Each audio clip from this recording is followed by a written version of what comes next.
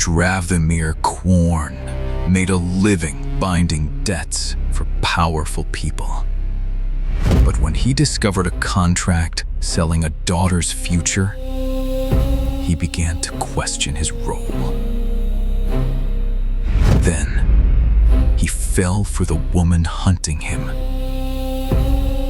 What happens when the system you've served demands you destroy the one you love? The Price of Ash and Obols, a web novel, dark fantasy. The complete audiobook only on Novel Charter, free to listen. Subscribe so you never miss a new release. Chapter 1 begins now. Chapter 1. The rain came sideways off the harbor, black and salt-thick, and the funeral gallery smelled of wet wool and the copper undertone of death leaking through the seals. Dravomir Quorne stood at the center of the long auction table with his hands folded at his spine, gloves black against the candlelight, and let the heirs finish their performance before he spoke. They were good. The shipping magnate's 2 sons had mastered the art of weeping without losing the shape of their mouths, and every merchant family packed into the gallery's tiered benches leaned forward to watch the show. A woman in deep gray widow's lace had taken the front seat, her posture expensive and her gaze fixed on the dying man at the far end of the table, and Dravomir marked her as Lieseth Andarro, who, before she needed introduction. The prune Ruver mills ran on 60 bound souls and the labor of 90 more. She did not attend auctions for sentiment. He let a count of 3 pass after the younger son's final sob. Then he stepped forward. "Master Vane's obligations are known to the conclave," Dr. Mir said, and his voice carried without effort over the rain beating against the gallery's high black windows. "His fleet carries 17 outstanding liens against indentured cargo. His principal creditor requires assurance that posthumous liquidity will not degrade his estate." The elder son's mouth tightened. They had hoped to delay the binding until the old man's soul slipped naturally, which would let them inherit the fleet without the conclave's lien taking first share of the dead man's remaining years. The child heirs had been coached to look confused. Dravomir turned to the dying magnate. The old man lay on a wheeled pallet draped in funeral velvet, his breath shallow and his eyes gone milky at the edges. The teff smell had already begun pushing through the tinctures the physicians had painted along his jaw. He had perhaps 20 minutes before the soul frayed past usable shape. "The rite requires witness," Dr. Mir said, and drew the obol from his coat. It was a plain silver disc worn smooth by handling, smaller than a coin, dull as a scar. He set it on the magnate's chest above the heart and let the weight settle. The elder son took a step forward. "The family has not consented to— You consented when your father signed the credit line." Dr. Mir did not look up. "The terms are explicit. He accepted conclave underwriting against his fleet. The binding is collateral enforcement. It is not a negotiation." The son's face went red. Someone in the gallery whispered.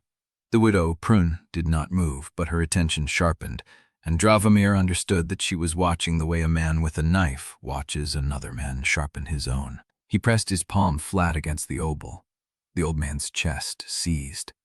The room went still, and then the soul came, a shudder of heat and ash that crawled up through the silver into Dravomir's fingers, and he caught it with the practiced grip of a man who had done this 1,000 times. He shaped it, sealed it, and felt the sliver of dead voice lodge behind his teeth the way it always did. The 3rd mast was rotten. He swallowed the whisper and lifted his hand. The obol had gone dark. On the pallet, the body lay empty, already beginning to cool, and the funeral bells in the harbor tower began to toll because the collectors had finished their work. Dravomir turned to the gallery and offered a shallow bow. "Master Vane's debt is discharged. His estate will receive a full accounting within 3 days." The elder son was staring at the body as though he had expected the old man to sit up and argue. The younger son had stopped crying. The merchant families in the gallery began to murmur in tones that measured not grief, but relief, because the lien was now bounded and predictable, because the dead man's fleet would keep moving, because the city's ledger had held. Lieseth Andarro rose from her seat and crossed the gallery with the unhurried step of someone who owned both the floor and the air above it. She stopped beside Dravomir and studied the dark obol without touching it. 3 seconds of silence before you moved, she said. You let them show their teeth so the room understood who had none. Stagecraft serves the ledger. It does. She smiled without warmth. I am told Paloon means to give you the eastern wards. I have not been informed of his intentions. You will be. She turned and walked toward the gallery doors, and the crowd parted around her. Then she was gone. Dravomir allowed himself one slow breath. The sliver behind his teeth whispered again. She knows the sound a mast makes before it breaks. He closed his eyes and pressed the voice into the place where all the others crowded, the accumulated chorus of years, the dead who had passed through his fingers and left fragments behind. The pressure built behind his eyes, but no tears came. They never had. The binding had taken that too. He collected the obol and signed the transfer documents in the gallery's ledger room, working through columns of figures with the same mechanical precision that had made him the Conclave's most valued binder. The contract was sound. The old man's remaining years would power the fleet through 2 more seasons. The heirs would receive a fraction of the profit, enough to keep them respectable, not enough to mount a legal challenge. Then he found the clause. It was buried in the lien's 3rd schedule, nested under labor conversion terms that Dravomir had reviewed 100 times. A grace note in the margin.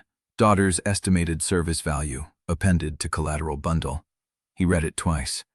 Illyra Vane, 17, trained in ledgers and correspondence. Her expected future output had been folded into the lien as secondary guarantee, and the contract language made no distinction between her father's remaining years and the daughter's living labor. The old man had sold her forward without telling her, and the Conclave had accepted the terms because Illyra Vane was young and literate, and would work for 3 decades before her soul was due. Dravomir set the sheaf down and stared at the candle flame. The daughter was not dead.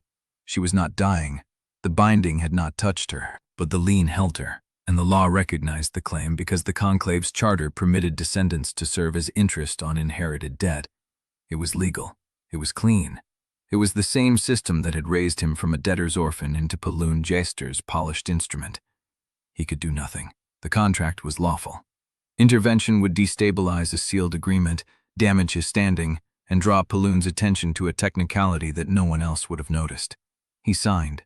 The pen scratched across the page, and Illyra Vane's name entered the intake ledger, and Dravomir felt the dead voices shift inside him like stones settling at the bottom of a well. He was still staring at the signature when the knock came at the chamber door. 3 sharp taps, inquisitorial rhythm. Dravomir rose and crossed to the door, and when he opened it, Lieseth Andarro stood in the rain-dark corridor, with water sliding off her hood, and a reliquary at her belt that had never left her side in the years he had known her. Her eyes met his and held.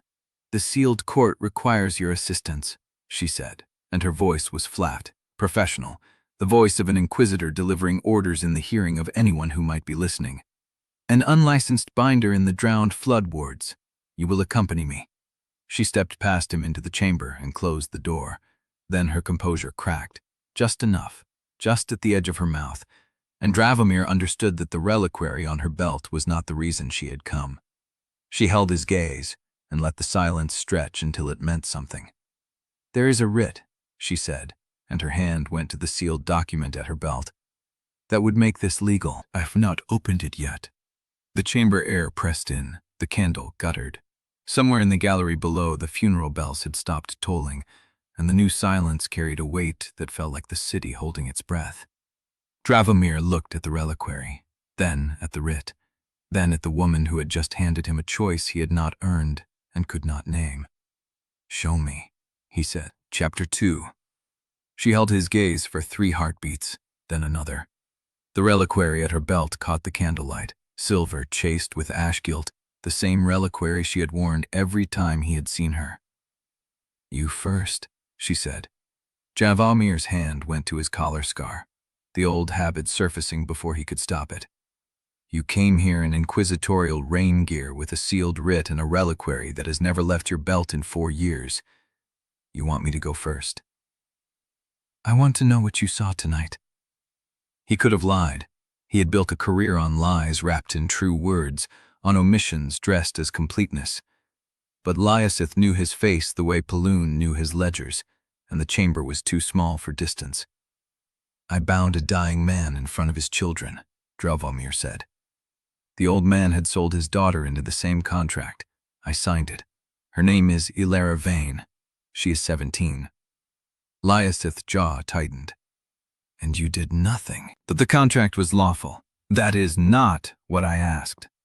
The silence between them stretched until it carried the weight of every binding he had ever performed, every signature, every soul he had folded into ledgers, and Lieseth had watched him do it for years without flinching, because her faith in him was the one thing he had never learned to price. "Show me the writ," he said. She drew it from her belt and held it out, seal unbroken, the paper still creased from whatever courier had delivered it. "Mother Kalza signed this. It authorizes Conclave assistance in tracking an unlicensed binder operating in the drowned flood wards. 3 bodies gone missing from lawful collection. A 4th, if the Harbor Watch is correct. And you came to me because you want me to find the binder." "I came to you because I wanted to see whether you would still say yes." Dravomir took the writ and turned it over in his fingers. The seal was genuine. The handwriting was Mother Kalsa's, sharp, exact, the script of a woman who measured sin in grains. He could refuse.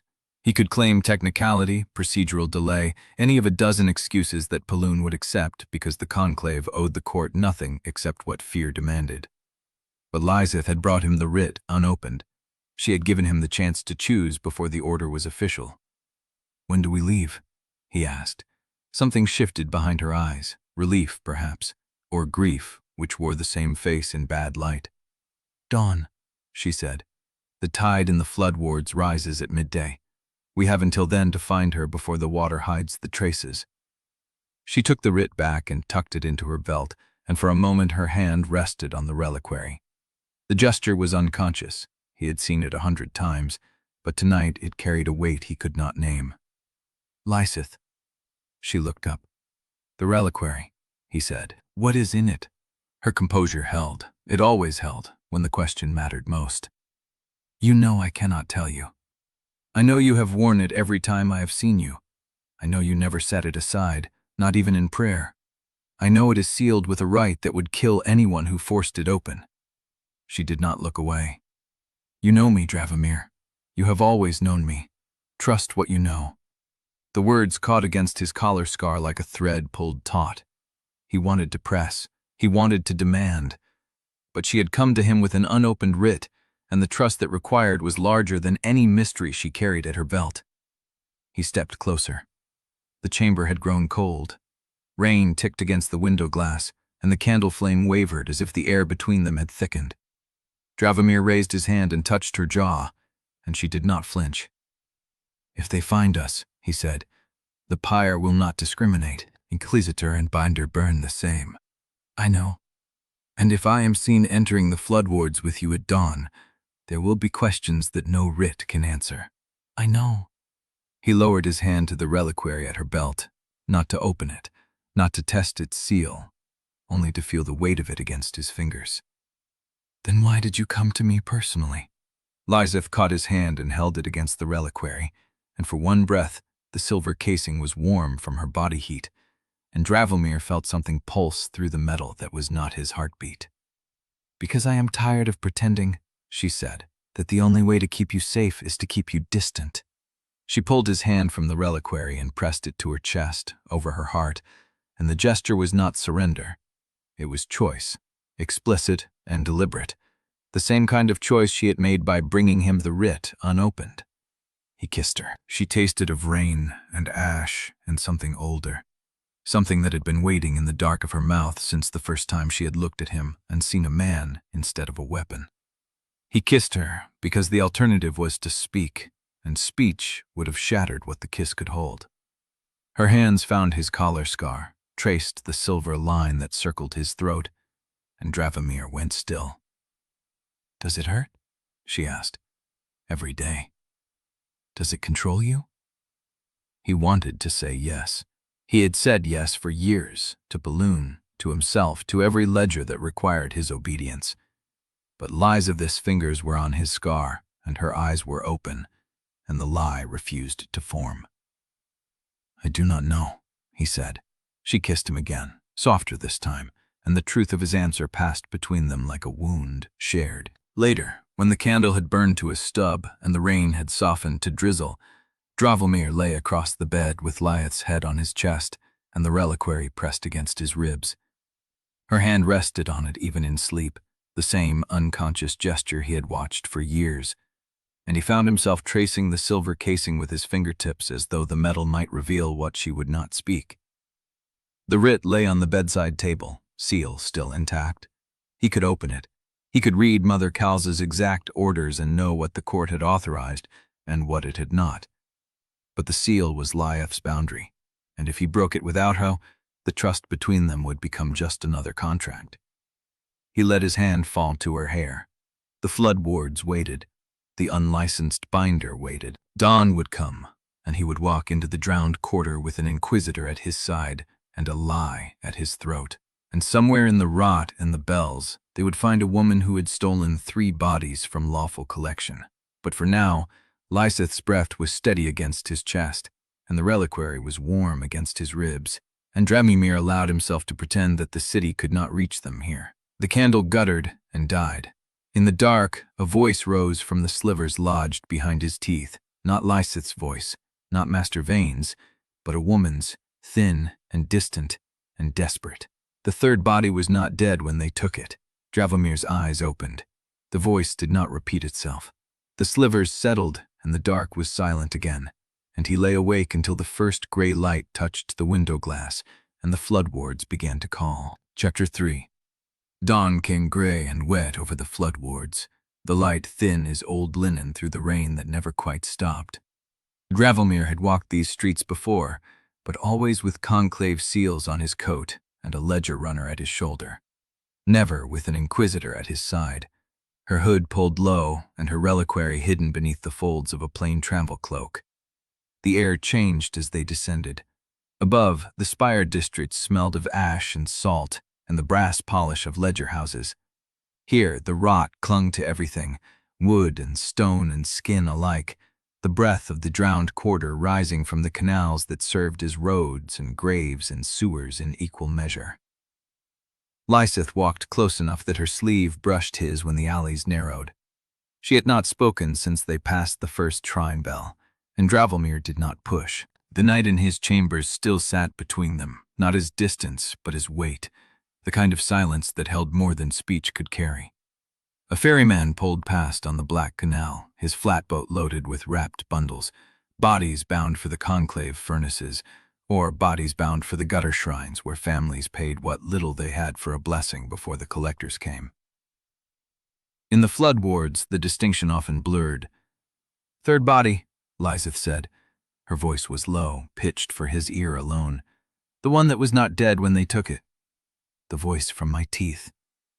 If the slivers are speaking, they are drawing from something you touched during the binding, something tied to the wards. Dravomir touched his jaw. The woman's voice had not returned since the gray light came, but he felt it still, a scrape at the back of his skull like a splinter working its way out. They passed a shrine where a gutter priestess sat among candle stubs, her hands moving over a clay reliquary too crude to hold anything but dust. She watched them pass with the flat gaze of someone who had learned not to see the city's agents. "There," Lieseth said. She stopped at a canal crossing where the stone steps were worn smooth by generations of feet. A door stood half open at the base of a collapsing tenement, and beside it, fresh ash had been scattered in a pattern Dravomir recognized. Conclave collection mark. But the ash was wrong. It had been laid by someone who knew the right but lacked the authority to seal it. "She was here," he said. "The unlicensed binder." Lieseth pushed the door open. The room inside was small and damp, with a cot against the far wall and a single window that looked onto the canal's black water. The smell of sickness clung to the blankets, rot and fever sweat, and something else, something that made the slivers in Dravomir's teeth hum. A child's shoe sat on the floor, scuffed leather with a broken buckle. Lieseth picked it up. "They took the body before the collectors arrived. This is where the third one came from." Dravomir crossed to the cot. The impressions in the mattress were still fresh, the weight of a small body pressed into the straw. He touched the blanket and felt the cold of a soul that had lingered too long after the flesh had failed. "Whoever did this," he said, "they are not stealing for profit. They are stealing to give time." Time for what? Goodbye. The word hung between them. Lieseth set the shoe down carefully, as if it might break, and Dravomir saw her hand tremble once before she stilled it. They searched the tenement in silence.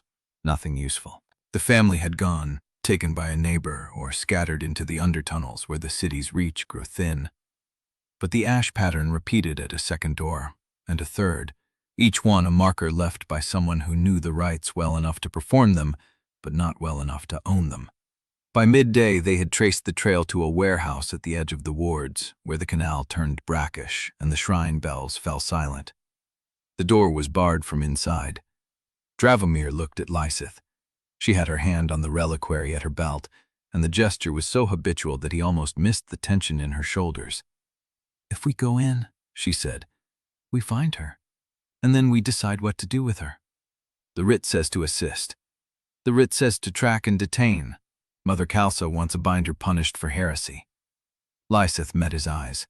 She did not say what happens to the families.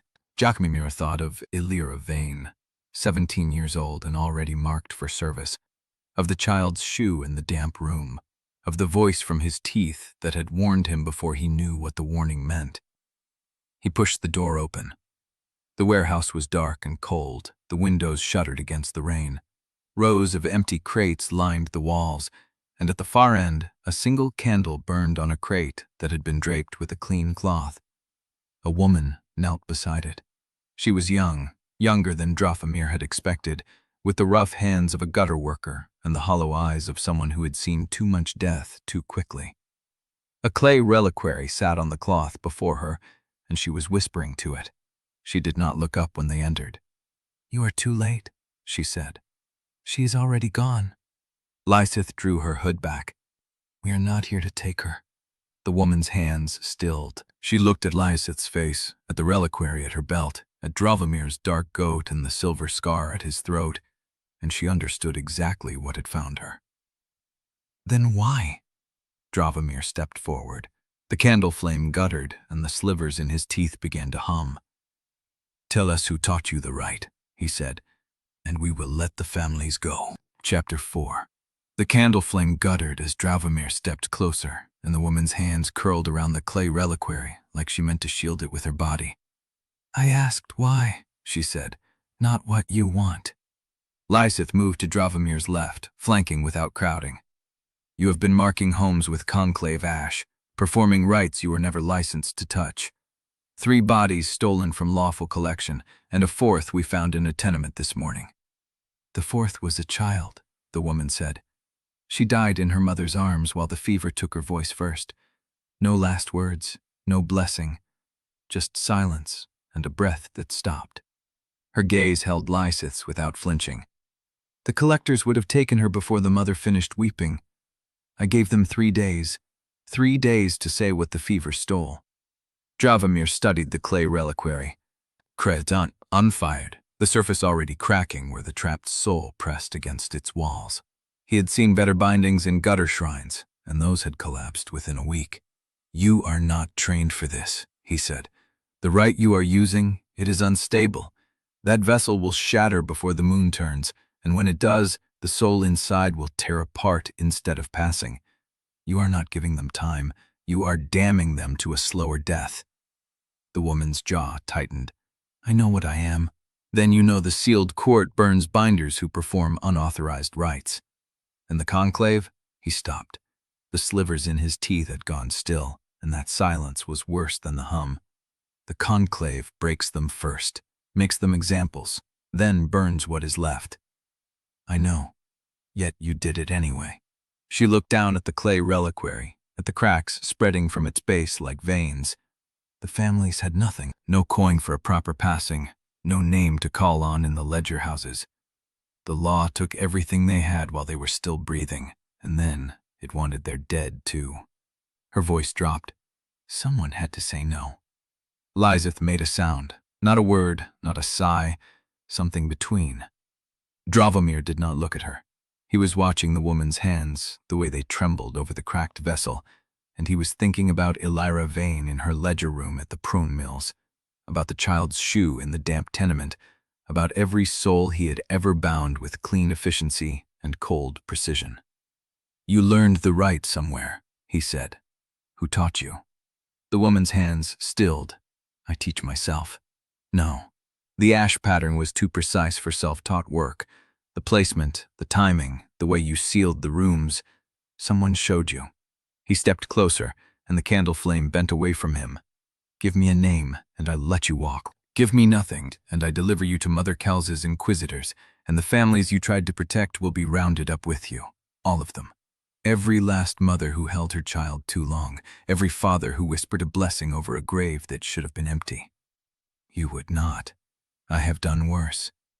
The woman's breath caught. She looked at Lieseth, searching for something. Mercy, perhaps, or a crack in the alliance. But Lieseth's face had gone still as ash. "He is telling the truth," Lieseth said. "He has done worse, and he will do it again if you force his hand." The silence stretched. The slivers in Dravomir's teeth stirred, and for a moment he thought he heard the woman's voice again, the one that had warned him in the dark. But it was only the candle, sputtering in the damp air. "His name was Kellum," the woman said. "A ferryman on the middle canals. He used to work for the Conclave years ago, before they purged the lower ranks. He taught me the ash patterns and the sealing rites, but he never taught me how to hold a soul stable for more than a few days." She laughed, bitter and hollow. "He said that part could not be taught, only bought." "Where is Kellum now?" "Dead. 6 months ago. The Conclave found him anyway, even though he had stopped binding. They took him to the furnace galleries, and someone in the ledger houses wrote him off as a maintenance expense." Dravomir closed his eyes. The pattern was familiar. The Conclave did not forgive desertion, and it did not forget a trained binder who had learned its secrets. The purge Kellum had fled had only caught up to him later, slower than the first wave, but just as thorough. "He is gone," he said, "so there is no one left to name. No one you could find." "Then the trail ends here." The woman stared at him. "You're going to let me go." "I am going to let the families go." Dravomir pulled a folded sheet from his coat, the report he would have to file before the day's end. "You will vanish into the undertunnels and never perform another rite in Halibrand. If I find you again, I will not offer a deal." He set the report on the crate beside the candle. Then he took a pen from his pocket and began to write, editing the account with the same precision he used on ledgers, striking the woman's description, softening the ash marks, omitting the child's shoe and the cracked reliquary, and every detail that would let Mother Kalza trace the network. "We found an amateur," he said as he wrote, "a gutter priestess who had learned the ash pattern from a dying woman and performed 2 rites before the souls collapsed. She fled when we entered. We recovered no names, no vessels, no surviving bindings. The case is closed for lack of evidence." Lieseth watched him. "That is not true." "It is true enough. Mother Kalza will know you are lying. Mother Kalza will know the report is thin, but she will not be able to prove it is false, and she will not push because she needs my cooperation for the next hunt." He folded the paper and tucked it back into his coat. "The woman will be gone by morning. The families will have scattered into the undertunnels or the outer wards. And this," he picked up the clay reliquary. The cracks had deepened, and he could feel the soul inside, fragile and fading, a child's ghost clinging to the warmth of a vessel that could not hold her. "This will end before the moon turns, but it will end on its own terms, not on a pyre." He set the reliquary down gently, and the woman's eyes followed his hands. "Go," he said, "before I change my mind." The woman rose. She did not thank him. She did not look at Lieseth. She walked to the warehouse door, paused at the threshold, and then she was gone, swallowed by the gray light and the rain. Lieseth did not move. "You chose this," she said. "No leash made you do it. No order from Peloun, no threat from the court. You saw what she was doing, and you decided to help her." Dravomir stared at the empty doorway. "Yes. Then you are no longer just a binder who follows commands. You are a binder who decides which commands to follow." He heard the weight in her voice, the shift she was naming. He had felt it too, a crack running through him like the one in the clay vessel, the certainty that he had crossed a line he could not uncross. "I know," he said. Lieseth stepped closer. Her hand found his, and for a moment they stood together in the candle's failing light, the slivers in his teeth humming a song he did not recognize. "Then we are both the heretics now," she said, and in the silence that followed, the voice from his teeth stirred again, soft as a breath against bone. "You already know that. The voice in your teeth told you." Chapter 5. The ledger house smelled of ink and old paper, the sharp, astringent scent of records that had been rewritten 1,000 times. Dravomir sat at his desk with the false report spread before him, reading it again, committing every line to memory so that if anyone asked, he would answer without hesitation, without a flicker of the eyes. Found an amateur, gutter priestess, 2 rites before the souls collapsed. She fled. No names recovered, no vessels, no surviving bindings. He had written it in his own hand, the same hand that had signed Illyra Vane into service, the same hand that had bound Master Vane before his children could finish weeping. The ink was dry, the lie was clean, but the lie was also thin. Thomas Jorks found him before the seal was set. The senior factor moved through the ledger house with the quiet authority of a man who had learned to read guilt in other people's ink. He stopped at Dravomir's desk and picked up the report without asking permission. 3 bodies missing from lawful collection, he said, scanning the page. You returned with 1 report and no collared soul. The soul collapsed before I could secure it. And the priestess? She ran. The flood ward swallowed her before I could give chase. Thomas set the page down and looked at Dravomir with pale eyes that had seen 1,000 variations on the same excuse. The flood wards are not a maze. They are a district. You could have followed. I made a judgment. You made a choice. Thomas tapped the paper once with a finger stained black at the nail. There is a difference. Dravomir held his gaze. The report is complete. If you have an objection, file it. I have no objection. I have an observation. Thomas folded his arms, the movement slow, deliberate, the posture of a man who had already decided what he was going to say. You used to be faster, cleaner. You used to close a case before the ink had time to dry, and every collar you brought back was accounted for in the ledger. Now you come up from the wards with a story about a ghost who fled into the rain, and no evidence to support it. The evidence was the ash marks. They were imprecise. The binder was not trained. The marks were imprecise, or you chose not to read them precisely. Thomas smiled, a thin expression that did not reach his eyes. I am not accusing you, Quorne. I am reminding you that sentiment is a luxury the Conclave does not extend. If you are losing your edge, Paloon will notice, and if Paloon notices, he will ask questions that no thin report can answer. Dravomir said nothing. He picked up the seal and pressed it into the wax beside his signature, watching the emblem of the Obol conclave sink into the red surface. The seal was final. The report would be filed, archived, forgotten within a season. But Thomas was already walking away, and the words he had left behind clung like ash on damp skin. The report was accepted by midday. Dravomir watched the ledger clerk stamp it into the intake register, watched the page disappear into the iron cabinet where cases went to collect dust until they were forgotten by everyone except the families who had lost someone. He should have felt relief. The lie had passed through the first gate without catching, and Thomas's observation would remain just that, an observation, unless Paloon decided to give it weight. Instead, he felt nothing, only the hollow calm that followed a binding, the space where satisfaction used to live. He was standing at the window of the ledger house, watching the afternoon light catch the black spires of the upper city, when the messenger arrived, a boy in conclave livery, breathless from the climb, carrying a sealed page on a brass tray. For you, sir, from the Archonex. Dravomir took the page. The seal was Paloon's personal mark, the Obol sigil ringed by the names of the first 5 wards. He broke it and read the single line of script.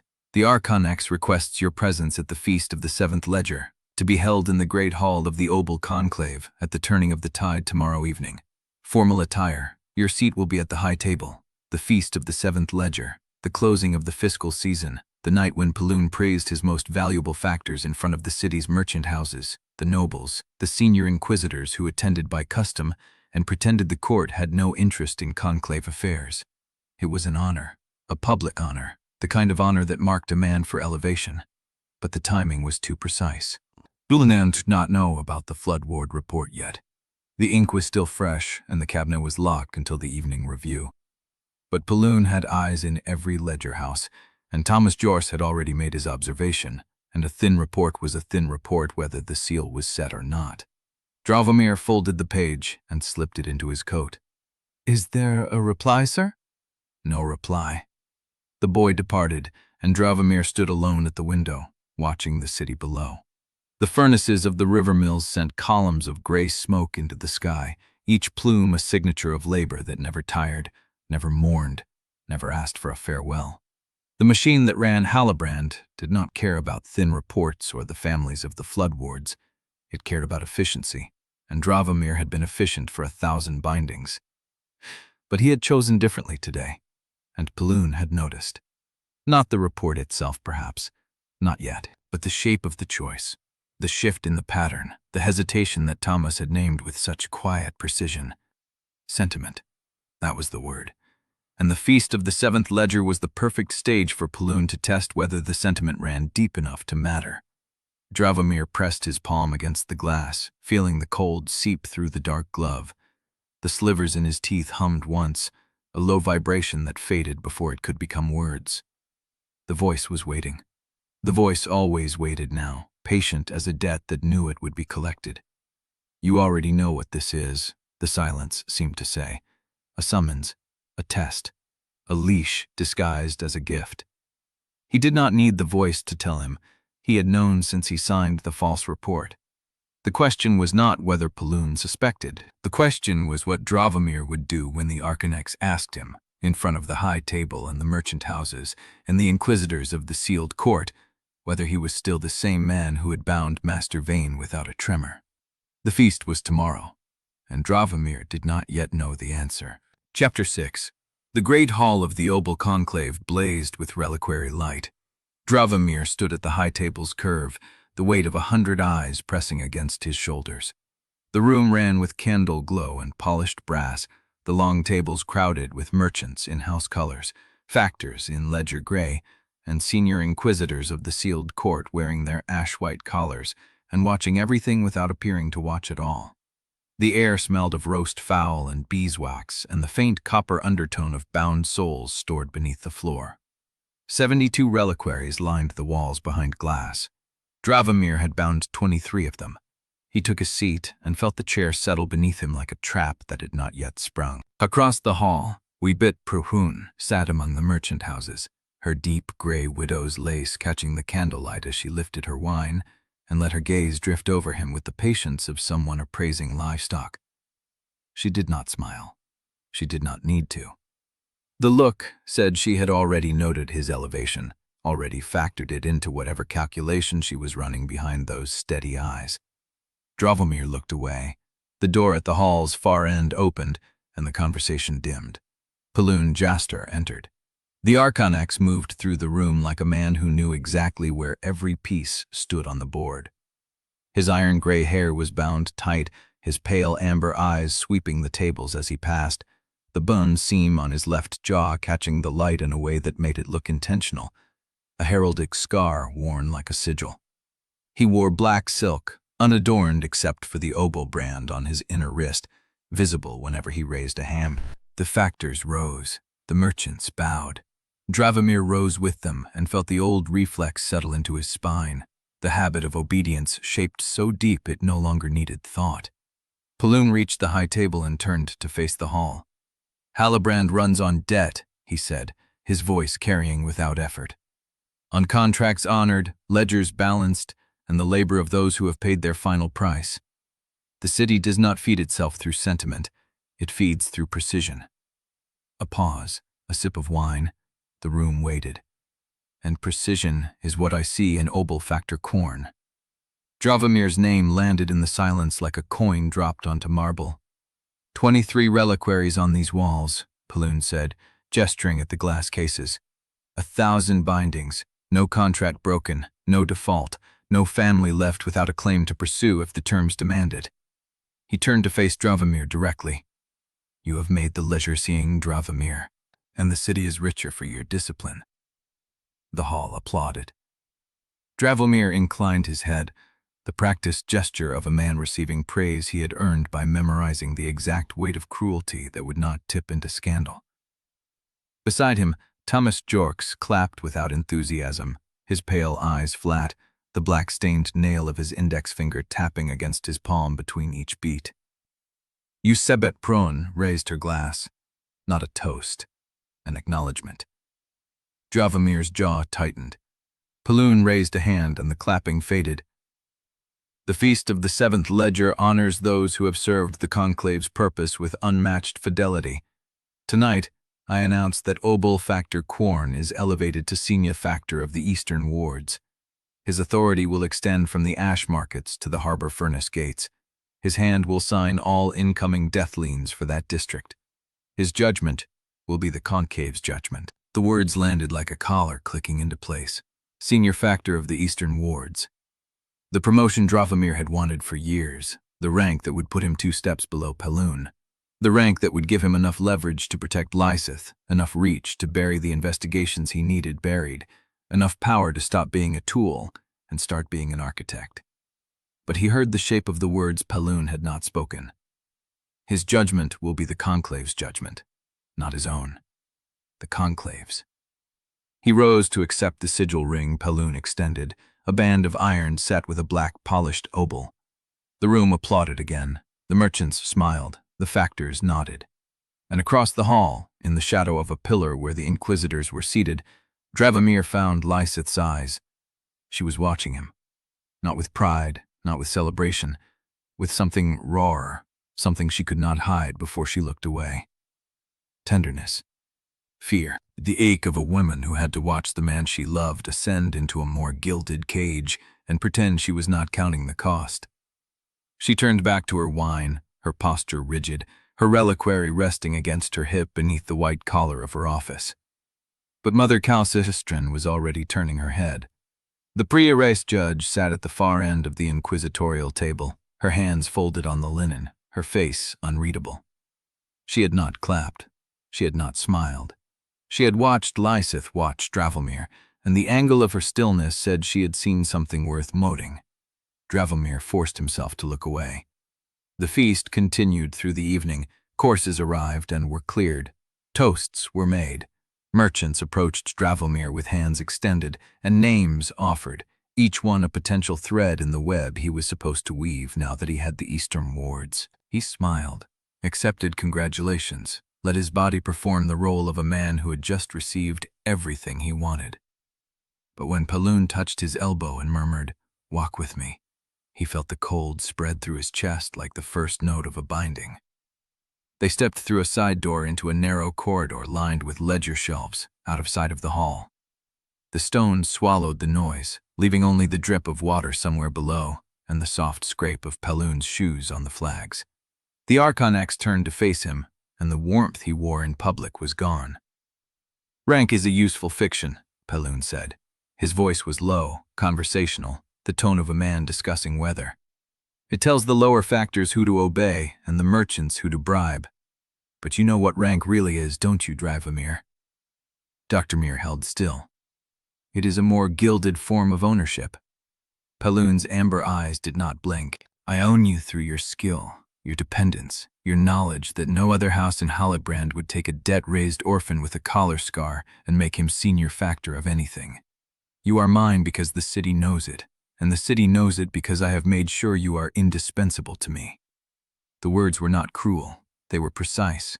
They were the same words Paloon had used to explain contracts to Dravomir when he was 12 years old, hungry and terrified and desperate to be useful enough to keep.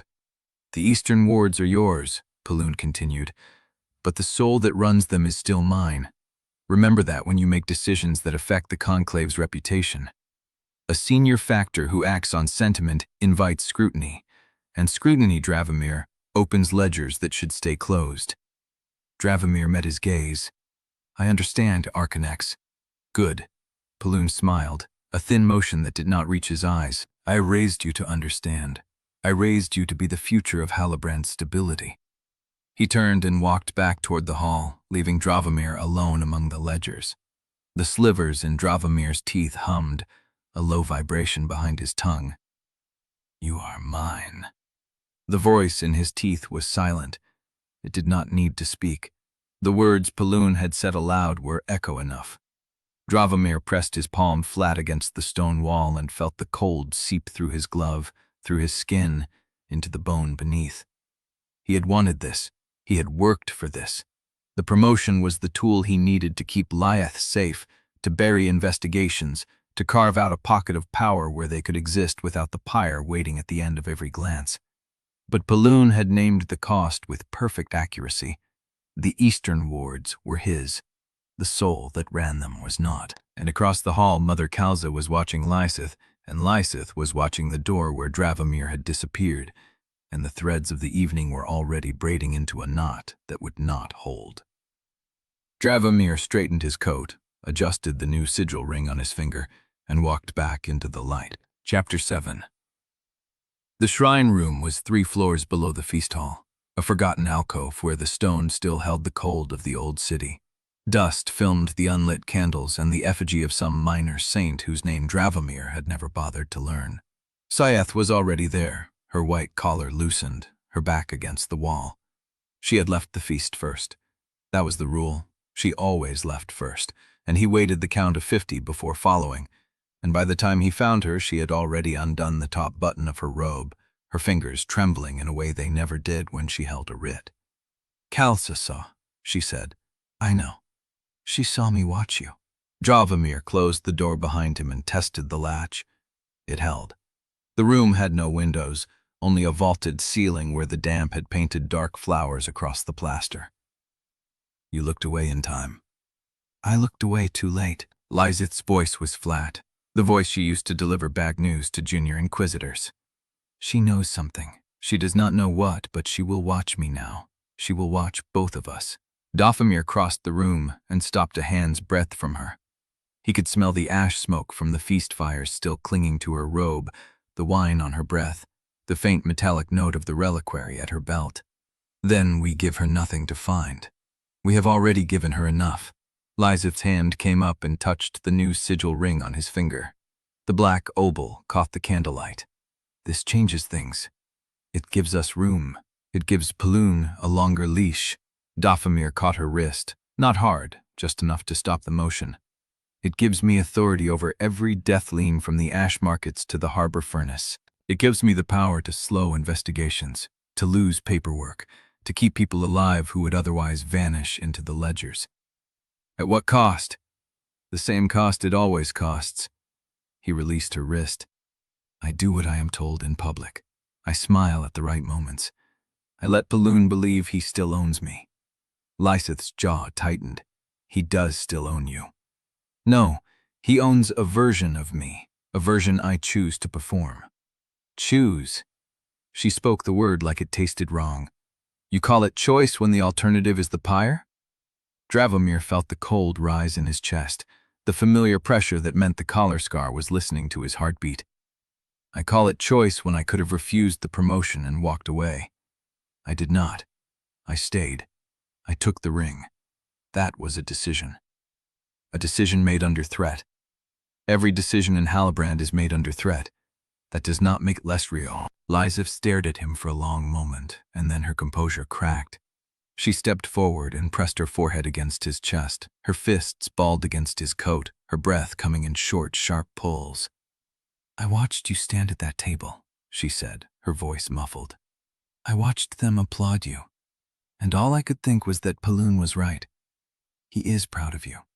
He raised you to be this, and one day he will ask you to prove it, and I do not know what you will choose."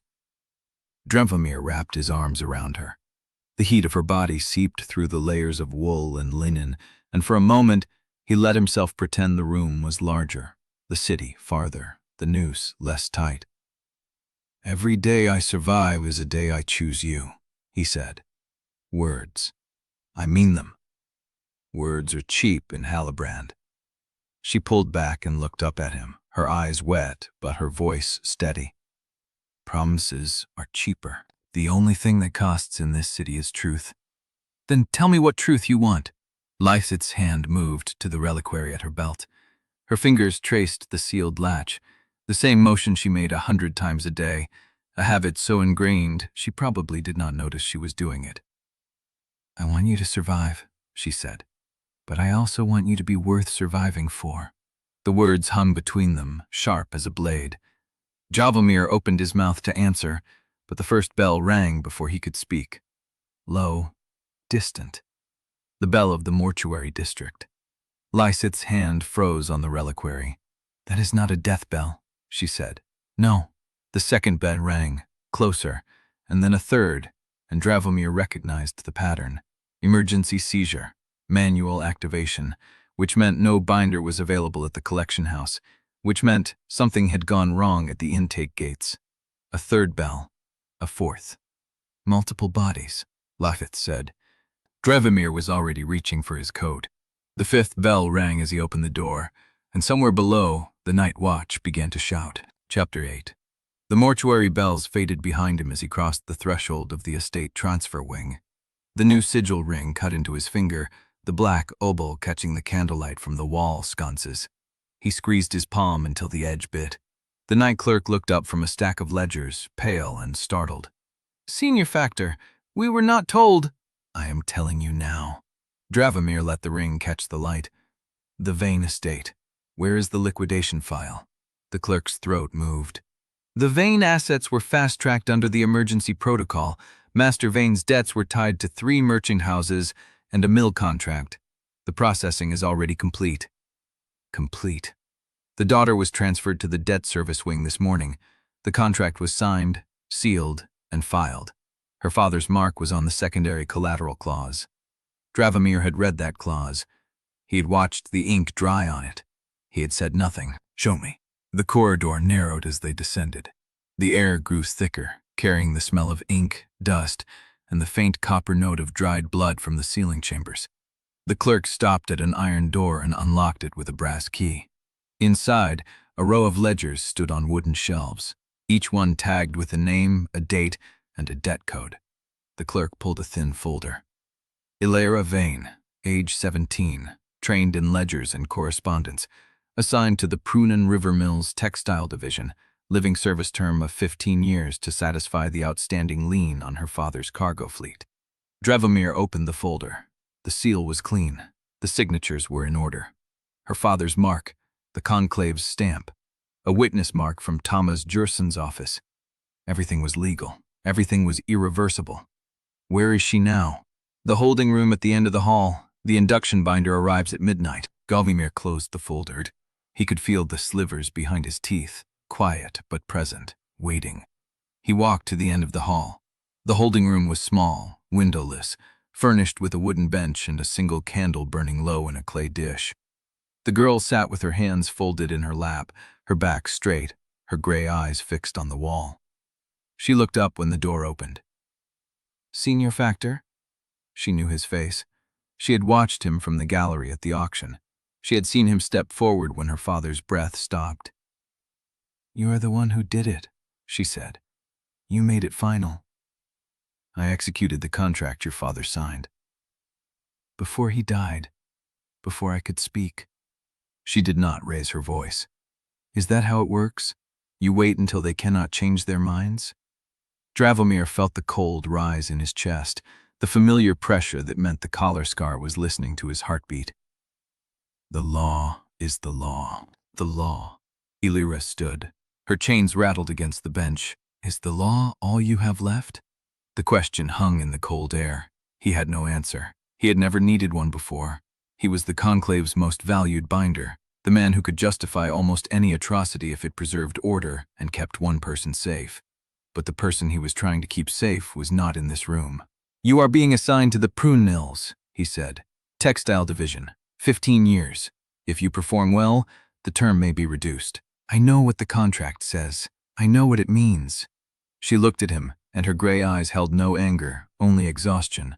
I just wanted to know if the man who made it final had anything left besides the words on the page. The slivers stirred. Dravomir turned and walked out. The door closed behind him. The clerk was waiting in the corridor, clutching the ledger. Senior Factor, the induction binder. I know the schedule. He walked past the clerk, past the iron door, up the stairs, through the corridors that bled together in the dim candlelight. The ring on his finger felt heavier than it had an hour ago. The slivers hummed, a low vibration that settled in his jaw. He had done nothing. He had told himself it was strategy. If he halted the processing of a Lyra vein, he would expose his own heresy. Mother Kaltza was already watching. Thomas was waiting for a reason to report weakness to Paloon. Any move to free her would be a declaration of war he was not ready to fight. Words, Lieseth had said. Words are cheap in Halibrand. He reached the main corridor of the estate wing and stopped. The cold air from the harbor funneled through the open archway, carrying the smell of salt and ash. A runner was approaching, boots slapping against the stone. A messenger in conclave livery, his coat wet with rain, a sealed envelope in his hand. Senior Factor Quorne. Dravomir took the envelope. The seal was black, stamped with the emergency mark of the Eastern Ward's mortuary intake. He broke the seal and read, "A child, age 9, dying in the Flood Ward tenements." The debt chain was traced through 3 generations of contracts, all collateralized against a single lien held by the Conclave. If the child died unbound, the lien would collapse, and the entire debt structure for the Eastern Ash markets would destabilize. The order was clear. The binder was required to perform the collar immediately. The slivers in his teeth hummed, and the voice came through, low and unmistakable. Choose. Dravomir held the paper. The candlelight flickered. The ink was fresh. The child was not yet dead. And somewhere in the holding room below, Lyra Vane sat waiting for a midnight she could not stop. He had hidden behind the law once tonight. The law was asking him to bind a child. Chapter 9. The paper trembled in his grip. The child was not yet dead. The child was 9 years old, dying in a Flood Ward tenement, while the Obol conclave counted the debt chains that would collapse if she passed unbound. Dravomir folded the order and placed it in his coat.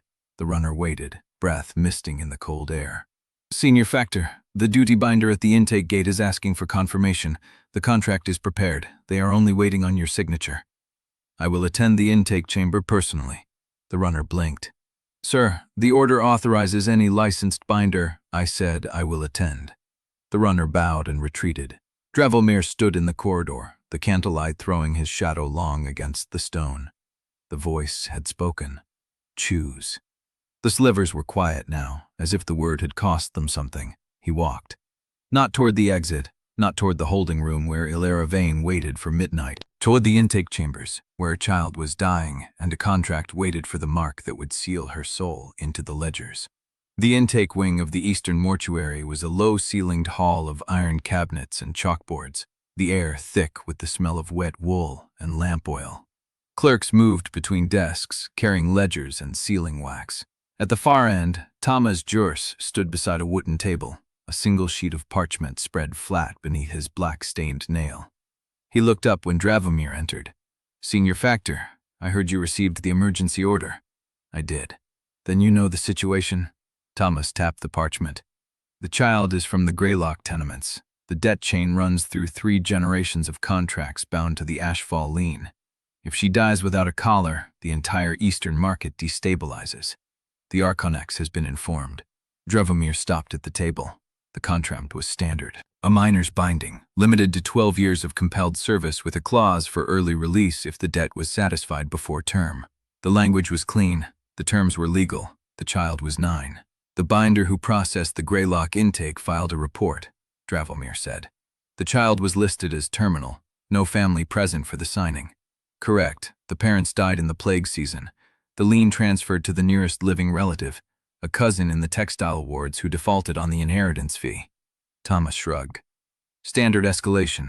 The child becomes the responsible party by default. She is 9 years old. The law does not distinguish by age when the debt is collateralized. You know this. Dravomir knew.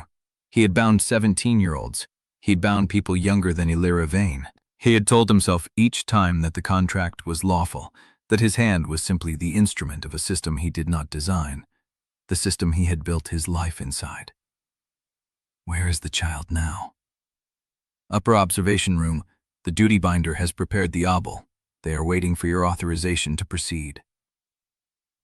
Dravomir looked at the contract.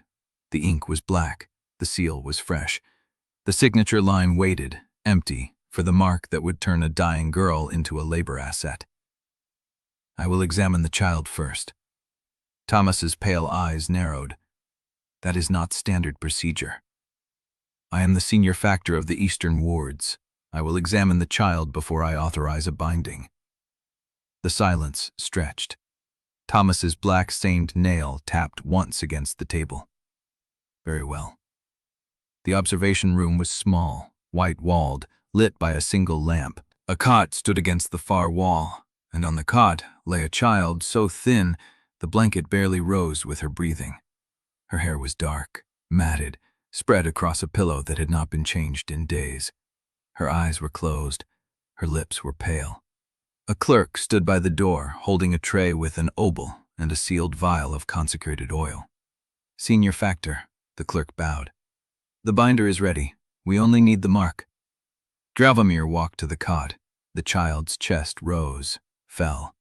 The space between breaths stretched longer than it should. He had done this 1,000 times. He had stood beside 1,000 deathbeds, waiting for the exact threshold, the moment when the soul loosened enough to be caught and collared before it could slip into whatever came after. He had never hesitated. Those who try to keep what they love alive, the unlicensed binder had said, they are the ones who break the seals. My name is Dravomir Quorne, he said. I am the senior factor of the Eastern Wards. I am here to determine whether a binding is necessary. The child's eyes did not open. The debt chain, the clerk said, requires... I know what the debt chain requires. He stood there. The lamp flickered. The child's breath came and went. He could do it. He could mark the contract, authorize the obol, and walk away. The child would not know. She would pass from fever into service without ever waking, and the Eastern Ash market would remain stable. Paloon would approve. Thomas would have nothing to report. Mother Kalza would see only a factor doing his duty. He thought of Alira Vane's gray eyes.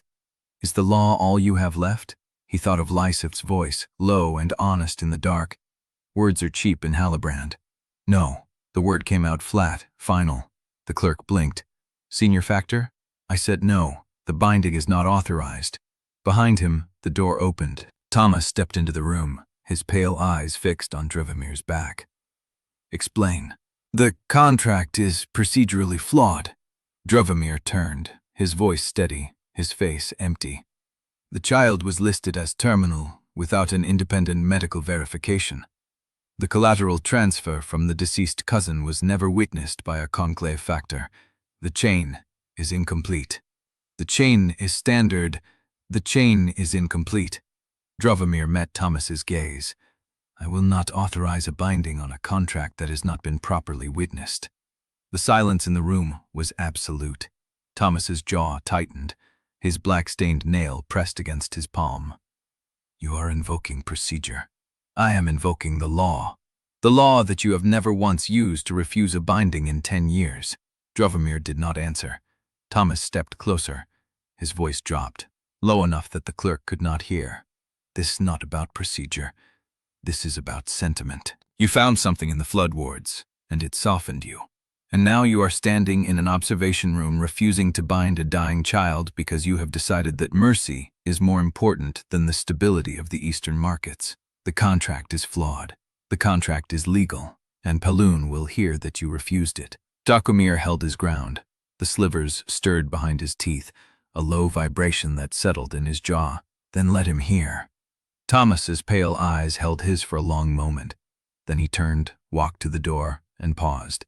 I will file a report on this refusal. The Archonex will receive it before the night is out. The door closed behind him. The clerk stood frozen, the tray trembling in his hands. The child on the cot did not move. Dravomir stood alone in the white room, the lamp flickering, the slivers humming, and the knowledge settling in his chest like lead.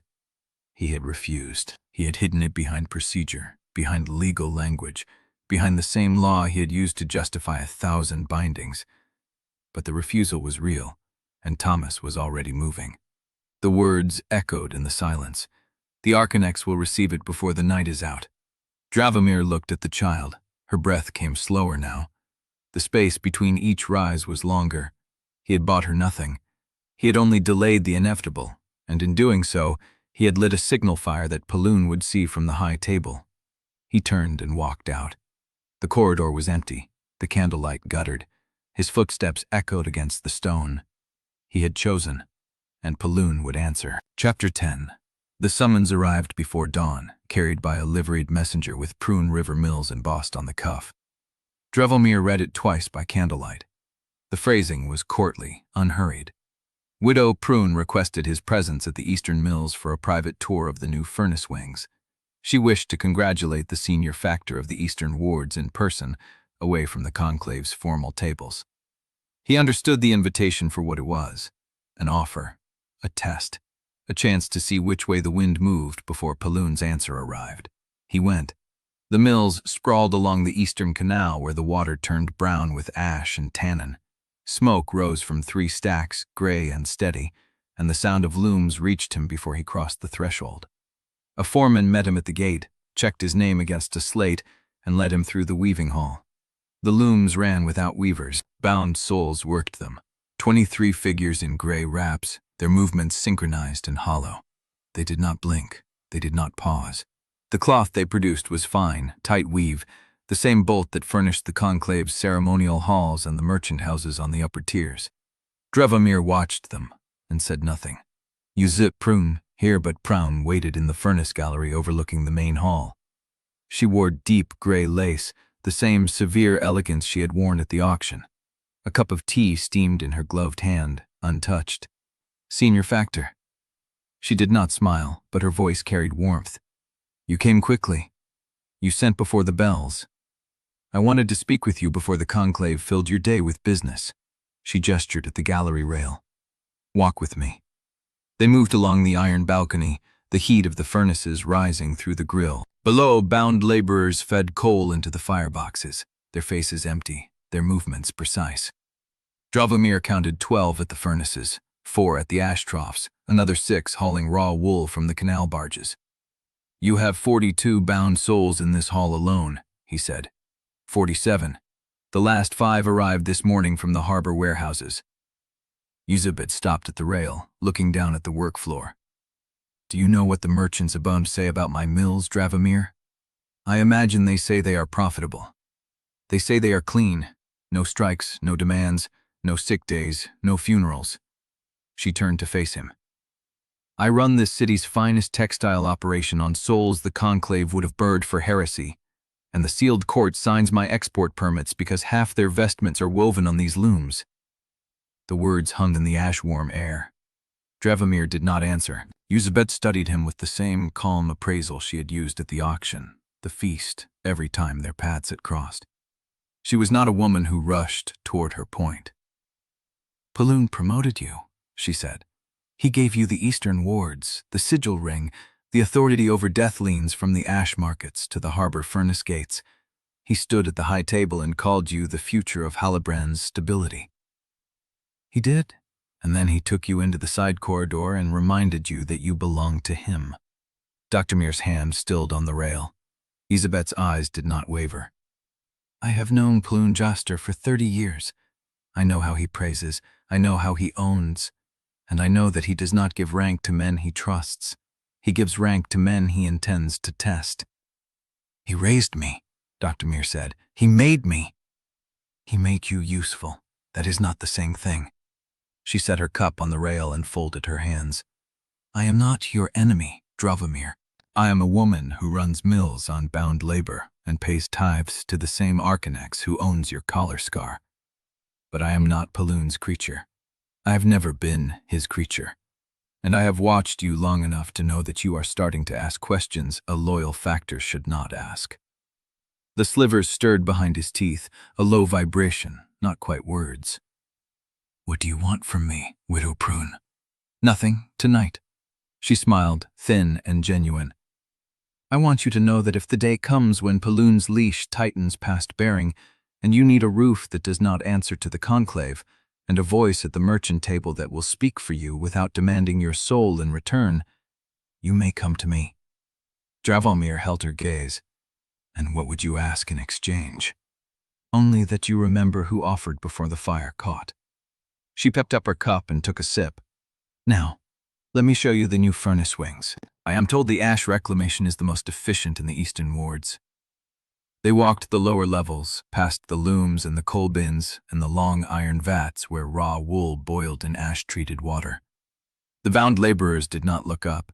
Their eyes stayed fixed on their work, their hands moving in rhythms that had become inhuman through repetition. Dravomir counted the souls as they passed. He could feel them, faint echoes of the people they had been, reduced to a single sustaining motion. At the furnace gallery's far end, a mill overseer stepped forward. A woman in a leather apron, her hands calloused, her face lined with years of canal air. "Senior Factor," she nodded. "Widow Prune said you would want to inspect the lower stores." "I did not request an inspection." "No," Elizabeth said, "but I think you will want to see it." The overseer led them down a spiral stair into the foundation level, where the air grew cooler and the smell of wet stone replaced the smoke. Lanterns hung at intervals, casting yellow light across storage racks stacked with clay reliquaries. 40 or more, each one sealed, each one holding a bound soul waiting to be assigned to a loom or a furnace or a barge. Dravomir's throat tightened. "We rotate them," Elizabeth said from behind him. "No soul serves more than 6 years before we return it to the Reliquary and let it rest. It extends their utility. The Conclave's method, burning them out in 18 months, is wasteful. You are preserving them. I am managing an asset." Her voice was flat. "Do not mistake efficiency for mercy." The overseer cleared her throat. "Senior Factor, I have a report from the Flood Ward collectors." Dravomir turned. The woman's face was careful, neutral. 3 labor shades went missing from the lower warehouses this week. They were due for transfer to the furnace houses, but the collection teams found empty seals and no trace of the bound souls. Dravomir's pulse quickened. "Missing how?" "We do not know. The seals were intact when they left the reliquary stores. When the teams arrived at the collection point, the shades were gone and the seals were cracked from the inside." "From the inside?" "Yes, Senior Factor." Elizabeth's eyes met his across the dim lantern light. The slivers hummed. The reliquary on the overseer's belt gleamed, and Dravomir felt the ground shift beneath him, another crack in the foundation of a world he had believed was solid. "Where were these shades last seen?" he asked. The overseer hesitated. "The Flood Ward undertunnels, near the old ferryman's route." Dravomir's jaw tightened. The same undertunnels where he had sent the unlicensed binder to vanish, the same route the dead child had been carried through. The same network Orrin Skell claimed to know better than any man in Halibrand. "Show me the empty seals," he said. The overseer nodded and led him deeper into the storage hall, where the lantern light faded and the shadows grew long. Elizabeth followed in silence, and Dravomir understood with cold precision that he had walked into a trap he had built himself, one fragment at a time, beginning with the first lie he had told to protect a stranger's farewell. Chapter 11. The undertunnel swallowed, sound the way the conclave swallowed souls. Dravomir moved through the lower market's edge, past stalls that sold rendered tallow and secondhand prayer candles, past a tannery whose vats bubbled with something that smelled of ammonia and rot. He kept his collar raised and his hands still at his sides. The Senior Factor's ring was turned inward, the black obol hidden against his palm. Orrin Skell kept a room above a chandlery on the 3rd canal bend. Not a ledger house, not a tavern. A place where paper met water, and no one asked questions about either. Dravomir climbed the outer stair. The wood groaned under his weight. The door opened before he knocked. Orrin stood in the gap, shorter than Dravomir by half a head, with a face that had learned to look harmless, and hands that never stopped moving. He held a sheaf of papers. His sleeves were stained with ink. "I was wondering when you would come," Orrin said. "Then you know why I am here. I know you refused a binding yesterday. I know Thomas Shorse ran to Paloon with the news before the ink dried on his report. I know Widow Preen summoned you to her mills before dawn." Orrin stepped back. "And I know you did not come here to admire the view." Dravomir entered. The room was narrow, stacked with ledgers and loose pages and clay tokens sorted into baskets by district seal. A single oil lamp burned on the desk. The windows faced the canal, where the water moved black and sluggish beneath the pier lights. "Sit or stand," Orrin said. "I do not care which, but if you are here to ask about the undertunnels, I need to know how deep you plan to go before I decide whether to answer." Dravomir did not sit. 3 labor shades escaped from Prune River Mills this week. The seals cracked from the inside. The shades were last seen in the floodward undertunnels near the old ferryman's route. Orrin's hands stilled. "That is not a question you ask casually, Dravomir." "I am not asking casually." "No." Orrin set the papers down. "You are asking because you sent the unlicensed binder into those same tunnels, and now you are wondering whether she is connected to shades that broke their own seals, and whether the trail leads back to you before you have time to decide which side of this fire you want to burn on." Dravomir said nothing. Orrin watched him for a long moment. Then he pulled a ledger from the stack and opened it to a page marked with a black thread. "I keep records," Orrin said, "not because I am loyal to any house, but because information is the only currency that does not depreciate when the market shifts. And I have been watching something for the past 6 months that I did not understand until you walked through my door." He turned the ledger toward Dravomir. The page was covered in dates and seal codes, reliquary transfers, conclave custody marks, court authorization stamps. Dravomir's throat tightened. "These are vanished seals," Orrin said. "Reliquaries that left conclave storage but never arrived at their recorded destination. Court reliquaries that were signed out for ash rites but never returned. 47 in the past year. 32 in the past 6 months." "Vanished where?" "That is the question." Orrin tapped the page. "The transfer codes match both conclave ledger houses and court custody seals. Someone is moving reliquaries between the 2 authorities without recording the handoffs in either system, and the seals they are using to authorize these transfers are real." Dravomir's pulse beat against the slivers. "Who is authorizing them?" "I do not know. The signatures are redacted on the copies I could access, but the pattern is consistent." Orrin ran his finger down the column. "Every vanished reliquary was logged as containing a soul bound within the last 2 years. Fresh labor, low risk of degradation, high utility value." The slivers stirred. Dravomir pressed his tongue against them until the vibration stopped.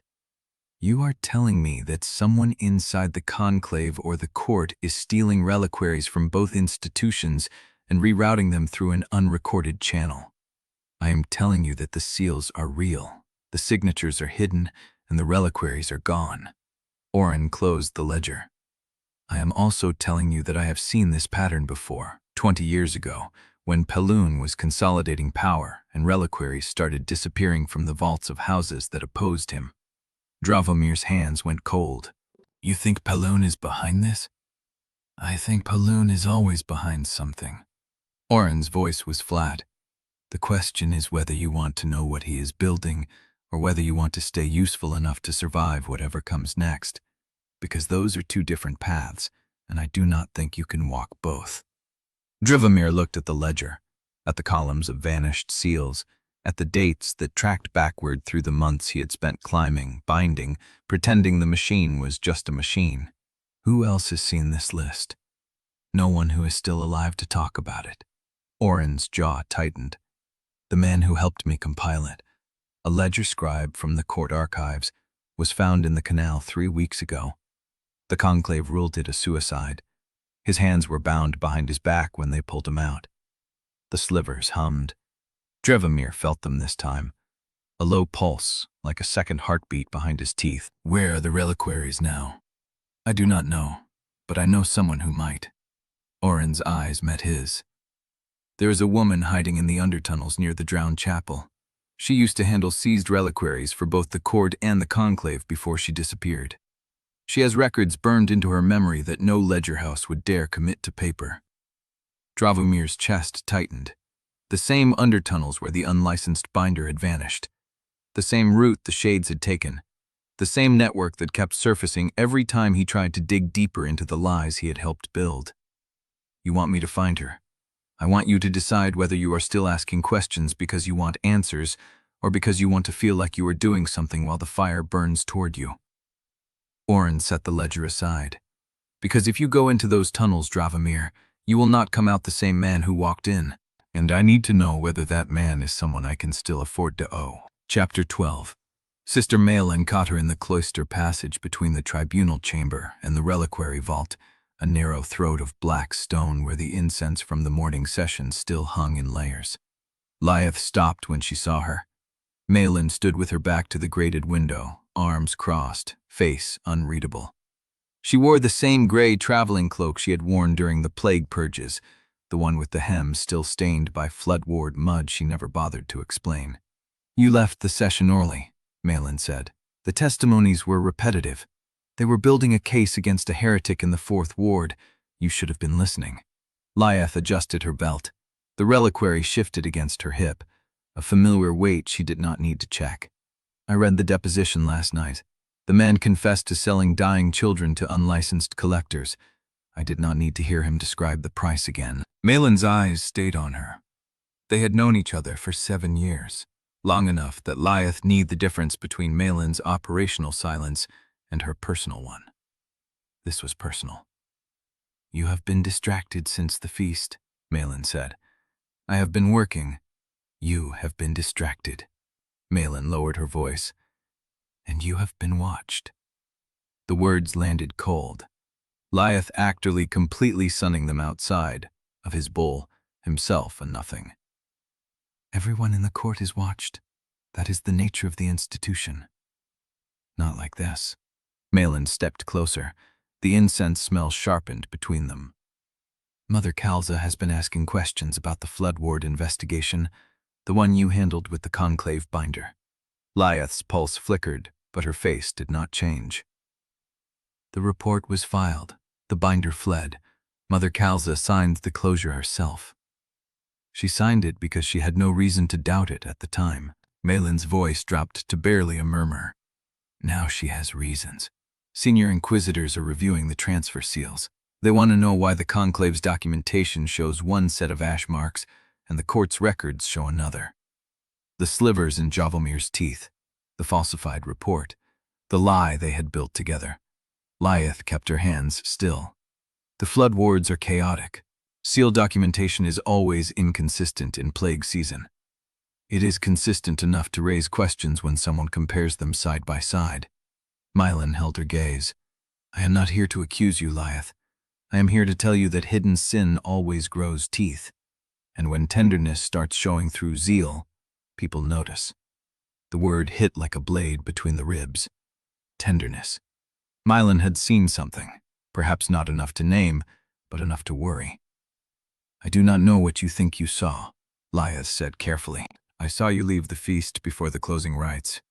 I saw you return with your collar slightly misaligned, as if you had adjusted it in haste. And I have seen you touch that reliquary more times in the past month than in the entire year before. Lieseth's hand had drifted toward her belt without permission. She stopped it. The reliquary is my responsibility. Everything is your responsibility now. Malin's voice was soft, almost kind. That is what I am telling you. If there is something in that report that would not survive close scrutiny, you need to prepare for what comes when the scrutiny arrives, because it is arriving, Lieseth, faster than you think. The bell for the next session tolled somewhere above them. Malin stepped back. Her face returned to its professional blankness. I have said what I came to say. The rest is your choice. She turned and walked toward the tribunal chamber. Lieseth stood in the cloister passage for a long moment, breathing incense and stone and the cold certainty that the ground beneath her had begun to crack. She went to find Dravomir. The conclave tower rose 9 floors above the ledger house, its windows dark against the late afternoon sky. Lieseth took the servant's stair, moving through corridors she had memorized during the months of stolen meetings, timing her steps to avoid the patrol rotations. She reached his door on the 5th floor. It was ajar. Not much, a finger's width, The kind of gap left by someone who had closed it in haste. Lieseth stopped. She listened. No voices, no footsteps, just the distant hum of the furnace vents and the creak of the building settling. She pushed the door open with 2 fingers. The chamber was empty, but it had been searched. Drawers stood open, their contents rearranged in ways that were almost careful. The inkwell on his desk had been shifted 3 fingers to the left of its usual position. The ledgers on the shelf had been taken down and replaced in the wrong order. Someone had been thorough, someone who knew how to leave a room looking untouched unless you knew exactly where everything belonged. Lieseth stepped inside. She did not touch anything. Her eyes moved across the room, cataloging what she knew Dravomir kept and what she could no longer see. The personal seal he stored in the desk drawer, the collar-binding records he had been reviewing, the small iron box he kept beneath the loose floorboard near the window. She crossed to the floorboard. It was in place, but the dust around its edge had been disturbed. She lifted it anyway. The box was still there. She opened it. Empty. The papers were gone. The records of vanished reliquaries, the transfer codes Orrin had given him, the list of seals that had left Conclave storage and never arrived. All of it. Lieseth closed the box and set it back in its place. She stood very still in the center of Dravomir's chamber, surrounded by rearranged furniture and the silence of a room that had been picked clean by someone who knew exactly what they were looking for. The door clicked shut behind her. She turned. Mother Kalza Istran stood in the doorway, her hands folded before her, her face serene. "Inquisitor Andarro," she said. "I was hoping I might find you here." Chapter 13. The corridor outside his chamber was empty. Dravomir noted it the way he noted everything: the placement of the sconce flames, the angle of the door, the absence of footsteps in the dust that gathered along the baseboards. No guard, no messenger, no sign that anything had happened at all. He pushed the door open. The room looked correct. Bed undisturbed, curtains drawn as he had left them, ledgers stacked on the decks in the precise order he maintained. A stranger would have seen nothing wrong. Dravomir saw everything. The inkwell had been shifted 3 fingers to the left. He always kept it aligned with the blotter's edge. The bottom drawer of his cabinet stood a hair's breadth prouder than the others, its latch not fully seated. The loose floorboard near the window had been lifted and replaced with a care that was almost reverent. He crossed to it. Note. Opened the box. Empty. The papers Orrin had given him, the transfer codes, the seal lists, the names of vanished reliquaries, were gone. Not burned, not scattered. Gone, as if they had never existed. Dravomir closed the box, replaced the board, rose. He stood in the center of the room, breathing slowly, and forced himself to think past the cold pressure building behind his ribs. Nothing else was missing. His personal seal still lay in the desk drawer. The collar-binding records he had been reviewing that morning remained in their folder. A purse of Obols sat untouched in the locked compartment behind the wardrobe. Whoever had searched the room had taken only the evidence that connected Dravomir to the vanished reliquaries. Nothing that would implicate him in embezzlement or conspiracy. Nothing that could be used in a public trial. They had taken the one thing that proved the pattern existed. That precision told him more than the theft itself. This was not Mother Kalza's work. She would have taken everything, created a case, made the accusation visible. This was someone who wanted the knowledge suppressed without the spectacle of a fall. Paloon. Or someone who answered to him. Dravomir let the thought settle. The pressure in his chest did not ease. He had 2 choices. He could retreat, let the theft stand as a warning, and return to the work Paloon had shaped him for. Or he could find another copy of what had been stolen before the trail went cold. He chose the archives. The Conclave Record Hall occupied the entire second sub-level of the ledger house, a labyrinth of iron shelves and sealed cabinets that held every binding contract, every transfer authorization, every custody seal filed in Halibrand for the past 40 years. Dravomir had walked its aisles 1,000 times, but never at this hour, never with this purpose. The night archivist was a man named Criven, old enough to remember when the shelves were wood instead of iron, and sharp enough to know when a senior factor's presence after hours meant something worth forgetting. Factor Quorne. Criven looked up from his desk, his spectacles catching the phosphor light. Unexpected. I need the storage ledgers from 19 years past, the annual custody inventories. Criven's hand paused over his register. That is a specific request. Then you know where they are. A long silence. Criven's eyes moved across Dravomir's face, reading what was written there. Third aisle. Cabinet marked with a black seal. The key is with the duty factor. I am the duty factor. You are. Criven set down his pen. I did not see you tonight, Factor Quorne. Nor I you. Dravomir moved past him into the stacks. The third aisle was narrower than the rest, its shelves crowded with ledgers whose spines had faded to the same uniform brown. The cabinet at the end bore a black seal impressed into the iron, the mark of internal audit records, accessible only by senior factors and the Archonex himself. He unlocked it with his signet ring, the mechanism clicking open with a sound that seemed too loud in the silence. The ledgers were inside. 22 volumes, one for each year of Peloon's tenure, their pages filled with the careful hand of factors long dead or transferred. Dravomir pulled the volume for 19 years ago and carried it to the reading table at the aisle's end. The phosphor lamp cast a greenish glow across the pages as he opened the ledger.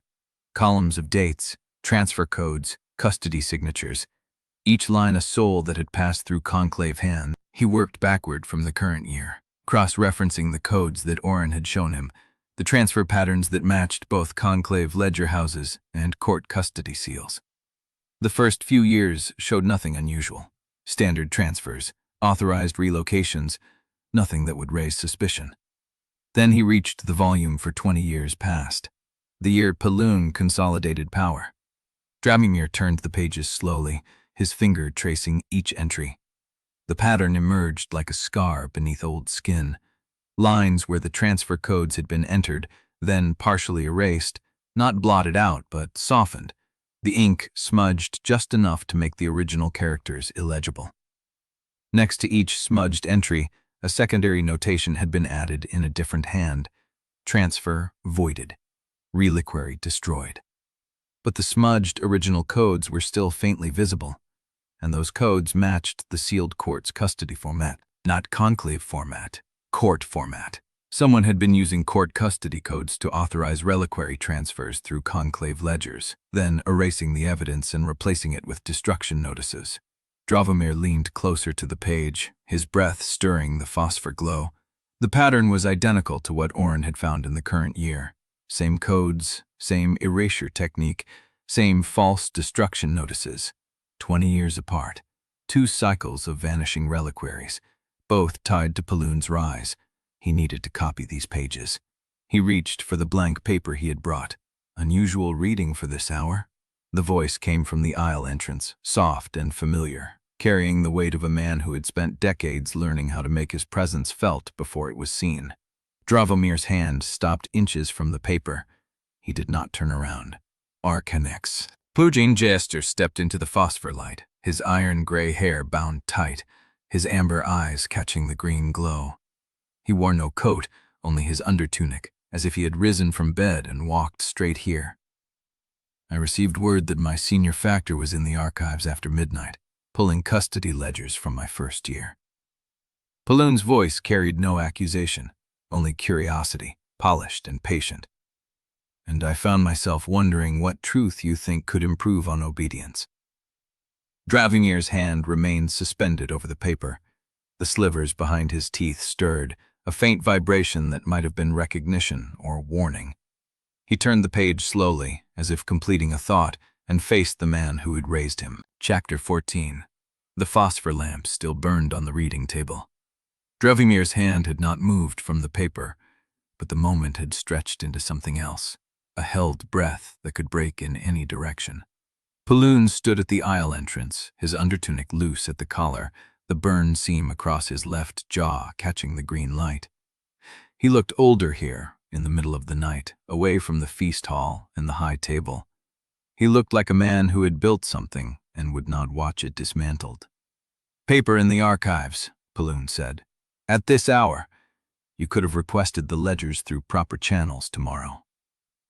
You would have denied the request. I would have asked why first. Paloon stepped closer, his boots silent on the stone. That is the difference between a factor and a man who forgets he is still a factor. You stopped asking my permission before you acted. Dravomir said nothing. I raised you to read ledgers faster than any scribe in the conclave. Paloon stopped at the edge of the table, his amber eyes scanning the open volume. I did not raise you to read them against me. Then you should have burned them. The words came out flat, neither defiance nor apology. Dravomir watched Paloon's face for the flicker of anger that would tell him how deep the wound went. It did not come. Paloon pulled the ledger toward him and looked at the page Dravomir had been reading. His finger traced the smudged entry, the false destruction notice, the faint court custody code beneath. You understand what this means? Paloon said, not a question. 2 cycles, 20 years apart. The same codes, the same erasures, the same false notices. Good. Paloon closed the ledger.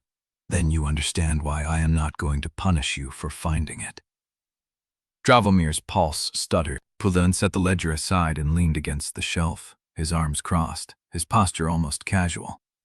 You think I am stealing souls, building a private army, preparing to overthrow the court's leash on the conclave?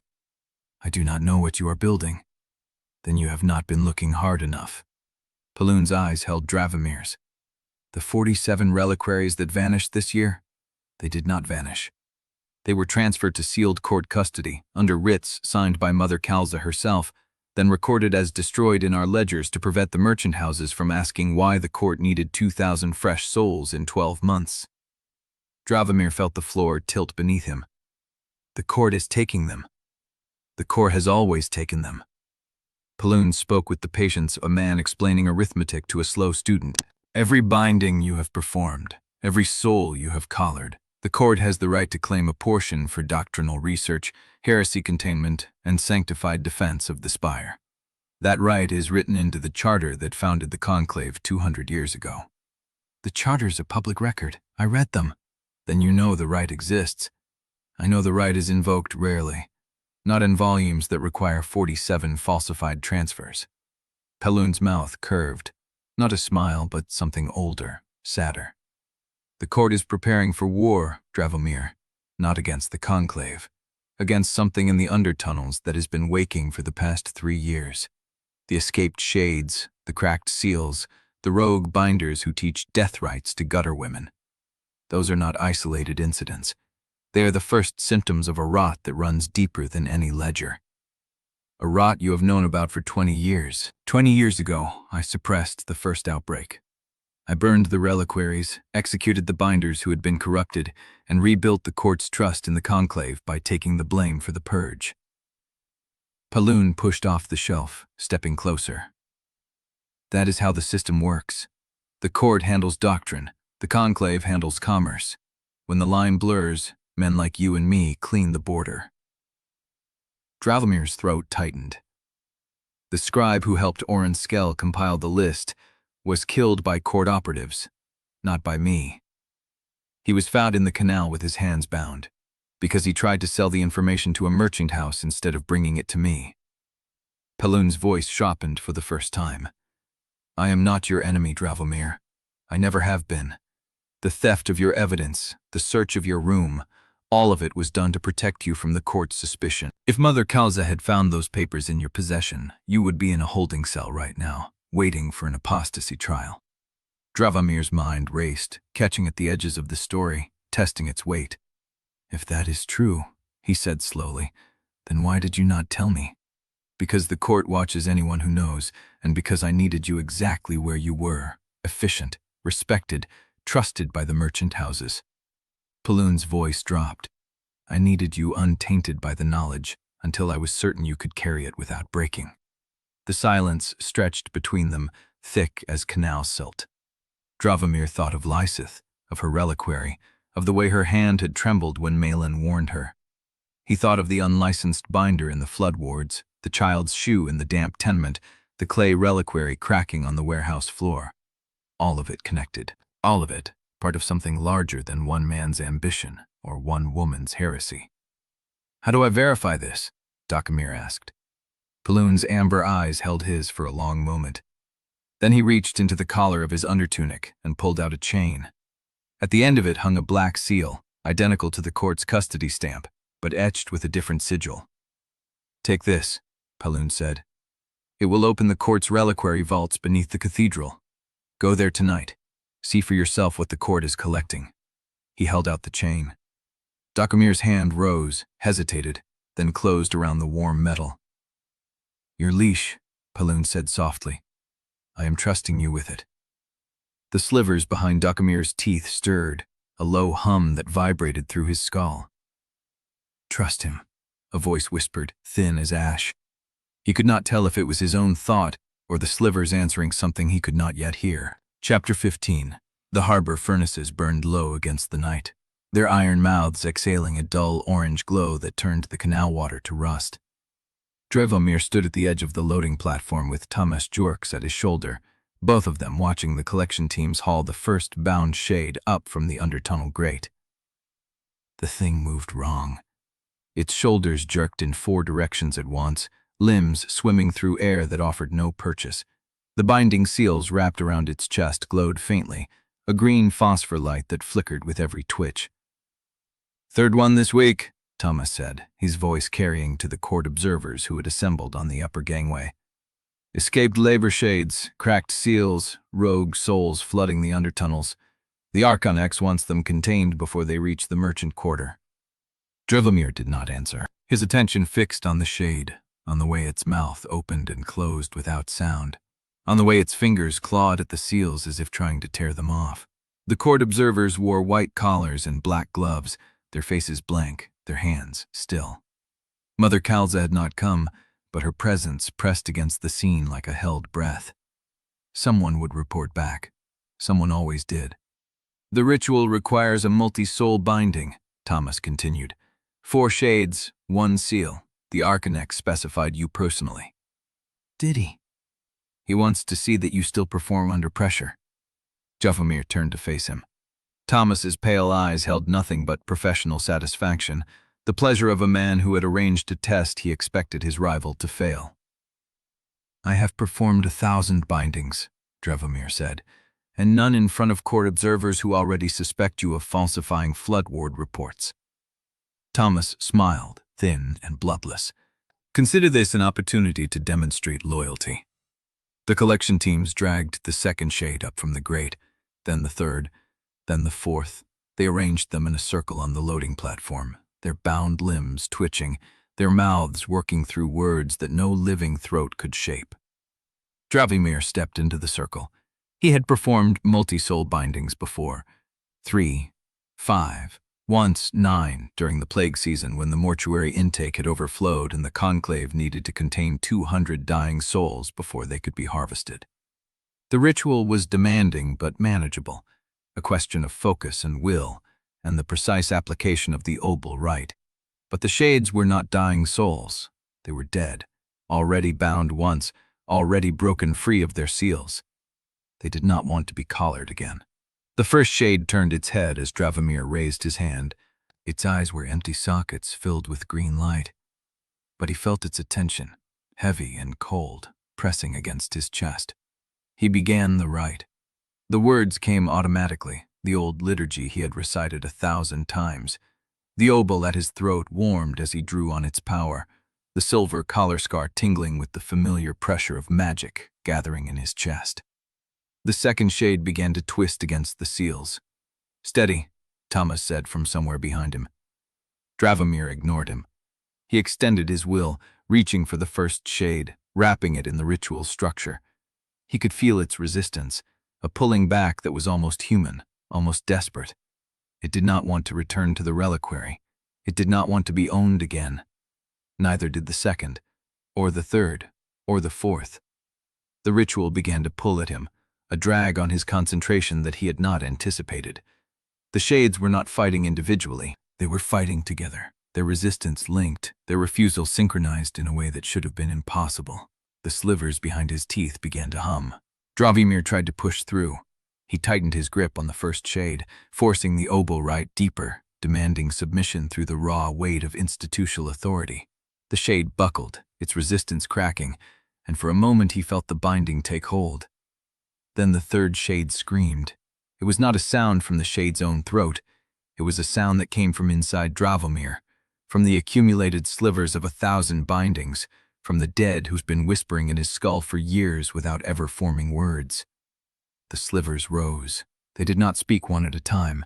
They spoke together, their voices layering into a chorus that vibrated through his bones, through his teeth, through the marrow of his spine. The sound was vast and intimate, an ocean of voices that should have been incomprehensible. But every one of them spoke in Lieseth's cadence. "Choose," they said. "Choose, choose, choose." The ritual shattered. Dravomir felt the binding collapse, the four shades lurching free of his control, the obol at his throat going cold. The magic that had sustained the rite recoiled into his chest and struck something hollow, something he had always assumed was occupied. The leash. He had always believed there was a command buried in him, a thread that led back to Paloon's hand, a restraint that could be pulled when his obedience wavered. He had felt it in every moment of fear, every calculation of loyalty, every decision made because the alternative was unthinkable. But when the ritual ruptured and the slivers fell silent, when the leash should have tightened to force him back into control, he felt nothing. Not restraint, not punishment, not the weight of ownership. Just an absence so vast it swallowed the moment whole. The shades collapsed. The court observers murmured. Thomas's voice cut through the chaos, sharp with accusation, demanding to know what had happened, demanding to know if Dravomir had lost control on purpose. Dravomir did not hear him. He stood in the circle of fallen shades, the obol cold against his chest, the silence where the leash should have been pressing against his consciousness like a wound that refused to close. The slivers had never commanded him. The fear that had shaped his entire life, the terror that had driven every cruelty, every compromise, every betrayal of conscience, had been his own. He had been free the whole time, and he had never known. Chapter 16. The storm had passed, but the silence it left behind was worse. Dravomir sat in the collection hall's antechamber while Thomas Jorts spoke in clipped tones to the court observers on the upper gangway. The words did not reach him. They passed through the space where his hearing should have been and vanished into the hollow where the leash had lived. He touched his throat. The collar scar was warm, but the obol at his chest had gone dead. Cold stone where there should have been a pulse of stored magic, a thread waiting to be pulled. No thread, no pull. He had been free the whole time. The court observers filed out without looking at him. Thomas lingered at the door, his black-stained nail tapping against the frame. "The Archonex will want a full account by morning," Thomas said. "I will tell him the ritual was compromised by your accumulated slivers, that the shades resisted in coordination, that you lost control." Dravomir looked up. Thomas's mouth curved, not quite a smile. "I will also tell him the observers saw what I saw, that you stopped, that you stood inside the binding circle and did nothing while the magic collapsed. Get out. The word is already moving. You have until dawn before every factor in the spire knows the senior factor of the eastern wards cannot hold a seal." The door closed behind him. Dravomir sat alone in the antechamber, the green phosphor light flickering against black stone, and for the first time in 20 years he did not know what to do with his hands. They lay open on his knees, useless, uncommanded. No one had ever told him what freedom felt like. He had assumed it would be lighter. It was not lighter. It was absence. A room where a wall had been removed, and the wind came through cold and exposed, and nothing held him upright anymore. He made it back to his chambers through the servants' stair, avoiding the main corridors. The journey took twice as long. Every step felt like walking on ice that might crack beneath him. Lieseth was waiting inside. She stood with her back to the door, her hand pressed flat against the empty floorboard where the Reliquary records had been. She turned when she heard him enter, and her face changed in a way he had never seen before. Not fear, not anger, recognition. "You know," he said. The words hung between them. He had not meant them as an accusation, but they landed like one anyway. Lieseth's hand dropped from the floorboard. "I heard the slivers rose. I heard—" She stopped, Her eyes moved over his face, reading something he could not hide. Dravomir, what happened in that circle? He walked past her to the window. The undertunnels breathed somewhere below, their green light seeping through cracks in the city's foundation. I did what I have done 1,000 times. I opened the right. I reached for the shades. His voice was flat, the voice he used for depositions. And the slivers spoke in your voice, every one of them. They told me to choose. She did not answer immediately. Behind him, he heard her breath catch and hold. That was when the ritual collapsed, he continued. I expected the leash to tighten, to pull me back into obedience the way it always has when I have been afraid. He turned to face her. But there was nothing. No command, no restraint, just an absence where I had believed ownership lived. Lieseth's hand moved to the reliquary at her belt, a gesture so habitual she probably did not notice she was making it. Dravomir watched her fingers settle on the metal. You could not have known, he said slowly, about the slivers, about what they would say. But you could have known about the leash. You could have known it never existed. She said nothing. A true leash, he said, a real command buried in a bound binder's soul. It should have felt like pressure, like a hand around the spine, like a thread attached to something outside the self. He took a step toward her. It never did. I told myself it did because I needed to believe I was not the one choosing, but it never did. Lieseth's hand tightened on the reliquary. Lieseth, don't. What do you carry in that reliquary? Her silence lasted 1 heartbeat, 2, 3, 4. The alarm bell rang. It came from the harbor gates, deep and urgent, a sound that cut through stone and silk alike. Before the first peal faded, a second joined it from the factor halls, then a third from the court spire above. Lieseth moved past him to the window. Her face was pale in the green light. That is the emergency code for the undertunnel grates, she said. Someone has breached the seas on the floodward side. Dravomir did not respond. The alarm was still ringing, but he was not listening to it. He was watching her hands. They had not left the reliquary. A knock came at the door, sharp and insistent. A messenger's voice followed, high and tight with urgency. Senior Factor Quorne, the Archonex requests your immediate presence at the harbor furnace gates. A witness from the Undercity has escaped the holding cell, the woman near the drowned chapel. She is running toward the undertunnel grates. Lieseth turned. For a moment, her face was unreadable. Then she said softly, Go. What did you do? Go, Dravomir. I will find you after. The messenger knocked again. The bells kept ringing. Dravomir stood at the threshold of the question he had asked, and the answer she had not given, and he understood with a clarity that felt like breaking that her silence was not about the leash. It was about what she carried, and she would not tell him until the city stopped burning. He moved past her into the corridor, the seal from Paloon pressing cold against his chest, the name of the drowned chapel witness burning like a brand in his throat. Behind him, Lieseth's hand stayed on the reliquary. The door closed. The bells did not stop. Chapter 17. The bells faded as Dravomir descended the servant's stair, their echo replaced by the sound of his own boots on wet stone. The seal from Paloon pressed cold against his chest, a weight that felt nothing like the leash he had carried his whole life. The absence of that familiar pressure was louder than any alarm. Orrin met him at the third canal bend, where the green phosphor light bled through cracks in the vaulted ceiling. The ledger runner stood with his hands shoved into his sleeves, his face a mask of controlled urgency. You heard about the drowned chapel woman. She escaped holding, Dravomir said. She is running toward the undertunnel grates. She is running toward me. Orrin turned and began walking east along the canal edge, where the water grew darker and the stone walls wept moisture.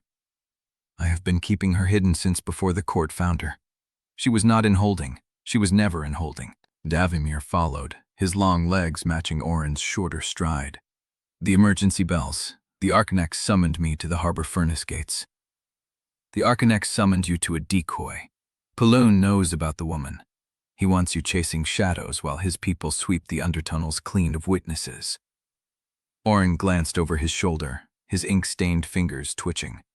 The woman who escaped holding is the same woman I told you about. She used to handle seized reliquaries for both the court and the conclave. She has records burned into her memory that no paper trail can erase. Where is she? Below the drowned chapel in the 4th sublevel, the one that collapsed during the plague season and was never rebuilt. Orrin ducked under a low archway where the canal narrowed into a drainage channel barely wide enough for one man.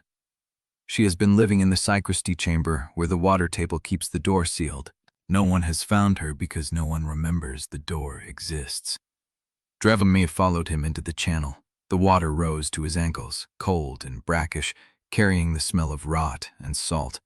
The walls closed in until his shoulders brushed them on both sides. How long have you known her? Long enough to know she is the only living person who can tell you what happened to the reliquaries 20 years ago and what is happening to them now. Orrin's voice echoed off the wet stone. She was there. She prepared the transfer codes.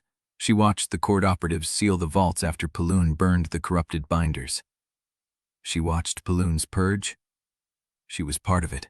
She was the scribe who recorded the destruction notices. Orrin stopped at a place where the channel opened into a small chamber with a rusted iron grate set into the floor. She has been running ever since. 47 reliquaries this time. She knows where they went. Dravomir studied the grate. The rust was thick on the hinges, but the lock was new. If she was part of the purge 20 years ago, why is she still alive? Because she was useful. The court kept her on a short leash, literally, a binding on her tongue that prevented her from speaking the names of the souls she recorded. Orrin knelt and worked the lock with a thin piece of wire. The binding dissolved 3 years ago when the binder who placed it died. She has been able to speak freely ever since. The grate swung open. Below it, darkness swallowed the green phosphor light. And Paloon knows she is here? Paloon knows she existed. He does not know where she is hiding. But the court has been searching for her since her binding dissolved, and they are getting closer. Orrin gestured toward the opening. She will not trust me a second time. She will only speak to a factor who carries the Archonex's seal. Dravomir touched the chain at his chest. The black seal felt warmer than the air around it. You knew I would come here before I knew it myself. I knew you would eventually need to know what she knows. Orrin's face was unreadable in the dim light. The question is whether you are ready to hear it. Dravomir lowered himself into the opening. The descent was short, 3 body lengths, and ended on a floor of broken flagstones submerged in an inch of stagnant water. The chamber above him had once been a chapel annex. He could still see the curve of a collapsed arch in the darkness, the remains of a stone altar against the far wall. A figure stirred in the shadows. You are not Orrin. The voice was a woman's, rough from disuse and shaped by years of fear. Dravomir could make out her shape now, small, hunched, wrapped in layers of damp cloth, with a face that might have been young once, but had been scraped hollow by something worse than age. I am Senior Factor Dravomir Quorne of the Obols Conclave. I know who you are. She did not move closer.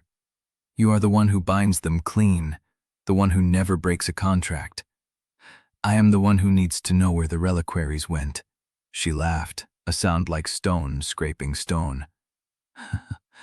They go where they have always gone, beneath the cathedral, into the vaults that predate the court's founding, into the walls that breathe, the sealed court vaults. No, she shook her head. The vaults beneath the court, the vaults that the court pretends do not exist, the ones that require a seal forged from the bone of a bound Archonex to open. Dravomir's hand went to the chain. The black seal felt heavier in air. Paloon gave me this seal. Then you are closer to the truth than anyone has been in 20 years. She took a step toward him, and the green phosphor light from the grate above caught her face. Her eyes were pale gray, almost the same color as his own. But the seal is only the key. What lies beyond the door is why the court has been preparing for war. Tell me. She opened her mouth to speak. The first shout came from above. It was Orrin's voice, sharp with warning, followed by the scrape of boots on stone and the clang of a metal door being forced open. Go, the woman hissed. Go now! Dravomir did not move. I came for answers. You came for answers I cannot give you in the time we have. She grabbed his arm with surprising strength. Her fingers were cold, even through his coat. "They know I am here. They have known for hours. Orrin brought you anyway because he believed you would make a choice." "What choice?" "Whether to save me or to save what I know." She released him and stepped back into the shadows. "If you take me with you, the enforcers will follow. If you stay and fight, you lose the seal, the vaults, and the only chance you have to see what lies beneath the cathedral." Above them, Orrin's voice rose again, then cut off.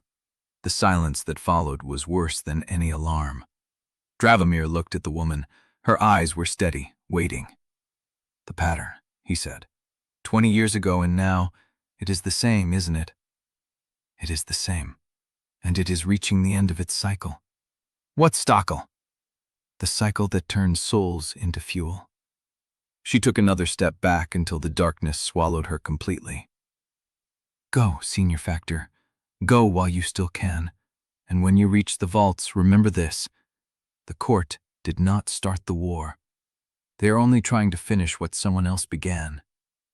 The bootsteps above grew closer. Dravomir stood at the edge of the shaft, the seal burning against his chest, the woman's words burning in his mind. He climbed. He pulled himself through the grate, sealed it behind him, and ran into the channel without looking back. Behind him, the enforcers' voices filled the drowned chapel chamber, followed by a sound that stopped him mid-stride. It was not a scream. It was a laugh, hollow and triumphant, and it was the woman's. Then the laughter cut off, and the corridor was silent except for the water and the distant ringing of bells that had not stopped. Dravomir pressed his hand against the black seal and kept running. He had the key. He had part of the story. But the seal was cold now, and he understood with a certainty that felt like falling that the woman had known she would not survive the night. She had told him what she needed him to know, and she had let him go. Chapter 18. Orrin found him in the channel where the undertunnel joined the canal bend, standing in the dark, with the black seal still pressed against his chest. The bells had stopped ringing. The water ran black around his boots. "You left her." Orrin's voice came from the shadows ahead, low and raw, stripped of the careful ease he wore above ground. He stepped into the sickly phosphor light from the grate above. Blood ran from a cut at his temple, dark against his skin, and his sleeve was torn at the shoulder. His hands were empty. "You heard her," Dravomir said. "She chose to stay. She chose because you gave her no other option." Orrin moved closer, and for the first time in the years Dravomir had known him, there was no calculation in his face, only fury. "I brought you to her because I believed you would find another way. That is what I told her. That is what I staked on you. There was no other way." "There is always another way." Orrin stopped an arm's length away. His breath came hard and uneven, and his hands, those quick hands that never stopped moving, hung still at his sides. "You just did not want to pay the price for it." Dravomir felt the words land like a blade slipped between ribs. The seal was a weight at his throat, the woman's laugh still echoing in his skull, and Orrin was standing in front of him bleeding because of the choice he had made. "She gave me the seal," Dravomir said. "She gave me the truth about the vaults. If I had tried to pull her out, we would both be dead and the seal would be in Paloon's hands." "That is what you tell yourself." Orrin's voice dropped. "That is the story you will use to sleep tonight. But you and I both know the truth. You chose the information over the woman. You chose the key over the lock. And I do not know if you would have made a different choice even if you had the time." The silence stretched between them, thick as canal rot. "You are no better than him," Orrin said. "You are simply prettier about it." Dravomir's jaw tightened. "You brought me to her knowing enforcers would come. You gambled with her life as surely as I did." "I gambled on you becoming someone worth the risk."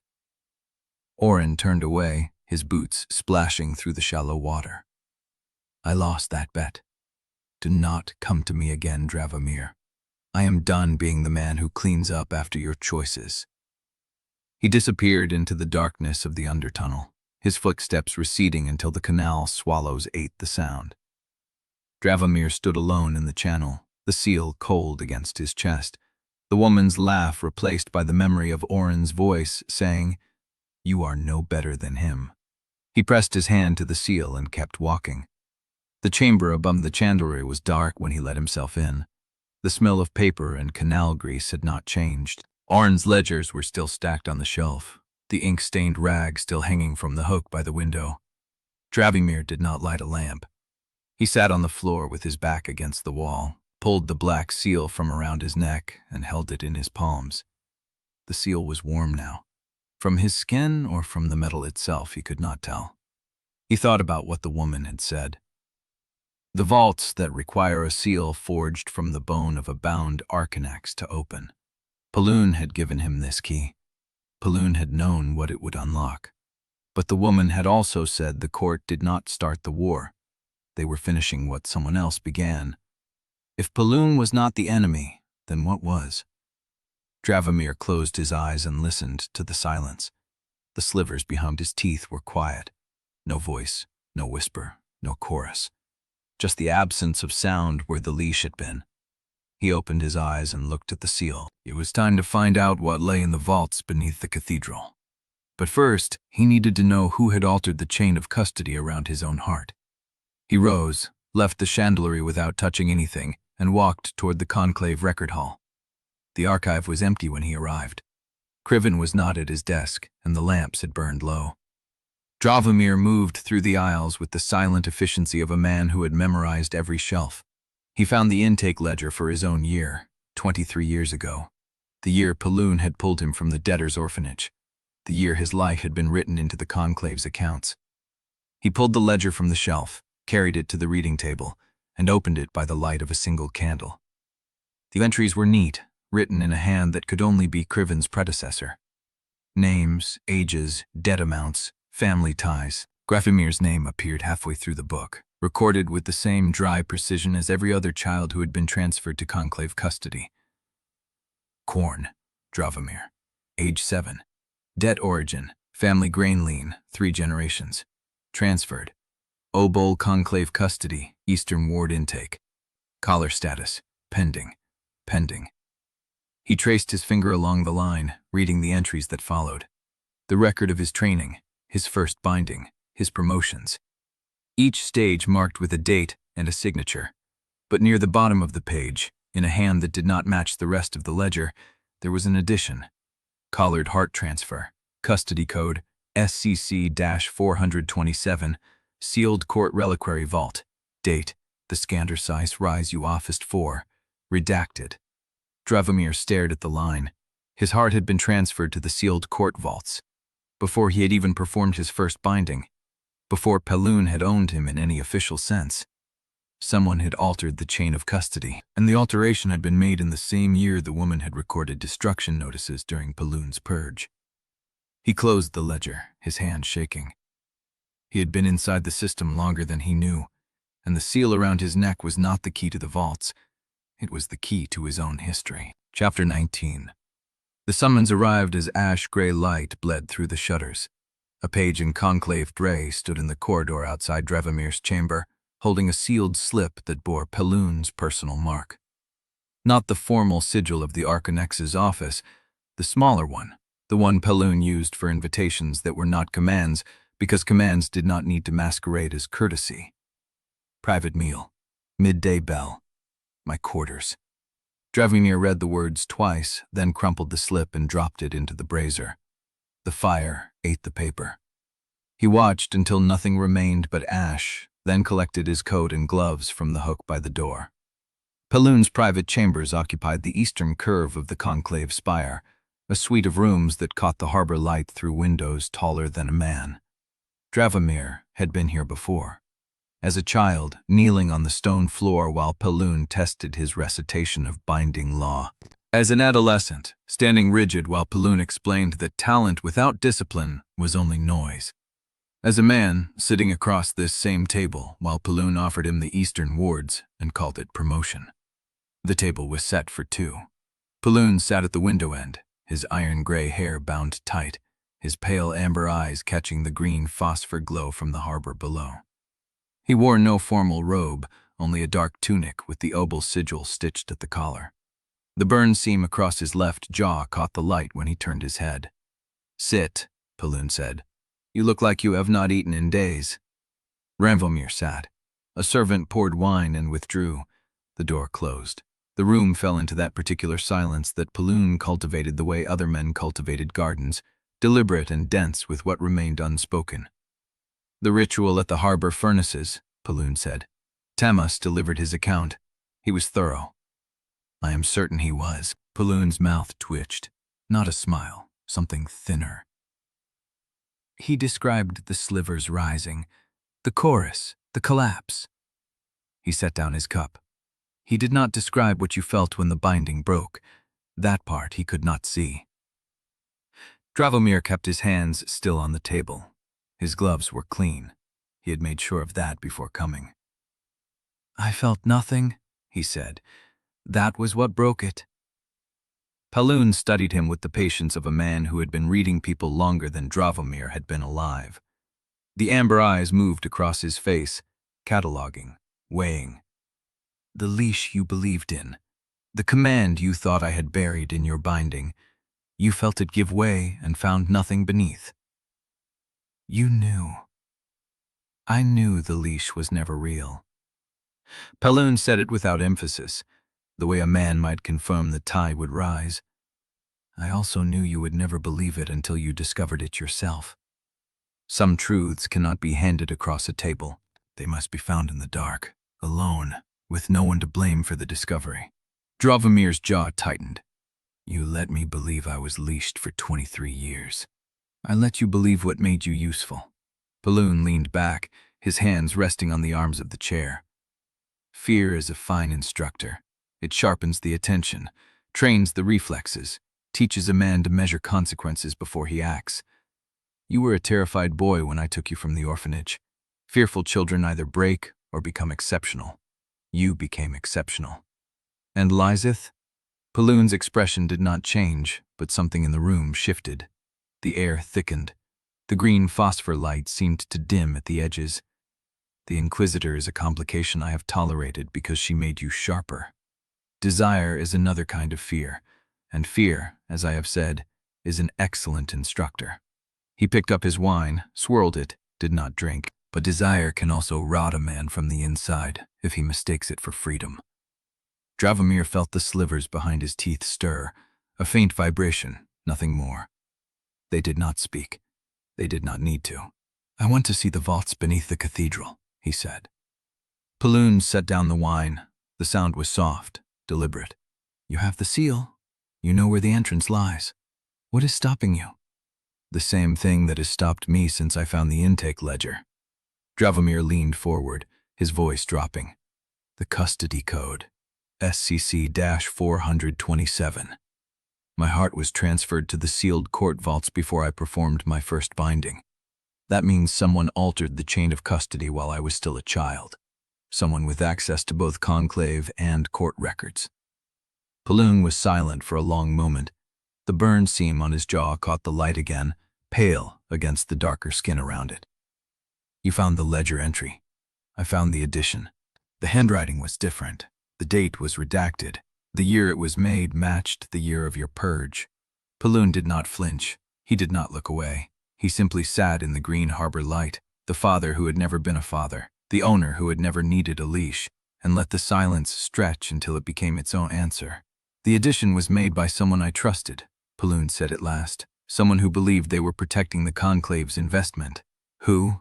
That name I will not give you, not because I do not know it, but because knowing it would send you down a path that ends where this one does, only faster and with more people burned along the way." Paloon straightened, his voice hardening. "You want the truth about your heart, Dravomir? I understand that. But the truth is not a scroll you can unroll and read by candlelight. It is a chain of decisions made by men and women who believed they were choosing the lesser evil. And every link in that chain is someone who will kill to keep it hidden." Dravomir's hands curled into fists beneath the table. "Then give me a name worth following." Paloon looked at him for a long breath. Then he reached into his tunic and withdrew a folded parchment, sealed with the conclave's sigil and a second seal beside it. The second seal belonged to the sealed court. "Your new assignment," Paloon said, sliding the parchment across the table. "A joint operation. Court and Conclave working together to investigate a cache of confession seals being traded below the ash markets. The court is providing an inquisitorial escort. You are providing the binding expertise. Dravomir stared at the parchment without touching it. Which inquisitor? Paloon's mouth curved into something that was almost pity. The pre-arrest judge has assigned Mother Kalza Istrin to oversee the court's side of the operation. She has requested that her most experienced field inquisitor accompany the confiscation team. The name hung in the air between them. Lieseth. You cannot refuse, Paloon said, his voice soft, almost kind. The assignment carries the Archonex's seal and the pre-arrest judge's signature. Refusal would be grounds for inquiry into both your fitness and the Inquisitor's loyalty. And we both know what such an inquiry would uncover. Dravomir picked up the parchment. The seals were warm, fresh. He did not open it. You planned this, he said, before the ritual, before the harbor. You knew I would find the ledger entry, and you prepared this assignment as a leash to replace the one that never existed. I prepared it because I need you in the ash markets tomorrow, not buried in vaults beneath the cathedral chasing ghosts that will not help you survive the week. Paloon stood, his lean frame casting a long shadow across the table. The confession seals are real. The cache is real. The rot in the undertunnels is real. Everything else, the custody codes, the redacted dates, the woman who laughed as the enforcers took her, all of it will still be waiting when you return. Dravomir stood as well, the parchment tight in his hand. And if I go to the vaults first? Paloon's amber eyes held his. Then I will have to choose whether the man I raised is worth saving from the consequences of his own curiosity. His voice dropped, the paternal warmth they had never quite shaken threading through the threat like silver through ash. Do not make me choose, Dravomir. You will not like the answer. Dravomir walked the corridor back to his chambers, with the parchment burning in his hand. He did not open it until the door was locked behind him. The assignment was exactly as Paloon had described, a joint operation, dawn departure, confiscation and investigation of a confession seal cache beneath the ash markets. The court's inquisitorial escort listed Mother Kalza Istrin as overseeing authority and named her designated field representative, Lieseth's name. Beneath the names, at the bottom of the parchment, a single line in Paloon's hand. The leash was never real, but the cage is. Choose your path accordingly. Chapter 20.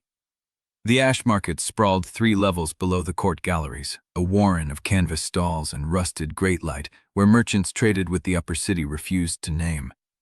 Dravomir followed the court enforcer through the maze, the black seal cold against his chest, Lieseth a half-step behind him in her inquisitorial gray. They had not spoken since dawn. Mother Kalza had met them at the market's upper gate, her gaze passing over Dravomir like a blade testing a seam, and assigned them a junior enforcer named Ven as escort. Ven was young, 20 at most, with a binder's tremor in his left hand and the hollow look of someone who had watched his mentor die in the undertunnels 3 weeks ago. The cache is in a disused shrine 2 levels down, Ven said, his voice low. The confession seals are being traded through a widow guild that claims immunity under court doctrine. Claiming immunity and having it are different things, Lieseth said. Ven nodded, not meeting her eyes. They descended through a grate that had been forced open the night before, its lock hanging in twisted fragments. The stairs below were slick with canal seepage, the walls covered in salt blooms that caught the lantern light like frozen breath. Dravomir smelled the shrine before he saw it. Ash and tallow, old blood, the sharp chemical bite of sanctified fire. He stepped through the broken doorway and stopped. The shrine was small, a single chamber with a packed earth floor and an altar carved from black stone. The altar was covered in confession seals, dozens of them, arranged in concentric circles like a sundial marking hours of betrayal. But it was not the seals that held his attention. It was the bucket beside the altar. Iron, half full of ash. The ash was gray and fine, the color of soul ash left after a proper sanctified burning. Lieseth moved past him, her hand going to the reliquary at her belt. Then, secure the entrance. No one comes in until I say. The enforcer hesitated, then backed out into the corridor. His footsteps faded. Dravomir knelt beside the bucket, He dipped his fingers into the ash and brought them to his nose. Salt. Bone grit. The faint metallic undertone that meant a collared heart had been reduced to its mineral components. "This is recent," he said, "within the week." Lieseth stood at the altar, her fingers tracing the edge of a confession seal. "These are real, court-issued. Someone has been stealing them from the chapter vaults." Dravomir did not answer. He was studying the ash, sifting it through his fingers, looking for something that should not be there. He found it on the third handful, a fragment of bone, blackened by fire but not consumed. He pulled it free and held it to the light. It was curved, polished on one side, scored with the remains of a custody code stamp on the other. SCC. His blood went cold. "Lieseth." She turned. He held up the fragment. She looked at it, and something flickered behind her eyes, there and gone. "Sanctified fire," Dravomir said slowly, "is supposed to destroy collared hearts completely, to release the soul and leave nothing behind. That is the doctrine, is it not?" "It is."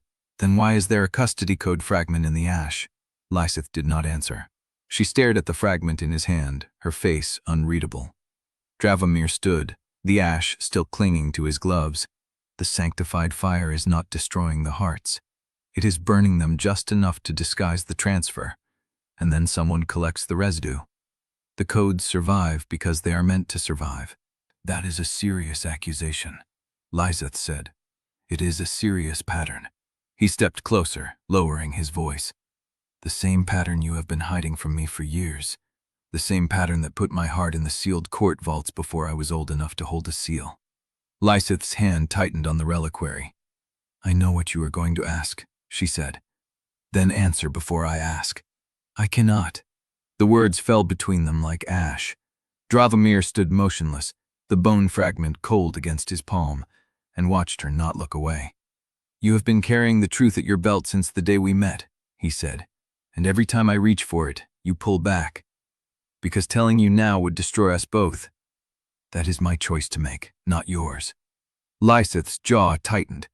She looked at the altar, the seals, the bucket of ash, and for a moment Dravomir saw something break behind her eyes. "Trust me," she said. "One last time, I will tell you everything. But not here. Not with Mother Calza's Jr. watching the door and the prioress judge herself waiting at the top of the stairs." Dravomir held her gaze. He had trusted her before, when the leash was real and the fear was the only thing that made sense. He had trusted her after, when the ritual collapsed and the voices spoke in her cadence, and the leash turned out to be a lie he had built his life around. He could feel the question rising in his chest. "What is in the reliquary?" He did not ask it. "One last time," he said, "and then no more silence, no more custody codes you refuse to explain, no more truth parceled out like rations." Lieseth nodded, her hands still on the reliquary. "One last time," she said. Voices echoed from the corridor. Ven's voice, answering someone's challenge. A woman's voice, sharp and familiar. "Mother Calza, she cannot find this," Lieseth said, her eyes going to the bucket. "If she sees the custody code fragment, she will know." "Know what?" Lieseth did not answer. She moved to the bucket, reaching for it, but Dravomir caught her wrist. "What will she know?" The light caught Lieseth's face, and Dravomir saw the answer before she spoke. "Everything. That the sanctified fire is a lie," Lieseth said, her voice barely a whisper. "And that I am the one who has been using it." Chapter 21. Mother Calza's voice carried through the corridor, sharp as a blade drawn across stone. Ven's answering murmur, the scrape of his boots as he moved to block the entrance. Lieseth's hand closed over the bucket. She moved with the economy of someone who had practiced this moment 100 times in her mind, sliding the ash bucket behind the altar, kicking dust over the scatter of gray residue. "Take the fragment," she said. "Hide it." Dravomir closed his fist around the bone. The custody code pressed against his palm like a brand. The corridor fell silent.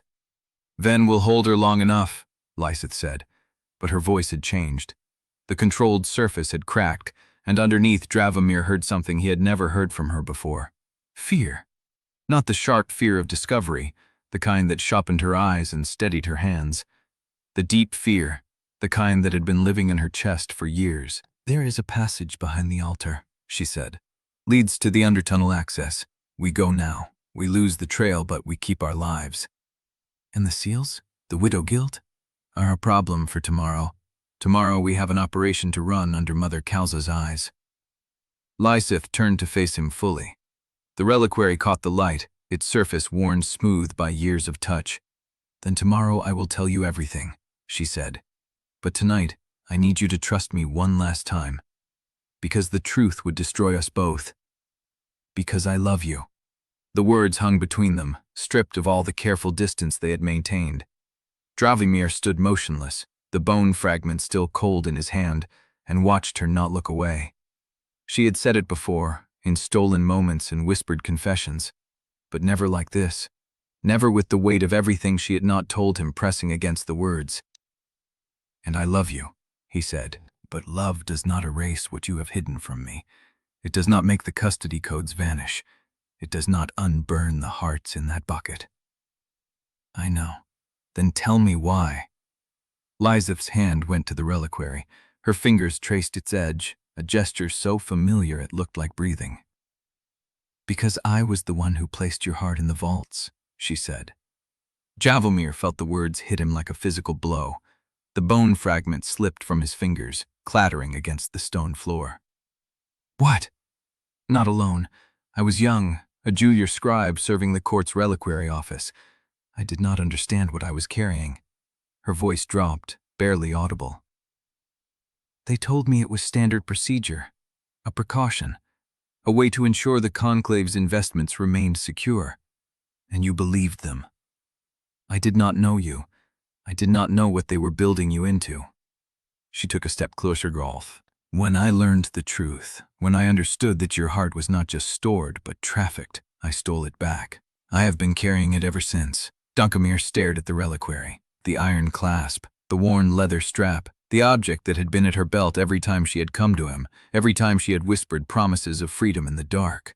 "You have been carrying my heart since before we met." "Yes, and you never told me." "I was afraid," her voice broke, "afraid that if you knew, you would hate me for what I had been part of, afraid that you would try to retrieve your heart and that the attempt would kill you." She looked down at the reliquary, afraid that the only way to keep you safe was to keep you believing you were bound. The silence stretched between them, filled with the weight of years. Dravomir knelt and picked up the bone fragment. He held it out to her. "And these, the hearts you burned." Lieseth took the fragment. Her fingers brushed his, and Dravomir felt the tremor run through her. "Some were from the vaults, hearts that had been transferred by the same system that took yours. Hearts that were being used to fuel something I do not fully understand." She met his eyes. "I burned them to keep them out of the court's hands, to keep them from being turned into weapons." "Whose hearts?" "I do not know the names. The custody codes were all I had." Dravomir stood. The chapel walls seemed to press closer, the incense smoke coiling around them like a living thing. "You have been waging a private war against your own order for years," he said. "Burning collared hearts, hiding evidence, stealing from the vaults you were sworn to protect." "Yes, and you never asked for help. You were not ready to hear the truth." Lieseth stepped closer, close enough that he could smell the ash on her clothes, the salt of her skin. "You are ready now. I can see it in your eyes. The way you look at the leash that never was, the way you hold Paloon's seal. Then tell me everything." "I will, but not here." She touched his face, her palm warm against his cheek. "We need to get out of this shrine before Mother Kalza decides to override Ven. We need to get to a place where the walls do not have ears. And then I will show you what is in the reliquary." Her eyes held his. "And you will decide if you still want to love me afterward." Dravomir caught her wrist gently and pressed his lips to her palm. "I already know the answer." "Do not be certain." She pulled her hand free, but her fingers lingered against his. "The truth will cost you. It will cost both of us. And once you know it, you cannot unknow it. Then I will carry the cost." Lieseth looked at him for a long moment. Then she reached behind the altar and pressed a panel in the stone. A section of the wall slid open, revealing a narrow passage that sloped down into darkness. "This way," she said, "before she finds the lock." She took his hand, and Dravomir followed. The passage closed behind them, sealing them in darkness. The incense smell faded, replaced by the damp rot of the undertunnels. Dravomir felt the reliquary brush against his thigh as Lieseth moved ahead, felt the weight of the bone fragment still in his pocket, felt the shape of everything she had told him settling into his bones. He did not know if he was walking toward truth or toward a deeper trap, but he was walking with her. The corridor curved, and ahead he saw the faint glow of phosphor lamps. Voices echoed from somewhere above, distant and urgent. Mother Kalza was hunting them, and the truth waited in the vaults below. Chapter 22. The corridor curved into darkness, the phosphor glow receding as Lieseth led him deeper into the undertunnel. The stone walls wept moisture, and the air thickened with rot. Behind them, a grinding sound, the passage door sliding open. Lieseth stopped. Her hand tightened on his. "She found it faster than I expected." "How far to the nearest exit?" 3 minutes if we run." She turned, her face half lit by the distant glow. "But she will have enforcers at every grate by now. She did not come alone." "Then we do not run." Dravomir pulled her back toward the chapel. "We walk back in as if we never left." "Are you insane?" "She caught us leaving. She did not catch us hiding." He released her hand and stepped past her, his boots finding purchase on the wet stone. "You were examining the shrine alone. I arrived after you. We have nothing to conceal except the ash bucket and the passage." Lieseth stared at him, her mouth a tight line. Then she nodded and followed. They reached the hidden door just as Mother Kalza's voice rang through the chapel. "Seal every entrance. I want the shrine locked before Vespers." Dravomir pressed at the panel. The stone slid open, and they stepped back into the incense-thick air. The chapel was no longer empty. Mother Kalza stood at the altar, her hands resting on the stone, her gaze fixed on the spot where the ash bucket had been. Beside her stood Sister Malin Uvo, her face pale in the reliquary light, and 2 senior inquisitors in full court regalia. Ven was nowhere in sight. "Factor Quorne," Mother Kalza's voice carried no surprise. "I had not expected to find you here." "Pre-arrest judge." Dravomir inclined his head, letting his hands fall to his sides, open and unthreatening. "I was following Inquisitor Andarro's request. She wished to inspect the shrine before the market seals were logged for the night." "That is correct, Mother." Lieseth stepped past him, her voice steady, her posture shifting into the precise, controlled stance of an inquisitor on duty. "I found irregularities in the Widow Guild's confession seal stock. I asked Factor Quorne to confirm the Conclave's side of the transfer documentation. At this hour, in a disused shrine, without a formal request on record. The formal request is at my desk, sealed and waiting for your signature." Lieseth met Mother Kalza's gaze without flinching. "I did not anticipate that your evening patrol would extend this far into the ash markets." Mother Kalza's smile was thin, precise, and cold. "My evening patrol extends wherever I decide it extends, Inquisitor. You know this." "I do, Mother. That is why I did not waste time sending a runner to the court chancery. I assumed you would arrive before the ink dried." The silence that followed was brittle, stretched thin as a binding seal under pressure. Dravomir kept his breathing even, his hands still, his face a mask of professional deference. He could feel the reliquary against Lieseth's hip, could feel the weight of the bone fragment in his pocket, could feel every second of the performance settling into his bones like a cage tightening. Mother Kalza studied them both. Her gaze moved from Lieseth's face to Dravomir's, then down to the altar, to the clean stone where the ash bucket had been. "You removed evidence from this shrine." "There was no evidence to remove, Mother." Lieseth's voice hardened slightly, a shift into doctrinal territory. "A bucket of ash and a few broken confession seals. The Widow Guild's traitors had already fled when I arrived. Factor Quorne can confirm the seals were of court manufacture, but the bindings were too degraded to hold a confession." "Degraded?" "The storage conditions were inadequate. The seals had cracked from exposure to the undertunnel damp. They were useless for court purposes." "And the ash?" "Cold, unremarkable, likely from a funeral pyre the Widow Guild used to dispose of their dead." Mother Calso's eyes narrowed. You are certain the ash was ordinary? I burned a sample myself, Mother. Lieseth's voice did not waver. Standard sanctified fire test. The residue was consistent with mortal ash. No soul fragments detected. Dravomir felt the lie settle into the air between them, felt the weight of it pressing against Lieseth's composure. She had burned collared hearts for years. She knew exactly what the ash contained. Mother Calsa held Lieseth's gaze for a long moment. Then she turned to Dravomir. Factor Quorne, you have been absent from the Conclave Chancery for several hours. Your duties have been covered by Acting Factor Jorce, who has expressed concern about your availability. I was assisting Inquisitor Andarro with a cross-jurisdictional matter, as is my duty as Senior Factor of the Eastern Wards. Dravomir kept his voice level. If Acting Factor Jorce requires my presence, I will return to the Chancery immediately. That will not be necessary. Mother Calsa's tone turned cool, almost dismissive. The matter you were assisting with has been resolved. You may return to the Conclave compound. Inquisitor Andarro will remain here to complete the inspection report. Lieseth's jaw tightened almost imperceptibly. Mother, I require Factor Quorne's testimony for the documentation. The cross-referencing of Conclave and court transfers will be handled by Sister Malin. Mother Calsa gestured to Malin, who stepped forward with visible reluctance. Sister Malin is familiar with the documentation process. She will assist you. Malin's eyes met Dravomir's for a fraction of a second. There was something in them. Fear, perhaps. Or warning. Of course, Mother, Malin said. Dravomir inclined his head. Then I will take my leave. He turned toward the chapel entrance, his boots echoing on the stone. Factor Quorne. He stopped. Mother Calsa's voice followed him. I will be reviewing your collar records tomorrow morning. The Archonex has expressed interest in your recent performance. I suggest you prepare yourself. Dravomir did not turn around. I will be ready, Proress Judge. He stepped through the entrance, into the narrow corridor that led to the Ash Market passage.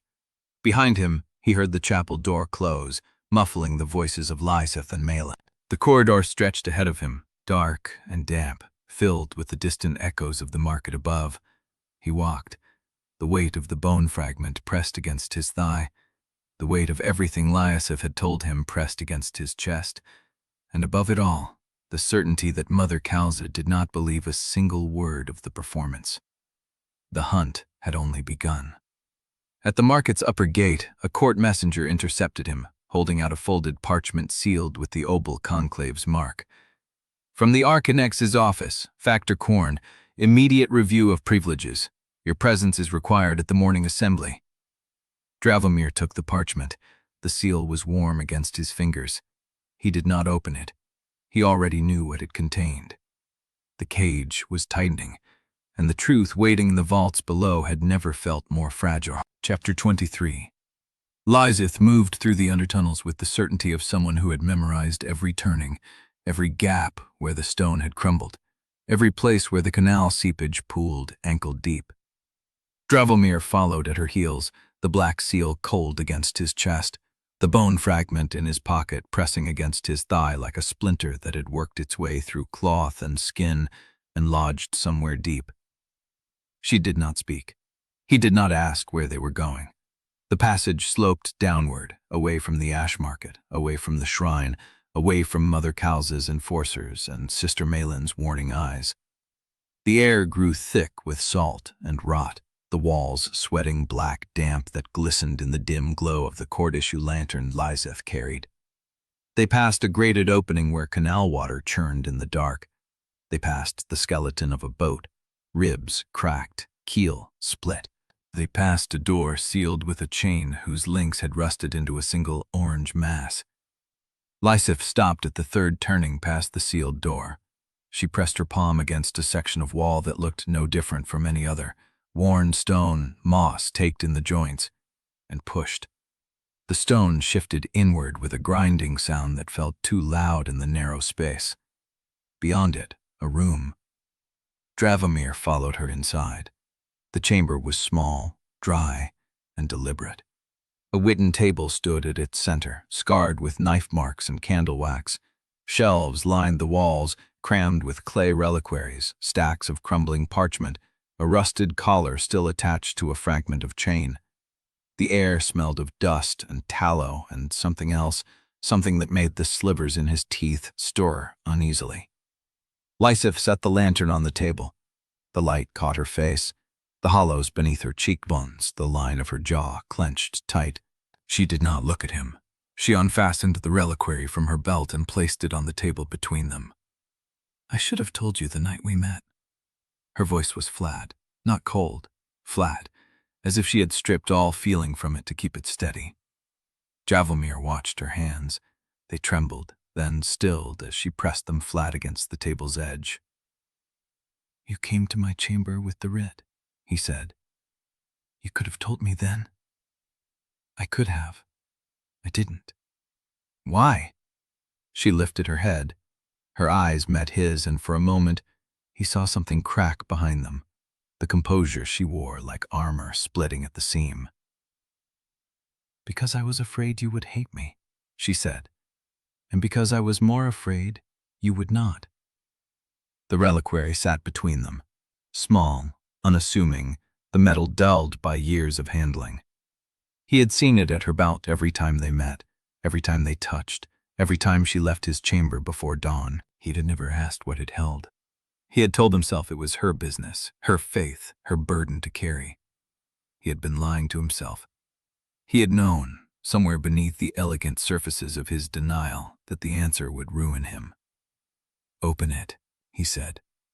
Lieseth's fingers moved to the reliquary's catch. The mechanism clicked, too loud in the silence. She lifted the lid. Inside, nestled in folds of black silk, lay a heart. It was not the heart of a living man, not anymore. It had been preserved, bound, compressed into something that fit in the palm of a hand. It was the color of old bronze, veined with silver threads that still pulsed faintly, as if the muscle remembered what it had been taught to do. Dravomir stared at it. The slivers in his teeth went quiet. He had seen collared hearts before. He had handled them, catalogued them, watched them burn in sanctified fire. He knew the texture, the weight, the way the silver threads caught the light. He knew them because he had helped create them. This one was different. This one was his. "When I was a junior scribe in the court's reliquary office," Lieseth said, each word careful, measured, "I processed incoming transfers from the conclave. I coded them, logged them, filed them in the vaults. I did not ask questions. I was 17. I believed the court was holy." Her hands were still pressed against the table. She looked at the heart, not at him. "One night, a sealed transfer arrived with a custody code I had never seen. SCC-4127. Special classification. The documentation was incomplete, the date redacted, the origin sealed under the Archonex's personal mark." Dravomir did not move. "I processed it," she said. "I filed it. I put your heart in the vaults." The silence stretched. 17, he said. She nodded. The word fell between them like a stone dropped into deep water. 17. The same age as Elira Vane. The same age as the girl he had signed into 15 years of debt service. The same age he had been when he performed his first binding, terrified and eager and desperate to prove he could be useful. "But you took it back," he said. She nodded again. 3 years later. I had learned enough by then to understand what I had helped do. I stole the Velt key from a senior Inquisitor who trusted me. I entered SCC-427 alone. I replaced your heart with a dead soul's collared remnant that matched the records." She paused.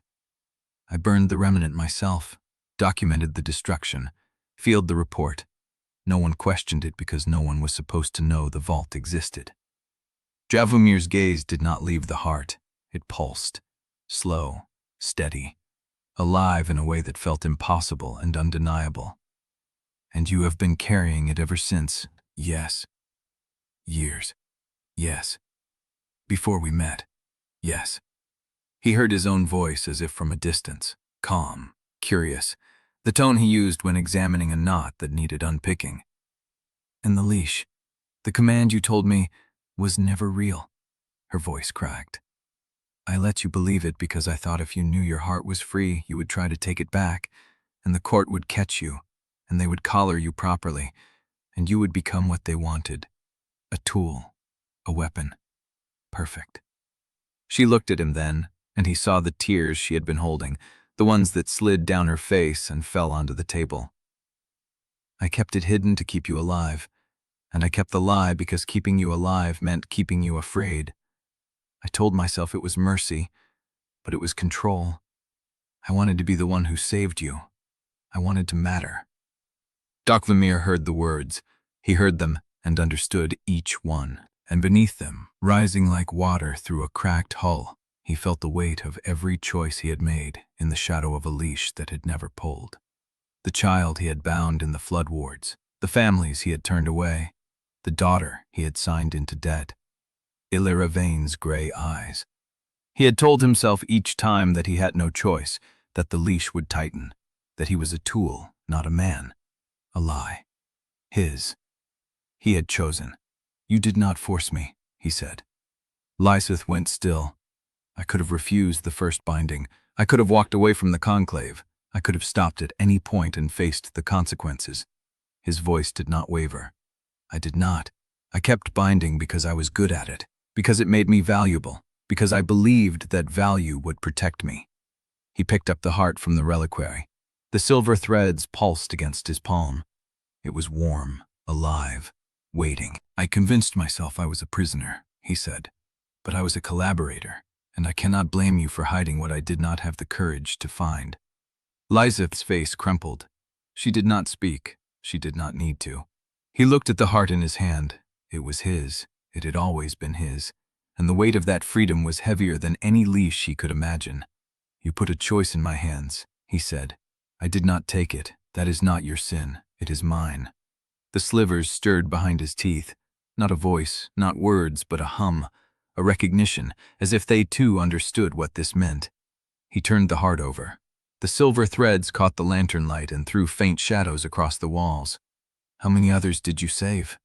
Lieseth's breath caught. What? When you burned collared hearts from the vaults, how many others did you release? She hesitated. I do not know. Dozens, perhaps more. Then you have done what I never dared. He looked at her. You have chosen to release. I chose to possess.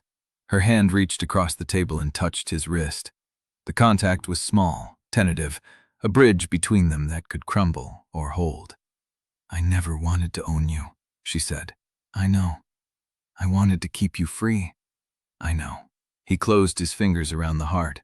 The warmth spread through his hand, up his arm, settling somewhere beneath his collar scar. For the first time, the scar did not ache. I will not put it back. He looked at her. I will keep it. Not because you gave it to me, because I am done pretending I do not own the choice to hold it. She nodded. The tears were still there, but something else had joined them. Relief, perhaps, or fear, or hope. He could not tell the difference anymore. The heart pulsed against his palm. The slivers hummed, and in the drowned watchtower below the ash market, Dravomir Quorne held his own freed heart, and felt the weight of every choice he had ever made settle onto his shoulders like a crown he had forged himself. He did not put it down. He would not. Not for Lieseth, not for Peloon, not for the court. From this night forward, the choice was his, and he would have to live with what he chose. Chapter 24. The heart sat in his palm, warm, alive, waiting. He could feel the pulse of it against his skin, a rhythm that matched his own breathing. The silver threads glowed faintly in the dim light of the hidden chamber. His hands shook. What did you think would happen when I found out? The question came out quiet, not the storm he had expected. Lieseth stood against the table's edge, her hands gripping the rusted iron. Her face was wet, raw, bare. I thought you would hate me. Did you think that would stop me from finding out? She turned away. He set the heart down on the table between them. The pulse did not stop. It beat against the wood like a second heart living in the space between their bodies. Look at me. She did not. He caught her wrist and pulled her around, Not hard, but firm enough that she could not hide. You kept the leash lie for years. You let me believe I was owned. You let me build a life on that fear. His voice rose, not with heat, with something colder. You became the keeper of my freedom, and you called it love. She tried to pull free, he held. And I am supposed to be grateful. I did it to keep you alive. You did it to have power over me. Her face went still. The tears stopped. Something else surfaced, harder, older. I was 17 when I placed your heart in the vault. I was 20 when I stole it back. I had no power. I had nothing. I was a scribe who watched them mark you as property. Then you should have told me. And what would you have done? She stepped closer. The anger in her voice matched his now. What would Dravomir Quorne, rising star of the Obol conclave, have done with the knowledge that his soul was sitting in a sealed court vault under the Archonex's personal seal? He opened his mouth. She did not let him speak. You would have tried to take it back. You would have been caught, and Pauline would have had you collared properly, not with a lie, with iron and salt and the kind of binding that turns a man into furniture. She was close enough that he could smell the ash on her coat. You call me custodian of your soul. Fine. But I am alive because I kept that truth hidden, and you are alive because I kept you in chains you did not know were made of air. And every child I bound in the name of that lie? Her chin rose. That was you, not me. The words hit like a blade. He felt them open something inside him that he had refused to touch since the vaults, since Orrin's voice cutting off, since Elira Vane's gray eyes. You think I do not know that? I think you want me to carry it for you. He struck the table with his palm. The sound echoed off the stone walls. The heart jumped. Every time I bound someone, I told myself the leash forced me. Every time I signed a child into service, I told myself I had no choice, and you gave me that excuse. You forged the lie I hid behind. She did not flinch. You loved the lie. He stopped breathing. You loved believing you had no choice. It made the work clean. It made the blood someone else's fault. She stepped forward, her voice dropping. I gave you a leash that did not exist, but you chose to wear it. You wore it like a badge. You wore it like salvation. She was right. He felt the truth of it settle into his bones, heavy and cold. I wanted to be the one who freed you, she said. I wanted to matter. And now I know that wanting mattered cost us both something we cannot get back. She reached past him for the heart. He caught her hand. Where are you going? Nowhere. She laughed, broken. I cannot go anywhere. The moment I step out of this tunnel, Mother Kalza will find me. They will burn me for apostasy, and you will be called to witness. I will not let that happen. You cannot stop it. I can. He lifted the heart from the table and pressed it into her hand. Then carry it. Her fingers closed around it, confused. You carried my heart for years, he said. Now carry yours. She looked at the silver threads in her palm. The pulse beat against her skin. I do not understand. You came to me that night because you wanted me to trust you. You said you loved me. He took her face in his hands. Then love me without owning me. Love me without the leash. Love me as a man who chose his own sins. Her breath caught. I do not know how. Neither do I. He leaned his forehead against hers. But I would rather fail at that than succeed at what we were. She let out a sound that might have been laughter or a sob. The heart sat between their hands, warm, pulsing, alive. For a long moment neither of them moved. Then she kissed him. It was not gentle. It was not the soft, careful kiss of the shrine room or the stolen corridors. It was desperate and hungry and tasted of salt and ash. Two people who had cut each other open and decided to stay. He pulled her against him. The heart pressed between their chests, beating in time with his own. Her hands found his collar, his jaw, his shoulders, as if she needed to touch every part of him at once to believe he was still there. He did the same. The rusted collar on the table caught the light. The reliquary lay open. And in the secret chamber beneath the ash market, Dravomir Quorne held Lieseth Andarro and felt the weight of every choice they had made settle around them like the first honest noon after years of twilight. When they finally pulled apart, the silver threads of his heart cast shadows across her face. What happens now? It was her voice, cracked, exhausted, hopeful in a way that hurt to hear. He looked at the chamber door. Dawn is coming. Kalza will be waiting. Then we face her. She wiped her face with the back of her hand. Together. He picked up the heart. Together. He placed it inside his coat.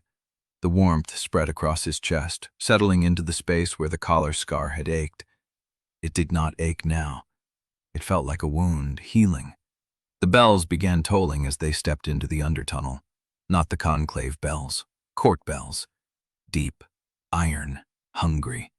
They tolled 4 times, then stopped. And then the call came down from the cathedral, a summons for Inquisitor Lieseth Andarro to present herself before Mother Kalza Istrin for an emergency hearing. By name, by title, by the chain of office she still wore. Lieseth looked at him, and Dravomir felt his heart, the one in his coat, the one that was finally his, beat faster, as if it too understood what those bells had just set in motion. Chapter 25. The cathedral chapter house smelled of old incense and newer fear. Lieseth walked between the oak benches with her reliquary at her belt and her spine straight enough to pass for unbroken. The emergency panel sat behind a crescent table draped in court black. 3 senior inquisitors in ash-gray mantles, a notary with his stylus already bleeding ink, and Mother Kalza Istrin at the center, hands folded over a sealed leather folder. Dravomir had not been summoned. That told her everything about what kind of hearing this was. Sister Malin Huvo stood at the side wall with her hands clasped behind her back, her face a mask of professional emptiness that did not quite hide the tension in her jaw. She had been assigned as witness, not counsel. A signal of how the court wanted this read. Procedural, not punitive. A review of practices, not a judgment of the women. The lies people told themselves when the pyre was already lit. Inquisitor Andarro. Mother Kalza did not rise. You have been called to clarify certain discrepancies in the Floodward investigation of the 5th week of autumn rains. Lieseth stopped at the designated mark on the floor, 3 feet from the table, far enough to be supplicant, close enough to be questioned. I am prepared to clarify, Mother. Kalza opened the leather folder. Her fingers moved across the pages with the slow precision of someone who already knew every word. The binder you pursued in the drowned wards was described in your initial report as an amateur practitioner operating alone, using unstable rites learned from gutter sources. You stated the souls she had collected collapsed during your intervention, and that no names or vessels were recovered. That is correct. And yet the Conclave's senior factor Quorne submitted a report that varied from yours in key details. Lieseth kept her breathing even. Senior Factor Quorne and I conducted separate investigations before coordinating. Our reports naturally emphasized different aspects of the same operation. Naturally. Kalza turned a page. His report mentions a child's shoe. Yours does not. The image surfaced unbidden. The small, scuffed leather shoe in the damp tenement, the family's silence, the way the mother had looked through Lieseth as if she were already a ghost. Because I did not consider it relevant to the binding investigation. His report also mentions the binder spoke to the reliquary as if the soul inside could hear her. You omitted that as well. I considered it theatrical. The woman was desperate and unlicensed. Her prayers to her own work were not evidence of a functional bond. Kalza's pale eyes lifted from the folder. You did not consider it unusual that an amateur gutter priestess would address a clay vessel as if expecting an answer. The question hung in the incense-thick air. Lieseth had walked into this room expecting scrutiny.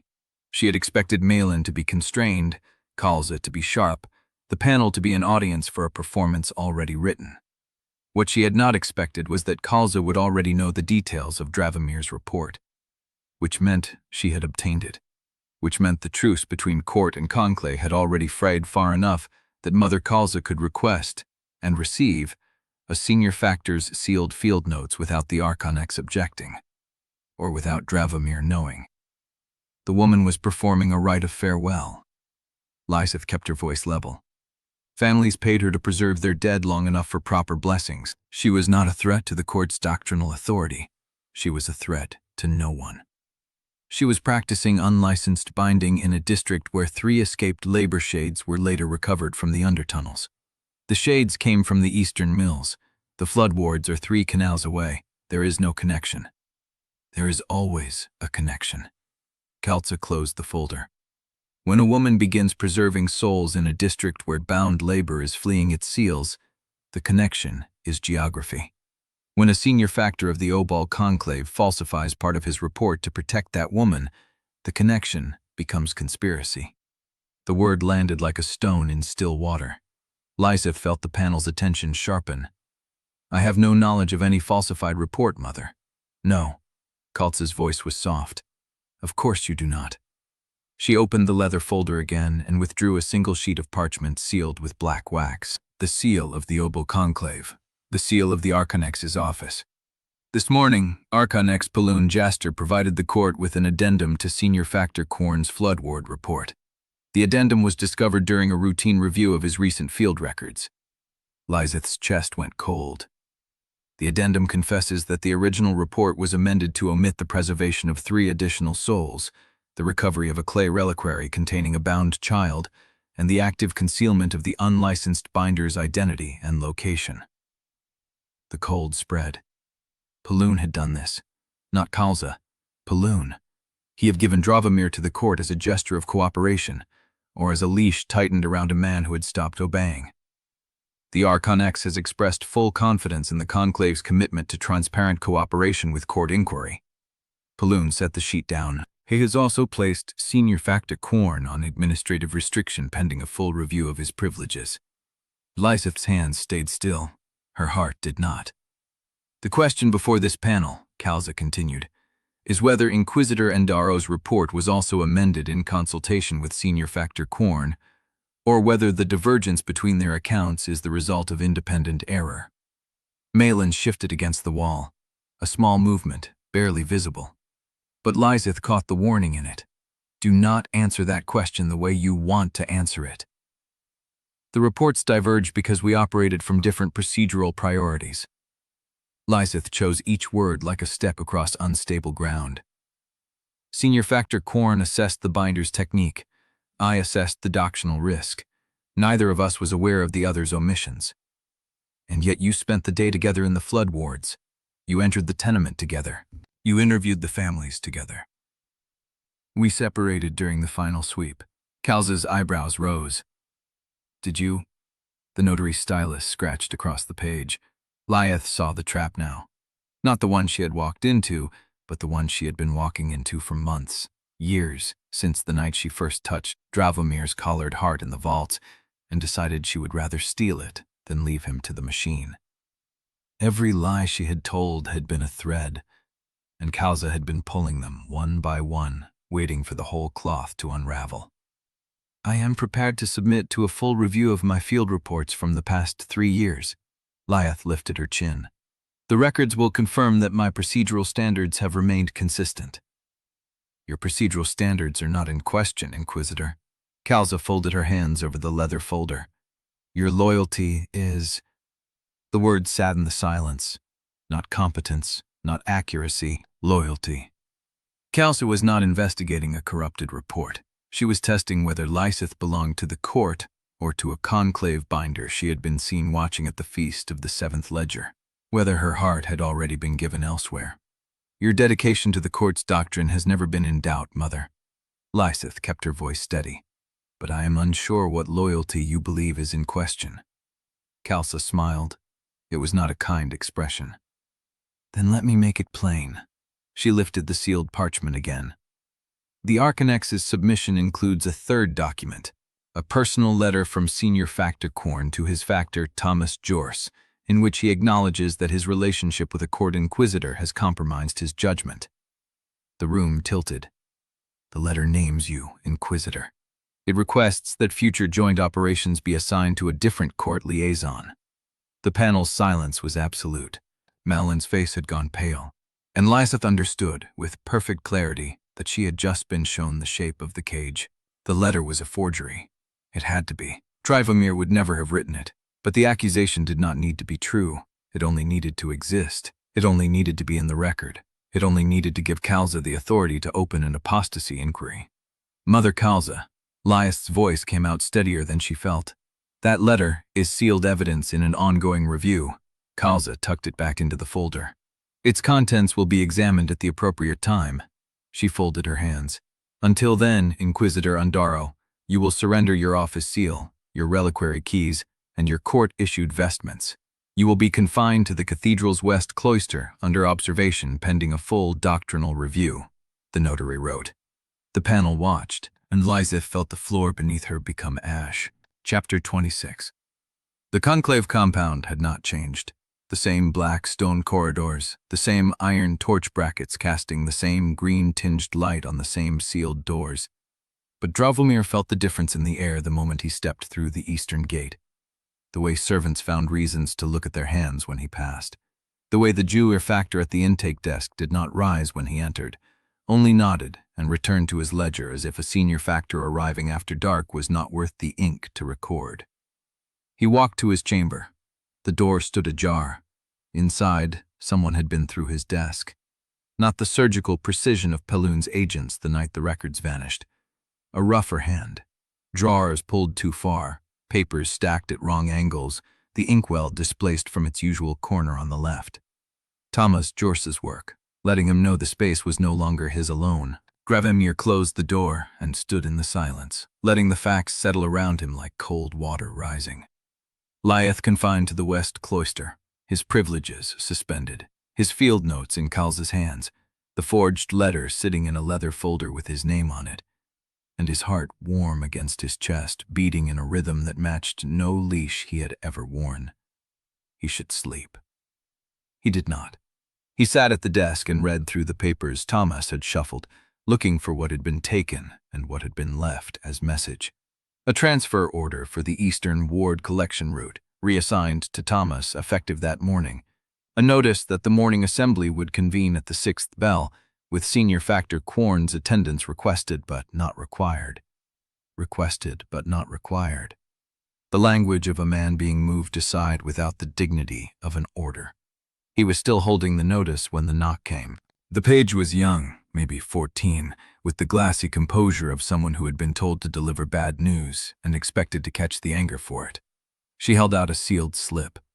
From Widow Prune's courier, Senior Factor, delivered to the lower gate with instruction for your hand only. Dravomir broke the seal. The message was short, 6 words in Eusebet's precise hand. The river bends before it breaks. Come. No time, no place, no signature.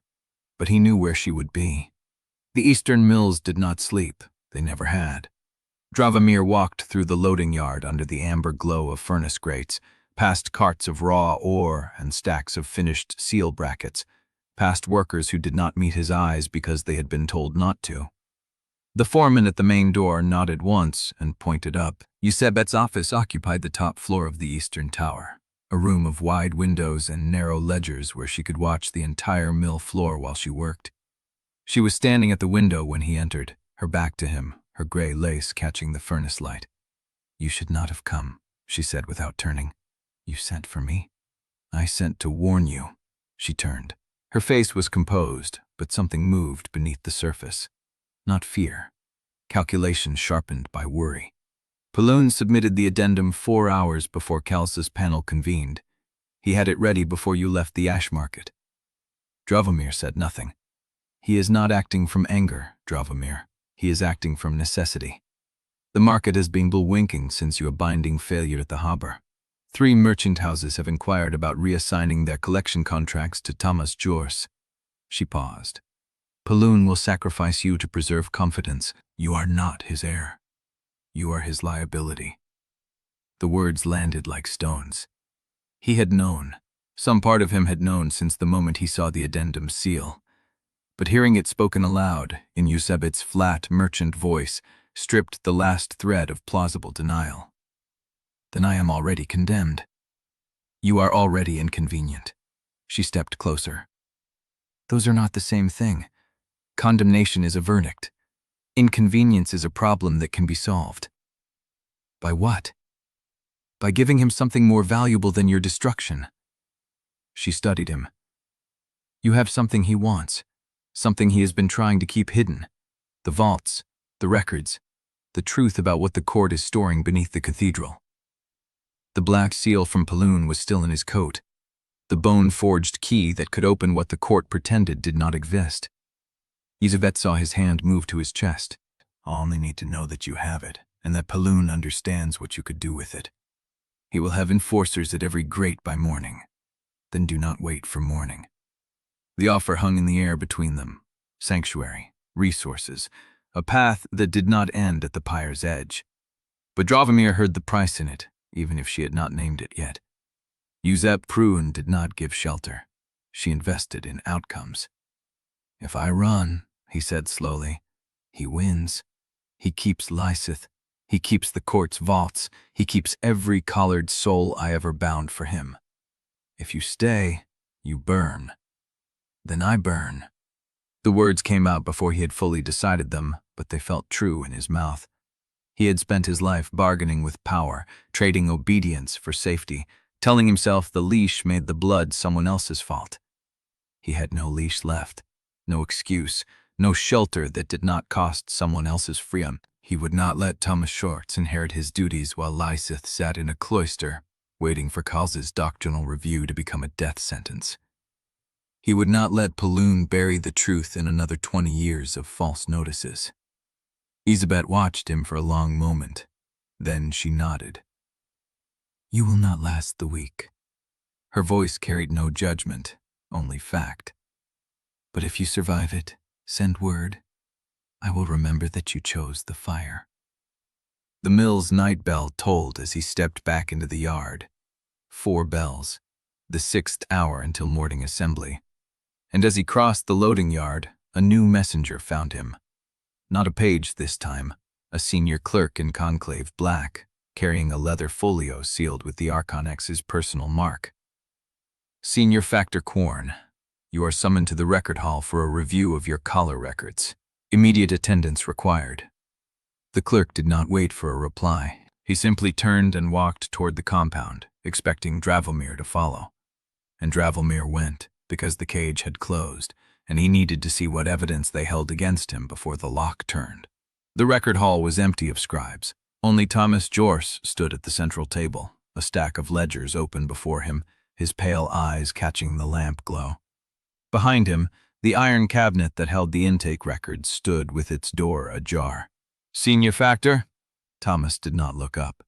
I have been instructed to conduct a full audit of your collar history. All transfers, all bindings, all custody codes.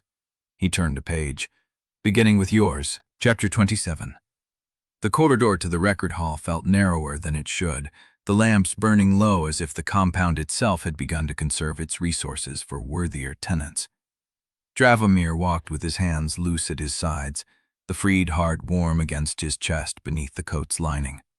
The collar scar had not ached since he had taken it back from Lieseth's Reliquary. He kept expecting it to tighten, to remind him of the leash that had never existed. But the skin remained quiet. A kind of freedom he had not earned yet. Thomas waited in the record hall with ledgers spread across the central table, but Dravomir never reached him. A page intercepted him at the hall's threshold, a boy of 11 or 12 with the Archonex's black seal pinned to his collar and a folded slip in his hand.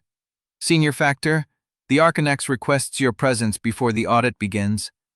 The boy's voice carried no deference. Booning's messengers learned early that power flowed from the one who sent them, not the one they addressed. Dravomir took the slip. No wax, no seal, just a single line in Paloon's cramped hand. The green chamber, come alone. He folded it into his coat and followed the boy up the servant's stair. The green chamber occupied the 3rd floor of the Archonex's private tower, a room Dravomir had entered exactly 4 times in 23 years. Each visit had marked a turning point, his first promotion, his first major binding, his first public failure and the reprimand that followed. And now this. The page opened the door and stepped aside. Inside, the walls breathed with bound light. Green phosphor lamps lined every shelf, casting the room in an underwater glow that made the rows of reliquaries look like sunken treasure. The space was smaller than Dravomir remembered, more cluttered. Ledgers stacked to the ceiling, clay vessels in neat rows. A single desk at the room's center, and behind it, Paloon Jaster sat with his iron-gray hair unbound, spilling over his shoulders like a silver shroud. He wore no formal vestments, only a plain undertunic, the burn seam across his left jaw catching the phosphor glow. Close the door. Dravomir obeyed. The latch clicked and the room's silence deepened, the kind of silence that perched on the chest and waited for permission to lift. Paloon did not rise. He studied Dravomir with those pale, amber eyes, the same look he had given a terrified boy in an orphanage office 23 years ago. Measuring, assessing, calculating whether the investment had retained its value. "I expected you to run." Dravomir said nothing. "The widow offered you sanctuary. I know because she sent word to me afterward, as courtesy demands when a merchant house declines to shelter a marked man." Paloon leaned back. "You refused her. I want to understand why." "Because running would let you bury the evidence." "Evidence of what?" "Of the vaults, the falsified destructions, the heart you had placed in SCC-427 before I could speak my first binding." Paloon's expression did not shift, but something in the room's stillness changed. The green light seemed to grow denser, the air thicker. "You have been busy. I have been awake." "Awake?" Paloon tasted the word like something sour. "You think you have woken from a dream. You think the leash was the only cage, and now that you know it never held you, you are free to choose your own path." He stood slowly, his ascetic frame unfolding like a blade drawn from its sheath. "You are not awake, Dravomir. You are still dreaming. You have simply changed the dream. You told me the leash was real. You let me believe my soul belonged to you for 23 years. I let you believe what you needed to believe, to become what you are." Paloon stepped around the desk, close enough that Dravomir could see the fine tremor in his hands, the only sign of age the Archonex could not suppress. "Do you think I enjoyed watching you flinch at my approach? Do you think I took pleasure in your fear? I think you used it." "Of course I used it." Paloon's voice remained flat, unhurried. "Fear is the only honest currency between master and instrument. I needed you sharp. I needed you hungry. I needed you to believe that every binding you performed was a wall between you and the leash I held. That belief made you the best binder in Halibrand. It made me a coward. It made you effective. There is a difference." Dravomir's hand moved to his coat, where the freed heart rested against his ribs.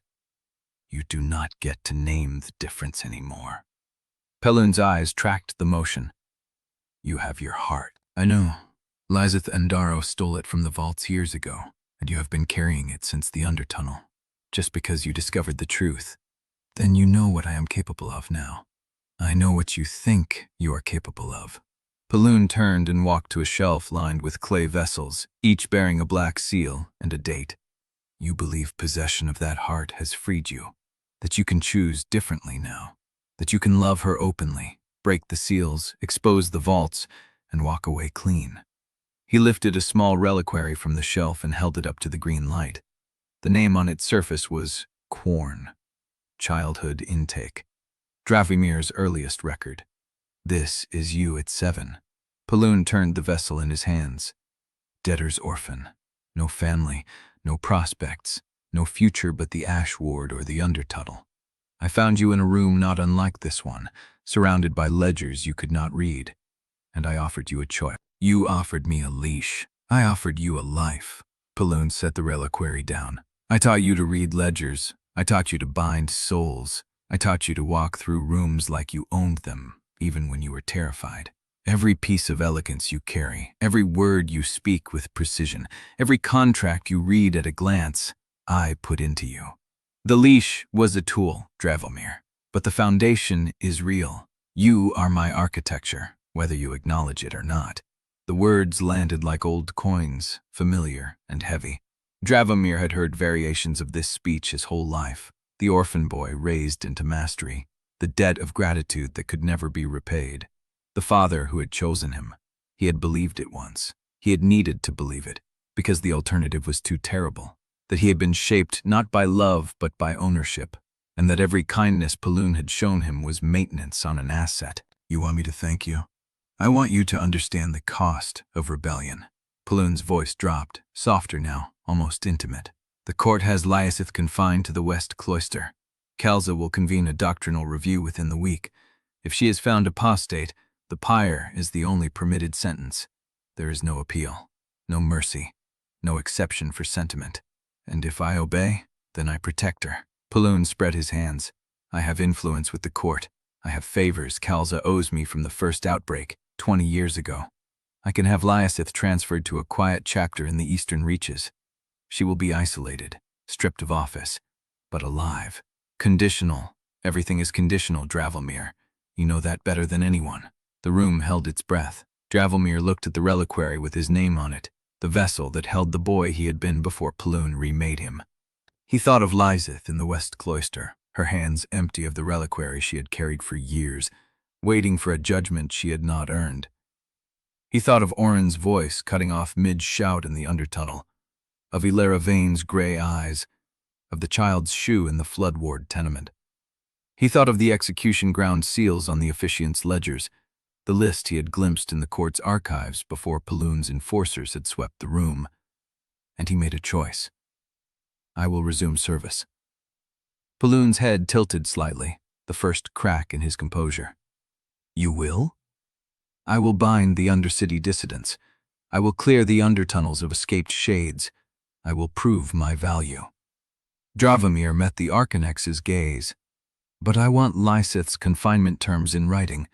I want to see the transfer order before I perform a single binding. Paloon studied him for a long moment. Then he walked to his desk and pulled the leather folio from the drawer. Reasonable. He began writing. Dravomir stepped closer, letting his gaze drift across the desk's surface. A stack of documents, a ledger with the court seal, a loose page covered in names and dates, the same execution ground seals he had seen in the archives. The list of officiants for Lieseth's trial. His fingers brushed the edge of the desk as Paloon wrote, and when he stepped back, the loose page was inside his coat, pressed against the freed heart. Paloon finished writing and held out the order. Signed and sealed, Lieseth's transfer to the Eastern Reach chapter pending your cooperation. Dravomir took it. The parchment was warm from Paloon's hand. Thank you, Archonex. The words tasted like ash, but they were necessary. Paloon nodded, the paternal mask settling back into place. You are still my finest investment, Dravomir. Do not make me reconsider. Dravomir turned and walked to the door. The green light followed him like a question he had not answered. The corridor outside was empty, the page gone. Dravomir pressed his hand to his coat, feeling the stolen list against his chest, and walked fast toward the West Cloister. He had a trial to stop. And he needed to know which officiants Kalza had chosen, because the names on the execution ground seals would tell him exactly where the apparatus was weakest. Halfway down the ramp, a hand caught his sleeve. He spun. A young court acolyte, face pale, eyes wide. Senior Factor, Mother Kalza requests your presence at the West Cloister immediately. The doctrinal review has been moved forward. Dravomir's blood turned cold. To when? The acolyte swallowed. To now. Chapter 28. The acolyte's words hit like a blade between Dravomir's ribs. To now. He was already moving, the stolen list pressing against his chest with every stride, the freed heart beating in a rhythm that matched no leash he had ever worn. The West Cloister lay 3 levels down, past the shrine courts and the furnace bridges, through corridors that grew narrower and colder as they descended toward the sealed court's holding chambers. Dravomir had never been inside the West Cloister. He had never needed to know where they kept the condemned before judgment. Now he learned. The acolyte led him past 2 enforcer checkpoints, each manned by court guards who recognized his coat, but did not meet his eyes. Their silence was a verdict in itself. The scandal had already reached them. They knew whose side they were on. The cloister door stood open.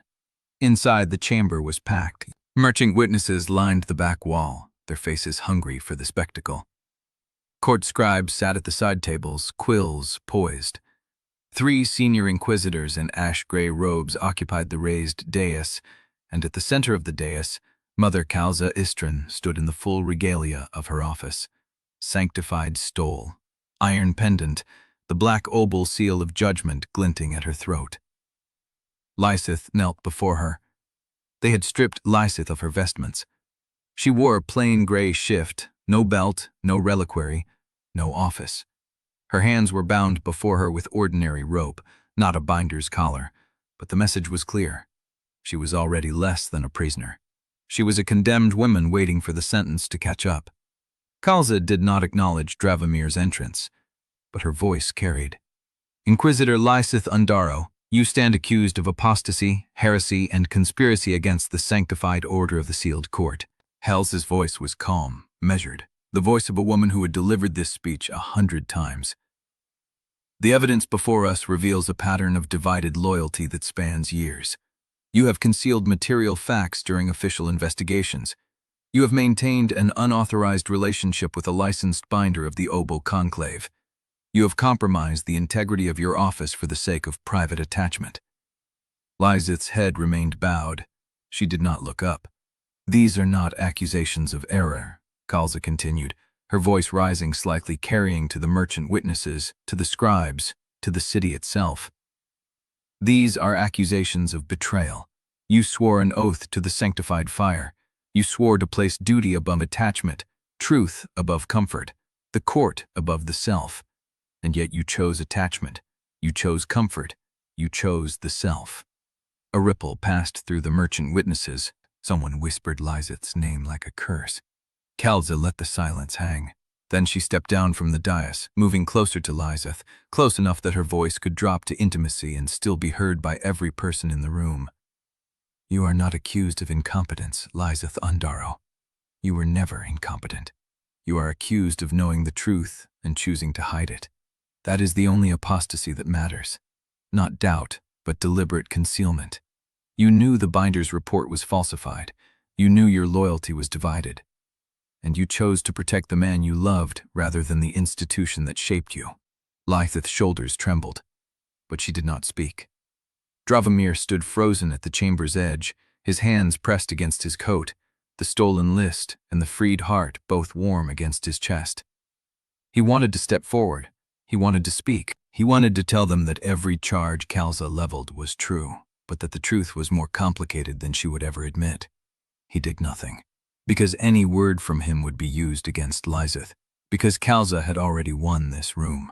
The formal trial will convene at the execution ground in 3 days, Kalza announced, stepping back to the dais. The pyre has been prepared. The sanctified fire awaits, and the city will witness what becomes of those who place attachment above duty. She turned to face the room, her gaze sweeping across the merchant witnesses, the scribes, the inquisitors, and then it landed on Dravomir. The senior factor of the Eastern Wards has been requested to attend as licensed binder witness. His testimony will confirm the nature of the falsified report and the extent of the conspiracy. Dravomir's blood turned to ash. Requested to attend. Licensed binder witness. He understood the trap in that single sentence. They were not going to execute Lieseth quietly. They were going to make him watch. They were going to make him testify. They were going to make him choose, publicly, in front of the city, whether he would condemn her with his words or damn himself with his silence. And the summons bore both Kalza's seal and Paloon's approval. The Archonex had signed off on this. Of course he had. The conditional deal was a lie. The transfer order was a fiction. Paloon had never intended to save Lieseth. He had intended to use her as leverage, and when that leverage failed, he had handed her to Kalza as a sacrifice.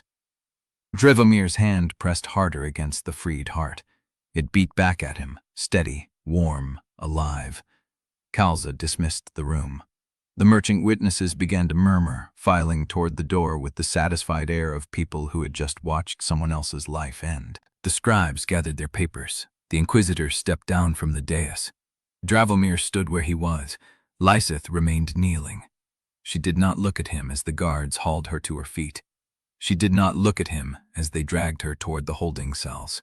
She kept her eyes fixed on the stone floor, as if she had already accepted the sentence.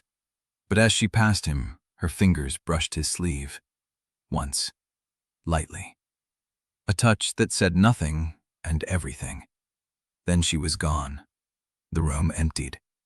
Dravomir stood alone in the west cloister, the stolen list in his coat, the freed heart pressing against his ribs, the summons for his own testimony burning in his memory.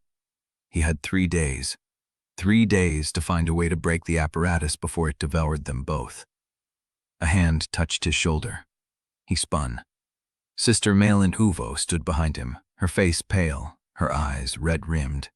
"Senior Factor, I need to speak with you, now, before they seal the cloister."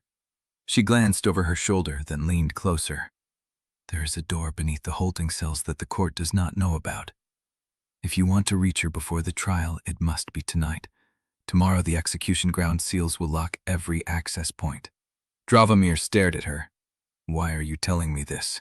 Malin's jaw tightened. "Because I watched her choose love over duty, and I have spent my whole life choosing duty over love." She met his eyes. "I want to know which one hurts less." She pressed a key into his palm and walked away. The key was cold, iron, unmarked. Dravomir closed his fingers around it. 3 days. But tonight, there was a door. Chapter 29. The key was still cold in Dravomir's palm when the cloister bells began to toll the midnight hour. He moved through the compound with the careful ease of a man who knew every shadow, every servant's schedule, every blind spot in the patrol routes. The corridors felt different now. Not hostile exactly. Shifted. The junior factor who usually nodded to him turned his face to a ledger.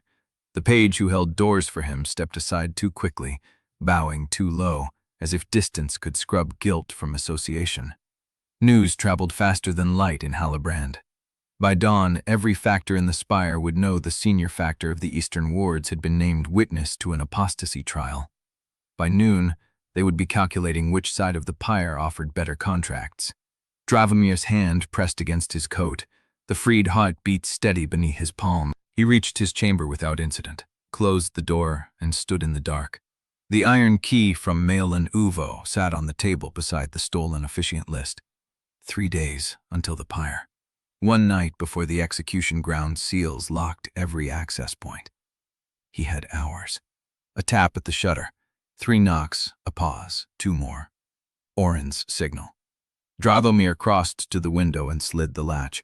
The shutters swung inward, and Orrin's skull dropped from the ledge into the room with the practiced silence, a man who had spent his life moving through places he did not belong. "You look worse than I expected," Orrin said. "You look better than I hoped." Orrin's mouth twitched, not quite a smile. The Undercity heard about the trial, heard about the summons, heard about the pyre. He leaned against the wall, arms crossed. "They want to know which man you are now." "Which man? The one who burns alone, or the one who brings the fire down with him?" Orrin's pale eyes held Dravomir's. "Your widow patron put coin on the second option. The mortuary factors are betting the first. The gutter priests are taking both sides and skimming the margin." Dravomir's jaw tightened. "I don't have time for bookmaking." "No, you have time for this." Orrin pulled a folded parchment from his sleeve and tossed it onto the table. "There is a route beneath the execution square. Old funerary channel, predates the court's foundation. Runs from the undertunnel grate at the 3rd canal bend to a maintenance hatch beneath the scaffold's eastern pillar." Dravomir did not touch the parchment. "Why are you giving me this?" "Because the Undercity wants to see what happens when someone cracks the ledger open." Orrin's voice flattened. "And because I still owe you for the Flood Ward woman. You let her run." "I remember. That was months ago. The dead have long memories." Orrin pushed off the wall and moved toward the window. "The route exists only until dawn of the sentence day. After that, the court's SEAL teams lock every grate within a quarter mile. If you want to use it, you go tonight." Dravomir picked up the parchment. It was soft, creased, drawn in charcoal. A single line traced through the Undercity's maze, ending at a circled cross. "If I go tonight," he said slowly, "I walk into a sealed holding cell with no way to get her out before the trial." Orrin paused at the window ledge. "That sounds like your problem, not mine." "Then why show me the route?" "Because I want to see which man you become." Orrin met his eyes one last time. The one who waits until the pyre and hopes for a miracle, or the one who breaks her out before the seals lock and forces the city to choose sides in the dark. He was gone before Dravomir could answer. The shutters rattled once, then stilled. Dravomir stood alone in the dark chamber, the parchment in one hand, the iron key in the other. 3 days until the pyre. But the route existed only until dawn of the sentence day. He looked at the key, looked at the parchment. Then he crossed to the door, opened it, and stepped into the corridor. The compound was quiet. The midnight patrol had passed 10 minutes ago. The next circuit would not come for another 20, enough time to reach the hidden door beneath the holding cells. Enough time to see if Malin's gift was mercy or a second trap. He moved. The freed heart beat against his chest with every step, steady, warm, alive. He reached the servants' stair, descended past the empty kitchens, past the storage cellars where old reliquaries gathered dust, past the iron grate that separated the conclave's domain from the court's.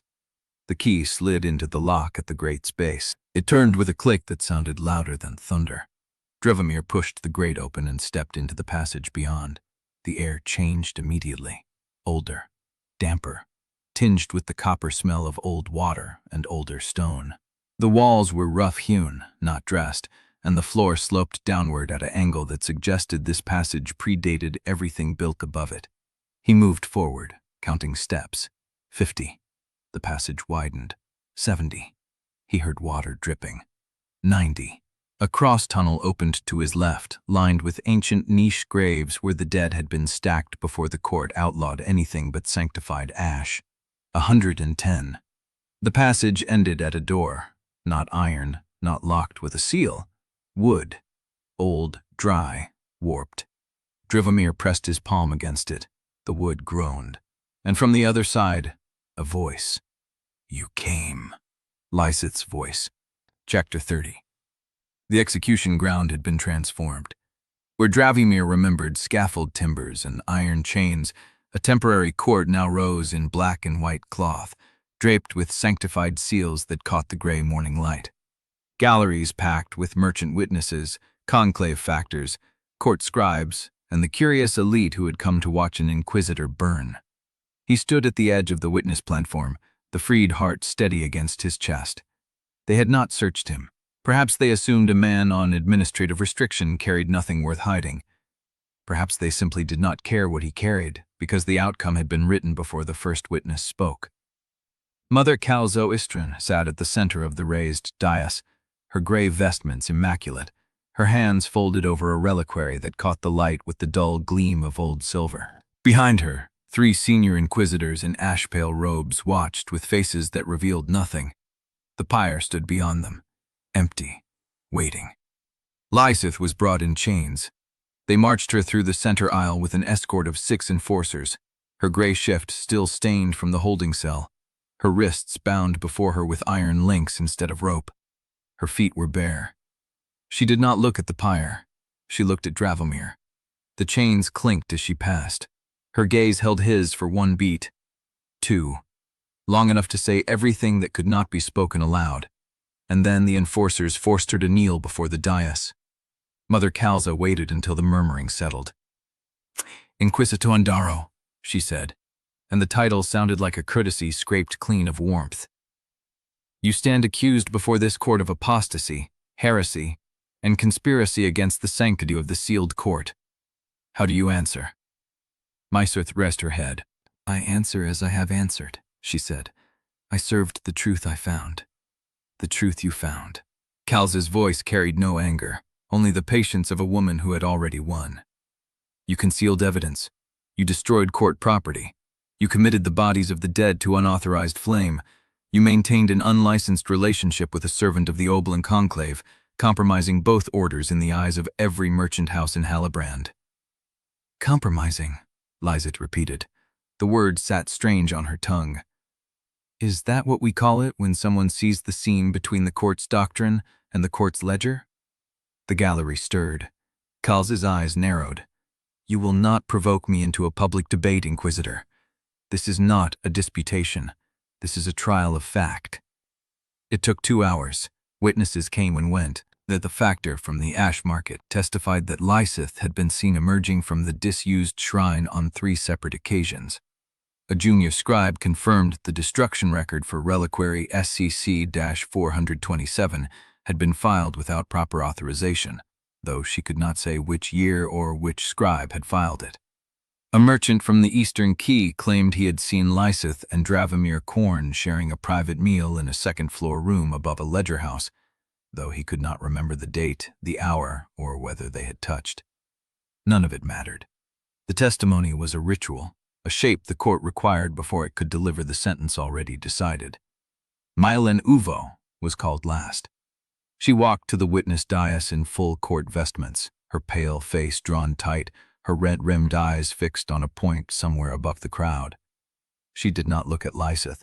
She did not look at Dravomir. "Witness Uvo," Kalza said, "you served alongside the accused for 7 years. Did you ever observe conduct inconsistent with the court's doctrine?" Mylen paused. "I observed conduct consistent with a woman trying to serve a truth that did not fit the doctrine's shape," she said. The gallery went silent. Kalza's jaw tightened. "That is not an answer." "It is the only answer I have." Mylen's voice held steady, but her hands trembled against the dais rail.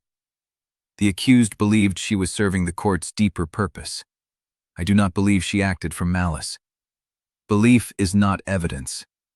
Neither is a forged letter presented without a named author, and yet it sits in the court's record." Someone in the gallery inhaled sharp. Kalza rose from her seat. The motion was slow, deliberate, a statement of authority that needed no words. She stood looking down at Mylen for a long moment, then turned her gaze to Lieseth, then to Dravomir. "The court will recess for judgment." It took 20 minutes. 20 minutes of Dravomir standing on the witness platform with the freed heart beating against his ribs and the slivers whispering at the edges of his hearing. 20 minutes of Lieseth on her knees before the dais, her bare feet pressed against the stone, her gaze fixed on nothing. Then Kalza returned. She did not sit. "Inquisitor Lieseth Andarro," she announced, "you are found guilty of apostasy, heresy, and conspiracy against the sealed court. The sentence is death by sanctified pyre, to be carried out at sundown on the 3rd day following this judgment." The gallery exhaled. Kalza raised her hand. "However, the court's mercy permits one avenue of clemency. If the condemned submits to a binding of confession before execution, her soul will be released into sanctified fire rather than bound to eternal service. The binding must be performed by a licensed binder of the Obol conclave, witnessed by this court and recorded in the ledgers of both orders." She turned. Her eyes found Dravomir. "Senior Factor Quorne, approach." The freed heart slammed against his ribs. Dravomir stepped off the witness platform.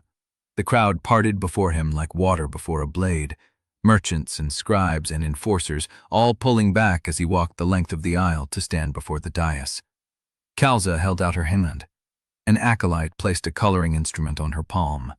Iron, black, cold. "By the authority vested in this court," Kalza said, "you are commanded to bind the condemned soul of Lieseth Andarro, that her death may be purified through the Obol rite and her soul delivered to sanctified fire rather than the darkness of apostate judgment."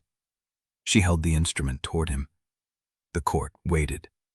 Lieseth knelt on the stone, her chains silent, her eyes fixed on Dravomir's face. She did not speak. She did not need to. The freed heart pulsed against his chest. Once, twice, steady as the rhythm it had found in his keeping, the rhythm that matched no leash he had ever worn, the rhythm that had no master but itself. Dravomir looked at the collaring instrument. Then he looked at Kalza, and he did not reach for it. Chapter 31. The court did not move. For 3 full breaths, the execution ground held its shape, merchants frozen in the gallery, scribes with pens suspended, enforcers with hands half extended toward their collars. The collaring instrument sat in Kalza's palm, untouched. Dravomir stood before the dais with his hands at his sides. The freed heart beat against his ribs. Kalza's face had not changed. That was what he would remember later, the absence of surprise, the way she simply held the instrument a moment longer, then lowered it. "The condemned will be escorted to the preparatory chambers," she said. "The sentence stands at sundown on the 3rd day.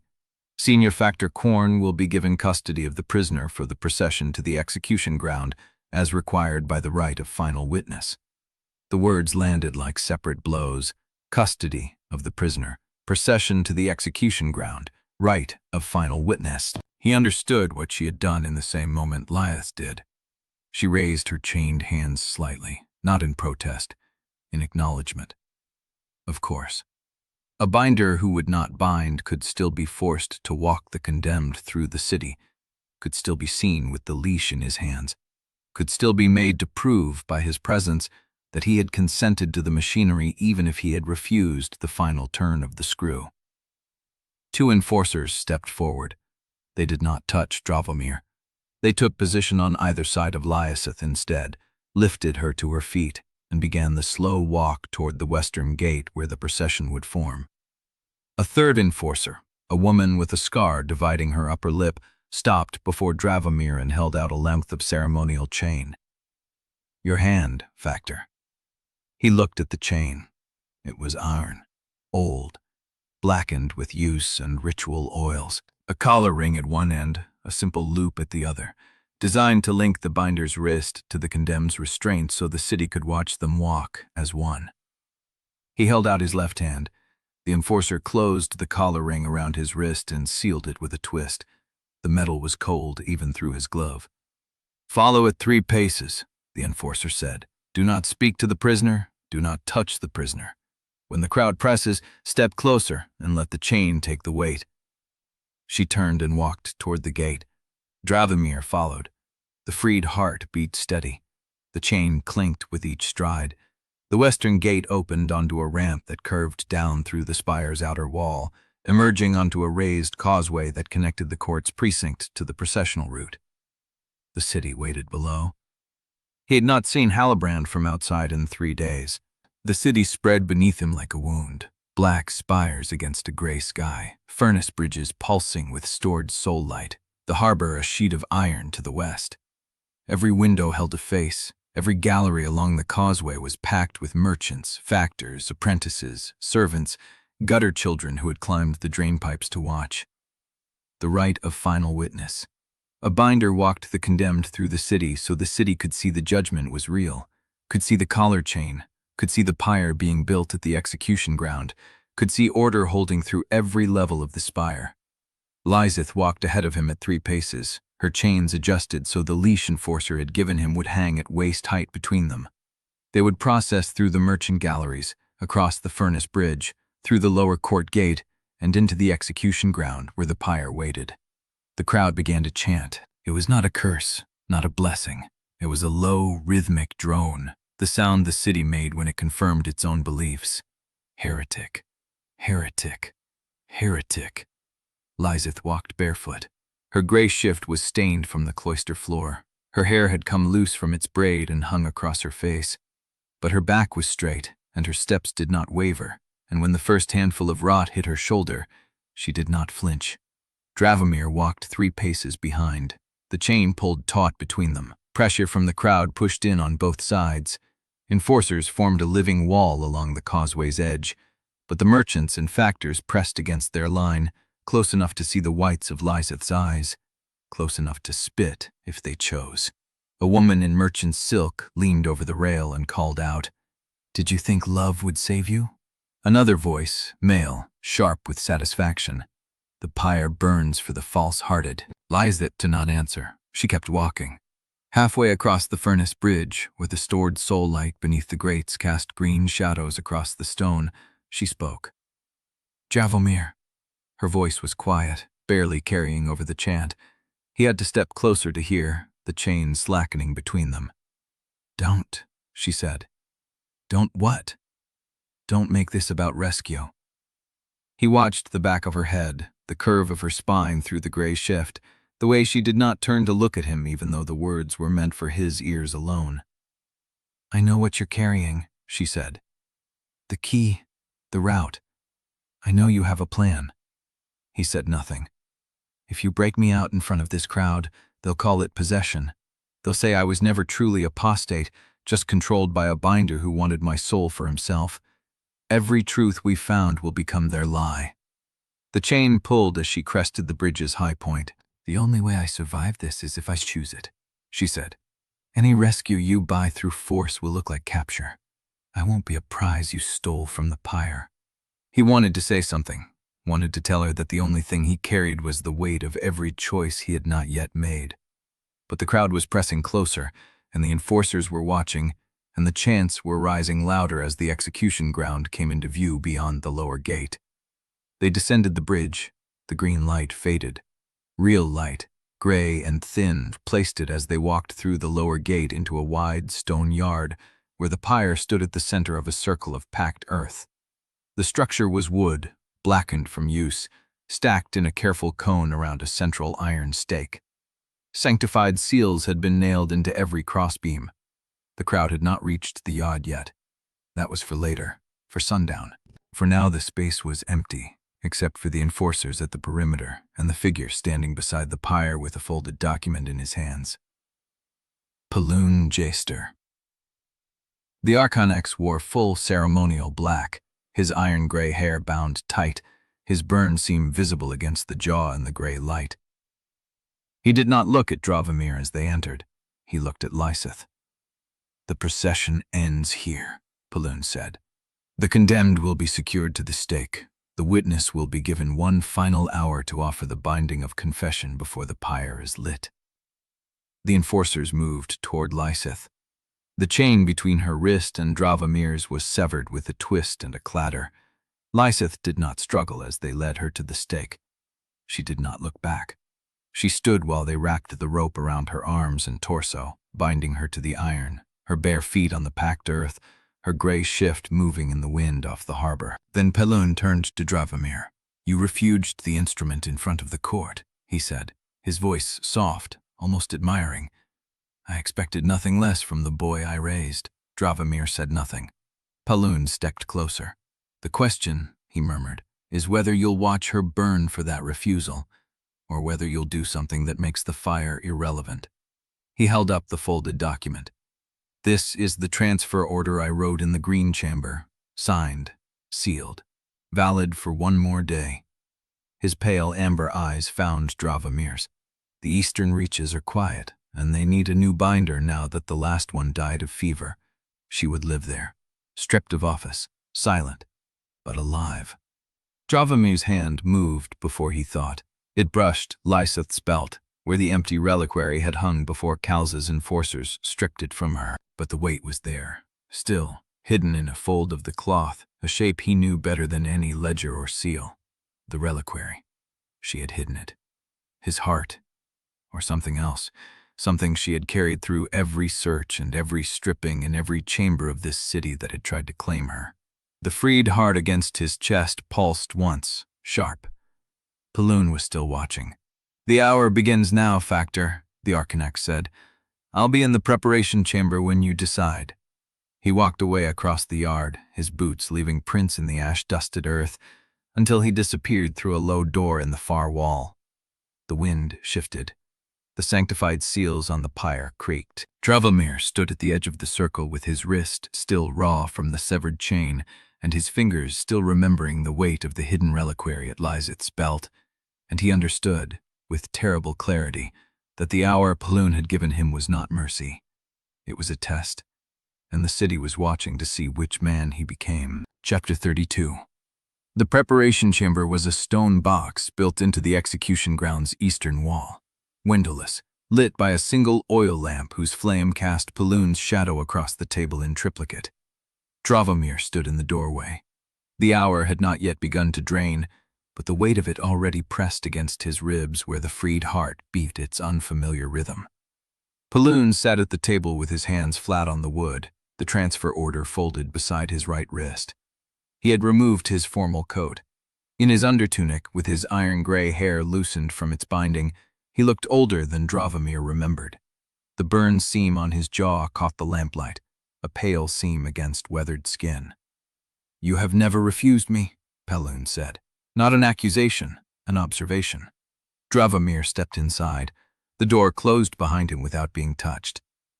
"I raised you to be better than obedience," Paloon continued. "Obedience is for factors with no imagination. Thomas Jorce obeys. You are meant to understand why the command exists and choose to execute it because you see the necessity." "I see it," Dravomir said. Then why are you standing in my preparation chamber with a woman's like hanging on the next word you speak, when you could have bound her in front of the court and let the system do the rest? The lamp guttered. Dravomir's gaze moved past Paloon to the table. There were ledgers there, 3 of them, stacked beside the transfer order. The topmost had a seal pressed into its cover, the same execution ground mark he had memorized from the stolen officiant list. He kept his face still. "Innocence is a luxury," Paloon said, his voice dropping into the register Dravomir had heard only 4 times in 23 years. The voice that had told him he was being raised, not owned. The voice that had made the leash feel like love. "It is a childhood garment that Halibrand strips from every soul the moment it becomes useful. You think I do not know what you have cost yourself? You think I do not see the ledger of your regrets?" Dravomir said nothing. "I have buried worse than you will ever carry," Paloon said. "I have burned reliquaries that contained the souls of children. I have watched friends walk into the pyre because the machine needed fuel. I have done all of it so that this city does not collapse into the famine and riot that waits beneath every order we claim to enforce." He slid the transfer order across the table. "Lieseth Andarro will live. She will breathe. She will grow old in a quiet chapter where she can pray to whatever god she still believes in. That is what I am offering you. Not absolution, not freedom. Life." Dravomir's hand moved. He picked up the transfer order, felt the weight of the paper, the texture of Paloon's seal pressed into the wax. He did not open it. His eyes stayed on the ledgers. "You prepared these before the trial," he said. Paloon's head tilted, a fraction, the only sign of surprise he allowed himself. "The officiant's ledgers," Dravomir continued. "Certified, sealed, ready for the execution ground ceremony. They are procedure. They are identical to the list I stole from your desk." The room went still. Paloon looked at him. Not with anger, with something closer to recognition, the look of a craftsman seeing a tool he had forged perform a function he had not designed. "You have been holding that information," Paloon said slowly. "Since the Green Chamber?" "Yes. And you walked the procession. You stood at the pyre. You let her be bound to the stake while you carried a map of the apparatus that will kill her." Dravomir did not flinch. "I needed to see the ledges confirmed," he said. "I needed to know the stolen list was accurate, not a decoy you planted to test whether I would use it." Paloon laughed. It was a dry sound, stripped of warmth. "You are learning," he said. "Too late, perhaps, but you are learning." He stood. The chair scraped against the stone. "The hour is not for you to decide whether she lives," Paloon said. "The hour is for you to decide whether you become the man who watches the machine devour her, or the man who helps it turn. Those are the only 2 futures available to you. The Eastern Transfer, or the pyre." "The pyre," Dravomir repeated. "The pyre burns at sundown. The officiants will read the seals. The fire will be sanctified. Her soul will be released if the binding of confession is performed, or bound into the ash of the execution ground if it is not." Paloon stepped closer, close enough that Dravomir could smell the ash on his skin, the oil of the lamp, the copper undertone of old blood. "There is no third door, Dravomir. There is no secret passage that leads to a life where you keep both your honor and her breath. I built this city. I know every seam, and I am telling you that the only way out is through." Dravomir looked past him, at the ledgers, at the execution ground seals pressed into the leather, the same marks he had memorized from the stolen page. 7 officiants, 7 seals, 7 moments in the ceremony where the apparatus was visible, tangible, breakable. The freed heart pulsed against his chest. He thought of the pre-court funerary passage beneath the execution square. The hidden door Malin's key had opened. The under-tunnel route Orrin had drawn in charcoal. The path that led to a maintenance hatch beneath the scaffold's eastern pillar. He thought of the reliquary hidden at Lieseth's belt, the heart she had carried through every search. He thought of Paloon's voice saying there is no third door, with the certainty of a man who had never needed one. "The hour," Dravomir said, "is almost over." Paloon watched him. "Then choose." Dravomir looked at the transfer order in his hand, the paper that would send Lieseth east, alive, silenced, stripped of everything she was. He looked at the ledgers on the table, the 7 officiants, the 7 seals, the moment between the final seal and the first flame where the apparatus was most vulnerable. He looked at Paloon, the man who had raised him, shaped him, taught him to mistake usefulness for love, and who now stood waiting for the obedience that had never been real. "I need to see her one last time," Dravomir said, "before I answer." Paloon's eyes narrowed. "The rite does not permit. You gave me an hour." Dravomir voice did not waver. "I am using it to say goodbye." The silence stretched. Paloon's hand moved. He reached into his coat and pulled out a key, iron, unmarked, identical to the one Malin had given him.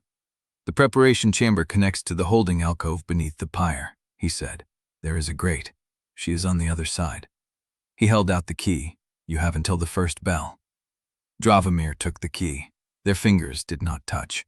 He turned and walked to the far wall, where a low iron door stood half visible in the shadow, and he unlocked it without looking back. The passage beyond was narrow, damp, lit only by the faint green glow of old seal light seeping through the floor grates. He moved through it with the stolen officiant list still pressed against his chest and the freed heart beating in time with his steps, and he understood that Paloon had just given him the last thing he needed, not to say goodbye, but to break the machine from the inside. The grate loomed ahead. Beyond it, Lieseth stood bound to the stake. He had 20 minutes before the first bell. He had 7 officiants to stop. He had 1 heart, and hers, and the apparatus that thought it owned them both. Chapter 33. Through the grate Lieseth stood bound to the iron stake, gray shift stained with the city's refuse, her hair hanging loose where the rope had pulled it free. She looked up when the door scraped open, and her mouth moved around a word he could not hear through the bars. The freed heart hammered against his ribs. He pressed the key to the lock, and the grate swung inward. The holding alcove smelled of old ash and the copper tang of sanctified seals, the floor sloping toward a drainage channel where the blood of past executions had been washed away, but never quite forgotten. 20 minutes, he said. Maybe less. Lieseth's hands were bound behind the stake, wrists wrapped in iron, her fingers visible against the blackened wood. She did not struggle. She watched him with the same stillness she had worn through the trial, through the procession, through every moment the apparatus had tried to break her. "You found what you needed," she said. It was not a question. "The officiant list matches. 7 seals. 7 moments." He crossed to her, dropped to his knees at the base of the stake, ran his hands over the iron collar bolted into the wood. "The matrix beneath this scaffold stores the bound force from every execution they have ever held here. Reliquaries, ledgers, collared souls they never released." He felt the pulse of it through his palms. A deep thrum, not heat, not cold, something older than both. The accumulated weight of decades of sanctified murder pressed into the stone. "You are going to break it," Lieseth said. "I am going to break it." He looked up at her. The gray shift had a tear at the shoulder where the crowd's refuse had cut her. Her jaw was set, her eyes dry, her breath steady. "Then do it," she said. "But do not do it for me. For who else would I do it?" She shook her head. "Do it because you refuse to be the man who turns love into possession. Because you refuse to let the apparatus use me as the reason you become its perfect instrument again." He understood. She would rather burn than be the excuse that brought him back inside the cage. He rose. His hand found the hidden reliquary at her belt, the small, hard shape he had felt during the procession, and he pressed his freed heart against it through the layers of cloth. The pulse sharpened, recognition, resonance, a locked door finding its key. "Whatever is in this," he said, "I will need it." "It is not your heart." "I know." She met his eyes. "Then you already know what it contains. You have always known. You were not ready to see it." A bell rang somewhere above them, thin and distant, the first warning that the ceremony was about to begin. 10 minutes, maybe fewer. He stepped back from the stake, turned toward the grate, and walked out of the holding alcove without looking back, because if he looked back he would try to cut her free and running would not break the machine. The passage rose through narrow stairs into the execution ground's lower chamber, where the 7 officiants were already assembling. They wore black vestments, each bearing a silver seal at the chest, each carrying a reliquary of their own, small clay vessels containing the collected force of past bindings. Mother Kalza stood at the center of the chamber, flanked by senior inquisitors. "Dravomir Quorne," she said, "you have come to perform the binding of confession." It was not a question. He did not answer. He walked past her, up the stone steps that led to the scaffold, and emerged into the gray afternoon light of the execution ground. The crowd was packed behind the barriers, merchants and factors and common citizens pressing against the rope lines to watch the heretic burn. The pyre stood at the center of the stone yard, sanctified seals nailed into every crossbeam, the iron stake visible through the gaps in the wood where the fire would climb. Paloon stood at the eastern edge of the circle, arms folded, his iron-gray hair loose, his pale amber eyes fixed on Dravomir's face. Lieseth was already being brought up from below, 2 enforcers guiding her bound form through the hatch, her bare feet leaving wet prints on the stone. The freed heart beat against Dravomir's chest. He stepped to the pyre's edge as the enforcers bowed Lieseth to the stake a second time, iron chains around her wrists, her ankles, her waist, and the 7 officiants filed into their positions around the circle, each facing inward, each holding their clay reliquary. Mother Kalsa climbed to the dais and raised her hand. "By the authority of the sealed court, by the judgment of this assembly, and by the will of the sanctified doctrine that binds all heretics to the fire that purifies, we gather to witness the release of Lieseth Andarro, once inquisitor, now condemned, to the mercy of the flame." The crowd cheered. Dravomir did not move. Kalsa lowered her hand and looked at him. "The binding of confession must be performed before the first seal is broken. Approach the condemned." He approached. The collaring instrument was already waiting on a stone block at the pyre's base, a circle of iron studded with small obol hooks, designed to be pressed against the chest of the condemned and activated by the binder's will. He picked it up. It was cold, heavier than it looked, the metal worn smooth by decades of use. He turned it in his fingers. Lieseth watched him from the stake. Her lips moved, no sound, but he read the shape of the word. "Choose." The crowd fell silent. Mother Kalsa's voice carried across the yard. "Senior Factor Dravomir Quorne, by the authority vested in you by the Obol Conclave and the sealed court, perform the binding of confession on Lieseth Andarro, that her soul be released to sanctified fire and not to eternal bondage." He held the instrument. He felt the freed heart. He felt the slivers in his teeth humming, not with her voice, but with his own, the accumulated weight of every soul he'd bound, every choice he'd made, every excuse he had built to avoid this moment. He looked at Paloon, the man who had raised him, shaped him, taught him to mistake usefulness for love. He looked at Kalsa, the woman who believed holy violence was the same as justice. He looked at Lieseth, bound to the stake, gray shift stained with the city's refuse, her eyes holding him steady. No, the word was soft. The crowd did not hear it. Mother Kalsa's brow tightened. "Speak clearly, Factor." Dravomir raised his voice. "No!" The crowd stirred, uncertain, the word passing through the barriers like a ripple through still water. Mother Kalsa's face went still. "You refuse the binding of confession?" "I refuse. The court commands it. The conclave commands it. The law commands it." "The law is a lie," Dravomir said, and he dropped the collaring instrument onto the stone. It clattered once and lay still. He reached into his coat and pulled out his freed heart. The crowd gasped. The officiants stirred. Mother Kalsa's hand moved toward the bell that would signal the execution to begin. But Dravomir was faster. He slammed his freed heart against the stone at the pyre's base, where the reliquary matrix lay buried beneath the sanctified seals, and he felt the connection snap open like a wound. The slivers in his teeth screamed.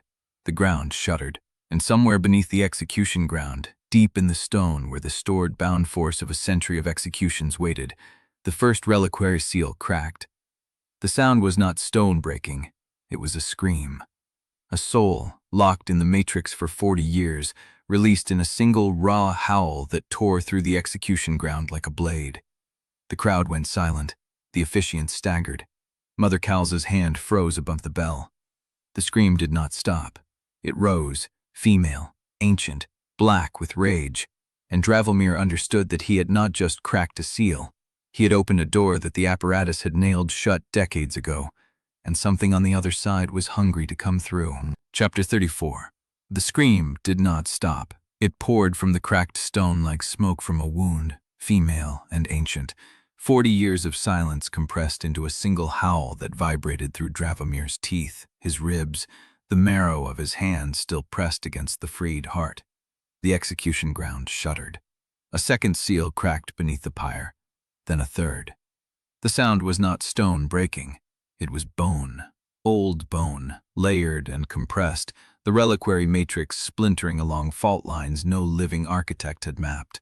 The 7 officiants staggered back from their positions. One dropped his clay reliquary. It shattered on the stone, and a gray vapor coiled upward, thin and hissing. And the vapor had a face. "Seal the matrix!" Mother Kalza's voice cut through the chaos. "Every officiant, press your seals!" She did not finish. The vapor face lunged. It struck the nearest officiant in the chest, and he folded without a sound, his ribs caving inward as the bound soul forced itself into the space where his breath had been. He hit the ground twitching, his mouth open, and something else looked out from his eyes.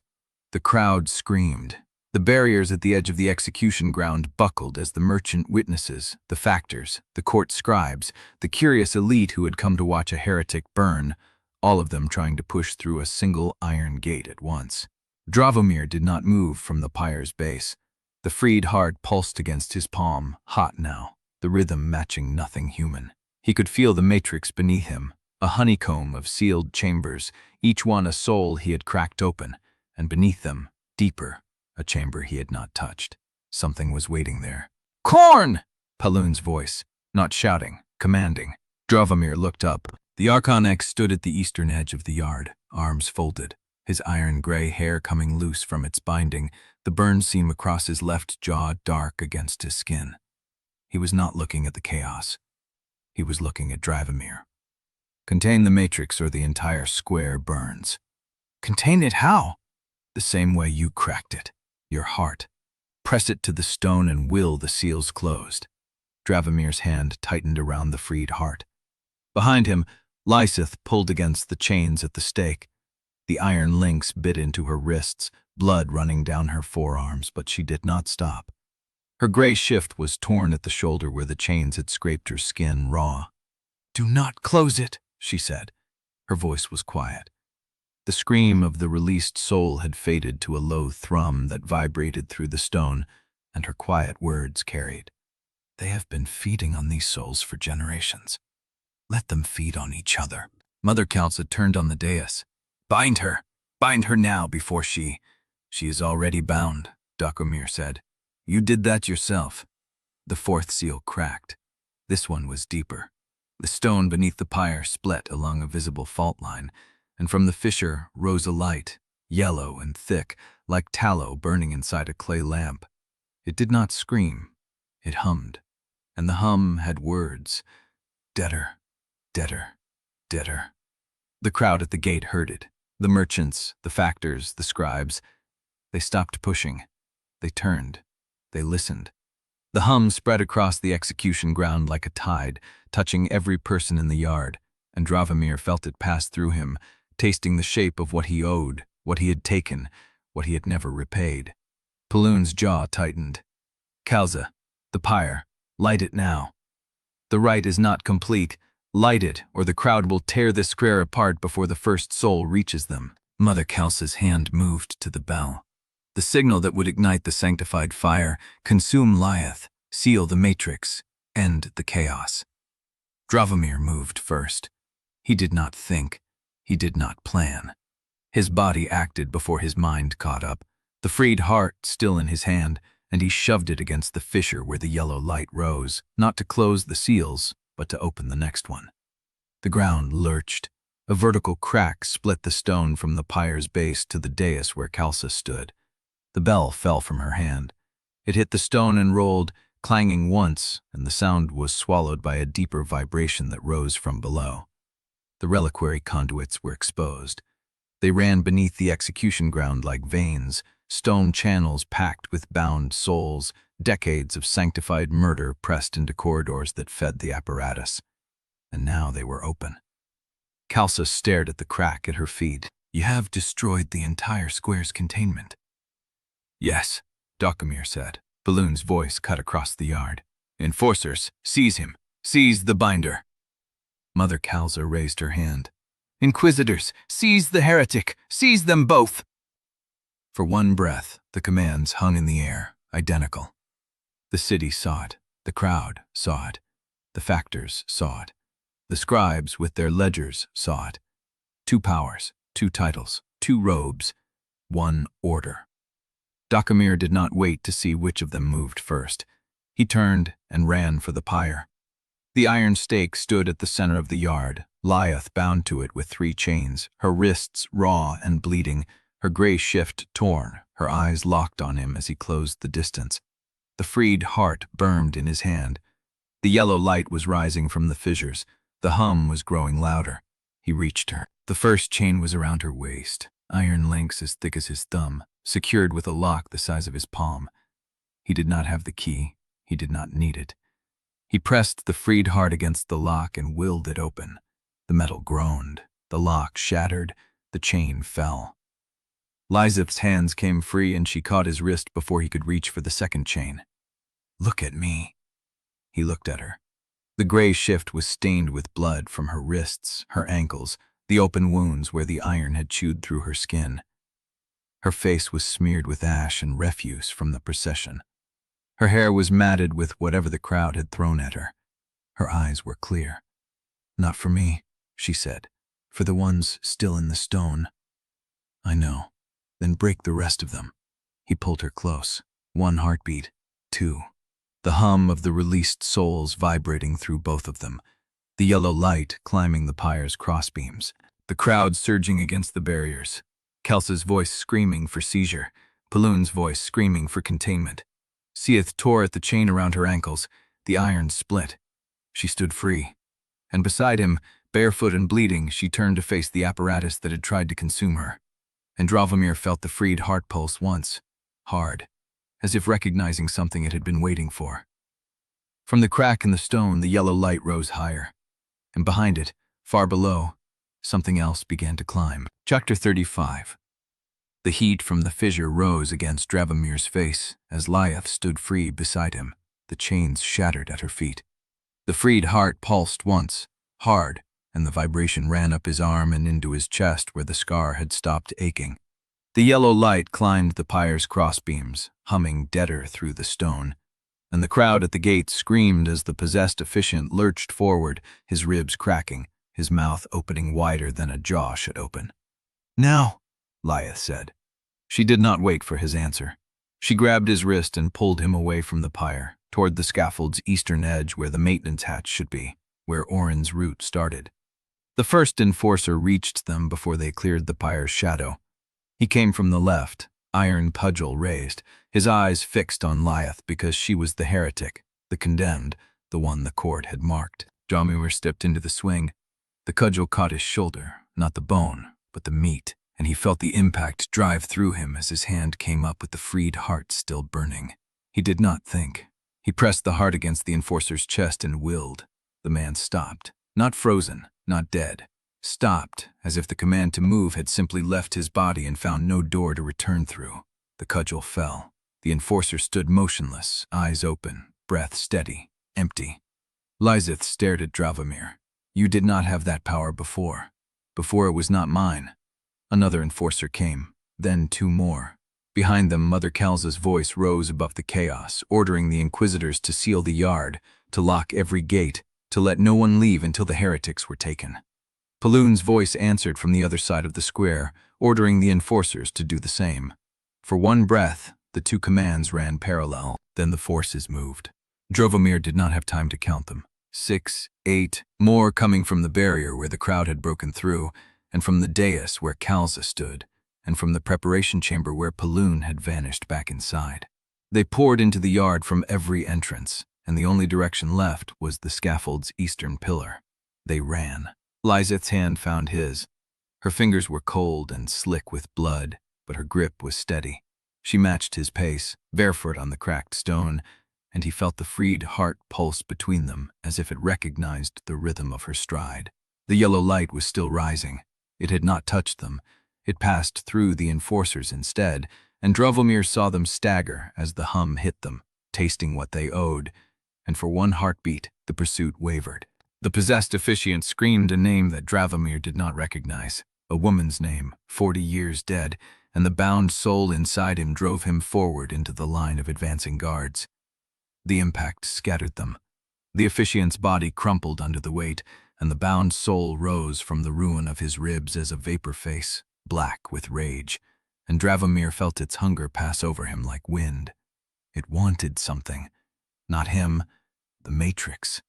It wanted the rest of the seals opened. Lieseth pulled him onward.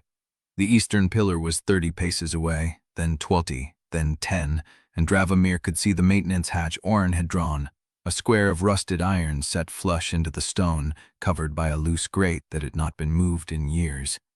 They would reach it. They would reach it and descend, and the undertunnel route would take them below the court's domain, below the conclave's reach, below the seals and the bells and the chase. He reached for the grate.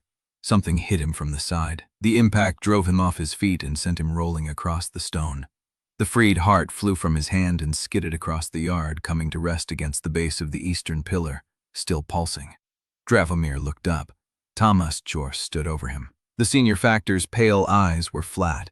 His black-stained index finger was curled around the handle of a curved blade, the kind used for severing collared hearts from the chests of condemned debtors, and his coat was spattered with something wet. "You ruined it," Thomas said. "The assignment, the audit, the promotion, everything I built while you played at heresy with your Inquisitor whore." Dravomir pushed himself up. His shoulder screamed where the cudgel had hit. The freed heart pulsed against the pillar, out of reach. "The Archonex gave me a kill order," Thomas said. "For the Tuttle, in case you found a third door." He held up a slip of paper. Dravomir recognized the seal on it. Paloon's seal. Written before the trial, before the execution, before any of this. "Your father knew you would try," Thomas said. Dravomir's throat closed. "Your father." Thomas struck. Dravomir twisted and the blade cut across his ribs instead of into them, shallow but sharp, and he felt the blood run hot down his side as he scrambled backward, his hand reaching for the pillar, for the heart, for anything. Lieseth was not beside him. He looked. She was on the ground, 10 paces away, pinned by an enforcer's knee, her wrist twisted behind her back, her teeth bared. Thomas stepped between them. "Choose," he said, and the word was a mockery of the one Lieseth had given Dravomir at the pyre. "The heart or the woman. You only have one hand." The freed heart pulsed against the pillar. The enforcer twisted Lieseth's wrist harder. Dravomir heard the joint pop. She did not scream. The yellow light rose higher. The hum grew louder, and from the crack in the stone, the thing that had been climbing since the first seal broke reached the surface and opened its mouth. Chapter 36. The freed heart pulsed against the pillar. Lieseth's wrist had already cracked. Thomas stood between them, blade wet, pale eyes flat, and Dravomir understood that the choice was not a trap. It was a verdict. If he reached for the heart, he lost her. If he reached for her, he lost the only weapon that could hold the yard. Either way, Thomas won. That was the calculation. That was the kill order Paloon had written before the trial even began. Dravomir did not reach for either. He lunged at Thomas empty-handed. The blade came up, but Dravomir had already dropped his weight, driving his shoulder into the factor's chest before the cut could land. They hit the stone together, rolling through ash and blood, and Dravomir felt the curved edge catch his forearm rather than his throat. Thomas was heavier, stronger. He had been a dockyard binder before the conclave raised him, and he fought like a man who had never learned to lose gracefully. "You were supposed to be the lesson," Thomas hissed, knee driving into Dravomir's wounded ribs. "The perfect son, the untouchable heir, and I was supposed to watch you burn and take your root." The blade pressed down. Dravomir's hand found nothing. No heart, no weapon, no leverage. Just ash and the memory of every time he had chosen ranked over decency. He stopped fighting. He looked past Thomas's shoulder and saw Lieseth on the ground, still pinned, her good hand reaching for him. The enforcer had her arm bent at an angle that would have made most people scream. She had not made a sound. The yellow light was climbing the pyre's crossbeams. The entity from the crack was still emerging. And Dravomir realized that Thomas wanted the heart because Thomas did not know what the heart could do. He had never held a freed soul. He had never felt the pulse of a collared heart that had been released, that had learned to beat without command, that had spent years in Lieth's care and returned to Dravomir's chest with a power neither the Conclave nor the court had ever taught. He cannot use what he does not understand, Lieth had said. Thomas did not understand. Dravomir twisted. The blade cut across his palm as he caught it, sharp, deep, hot, but he did not let go. He pulled Thomas forward, off balance, and used the factor's own momentum to drive them both toward the pillar. The freed heart was waiting. It jumped into Dravomir's hand as if it had been called. Thomas's eyes widened. Dravomir pressed the heart against the factor's ledger, the leather-bound book that Thomas carried at his belt, the one that held every contract, every debt, every name he had collected in 20 years of service, the document that proved his worth to the Conclave, the inventory of souls he owned and owed. The power did not come from Dravomir's will. It came from the heart, which had been freed, and which knew the shape of ownership better than any binder alive. The ledger began to burn, not with flame, with light, the same yellow light that was climbing the pyre, the same hum that had passed through the crowd tasting what they owed. The names inside the book rose from the pages as vapor, hundreds of them, bound souls whose debts Thomas had collected, and they did not scream. They whispered, "Debtor." Thomas's grip on the blade went slack. He stared at the names rising from his own belt, the faces of every soul he had ever collared, and Dravomir saw something in his pale eyes that he had never seen there before. Fear, not of death, of account. "You broke the seal," Dravomir said. "Your seal, the one that held them separate from you." The whispers grew louder. Thomas dropped the blade. He fell backward, scrambling away from the light, away from the names that swirled around him like ash in a furnace draft, and Dravomir did not follow. He could have bound Thomas. He could have taken the blade and driven it home. He could have used the heart to collar the factor into permanent silence. He did not. He turned and ran for Lieseth. The enforcer saw him coming and released her wrist, reaching for a cudgel, but Lieseth was faster. She drove her elbow into his throat with the arm that was still whole, and the man collapsed, gagging, and she was on her feet. Her wrist hung wrong. She did not complain. "Broken," she said. "I can still run." The yellow light reached the top of the pyre. The entity from the crack was fully out now, a shape that was not quite human, not quite smoke, a column of pressed darkness that hummed with something older than the Conclave's seals. It turned toward Thomas, toward the freed names, toward the account that had just been opened, and the ground beneath them began to cave. The first tremor cracked the stone between Dravomir and the eastern pillar. The second sent the maintenance hatch tilting sideways, its rusted hinges screaming as the earth pulled it down into darkness. The third opened a fissure that ran the length of the execution square, splitting the reliquary conduits open like veins, and the ash from the burning pyre began to rain down in sheets. "We have to go," Lieth said. "The hatch, it's gone."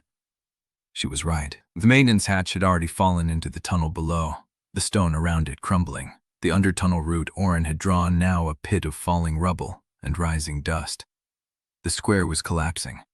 The entity was rising, and the only direction left was down. Chapter 37. The ground screamed. Not the crowd, not the entity.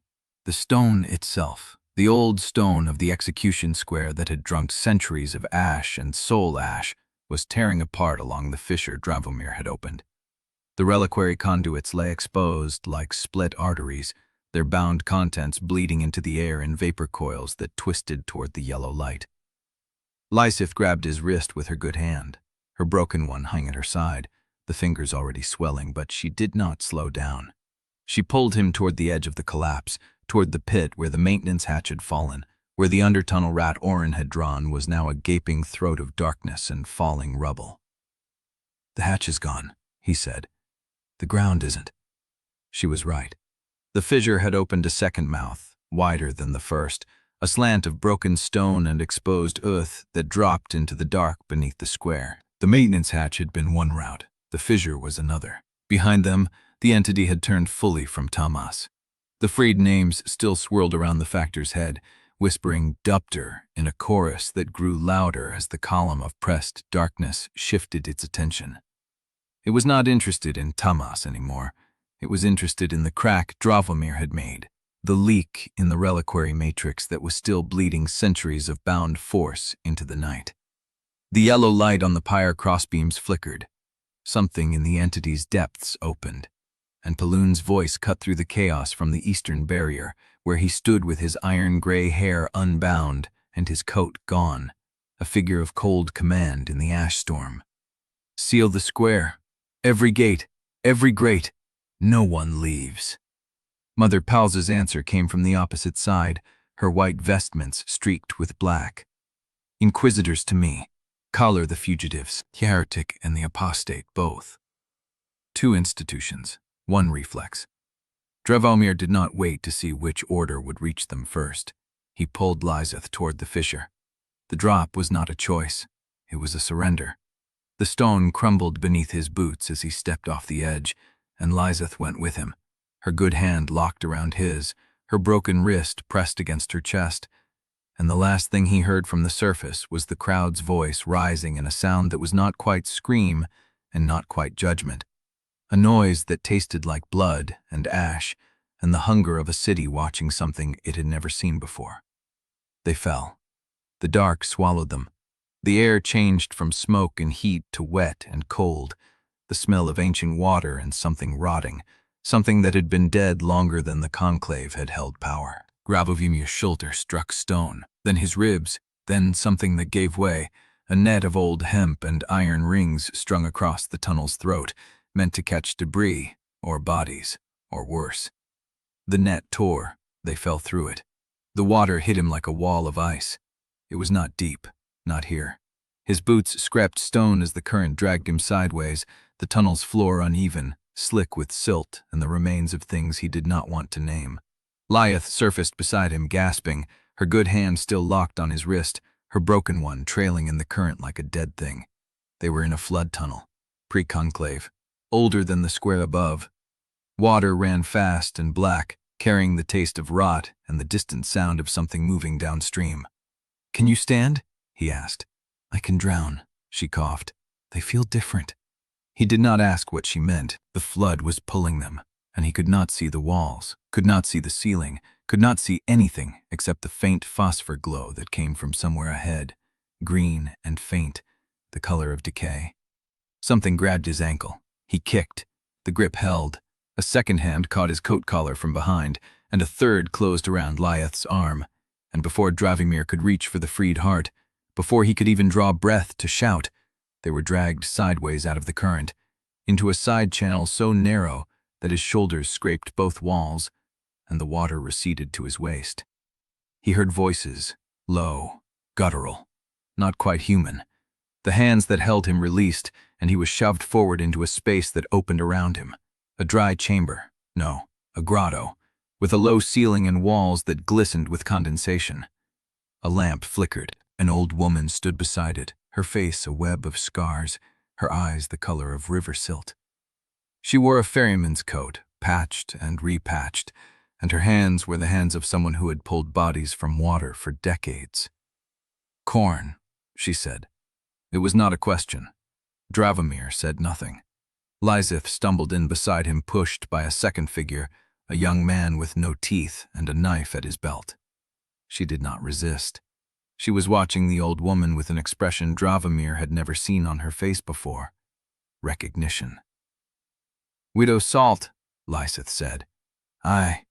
The old woman's scarred lips pulled into something that might have been a smile on a less ruined face. "You remember then. Good. Means I don't have to explain what happens to people who break the ledger and fall into my tunnels." She stepped forward, Her hand closed around Dravomir's freed heart, still pressed against his chest, still warm, still pulsing with the power that had cracked the matrix open. "I told you," she said. "Last time you bled into my water, you would owe me a story." Dravomir stared at her. He had never seen her before in his life. "Who are you?" The old woman's smile widened.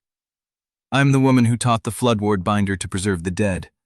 I'm the Rot Paloon has been trying to drown for 20 years, and I'm the only way you and your Inquisitor get out of this tunnel alive." She released his heart. "The question, Quorne, is whether you can learn to trust someone who owes nothing to the Conclave. Because I don't, and neither does the thing waking above your city." From the tunnel behind them, the water began to hiss. Chapter 38. The dry air of the grotto tasted of salt and old copper. Dravomir's ribs screamed when he tried to sit up, and his palm, where Thomas's blade had cut through, was wrapped in something that smelled of vinegar and root mold. He did not remember being bandaged. The lamp still burned.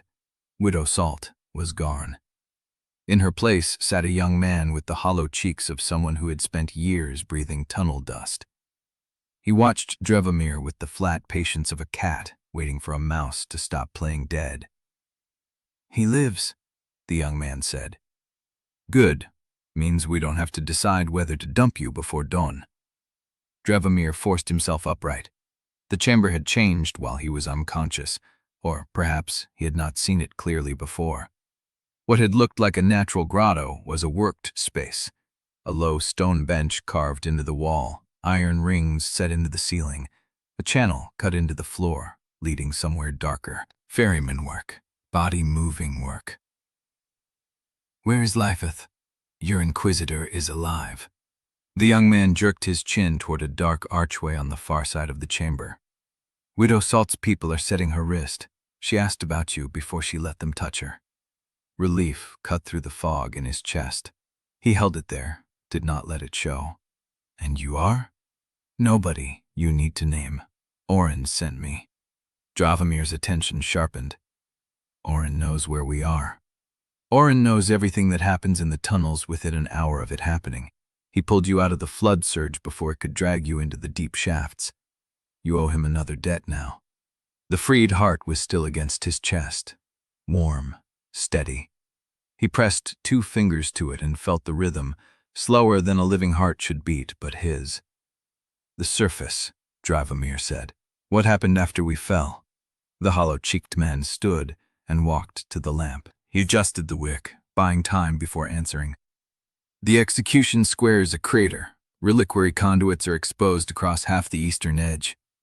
The bound force bled into the canal and killed every fish for a quarter-mile downstream." He paused.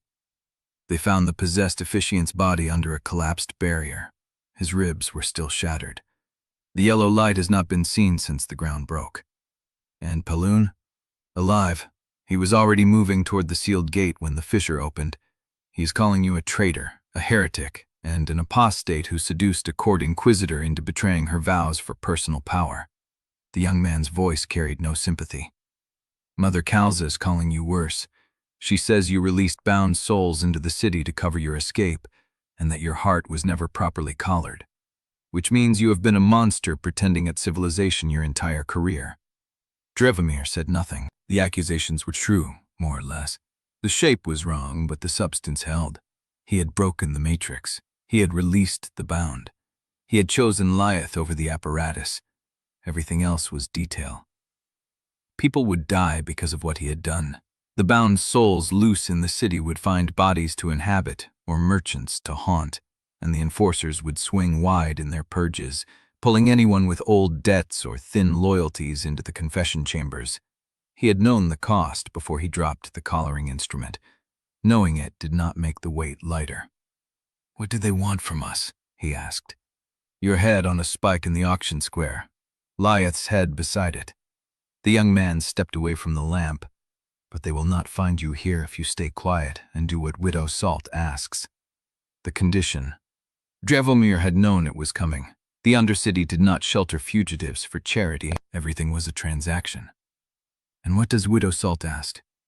"She wants to know what you saw in the Matrix before you cracked it open. She wants to know the names of every officiant who served at the execution. She wants to know whether Paloon touched the seal directly or used a conduit. The young man's eyes narrowed. And she wants to know what the entity said to you before it turned toward Thomas Jur. Dravomir held his gaze. The entity had not spoken to him.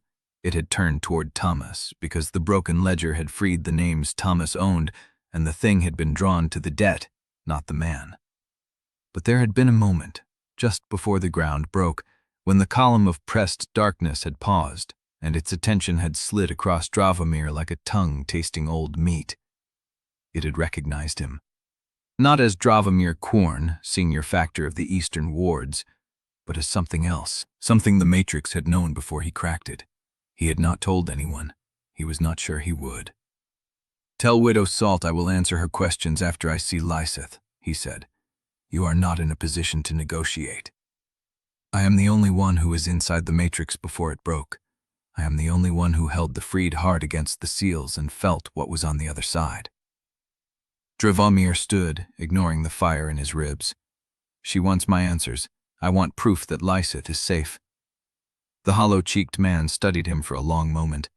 Then he nodded. "Follow the channel. Third arc on the left. Do not touch anything." He turned and walked into the dark without waiting for acknowledgement. Dravomir followed. The passage was low enough to force him to bend at the waist, and the walls were slick with condensation that smelled of salt and something metallic. He counted arches. 1, 2. The third opened into a chamber smaller than the grotto, lit by a single candle on a stone shelf. Lieseth sat on a plank bed with her back against the wall. Her left wrist was wrapped in wet linen and splinted with what looked like rib bones. Her face was pale, but her eyes were clear. She watched him step inside. "You look worse than I do," she said. "I heal faster." "Liar." He sat on the edge of the plank bed, close enough to feel the warmth of her shoulder. She did not pull away. "The widow wants information," he said. "I know. She is going to demand payment for the passage out." Lieseth's good hand found his. Her fingers were cold. "Everyone demands payment, Dravomir. The question is whether we have anything left to spend." He looked at her broken wrist, at the splint bound with strips of a ferryman's coat, at the candle casting shadows across her face that made her look older and harder than the woman who had stood beside him at the pyre. "We have the truth," he said. "The names, the seals, the entity that recognized me in the dark." Her fingers tightened on his. "And if the truth is not enough?" He did not answer. From somewhere deeper in the tunnel, beyond the reach of the candle's glow, a door creaked open, and footsteps began to approach, slow and deliberate, the stride of someone who owned every stone they walked on. Widow Salt was coming to collect. Chapter 39. The water in the drainage channel changed pitch, and Dravomir heard the bells before he understood them. Not the execution bells he had memorized across 23 years of service, not the auction bells that marked the dead's conversion into coin. These were tunnel bells, deep in the stone, rung by hands that knew the undertunnels well enough to read the city's pulse in the vibration of a single struck plate. He counted 4 chimes, then a pause, then 3 more. The hollow-cheeked young man appeared in the archway, his face tighter than before. "That was the signal from the upper canal," he said. "The court and the conclave have agreed on a single condemnation." The candle on the stone shelf flickered as Dravomir rose. Lieseth's fingers slipped from his.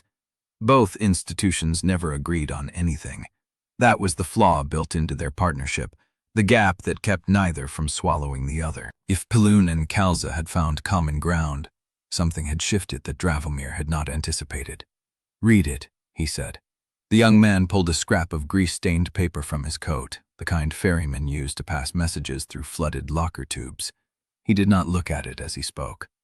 "Archon Dravomir Quorne, formerly senior factor of the Eastern Wards, is herewith stripped of rank, name, and the right of civil breath within Halibrand's jurisdiction. The Obol conclave declares his binding art voided. The sealed court declares his soul forfeit to the Ash. Any who shelter him or the heretic Lieseth Andarro will share their sentence." The young man folded the paper. "That went out an hour ago. Ash bells are ringing in every spire." Dravomir waited for the weight to land. The loss of the name he had built across 23 years, the rent he had bled for, the right to walk through Halibrand's gates without being collared on sight. It did not land. He had already dropped the collaring instrument. He had already shattered the matrix and watched the bound force bleed into the canals. This was just the city catching up to the choice he had made in the execution ground. What about Lieseth? Declared dead in doctrine and faith alike.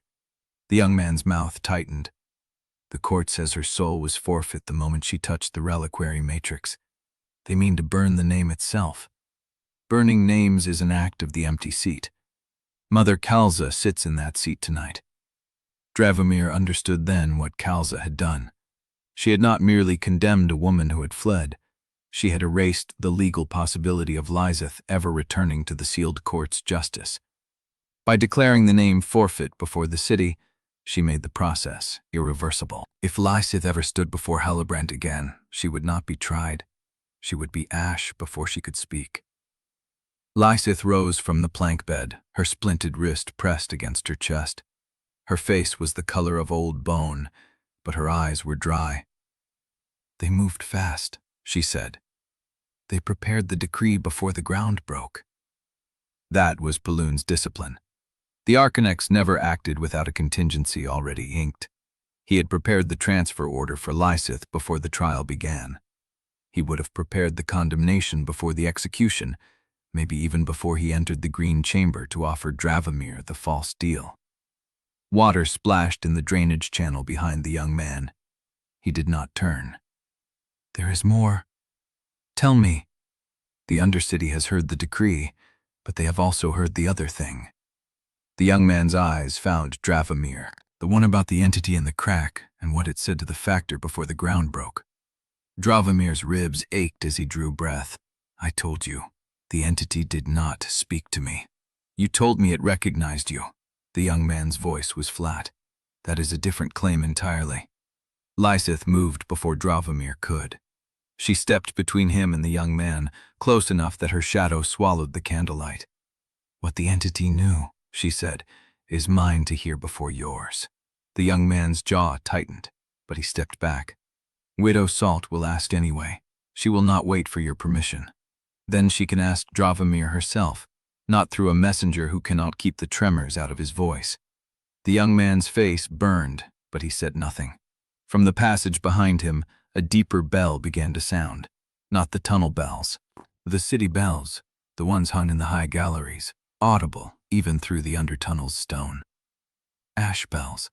Someone in the upper city was lighting a pyre, maybe a false one, a symbolic burning to satisfy the crowd's hunger for theater. Maybe a real one, some unlucky debtor dragged from the cells to satisfy Kalza's need to show the court still held the flame. Lieseth did not flinch, but Dravomir saw her good hand press against her chest where the hidden reliquary had rested through every search and stripping. The one she had carried for years, the one that held something he had always known but never allowed himself to see. He had not asked her about it since the grotto. He was not sure he was ready for the answer. The channel water rose, thick with the taste of salt and ash, and a shadow crossed the archway's mouth. Orrin Skell stepped into the chamber. He was stripped to the waist, his arms wet to the elbow, his chest mapped with old burns that caught the candlelight like river stones. He looked at Dravomir without greeting. Then he held out a slip of paper. Dravomir recognized it.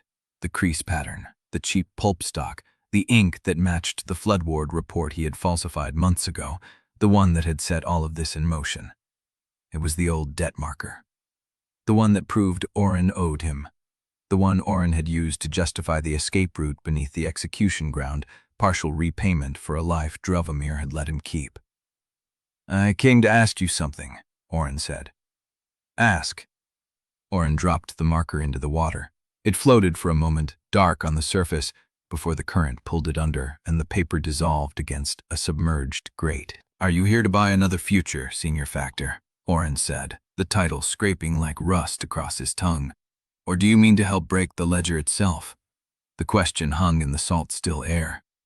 Dravomir opened his mouth to answer, but the footsteps had already begun to echo from the tunnel beyond. Not the slow, deliberate stride of Widow Salt, but something faster, more ragged, a runner with news too urgent to wait for ceremony. The hollow-cheeked young man tensed. Orrin turned, and the candle guttered as the tunnel swallowed the light, and the runner's voice arrived before the body did, raw from the sprint. The vaults! Someone has breached the lower vaults. Chapter 40. The runner's voice cracked the salt-still air. The vaults! Someone has breached the lower vaults! Orrin caught the runner before the young man's knees buckled. The runner's face was the color of wet ash, his breath coming in ragged bursts that smelled of canal water and burned seal wax. Dravomir pushed past the ache in his ribs.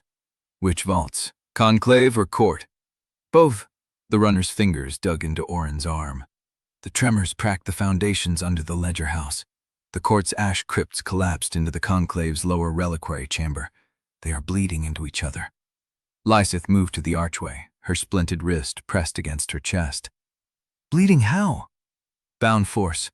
The seals between the two vaults ruptured. Souls from the court's secret bindings are mixing with conclave contracts. No one can tell whose dead belong to whom anymore. Orrin's face tightened. He did not ask who had breached the vaults. He asked what the breach had cost. How many died? 12 that we know of, maybe more in the rubble. The runner's voice dropped. But the shortages started an hour ago. 3 mills on the eastern canal went dark. The furnace bridges are flickering.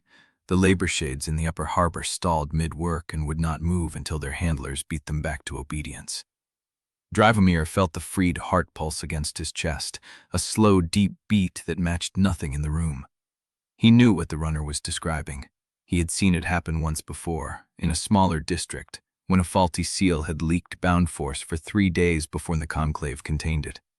The entire quarter had slowed, then stuttered, then stopped as the labor shades lost direction. Halibrand ran on the dead. When the dead faltered, the living starved. Paloon will blame us, Lieseth said. He already has. Confessor's voice was flat. The condemnation was prepared before the ground broke. He planned for this. Orrin released the runner and turned to face Dravomir. The candlelight carved shadows across the old burns on his chest.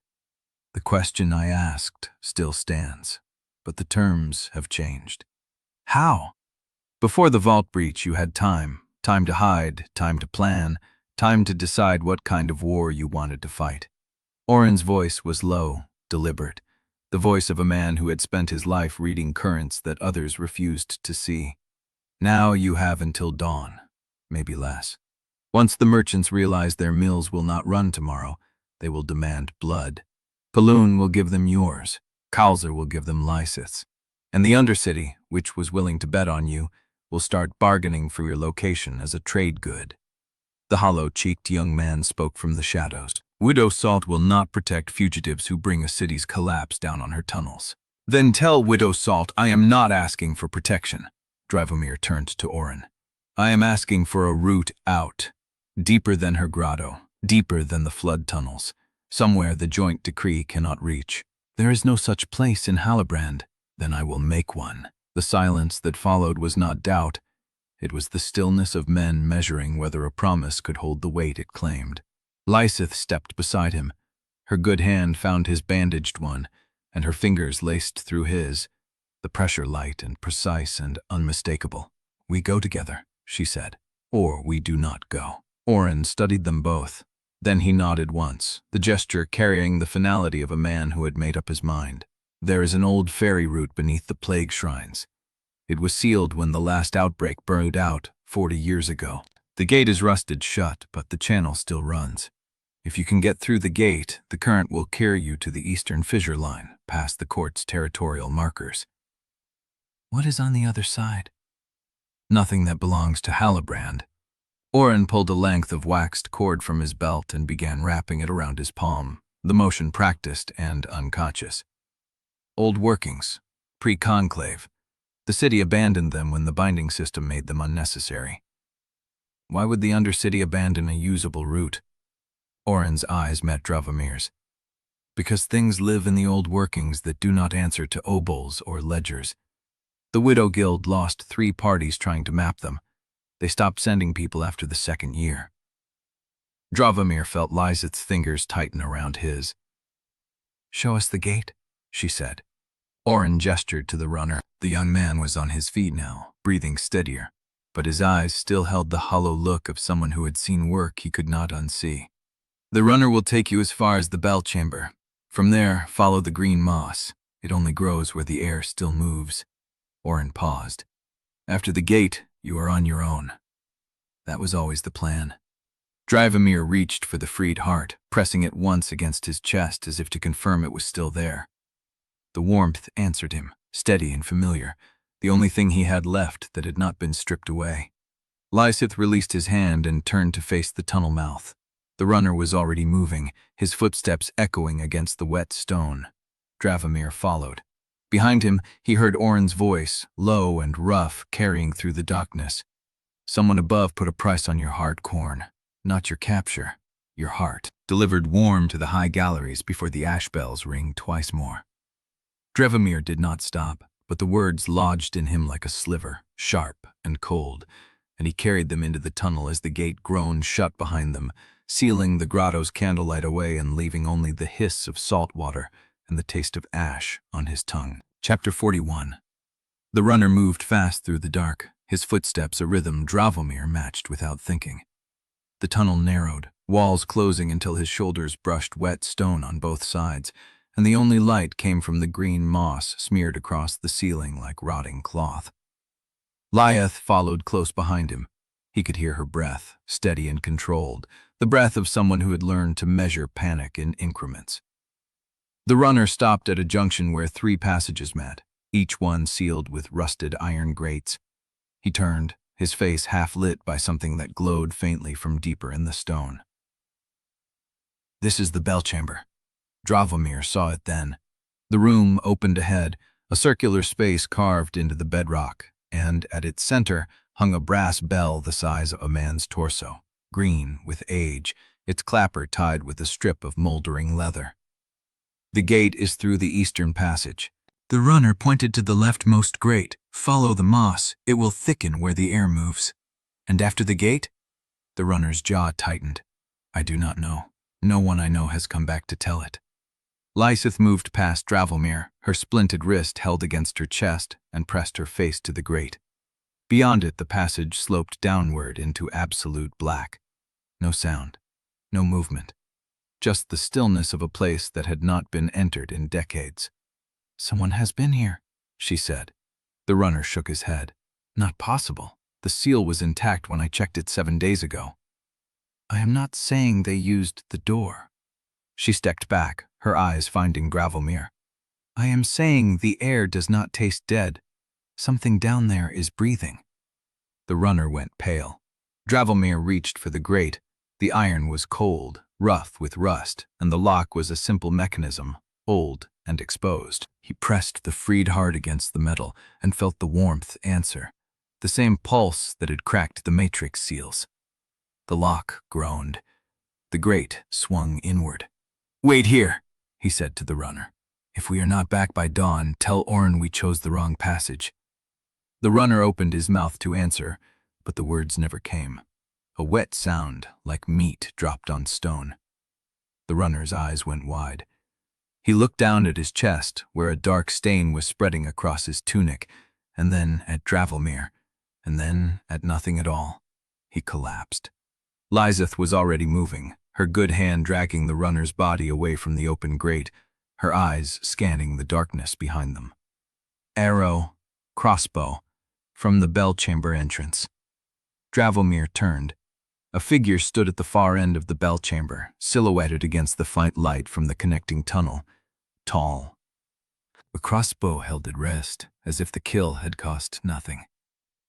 Who are you? The figure did not answer. Lieseth crouched beside the runner, her fingers pressed to his throat. Dead. The bolt took his lung and heart together. Dravomir measured the distance between them. 30 paces. Too far for a rush, even if the freed heart could stop the next bolt. The figure had not reloaded, which meant either one shot was all they needed, or the kill was a message, not a fight. You know what I am carrying, he said. The figure's head tilted, a gesture of acknowledgement that could have meant anything. The high galleries want your heart delivered warm before the ash bells ring twice. I have a different buyer. The voice was low, Female, rough with the kind of exhaustion that came from years of waiting in dark places. Someone who wants to know why the entity spoke to you before you cracked the matrix. Dravomir felt Lieseth rise beside him. "We are not trading," Lieseth said. "Then you are not leaving this chamber." The figure raised the crossbow, slow and deliberate, taking aim not at Dravomir, but at Lieseth. "I am not paid to bring you alive. I am paid to bring your heart. That I can take from your corpse as easily as from your chest."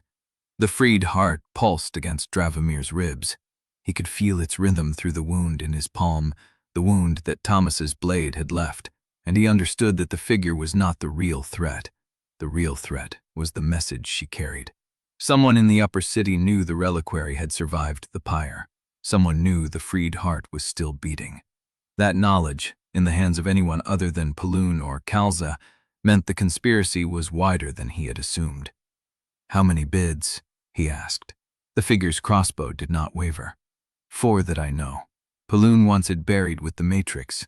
Kalza wants it bound to a court reliquary so she can control you from a distance. The Widow Guild wants it melted for salt and scattered so no one controls it at all. And the 4th bidder—" She stopped. The crossbow wavered. Lieseth stepped forward, her voice sharp and cold. "The 4th bidder is dead now?" "Should be."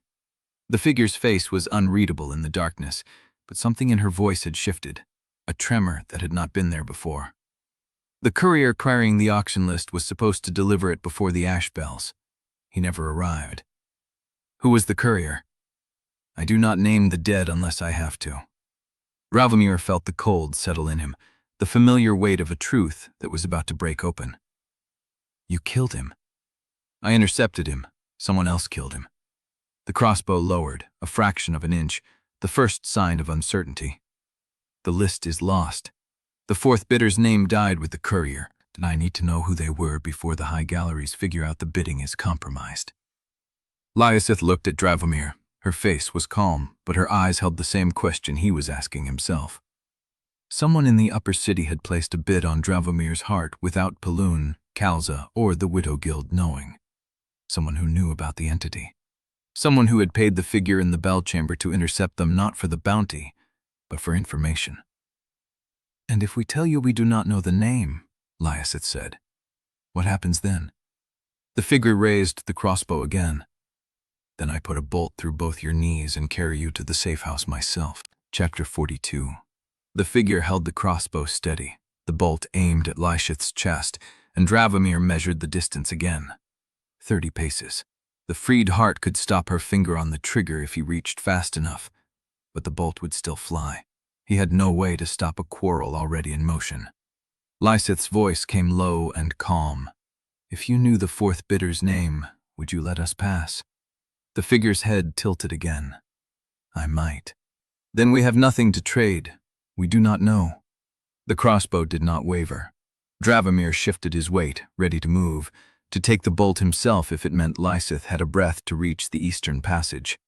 The freed heart thrummed against his ribs, and he felt the pulse of it travel down his arm to the wound in his palm, the cut Thomas's blade had left still raw under the bandage. Footsteps, not from the figure's direction, from the eastern passage, beyond the rusted grate that Dravomir had unlocked. Slow, deliberate, the kind of steps that did not hurry because they did not need to. The figure heard them too. The crossbow dipped, a fraction, and a new voice spoke from the darkness of the eastern tunnel. "Lower the bow, Krell. These ones are mine." The figure's jaw tightened. She did not lower the weapon, but she did not fire either. "Salt." "The same." Widow Salt emerged from the eastern passage, her patched ferryman's coat dark with moisture, her scarred face catching the faint phosphor glow from the bell chamber's ceiling. She looked at the dead runner without stopping, stepped over him like he was furniture, and stopped between the crossbow and Dravomir. "You are late," Lieseth said. "I am exactly on time." Widow Salt turned to face the figure. "The 4th bidder's name is not for sale, Krell, and this auction is finished. Tell whoever paid you that the heart stays with the body until I say otherwise."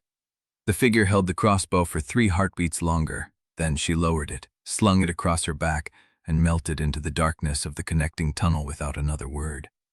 Widow Salt watched her go, then turned to Dravomir. You have questions. You will not like the answers. But you will follow me now, because the air in this chamber is about to fill with ash bells, and I do not intend to be standing here when they arrive. She did not wait for agreement. She turned and walked into the eastern passage, the passage beyond the rusted grate, the passage that no one had returned from. Lieseth looked at Dravomir. Her face was pale, her splinted wrist held close to her chest, but her eyes were clear. He took her hand, and they followed. The passage ran for what felt like a mile, narrowing until their shoulders scraped the walls, then widening into a chamber carved from salt rock. The ceiling hung low, thick with Geegan formations that caught the light of the lamps Widow Salt lit as she moved. The air tasted sharp, mineral, old. The chamber opened into a refuge. A dozen figures sat around a long stone table, their faces lined with years of tunnel work and loss. Women mostly, some men, all wearing the patched coats of ferrymen and widow guild marks cut into their forearms. At the head of the table sat an elder with white hair cropped short and a face that had been burred on one side, the skin tight and shiny over the cheekbone. Widow Salt took her place beside the elder and gestured for Dravomir and Lieseth to stand before the table. "The Conclave's best binder," the elder said. Her voice was dry, cracked like old wood. "And the Inquisitor who stole his heart. You have made the Upper City very loud tonight." Dravomir said nothing. "We heard you cracked the Matrix. We heard you let the Ancient One loose." The elder leaned forward. "But hearing is not believing. We need proof that you mean to wound the machine, not just hide inside it until the heat passes." Dravomir felt Lieseth's hand tighten around his. He reached into his coat and pulled out the strip of ledger parchment he had taken from Thomas's ruined book, the one with the names still rising from the fibers. He laid it on the table. "The execution ground has a honeycomb matrix beneath the eastern scaffold. 7 conduit routes feed into it from the court's lower vaults. I cracked the primary seal, but the other 6 are still intact." He met the elder's gaze. "I can name every officiant who set those seals. I can draw the conduit map from memory. And I know where Pelun keeps the secondary reliquary that the matrix feeds." The elder looked at the parchment, then at Widow Salt. "He is telling the truth," Widow Salt said. "I tasted it in the water before he spoke." The elder nodded slowly. "Shelter until dawn, then you move." Lieseth stepped forward. "And after dawn? What then?" The elder's burned face did not change. "After dawn, the city will know you are alive. Pelun will have every ash guard in Halibrand combing the undertunnels. The Widow Guild can hide you for one night, but we cannot carry you to safety. That you must find yourselves." Dravomir opened his mouth to respond, but a sound stopped him. Footsteps, running. A young woman burst into the salt chamber, her chest heaving, her face white with urgency. She skidded to a stop before the elder and bent double, gasping for breath. The elder waited. The young woman straightened, swallowed, and said the words that changed the shape of the night. "Lelaravane was taken from the prune rever mills an hour ago. She vanished during the shift change, but the ledger still shows her name as active. Someone forged a release seal and walked her out through the service gate." The chamber went still. Dravomir felt the words land like a blade between his ribs. The girl, the shipping magnate's daughter, the one he had signed into service with his own hand, the one whose gray eyes had asked him if the law was all he had left. She was gone, and someone had taken her using a forged seal. The elder turned her burned face toward Dravomir. "It seems your reckoning is coming faster than dawn." Chapter 43. The salt refuge fell silent after the young woman's report. The burned-faced elder watched Dravomir with something between judgment and expectation. He felt Lieseth's hand tighten around his. "Forged release seal," he said. "You are certain?" The young woman nodded. "The mill ledger keeper checked the authorization code against the court's register. The seal was valid. The signature was not. Someone had access to blank release forms and a working press." Widow Salt moved out of the shadows, her river-silt eyes fixed on Dravomir. "That is not a street-level theft. Forged court seals require inside access. either to the vaults that were breached last night or to a factor's private stores. Thomas's ledger is broken, Dravomir said. He has no authority left. Then someone else has a key. The elder stood. Her burned face caught the lamplight, the tight skin gleaming. The girl was taken during the shift change. That means the agents knew the schedule. They knew exactly when the service gate would be unguarded for 16 heartbeats between rotations. Lieseth stepped forward. Which direction did they take her? Toward the Eastern Canal. A labor barge was docked at the third pier during the panic. It left before the ash bell stopped ringing. Dravomir's chest tightened. The Eastern Canal led to the mills, to Uzbek Prune's territory, to the merchant houses that had been watching his fall with calculating interest. He looked at Lieseth. She was already reading the same map in her head. "We need to see that barge," she said. Widow Salt shook her head. "You have shelter until dawn." That was the bargain. The bargain was shelter, Dravomir said, not captivity. The elder's gaze shifted between them. Then she nodded once. "Salt will take you as far as the third pier. After that, you are on your own debts." The Eastern Canal ran black and still beneath the furnace bridges. The labor barge was moored at the third pier, its deck empty, its cargo hold dark. The air smelled of ash and canal rot and something metallic that Dravomir recognized as fresh blood. He crouched at the pier's edge and looked down. A body lay half submerged between the barge and the stone, face down in the black water, a dark stain spreading from the back of the coat where a blade had gone in clean. "Runner," Dravomir said. "They killed him after he delivered her." Lieseth dropped onto the barge's deck with a soft thump, her splinted wrist held close, her good hand already checking the hatch cover. "The cargo hold is locked. Merchant seal, not conclave." Dravomir joined her. The seal was brass, stamped with a crest he did not recognize, a single vertical line crossed by 3 horizontal bars. The Eastern Trading Consortium. Uzipet's house mock. He pressed his freed heart against the seal. The metal groaned. The lock yielded with a crack that echoed across the canal. Lieseth pulled the hatch open. The hold was empty, but the floor was wet, and the water tasted of something other than canal rot. Salt and copper. "Where is she?" Dravomir said. Lieseth knelt, touched the wet floor, brought her fingers to her nose. "She bled here. Not much, but enough to leave a trail." She looked up at him. "They moved her within the hour." A sound behind them. Dravomir turned. A figure stood at the pier's edge, half hidden in the shadow of a furnace bridge column. A man, his coat torn, one hand pressed to his ribs where blood seeped between his fingers. His face was pale, his breath ragged. He had been waiting for them. "Quorne," the man said. His voice was wet, broken. "You are faster than they said you would be." Dravomir did not lower his guard. "Who took the girl?" The man stumbled forward, caught himself on the barge's mooring post. His fingers left red prints on the wood. "Merchant seals, Eastern Consortium. They came during the panic, when the ash bells first started ringing and everyone was watching the execution ground. They had a forged release and a cart waiting at the service gate." "Where did they take her?"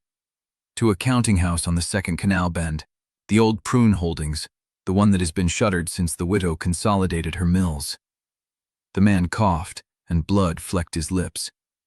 "She is still there, alive. They want her for a private reckoning." Lieseth moved closer. "Who hired them?" The man's eyes met Dravomir's. There was something in them that looked like fear, like knowledge that was burning a hole through him from the inside. "Uzbek Prune," he said. "She knows you refused her sanctuary. She knows you chose the fire. She wants the girl as leverage for when you come crawling back." Dravomir's blood went cold. "No," he said. "Uzbek would not take a hostage. She offered me a clean alliance. She has no reason to." "She has every reason." The man's voice cracked. "The Eastern mills are stalling. Her labor shades are refusing commands.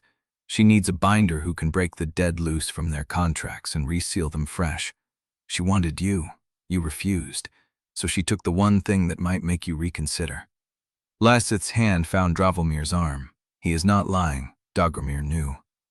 The woman who had offered him sanctuary, who had watched him choose the pyre over her protection, had not accepted his refusal. She had simply found a different way to make him useful. He looked at the wounded man. "Why did you come here? Why tell us?" "Because I was the one who sold the route." The man's voice dropped to a whisper. "I gave them the shift change schedule. I told them when the service gate would be unguarded. I did not know they meant to take the girl. I thought it was a routine transfer, a reassignment, a debt collection. By the time I understood what I had done, she was already gone." He reached into his coat with a shaking hand and pulled out a folded paper stained with blood. "The counting house has a secondary exit through the old plague shrine on the second canal. The door is hidden behind the altar. If you move now, you can reach her before they reinforce the position." Dravomir took the paper. It was a map, rough and hasty, but the lines were clear. He looked at Lieseth.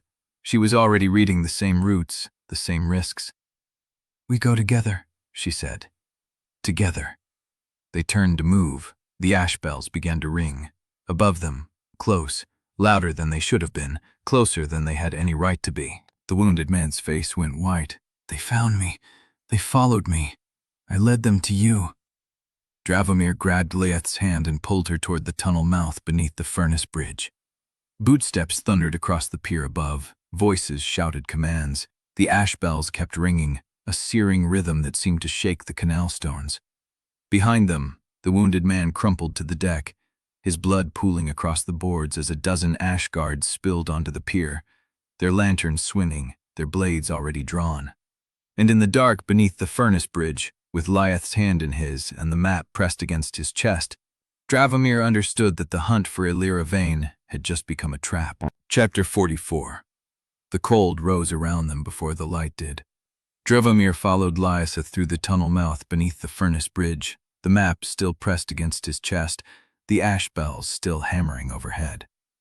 The passage narrowed fast, walls closing from shoulder width to rib tight, and the air thickened with something that smelled of old smoke and wet copper. Behind them, the bootsteps did not follow. They stopped at a shaft ladder bolted into the stone. Lieseth went first, her splinted wrist held close to her body, her good hand testing each rung before she trusted her weight.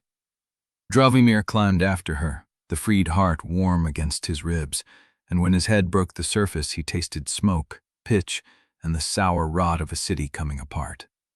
They surfaced through a maintenance grate at the edge of the ash market, or what had been the ash market. The stalls were still standing, but the trade had changed. Where ceremonial urns and funeral wreaths had hung from iron hooks, now there were reliquaries stacked 3 deep, their seals cracked, their contents leaking a faint phosphor glow that pooled on the cobbles like spilled milk. Confession seals changed hands between cloaked figures who did not look at each other's faces. A woman with a ledger balanced on her hip was bargaining with a man who held a collared heart in his bare hand, the organ still pulsing, still warm. The shortages had reached the underbelly first. Lieseth pulled him into the shadow of a collapsed awning. Her eyes moved across the market with the precision of someone reading a battlefield. "They are selling everything the court and conclave tried to keep sealed." Dravomir saw it now, the bound force bleeding from cracked reliquaries, the stolen contract pages fluttering between stalls. A child no older than 10 trading a fistful of Obols seals for a loaf of bread that looked 3 days stale. 3 mills went dark, he said. "The city is eating its own reserves." A crash behind them. 2 figures wrestling over a reliquary the size of a child's skull, their shouts drawing no intervention from the crowd. No one stopped them. No one cared. The market had become a wound, and the wound was spreading. Lieseth touched his arm. He followed her gaze. Across the market, near a shuttered shrine whose door had been forced open and hung crooked on its hinges, a pale figure in a confessor's coat was handing something to a cluster of young novices. The figure moved with a limp Dravomir recognized, a favoring of the left leg that came from an old battlefield wound that never fully healed. Maylen Uvo. She was buying passage. Dravomir watched her press a leather pouch into the hand of the eldest novice, a girl of perhaps 16, whose face was streaked with ash and whose hands shook as she accepted the weight. Maylen said something Dravomir could not hear. The girl nodded. The novices turned and vanished into the mouth of a side passage, their robes swallowed by the dark. Then Maylen straightened, and her eyes found them. She did not react. did not wave, did not signal. She simply turned and walked into the crooked shrine, leaving the door ajar. Lieseth did not hesitate. She crossed the market with Dravomir at her side, weaving between stalls where deals were being struck in whispers and stolen reliquaries changed hands like common coin. No one looked at them twice. In this crowd, 2 fugitives were indistinguishable from 100 others trying to survive the night. The shrine was dark inside. Melon stood at the altar, her back to them, her hands resting on the stone. The shrine had been stripped of its sanctified trappings. The censers were cold. The prayer niches stood empty. What remained was a hollow space that felt more like a tomb than a sanctuary. "You should not be here," Malin said without turning. Lieseth closed the distance. "You are buying passage for condemned novices. I am buying survival for children whose only crime was being assigned to a chapter house that Kalza has marked for purification." Malin turned. Her face was pale, her eyes red-rimmed, but her voice carried the same iron Dravomir had heard in the trial chamber. "The court is burning its own records. Do you understand what that means? Kalza is not content to destroy your name. She wants every trace of the system that produced you. Every ledger, every transfer seal, every intake register that could prove the court has been collaring souls in secret for decades." Dravomir stepped forward. "Then she is destroying evidence of her own crimes. She is destroying evidence of everyone's crimes." Malin's jaw tightened, mine included. The silence stretched. Lieseth broke it. "Why are you still here, Malin?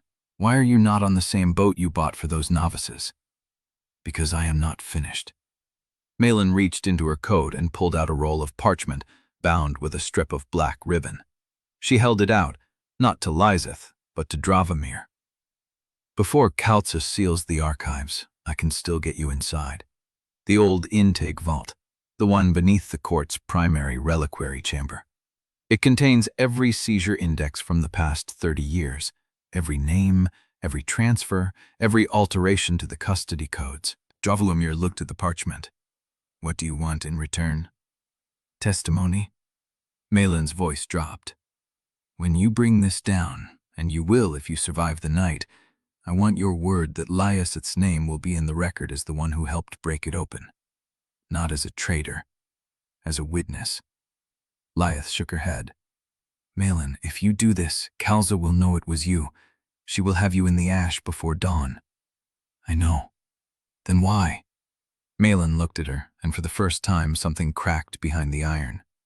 "Because I spent my life believing that doctrine and mercy could walk the same road. I watched you burn for choosing truth over obedience. I will not watch Kalza burn the evidence of what we were, who we served, what we allowed ourselves to become. If I cannot stop the fire, I can at least make sure someone carries the ash out with them." She pressed the parchment into Dravomir's hand. "The archives are guarded by a single SEAL team. They rotated the 3rd bell. You will have exactly the time it takes the ash bells to ring twice before the next rotation arrives. If you are not out by then, you will die in a room full of burning paper, and no one will ever know what you found." Dravomir's fingers closed around the parchment. Behind them, the ash bells began to ring again. But these were different, closer, climbing the canal toward the market. Malin's face went still. "That is not the archive rotation." Lieseth turned toward the door. The bell rhythm was wrong, a hammering urgency that did not match the measured toll of a SEAL team change. "That is a purge signal," Malin whispered. "Kalza is burning the archives tonight, not tomorrow. Not at dawn, now."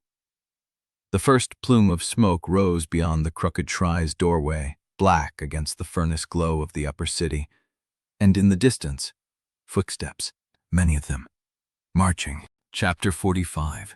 The first plume of smoke curled through the shrine's broken window, carrying the acrid bite of burning ledger glue. Malin did not flinch. She crossed to the altar, pressed her palm to the stone, and the floor beneath her feet gave a hollow ring. "They will reach the market in 8 minutes, she said. "Maybe less if the SEAL teams are routing through the canal passages." Lieseth moved to the altar's eastern face, where a hairline crack ran from the base stone to the offering shelf. She traced it with her good hand, the splinted wrist held close to her chest. "You built an escape route into a shrine. I built a confession route. The escape was incidental." Malin pressed harder against the stone, and a section of the floor sank 6 inches, revealing a narrow stair that dropped into darkness. The old plague shrines were built with under-tunnel access, so the dying could receive last rites without infecting the congregation above. When the court sealed the tunnels, they forgot the shrines still had doors. Dravomir looked down the stair. The air that rose from it was cold and tasted of wet stone and something older, something that had been sealed long enough to forget daylight. "The copies you mentioned, where are they?" "Below. In a crypt the court does not know exists." Malin took a candle from her coat and lit it with a striker. The flame threw her shadow long across the stripped walls. "Follow close. The passage narrows in 3 places, and I will not carry anyone who gets stuck." She descended without waiting. Lieseth went second. Dravomir followed, pulling the altar stone back into place above him, and the shrine's last light vanished as the mechanism clicked shut. The stair spiraled down through stone that changed from cut blocks to raw bedrock, the walls sweating moisture that gleamed like old blood in the candlelight. At the bottom, a low tunnel stretched east, its ceiling so close Dravomir's hair brushed the damp rock with every step. Malin walked fast, her candle held steady, her voice carrying back over her shoulder. "I started copying the indexes 3 years ago, when Kalza first began reassigning chapter house archivists to remote postings. She called it administrative rotation. I called it clearing witnesses." "You knew she would burn the records," Lieseth said. "I knew she would burn something. I did not know it would be everything." Malin turned a corner, and the tunnel opened into a small circular chamber. Crypt niches lined the walls, but they held no bodies. Instead, each niche contained a stack of parchment bound with hemp cord, the edges yellowed with age and damp. 30 years of seizure indexes," Malin said. "Every name, every transfer, every custody code alteration. I could not save them all, but I saved the ones that mattered. The ones that prove the court has been collaring children, falsifying burnings, and hiding the dead in vaults that do not exist on any official ledger." Dravomir stepped toward the nearest niche. His fingers brushed the parchment, and the freed heart pulsed once, a deep resonance that told him the records were real, that the names written here still carried weight in the binding economy. "You copied these by hand?" "Every line, every seal impression, every annotation in the margin." Malin set the candle on a stone ledge. "It took me 2 years and cost me my night vision. But I did it because mercy requires memory. Doctrine forgives, doctrine forgets. Memory holds the names of the people doctrine consumed." Lieseth stood in the center of the chamber, turning slowly, taking in the scope of what Malin had done. "This is enough to bring down Kalza's entire chapter. The sealed court would have to investigate if these reached the right hands. If they reach the right hands before Kalza reaches the right throats." Malin turned to face them fully. "Which is why we need to finish our exchange now." She reached into her coat and pulled out a leather-bound sheaf, smaller than the crypt stacks, tied with a strip of black cloth. "These are the indexes that name the binders Kalza has kept in secret service. The ones who were never licensed, never recorded, never accounted for. She has been training her own debt workers outside the Conclave's oversight, using them to collar political enemies, inconvenient witnesses, anyone who threatened the court's public fiction of holiness." Dravomir took the sheaf.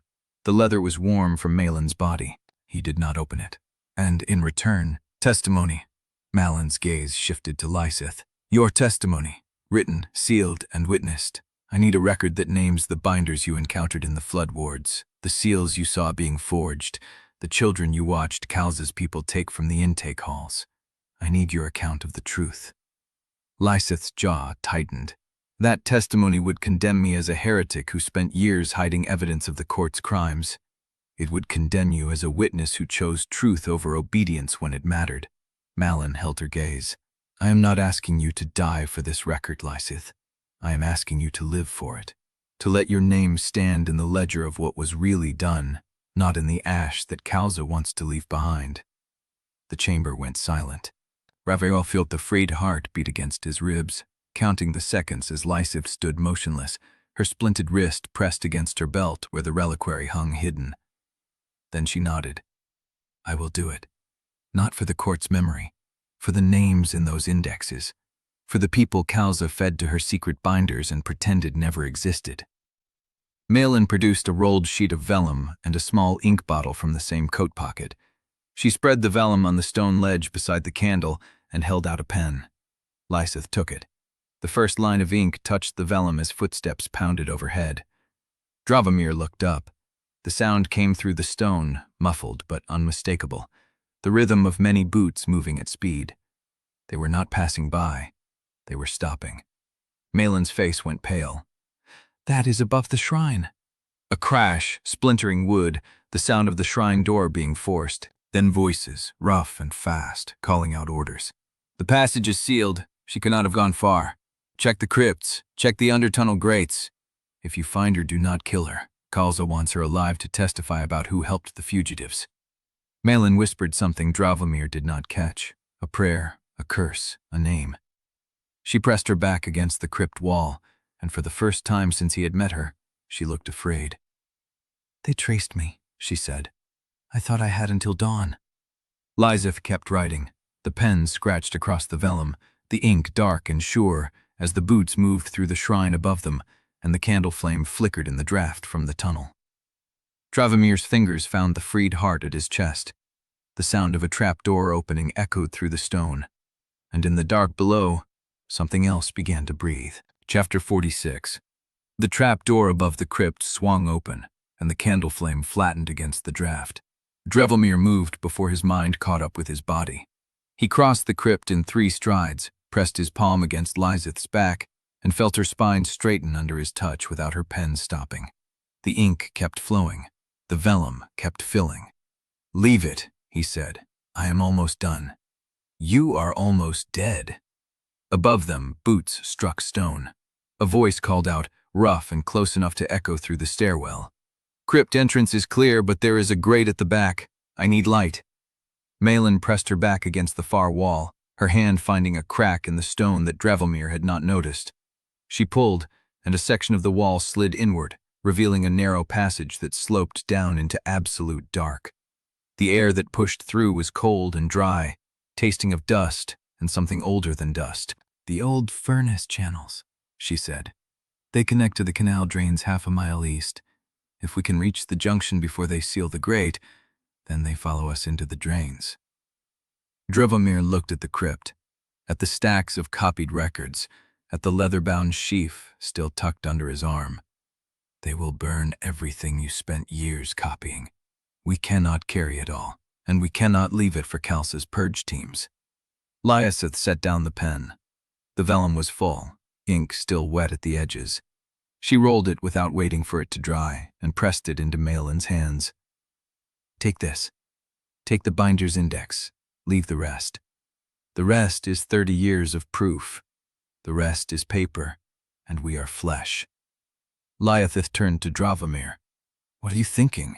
He was already reaching for the freed heart at his chest. The pulse against his palm was steady, warm, patient. He cracked tetric seals with it. He had shattered ledger bonds. He had unlocked gates that had been rusted shut for decades. But he had never tried to weave a lie into the memory of stone. The smoke, he said. When they come down, they will see the stacks. They will want to burn them. But if I can bind the smoke that carries the memory of burning into the air before they light the first match. Malin's face tightened. You want to give them what they came for? A fire, a false trail. Every Ashguard who sees the smoke will report the archive destroyed. Kalza will have her purge confirmed before sunrise.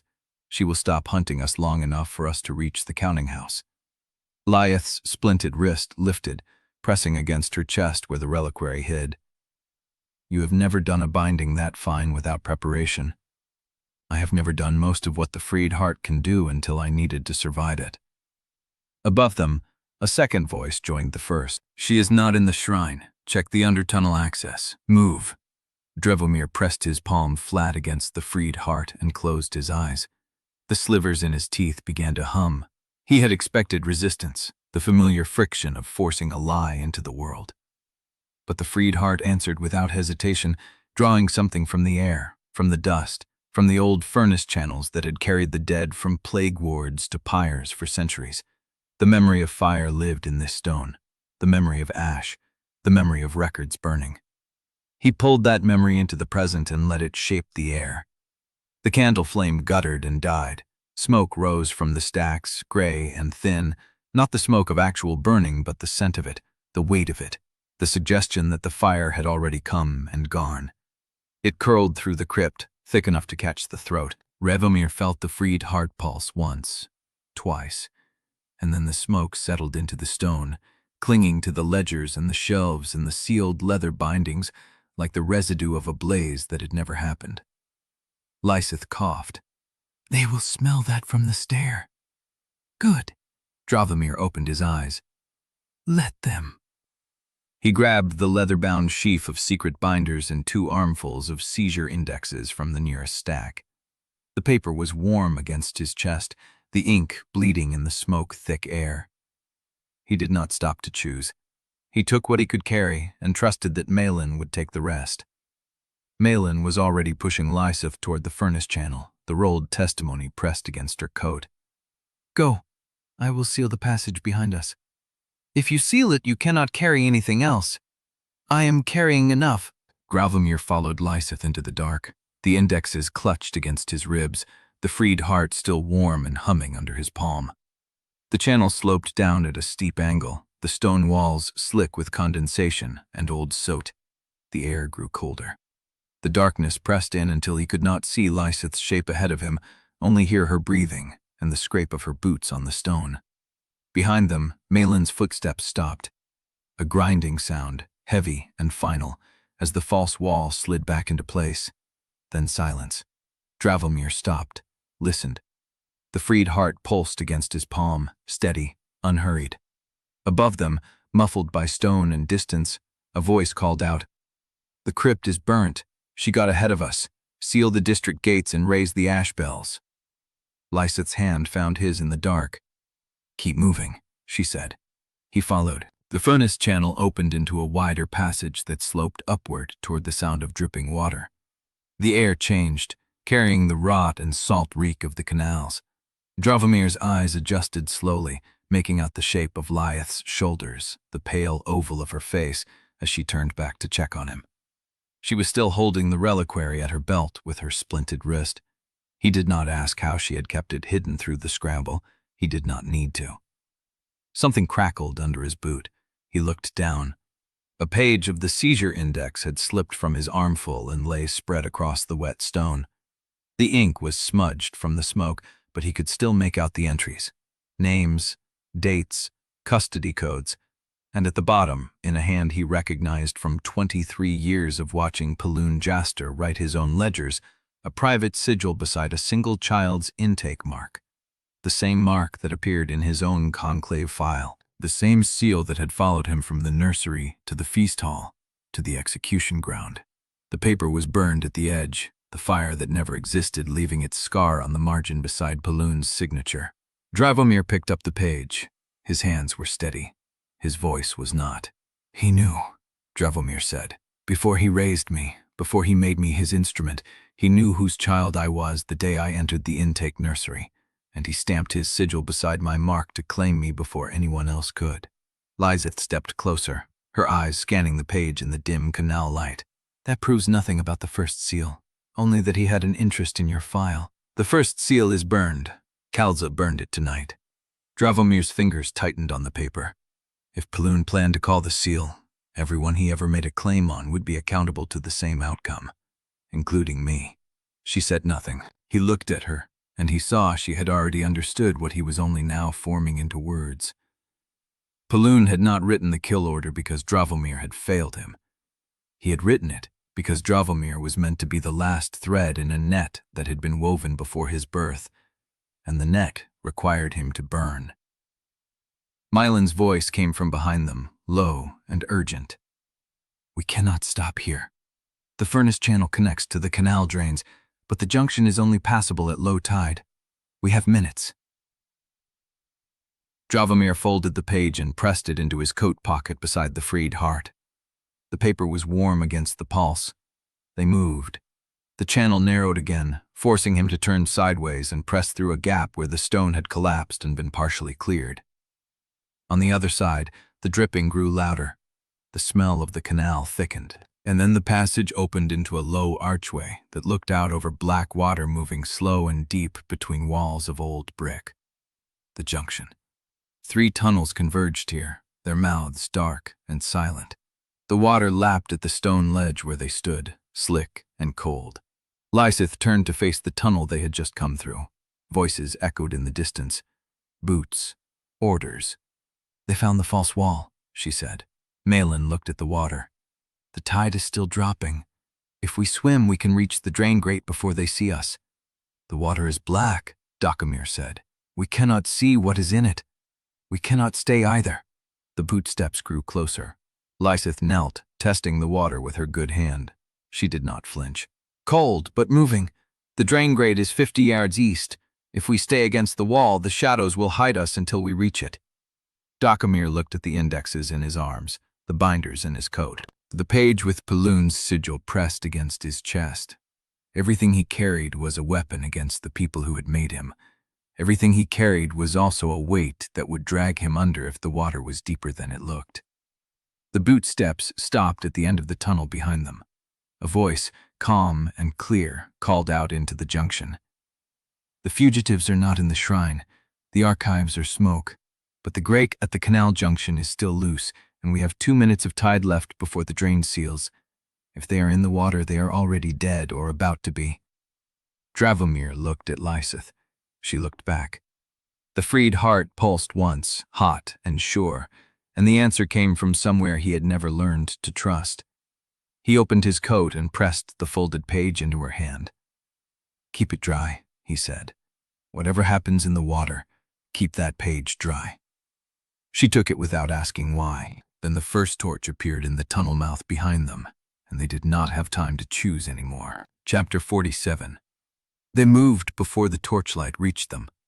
Dravomir hit the water first, the cold stealing his breath as the current grabbed his legs and pulled. He kept the indexes pressed against his chest, one arm hooked around the bundle, the other cutting through the black. Lieseth swam beside him, the folded page held above the water line, her splinted wrist cradled against her ribs. Behind them, Malin did not follow. He heard her voice, calm and clear, echoing through the junction. "They went east. The grate is loose. I saw them drop into the channel before the tide turned." The lie bought them seconds. The torchlight stopped at the junction's edge. Voices argued.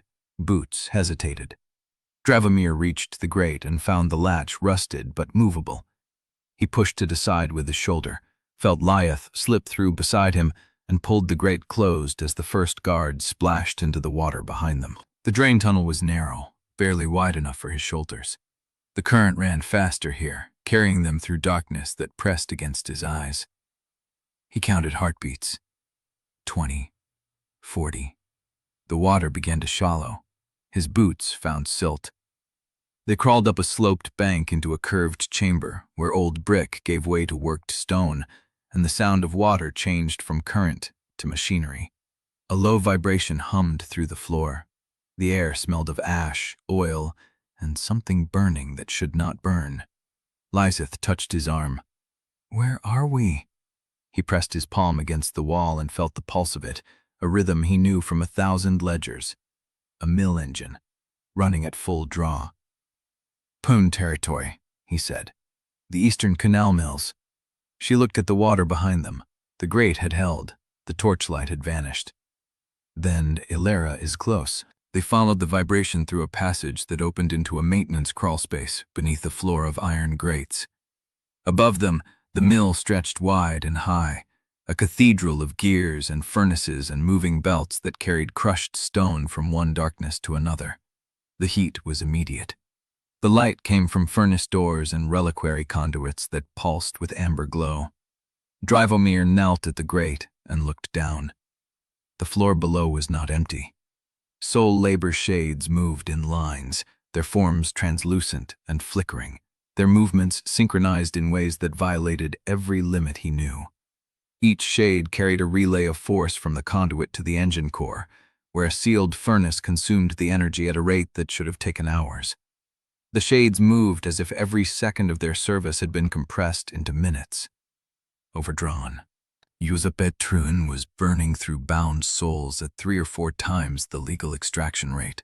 The vibration he felt was not the mill running normally. It was the mill screaming. Lieseth pressed her face to the grate beside him.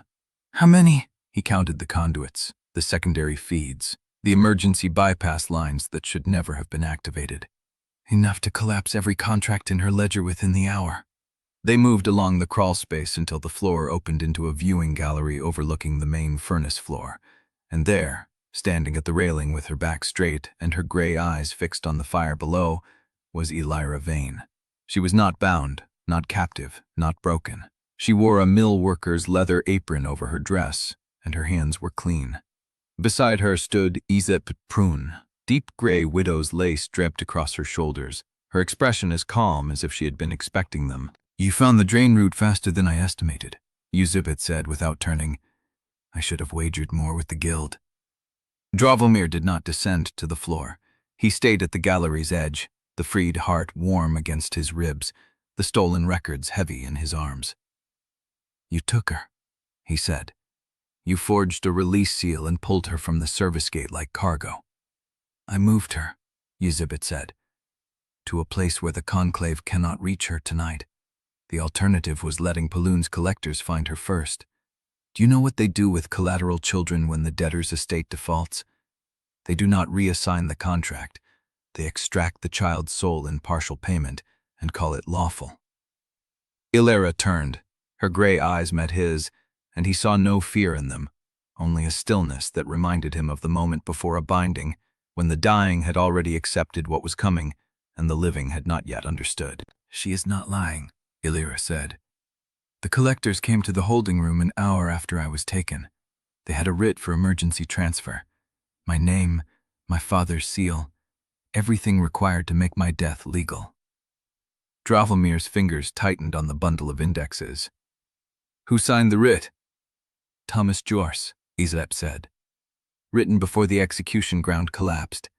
He filed it with the night registry as soon as the ash bells rang, hoping you would be too busy dying to notice. Lieseth stepped up beside him, her voice low and hard.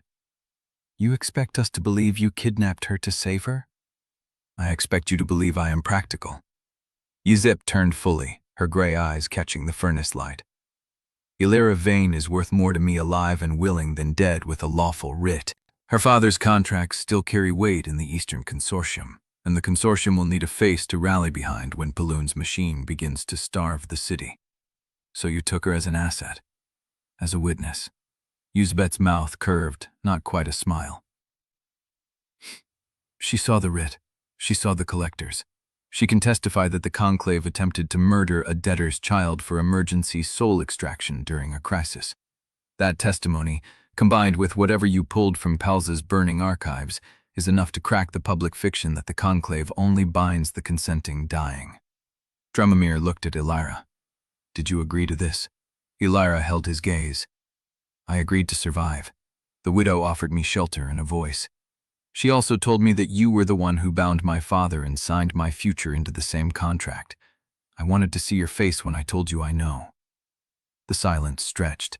Yebeta watched him, patient and calculating, the way she had watched him at the funeral auction months ago. Here is the offer, she said. You give me what you found in the archives, the indexes, the binder names, the proof that the court and conclave have been collaring children and falsifying burnings for 30 years. I give you the Eastern Consortium's protection, a printing press to publish every name, and a route out of the city before dawn. And Elira? She stays with me until the Consortium votes. If she chooses to leave after the testimony is given, I will not stop her.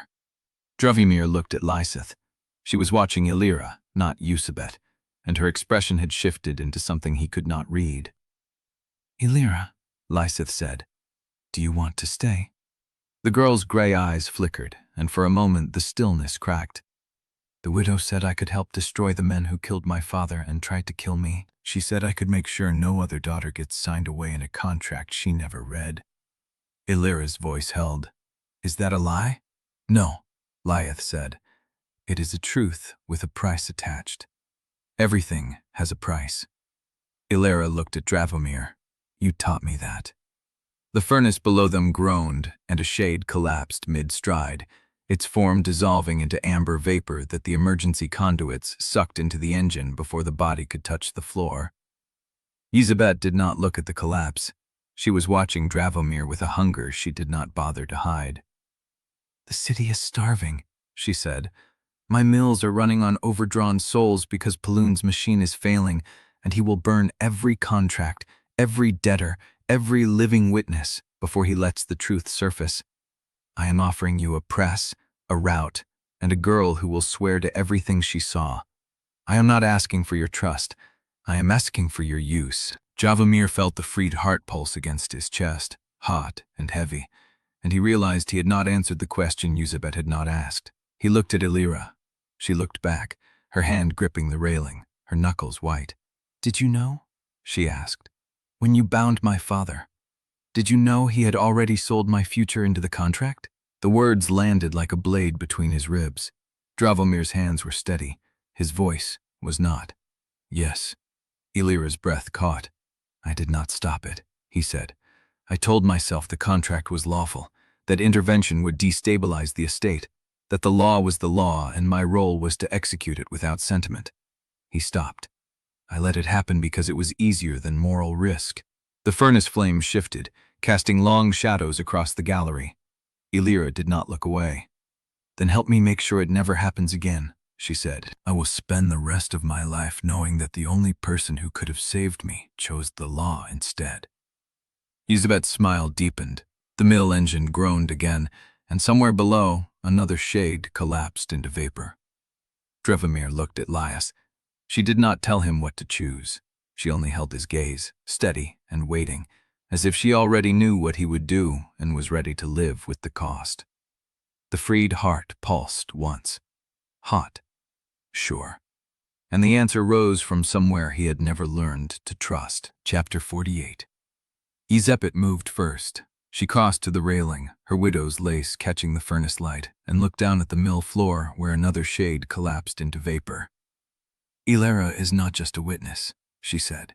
She is the story the merchant houses will believe. Dravomir watched her, the freed heart still pulsing against his chest. They know her father, Lieseth continued. They knew the vain name, a daughter, signed into debt service by a lawful contract, then nearly extracted as emergency soul fuel by the Archonex's own factor. That is not a legal dispute. That is a parable. One you control, Lieseth said. One I publish. The houses will decide what to believe. Lieseth turned from the railing.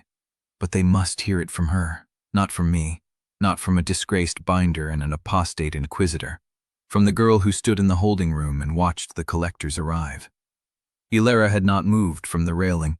Her gray eyes stayed fixed on Dravomir. Why should I trust you? The question landed flat without heat. Dravomir met her gaze. You should not. The answer seemed to cost her something, a softening at the edge of her mouth. I know what I did, he said. I stood in the estate transfer wing while your father's contract was itemized. I saw the clause that bound your future. I read it. I understood it. And I chose not to intervene because the law permitted the arrangement and intervention would have cost me political standing. The words tasted like ash in his mouth. Lieseth watched him with something close to approval. Illyra's hand tightened on the railing. You are asking me to stand before the merchant houses and name you as the man who bound my father, she said.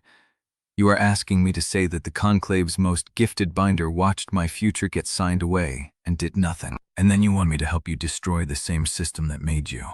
No! The word came from Lieseth. Dravomir turned. Lieseth stepped forward, her splinted wrist held against her ribs, her eyes on Illyra. He is not asking you to help him, she said. He is asking you to help the people who will die if the system stands, the flood-ward children whose names never reach a ledger. The families who watch their dead get pulled into furnace conduits because they cannot afford a proper burial. The novice's Kalza is burning tonight to hide what the court has done for 30 years. Ilara's jaw tightened. That is not an answer. No, Lieseth said. It is a choice. You get to make it, but do not mistake what he is asking. Yusep smiled. The Inquisitor has a gift for precision. Lieseth ignored her. She held Ilara's gaze, steady and waiting, the way she had held Dravomir's in the gallery earlier.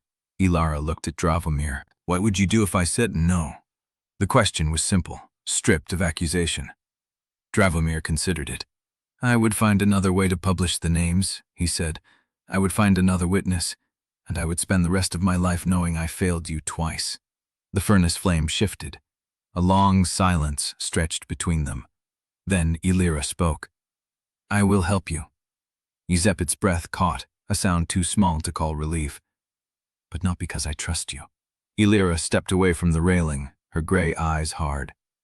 I will help you because the widow is right. The story needs a voice, and I am the only one who can tell it without being burned as a heretic or hanged as a traitor. She stopped. But there is a condition. Dravomir waited. Ilira's hands were shaking, but her voice held. My father's ledger has 43 names on it. Debtors he bound, futures he signed, souls he sold into service. Some of them are still alive in the contracts he wrote. She paused. I want them freed. Yusep's expression shifted. The Conclave vaults hold the original contract ledgers, she said. Breaking them would require reaching the central archive beneath the high galleries. I know. Ilira did not look away from Dravomir. That is what I am asking. You free every name tied to my father's ledger, every soul he damned, every future he sold. And then I will stand before the merchant houses and tell them what happened to me. Dravomir felt the weight of the request settle across his shoulders. The vaults beneath the high galleries were the most heavily sealed structures in the Conclave compound. Paloon had built them to survive fire, flood, and siege. Breaking them would require more than a freed heart. It would require a plan, allies, and a window measured in minutes before the Ash Bells summoned every SEAL team in the district. He looked at Lieseth. She was watching Ilira with something like respect. 43 names, Dravomir said. 43, Ilira confirmed. I have the list. My father kept a private copy in his study. I memorized it before the collectors came. Yusep stepped forward. The vaults open at the 5th bell for the morning intake inspection. That gives us 3 hours. The SEAL team changes at the 4th bell, leaving a gap of roughly 12 minutes before the inspection clerks arrive. You know the schedule, Lieseth said. I have been preparing for this since the first mill went dark. Yusep's mouth curved. I simply lacked a binder willing to crack the vault. Dravomir looked at Ilira. The list is in your head. Yes. Can you write it down before we move? Ilira's hand went to the pocket of her apron. She pulled out a folded scrap of paper, creased and worn, covered in fine handwriting. I already did. Yusep laughed, low and sharp. The furnace groaned beneath them. Dravomir took the paper. The names blurred at the edges, 43 lines in Ilira's careful hand, each one a life he had never thought to ask about. He looked at Lieseth. She was watching him with a question in her eyes. Dravomir felt the freed heart pulse once. Hot. Sure. Do you have a map of the vault's approach routes? He asked Lieseth. I have 3. Dravomir held Ilira's gaze. I will free every name on this list. Before dawn. The girl did not smile, but something in her gray eyes shifted. Yusep crossed to the wall and pressed a hidden catch. A panel slid open, revealing a narrow stair descending into the dark. The approach routes are in the counting room below. We have 3 hours. The freed heart pulsed again, and Dravomir thought of Paloon, of the sigil page burning in Lieseth's keeping, of the caretaker's final name, and of the 43 names on the paper in his hand. He looked down at the stair, and he stepped forward. Chapter 49. The counting room smelled of oiled paper and iron dust. 3 maps lay spread across the table, their edges weighted with ink pots and broken seals. Dravomir traced the approach routes with his index finger, committing each turn and guard post to memory, while Orrin stood at the window, watching the canal below. Ferrymen, Orrin said without turning. 11 of them. 2 widows from the salt refuge who owe me passage debts, and 4 mill deserters who will not be missed until dawn. That is not an army. It is a prybars. Orrin turned. You do not need soldiers to open a vault. You need people who know how to carry weight without dropping it, how to stand still when someone else runs, and how to keep their mouths shut after. Lieseth stood by the far wall, her splinted wrist held close to her chest. She'd been quiet since the stair, watching Dravomir work the maps, reading his certainty against his fear. Not something to still completely building this with. You expect resistance, she said. The vaults hold 30 years of contract originals. Orrin pulled a roll of stained cloth from his coat and laid it across the table. Inside, a punch chisel, a copper wedge, and a folded leather strip studded with iron filings. Paloon does not leave his ledgers unguarded, but the SEAL team rotation is fixed, and the 4th bell gap is real. Dravomir picked up the chisel. It was heavier than it looked, warm from Orrin's pocket. Thomas's clerks. What about them? If Paloon knows we are coming, he will have set his own people inside the vault. Thomas may be broken, but his methods survived him. Orrin's jaw tightened. Then we move faster than they do. The window rattled as a furnace barge passed beneath the canal bridge, its iron hull grinding against the lock stones. The sound carried through the counting room like a warning. Dravomir folded the largest map and pressed it into its coat. Show me your ferrymen. They gathered in a dry channel beneath the canal bridge, where the water had been diverted for night repairs. 11 men and women standing in the dark, their faces half lit by the furnace glow bleeding through the grate above. The 2 widows wore patched ferrymen's coats like widow salts people.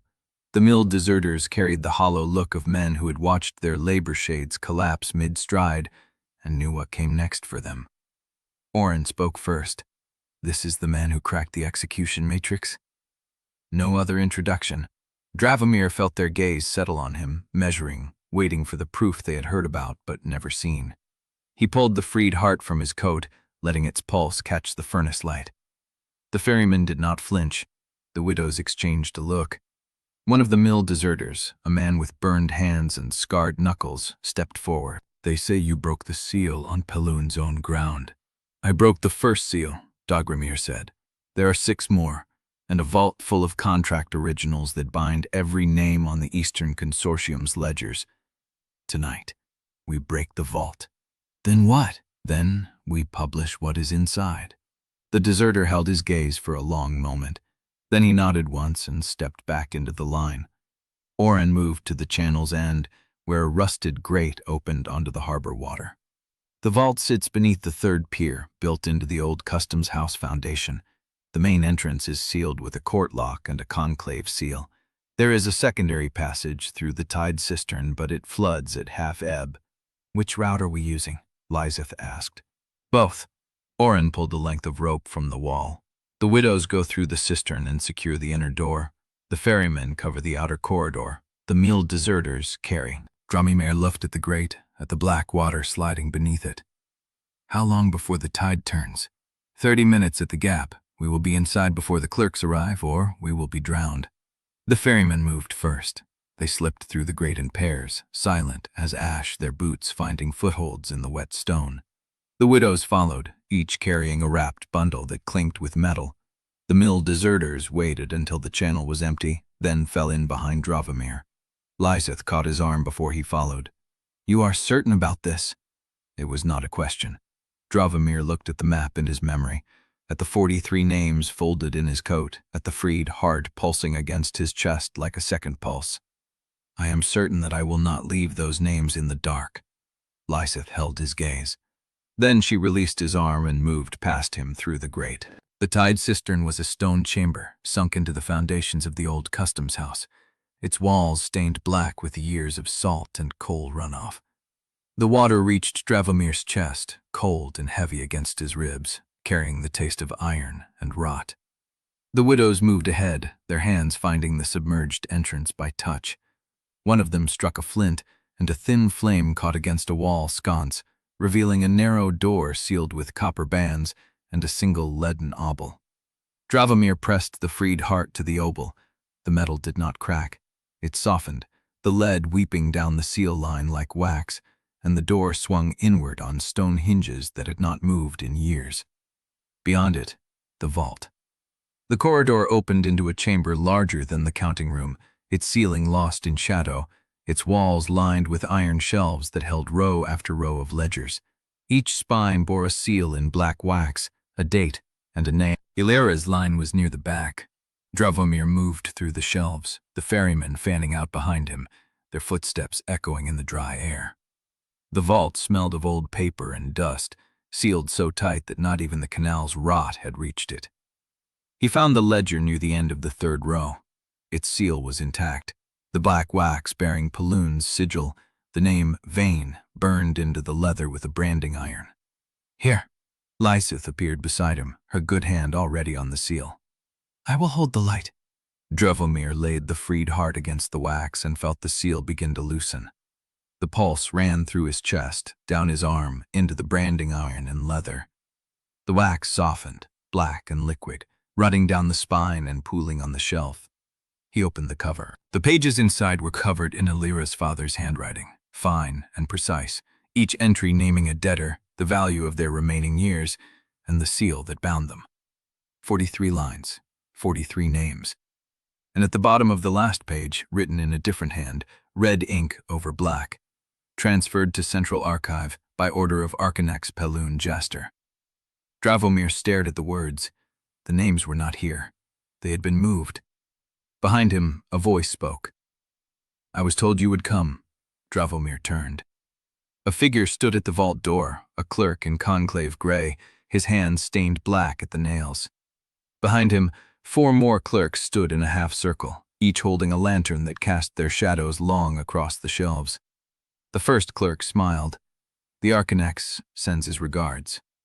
The freed heart pulsed once, hard, and the first alarm gong sounded somewhere above, deep and resonant, shaking the dust from the shelves. The first clerk smiled. "The Archonex sends his regards." The freed heart pulsed once, hard, and the first alarm gong sounded somewhere above, deep and resonant, shaking the dust from the shelves. Chapter 50. The alarm gong sounded again, deeper this time, shaking the dust from the shelves.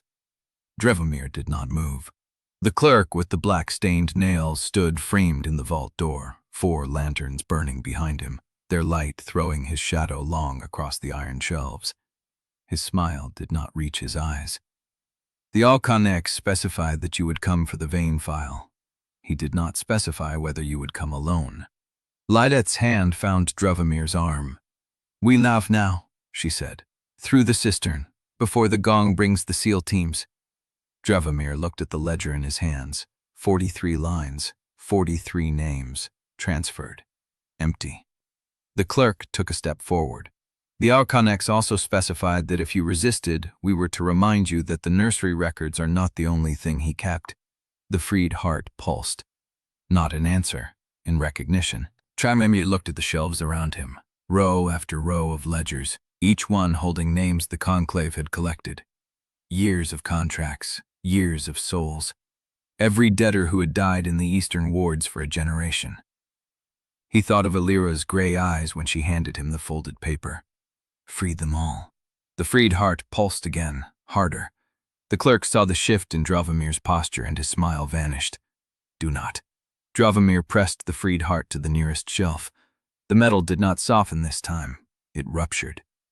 The seal on the first ledger cracked open, black wax shattering into dust, and the name inside rose as vapor, pale and burning, climbing toward the ceiling. The second ledger followed, the third, the fourth. The clerk shouted something, but the sound was swallowed by the rising chorus. Names filled the vault. They streamed from the shelves in columns of white and gray, each one a voice that had been locked in ink and leather, each one a soul the conclave had measured in years and obols and labor hours. They rose together, overlapping, a chant that Dravomir could not understand but could feel in his chest, in the freed heart, in the marrow of his bones. Lieseth grabbed his arm. "Dravomir, take what you can." He pulled the nearest ledgers from the shelves and pressed them into her hands. The ferrymen were already moving, grabbing armfuls of contracts and stuffing them into canvas sacks. The mill deserters tore pages from the bindings, stuffing them into their coats. The names kept rising.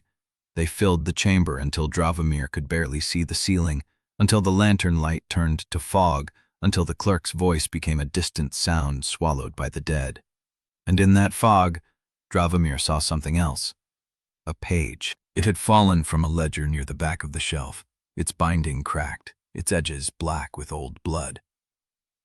He picked it up. The handwriting was different from the other entries, older. The ink had faded to brown, and the paper had yellowed at the edges. It was a debt notation, a woman's name, a date, a sum, and below it, in a different hand, a cross through and a note. Transferred to Nursery intake, marked for Archonex selection. Seal closed. Dravomir stared at the name. He knew it. He had seen it before, in the Flood Ward records, in the margins of a death certificate he had filed 7 years ago. A woman who had died in childbirth in the drowned quarter, whose body had been collected by the Conclave before the family could claim it. A woman whose child had been taken into the Nursery intake the same day. His mother. The frayed heart went cold. Dravomir? Lieseth's voice came through the fog, urgent and close. The SEAL teams are at the outer door. We have to go now. He looked at the page in his hands.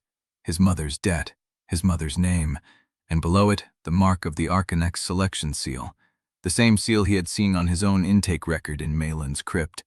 Paloon had purchased him before he was born. The vault groaned. Stone shifted somewhere above them, and dust rained down from the ceiling. The first crack appeared in the wall, thin and black, running from the floor to the shadow where the shelves met the stone. The tide, one of the widows said. The cistern is flooding. Dravomir folded the page and pressed it into his coat. He turned. The clerk and his lanterns were gone, swallowed by the fog of freed names. The vault door stood open, and beyond it, the corridor was already filling with water. Move. The crew moved. They ran through the corridor, the water rising past their ankles, past their knees, past their thighs.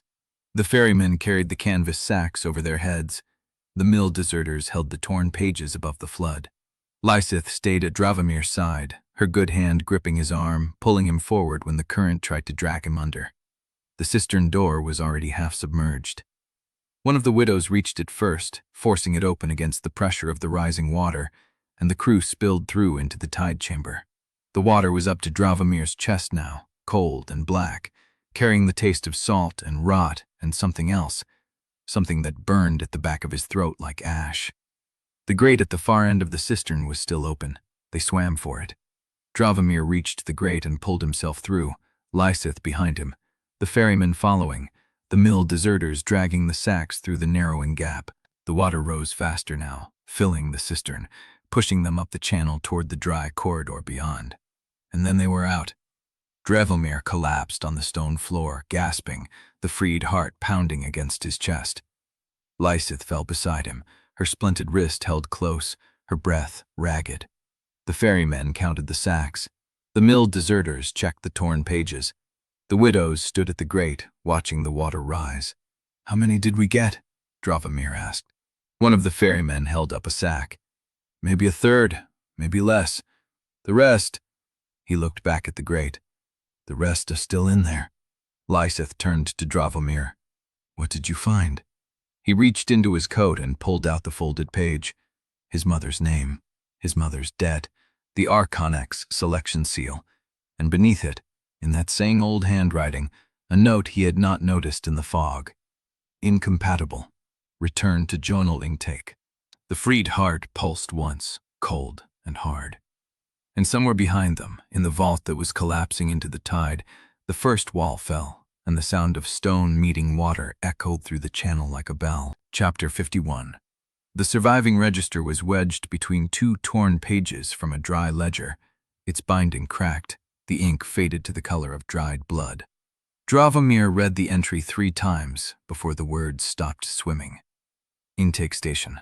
First Tower Nursery. Classification: debtor offspring. Purpose: sorting for service, apprenticeship, or transfer to sealed intake. Floor level: sub-basement 4. Access: old furnace channel, eastern quadrant, blocked by silt fall. circa third purge. The nursery. He had never seen it. Never asked where the intake children were held before the sorting assignations. The system had simply delivered him to Paloon's factor at age 4, already washed and numbered and silent. They moved the nursery intake to the high galleries 20 years ago, Lieseth said, reading over his shoulder. Her voice was flat, the voice of someone reciting facts to keep fear at the distance. First tower was condemned after the purge. The sub-basements flooded when the canal locks were rerouted. Dravomir looked up from the page. The crew had gathered in the dry channel beneath the canal bridge, their wet clothes steaming in the cold air. The canvas sacks lay in a row against the stone, their contents still dripping. The widows had already begun sorting the salvaged pages, laying them flat to dry. The mill deserters sat with their backs against the wall, arms crossed, watching Dravomir with the same question in every pair of eyes. "What now?" Lieseth answered before he could. "We have enough," she said. "Malin's indexes, the vault records, the binder sheaf. We take them to Eusebet's press. We publish before dawn. That was the plan." "You saw the page." Dravomir's voice came out rougher than he intended. "Paloon bought me before I was born. The woman who bore me was marked incompatible and sent back to general intake. I do not know what that means, and she was my mother." "Your mother died in childbirth. The record says so." "The record says she was returned. That is not the same thing." Lieseth's jaw tightened. She did not argue. She did not need to. They both knew what he was asking. The nursery. The place where debtor children were sorted into service, apprenticeship, or disappearance. The place where a 4-year-old boy with a dead mother and a debt he did not owe had been claimed by an Archonex who had already marked him before his first breath. The crew was watching. Orrin stepped forward, his coat still dripping canal water onto the stone. He looked at the register, then at Dravomir's face, then at Lieseth's. "How far?" he asked. "Half a mile east, under the old customs foundation," Dravomir said. "The furnace channel is blocked by silt fall, but the register says blocked circa third purge. That is 40 years of silt, 40 years of nobody checking. Or 40 years of something nobody wanted to find," Orrin said. "Either way, I need to see it." Lieseth moved closer, her good hand reaching for his arm. "The city is bleeding. Paloon knows you took the vault. Kalza is burning novices as we speak. Every bell we spend underground is a bell the system uses to tighten around us. Then I will go alone." No, the word was not a shout. It was quieter than that. Harder. Lieseth's fingers curled around his wrist, and her grip was stronger than a woman with a broken wrist had any right to be. "No, you do not get to disappear into the dark because the truth is uncomfortable. If you go, I go. That was the bargain. We go together, or we do not go." Dravomir looked at her. The reliquary at her belt, the page he had given her in the furnace channel, still folded and dry, tucked beneath the leather strap, the seal he had pressed into her keeping. He had already given her the most dangerous piece of evidence he possessed, and she was still here. "Half an hour," he said. "We check the nursery. If the channel is collapsed, we turn back. If it is open, we look until we find where children were sorted into disappearance." "And if something is waiting in the dark?" Dravomir looked at the freed heart beneath his coat. It was still cold. "Then I will do what I did in the vault. I will crack it open." The crew did not argue. The widows gathered the drying pages and repacked them into the canvas sacks. The mill deserters stood and stretched their cramped limbs. Orrin pulled a small lantern from his pack and lit it with a flint, the flame throwing long shadows across the wet stone. They moved east. The channel narrowed as they went, the walls closing in until Dravomir could touch both sides with his outstretched arms. The water on the floor deepened from ankle to calf, then to knee. The air grew colder, and the stone changed from worked granite to rough-hewn bedrock that had never been finished by a mason. Lieseth stayed at his side. Orrin led, the lantern held high, and then the channel ended. The silt fall was black and wet, rising from floor to ceiling, sealing the passage with 40 years of compressed mud, canal sediment, and something else. Something that crunched under Dravomir's boot when he stepped too close. Bone. Small bones. Fragile, hollow, scattered through the silt like seeds in winter soil. "The purge," Lieseth said quietly. They sealed the nursery before the bodies were removed. Dravomir did not answer. He pressed his hand to the silt wall. The freed heart pulsed once, twice, 3 times. Each beat harder than the last, and the silt began to weep. Water streamed the compressed mud, carrying bone fragments and rusted iron and scraps of cloth that dissolved when the light touched them. The wall softened. Dravomir pushed. His hand sank through the silt, then his arm, then his shoulder. The freed heart burned against his chest, and the mud gave way with a sound like a dying breath. The passage opened. Beyond it lay a chamber, the nursery. The ceiling had collapsed at the far end, and canal water had pooled across the floor, black and still. Crib rings lined the walls, iron brackets bolted into the stone at child height, their rust leaching down the walls like tears. The floor was scattered with fragments of painted wooden toys, their colors bleached to gray. And on the far wall, carved into the stone above the highest row of crib rings, was a hymn. Bless the dead who feed the city. Bless the debt that binds the hand. Bless the dark that holds the child, till the child understands. Dravomir read it once. Then he saw the register. It lay on a stone shelf beside the collapsed wall, its binding cracked, its pages swollen with moisture. The cover bore the Archonex seal, and when Dravomir reached for it, the leather crumbled under his fingers. But the ink had survived. Names, dates, marks, thousands of children. And at the bottom of the last page, in ink that was still wet, a single line. Present intake, 4, 3 sorted, 1 transferred to sealed custody. Archonex selection confirmed. The ink bled, not water, ash. The freed heart went cold. Chapter 52. The water was cold against his calves, black and still, carrying the memory of what had been done here. Dravomir stood at the nursery's threshold, the freed heart pressed cold against his ribs, the register still bleeding ash across his fingers. Behind him, Lieseth's breathing was shallow, controlled. Orrin's lantern threw their shadows long across the submerged floor, and the hymn above the crib rings seemed to pulse in the half-light. Bless the dark that holds the child, till the child understands. Those are not conclave verses, Lieseth said quietly. The court wrote that hymn. I have seen it before. In the old training manuals they burned when I was a novice. Dravomir lowered the register. His fingers left dark smudges on the leather. The court ran this nursery? The court and the conclave together. Lieseth moved past him, her splinted wrist held close to her chest, her gaze fixed on the crib rings. The court provided the doctrine. The conclave provided the binders. Neither wanted the other to have sole custody of children who could be shaped. Orrin stepped forward, the lantern casting his face in sharp relief. I have heard stories, ferrymen's tales. They called it the sorting. Children brought down at night. Some returned to the upper wards with court seals, others never seen again. 3 sorted, Dravomir said. 1 transferred to sealed custody. That is the ratio I saw in the Crypt records. 3 out of every 4 intakes went to standard service or apprenticeship. The 4th disappeared into something deeper. He looked at the crib rings again. Into someone like me. The freed heart pulsed once, a dull throb that sent ripples across the black water. There is another chamber, Lieseth said. Look at the wall opposite the hymn. The stone is different. Dravomir followed her gaze. The far wall, beyond the collapsed ceiling section, was not rough-hewn bedrock like the rest of the chamber.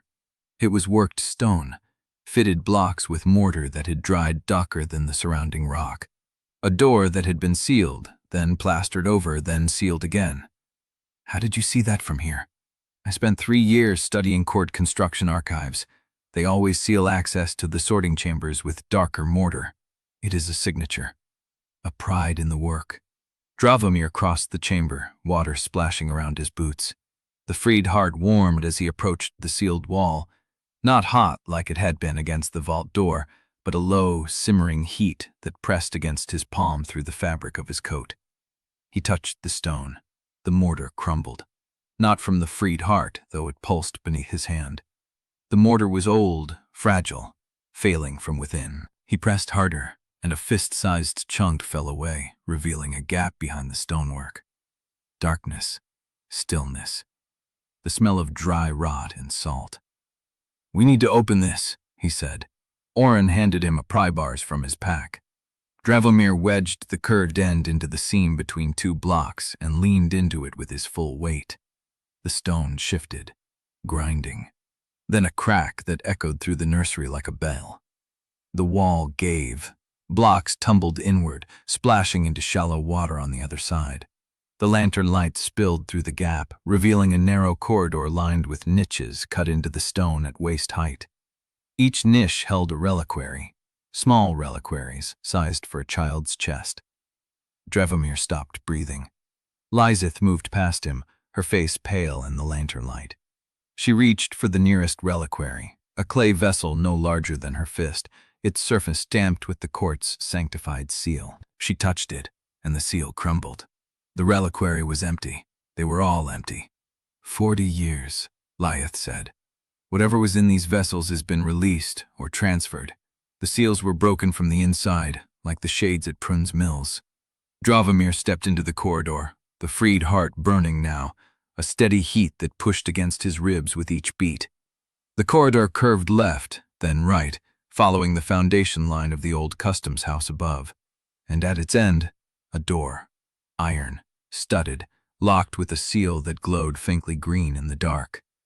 "The same phosphor as the crypt," Dravomir said.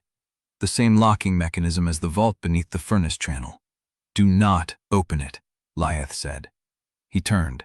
She stood at the edge of the lantern light, her broken wrist pressed against her chest, her eyes fixed on the green glow. The small reliquary at her belt, the one she had carried through every stripping and search, pulsed in answer.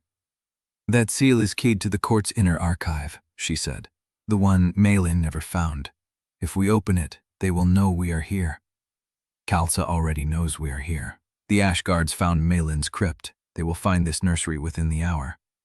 Then we close the passage behind us and return with more light, more time, more people.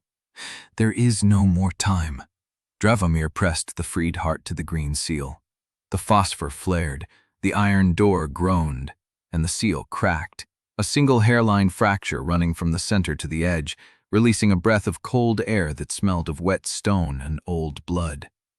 Beyond the door, a chamber, larger than the nursery, circular.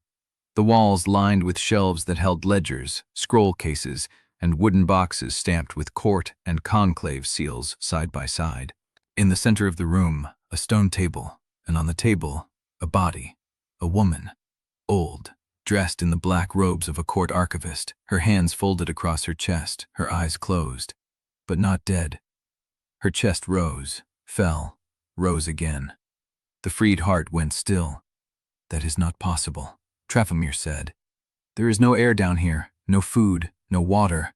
The passage has been sealed for 40 years. Lieseth moved past him, her steps slow, deliberate. She reached the table and looked down at the woman's face. "I know her," Lieseth whispered. "She was the court's chief intake archivist when I was a novice. She vanished the year before I took my vows. They said she retired to the eastern provinces." The woman's eyes opened. They were pale gray, the same shade as the phosphor on the seal, and they fixed on Lieseth with the focus of someone who had been waiting a very long time. "Lieseth Andarro," the woman said. Her voice was dry, cracked, like paper crumbling. "I was beginning to think you would never come." Chapter 53. The woman's eyes did not blink. They held Lieseth's face with the patience of stone that had learned to wait through decades of darkness. "You know me," Lieseth said. "Not a question. I was the last living witness to your first heresy." The archivist's voice scraped out of a throat that should have been dust. "Before you became an inquisitor, before you learned to carry your sins in a reliquary at your belt." Dravomir's hand found Lieseth's arm. She did not pull away. "I remember the intake boy," the woman said. "The one with gray eyes, too old for his age, terrified, hiding it behind a spine that would not bend." Lieseth's breath caught. "I saw you see him," the archivist continued. "In the sorting chamber, 3rd row, 7th cot. He was marked for the Archonex even then, but the court had a secondary designation on his file. If Paloon ever lost control of him, he was to be converted into a court weapon, retrained, recoded. His soul would serve the ash instead of the obol. The freed heart pressed against Dravomir's ribs, cold, heavy. "You stole the true heart during the transfer inventory," the woman said. "7th Reliquary, East Vault, 2nd shelf. You replaced it with a dead vessel filled with ash and sealed it with a forged stamp. I catalogued the substitution myself and burned the original entry." "Why?" Dravomir's voice came out raw. "Why would you help her?" The woman's gaze shifted to him. The phosphor-pale eyes moved slowly, as if the act of tracking a living face required her full concentration. "Because I was the one who wrote the secondary designation, and I knew what the court would do to him if they ever had cause to activate it." Her chest rose, a dry sound like paper folding.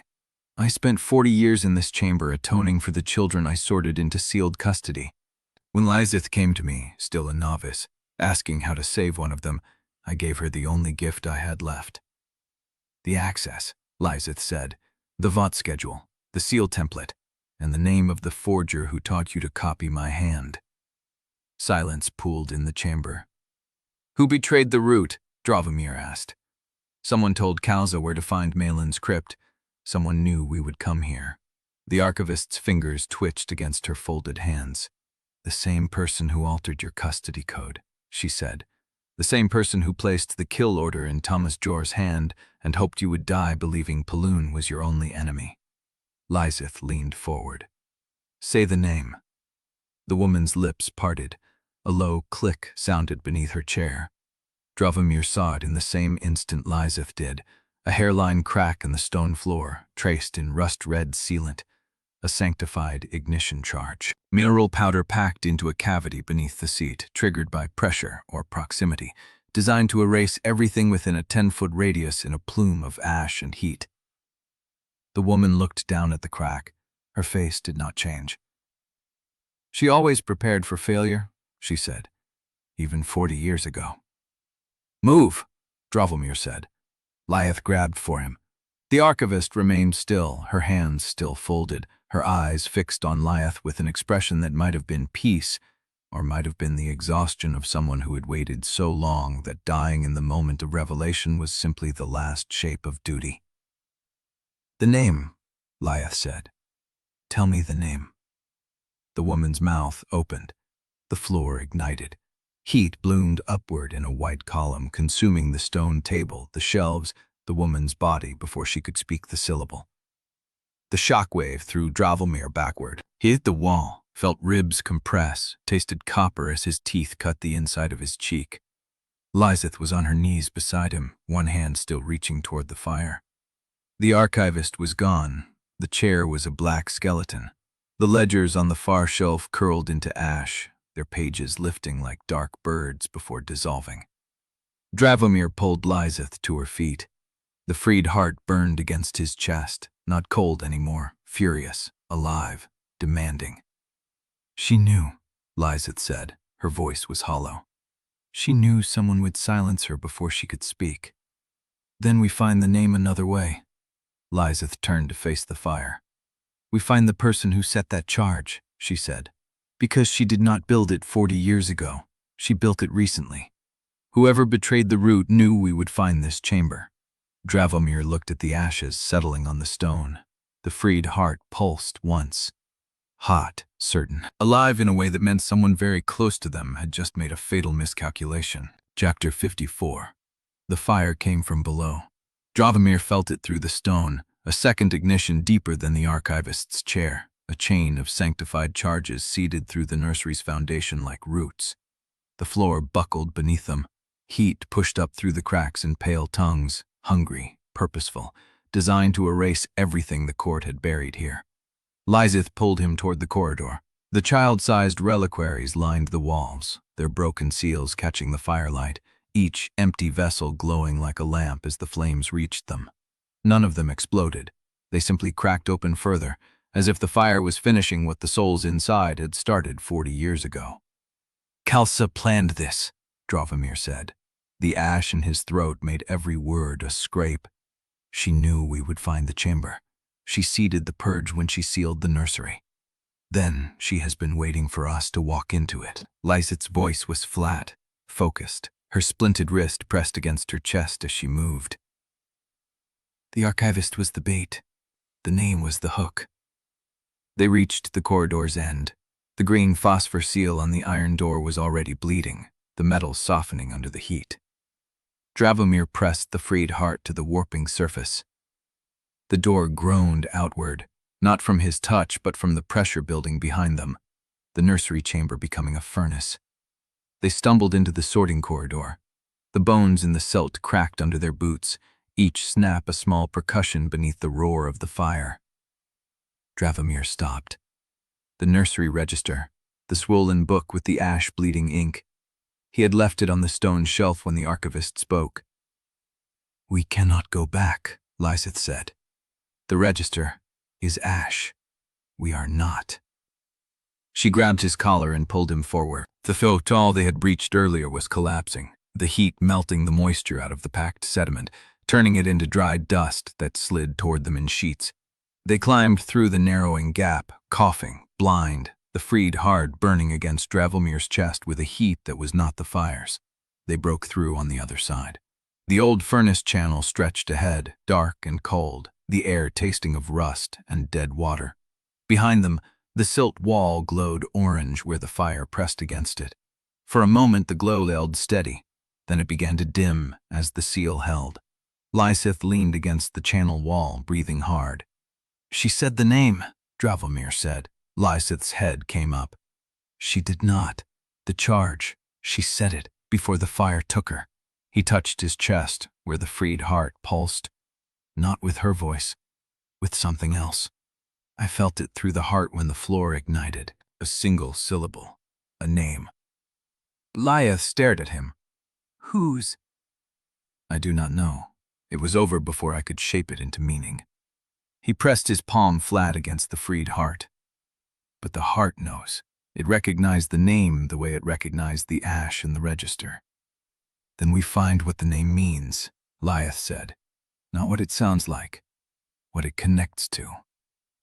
They moved through the furnace channel in silence, following the green moss that grew only where air still moved. The channel narrowed, then opened into a junction Dravomir recognized from Malin's maps, the intersection where the old undertunnels branched toward the plague shrines and the canal drains. He stopped. The wall beside him bore a seal, not a conclave seal, not a court seal, a personal sigil stamped into the stone with a binder's obol, the edges still sharp. Recent. The ink had not fully dried. Dravomir touched it with his bare fingers. The frayed heart went cold. "What is it?" Lieseth asked. He recognized the sigil. He had seen it on transfer orders, on intake ledgers, on the custody code alteration that had sent him to Paloon's nursery instead of the general intake pool. The same seal that had appeared beside his intake mark on the page Malin had copied. "The predecessor," he said. "Malin's predecessor. The archivist who trained her before the vanished one took over." Lieseth's face went still. "The woman who taught Malin to trust the court's redactions. The woman who altered my custody code." Dravomir's voice came out flat. "The woman who placed the kill order in Thomas Jor's hand." "She is dead," Lieseth said. "Malin told me. She died 15 years ago. Consumption. Malin attended her funeral." Dravomir looked at the seal on the wall. Fresh ink, sharp edges, placed here within the hour by someone who knew they would pass through this junction. "And someone is using her seals," he said. "Someone who has access to her personal obol, her sigil stamp, and every archive she ever touched." He turned to face Lieseth. "The traitor is not alive because the traitor is not a person. The traitor is a position, a desk, a set of seals that get passed down through the court's chain of custody, used by whoever sits in that chair, regardless of the name attached to it." Lieseth's breath caught. "Malin," she said. Dravomir shook his head. Malin inherited the predecessor's files. She did not inherit the predecessor's seals. Someone else did. Someone who has been using them for 15 years, signing orders in a dead woman's name, altering custody codes, placing kill orders, and burning anyone who gets close enough to notice that the predecessor never stopped working. The frayed heart pulsed once. Hot, certain, directed. Lieseth followed his gaze to the seal on the wall. The ink was still wet. Whoever had stamped it was still in these tunnels. Chapter 55. Malin was waiting in the Plague Shrine's bell chamber when they found her. She sat on the stone bench with her back against the wall, one hand pressed to her ribs, the other holding a broken reliquary seal. Her face was bloodless in the phosphor light. The bruise across her jaw had darkened to the color of old lead. "You lived," Lieseth said. "Barely." Malin did not smile. "The Ash Guards found the furnace channel before I cleared the junction. I had to double back through the corpse drains." Dravomir laid the predecessor's seal on the bench beside her. Malin looked at it. Her hand stopped moving. "Where did you find this?" "Junction wall, East Branch." The ink was still wet.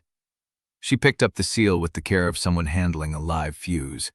Her thumb traced the sigil's edge, the 8-pointed star with the obol at its center. The same mark that had appeared beside Dravomir's intake record. The same mark that had signed the custody code alteration. "This is her personal stamp," Malin said. "She kept it in a locked drawer beneath the intake desk. I saw her use it once, on a transfer order for a child who had been marked incompatible. She cried while she pressed it into the wax.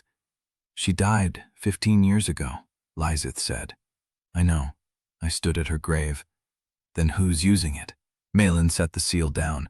Her hand trembled once, then stilled. "I do not know, but I know how I was trained." She looked up at them both, and Dravomir saw something in her face he had never seen before. Not fear, shame. "She taught me to trust the court's redactions without question," Malin said.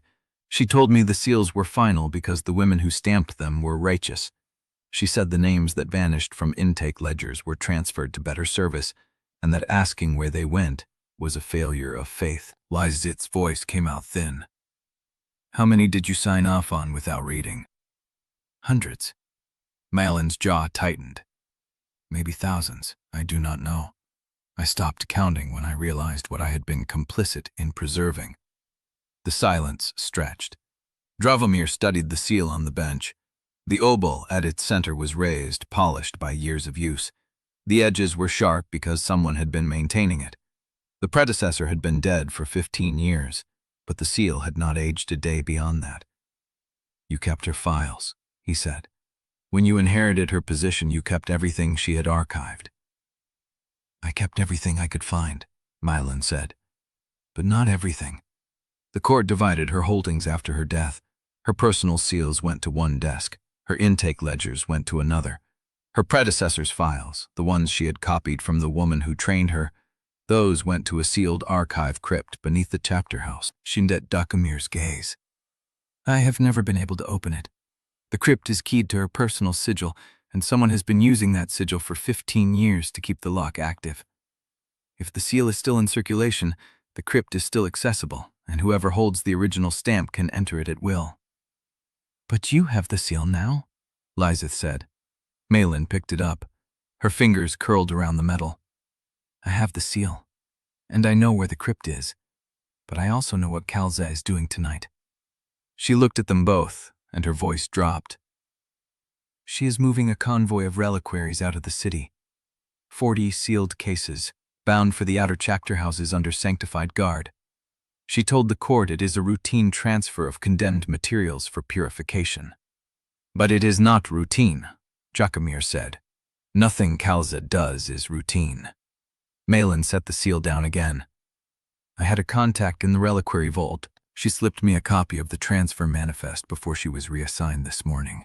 The convoy leaves at the 3rd bell from the Eastern Furnace Bridge. 40 cases.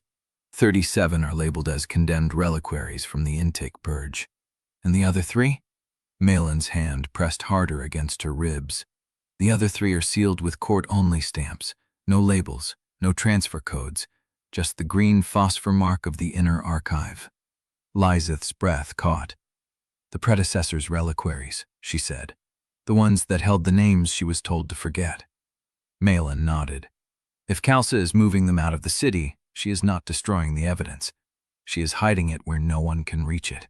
And if those 3 cases contain what I think they contain, the control chains for every child sorted into sealed custody are inside them.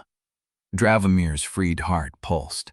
Hot, certain, directed. He touched his chest, feeling the rhythm align with something in the air, something that was moving east through the undertunnels at that same moment. The convoy is not the only thing moving tonight, he said. Lieseth turned to him.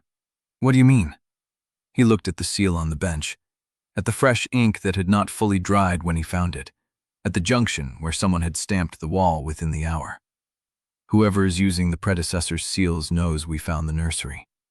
They know we survived the fire, and they are still in these tunnels, moving ahead of us, stamping orders in a dead woman's name. Malin's face went pale. Then they know we have the seal? They know we have the seal, Dravomir said, and they know we are coming for the crypt. He looked at Lieseth, which means the crypt is a trap. Lieseth's hand moved to her belt, where the reliquary she had carried for years still hung. Her fingers brushed the metal. Then we walk into the trap, she said, and we learn who set it. Chapter 56. The furnace bridge lay dark against the rain, its sanctified lamps dead from the shortages spreading through the lower districts. Dravomir crouched behind a collapsed crane housing, the freed heart warm against his chest, counting the convoy wagons by the sound of iron-shod wheels on wet stone. 6 wagons, 40 reliquaries, 3 unlabeled. Lieseth pressed close beside him, her splinted wrist wrapped under her coat, the reliquary at her belt knocking soft against his arm. Malin was at the eastern stair with Orrin's ferryman, her torn ribs strapped tight, the predecessor's seal warm in her pocket. 37 decoys, Lieseth breathed. Geez, masking really her arms. She is not protecting the real cargo. She is using the decoys to pull hunters toward the wrong wagons. Then we take the right ones before she reaches the outer chapter houses. Dravomir watched the lead wagon pass under the arch. The driver wore court livery, but his hands were calloused like a factor's, not a cleric's. The guards flanking him carried iron prayer hooks, the kind used for dragging bound souls back into reliquaries, not for defending cargo. The second wagon passed, the third. The fourth wagon's seals glowed green in the rain. There, Lieseth said. Dravomir moved. He dropped from the crane housing onto the fourth wagon's bench, driving his shoulder into the driver's ribs before the man could reach for his hook. The driver crumpled, and Dravomir caught the reins, hauling the team to a halt. Behind him, Lieseth's blade cut the tethers on the fifth wagon. Malin's ferrymen swarmed from the eastern stair, dragging the guards down before they could sound an alarm. The reins swallowed the noise. Dravomir slid from the bench and circled to the wagon's bed. 3 cases sat nested in iron brackets, their surfaces covered in court-only green phosphor stamps that glowed like fresh wounds.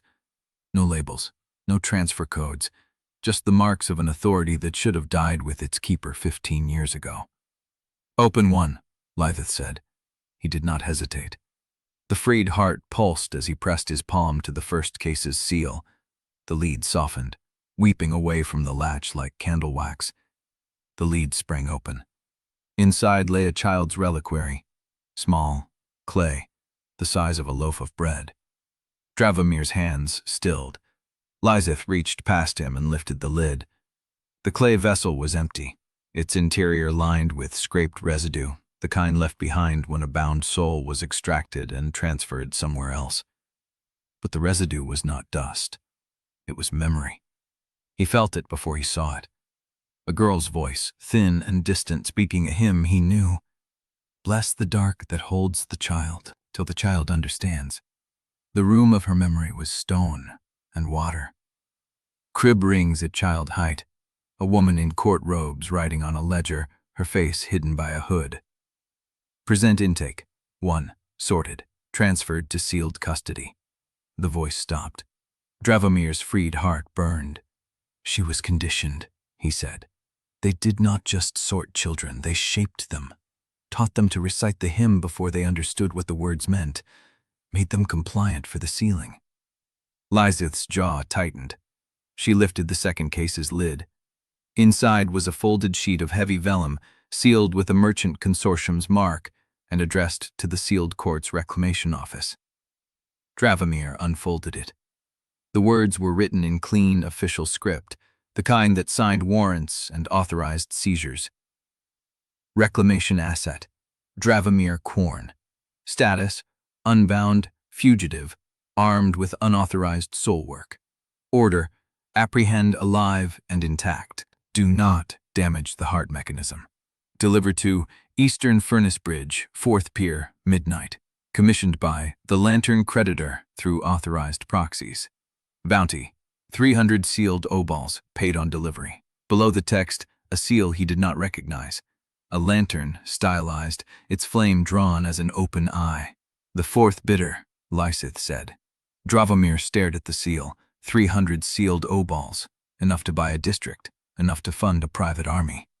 They want me alive, he said. The bounty is for capture, not death. Lieseth's hand found his arm. Then we burn the order. She pulled the corner of the vellum toward the nearest lamp. Before anyone knows we saw it. The freed heart pulsed, hot, certain, directed. Dravomir looked past the wagon, past the rain, toward the darkened city below. They already know, he said. The convoy was bait. The decoys were meant to slow us down. The real message was never the reliquaries. Lieseth followed his gaze. The lower districts were dark. Every furnace bridge lamp had gone out. The shortages had spread faster than Malin predicted, faster than Kalsa's timeline allowed. Someone had been planning this blackout for weeks, and in the darkness, something was moving. A bell tolled below, single note, sharp, hunter's signal. Chapter 57. The bell's echo died into the dark, and the city held its breath. Dravomir dropped from the wagon bed, the bounty vellum still folded against his ribs. Lieseth landed beside him, her blade already wet with lamp oil from the extinguished lanterns. The 4th wagon's horses stamped once and stilled, catching the current in the air. Malin's voice came from the eastern stair, low and sharp. They are in the furnace gap. 3 teams, moving spread. How long? Dravomir asked. We have the time it takes a prayer hook to find flesh. He looked at the 3 open cases. The child's clay reliquary, the empty transfer brackets, the bounty order that named him cargo. The freed heart burned with a heat that was not anger. It was recognition. The hunters knew the undertunnels. They knew the convoy route. They had planned the blackout to funnel fugitives into a kill lane, and they had done it without Kalsa's SEAL teams, without Paloon's factors, without anyone but the Lantern Creditor's coin. Orrin, Dravomir said. The runner materialized from behind a collapsed furnace housing, his face half lit by the embers of a dying forge. The ferrymen are already gone. I told them to scatter through the plague shrines and meet at the old customs pier if it clears. It will not clear. No. Orrin held out his hand. In it was a rusted iron key, the kind that opened canal hatches from the inside. The smuggling corridor beneath the 3rd furnace bridge. It runs to the eastern tide gate.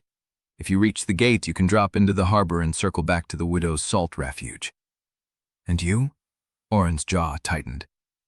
I will draw them through the upper tunnels, make them think you split east instead of west. Lieseth stepped forward. The corridor is a death funnel if they know it. They do not know it. Orrin's voice was flat. The Widow Guild sealed it 6 years ago. I am the only one who unsealed it. Dravomir stared at the key. The freed heart pulsed once, hot and certain, telling him this was the only move left. Orrin, do not. Orrin's hand closed around the key. I owe you nothing now. The debt is dissolved. This is not repayment. Then what is it? Orrin looked past him, toward the darkened city where the bell had tolled. I want to see what happens when someone cracks the ledger open, and I want to be alive long enough to watch. He pressed the key into Dravomir's palm and was gone before Dravomir could answer, his footsteps already fading into the furnace channel where the ferryman had vanished. Lieseth grabbed Dravomir's arm. We need to move. They ran. The lower districts had become a maze of collapsed light and false shelter. Every furnace bridge lamp was dark, every market briers extinguished, every window shuttered. The rain continued, thin and steady, washing the ash from the stones but leaving the cold. Dravomir led them through a tanner's alley, past a row of tenements where the doors had been nailed shut from the outside, their occupants trapped until the shortage crisis passed. The freed heart pulsed against his chest, guiding him through the gaps between buildings where the hunters would not think to look. But the hunters found them anyway. They came out of the dark without sound. 3 figures in long coats, their faces hidden behind iron masks shaped like prayer hoods, their hands carrying hooks that glowed with the green phosphor of bound souls. The hooks were not weapons, they were tools. Tools for dragging. The first hunter's hook swung at Dravomir's throat as he rounded a corner into a dead end. He ducked. The hook caught the stone above his head and shattered it, spraying chips across his shoulders. Lieseth's blade came up, but the second hunter's hook caught her wrist and twisted, forcing the weapon from her grip. Dravomir's freed heart flared. He drove his palm into the first hunter's chest, not to strike, but to open. The heart's heat cracked the iron prayer hood, and the man behind it screamed as the bound soul inside the hook recoiled, turning on its wielder. But the third hunter was already behind them, raising a hush net. The net was not rope. It was woven from leaden threads, each strand etched with court seals that glowed dull red in the dark. The kind of net used to capture escaped shades without damaging them, because damaged shades could not be resold. Dravomir twisted, but the net fell. It missed him by a finger's width and caught Lieseth instead. She went down hard, the leaden threads collapsing around her, their seals flaring as they locked. Her scream came out muffled, the net's fabric pressing against her mouth, her splinted wrist pinned beneath her weight. The first hunter recovered, his hook smoking, his face visible behind the cracked iron. He was young, younger than Dravomir. His eyes were pale and empty, the eyes of someone who had been doing this work long enough to stop seeing faces. "The woman is incidental," he said. "The binder comes alive." The second hunter grabbed Dravomir by the collar, his hook pressing against the silver scar at Dravomir's throat. The touch was cold. Not the cold of iron, but the cold of the dead who had been worked through that hook for years. "The creditor wants the heart unopened," the hunter said. "That means we take the chest intact. No broken ribs, no ruptured vessels. Clean."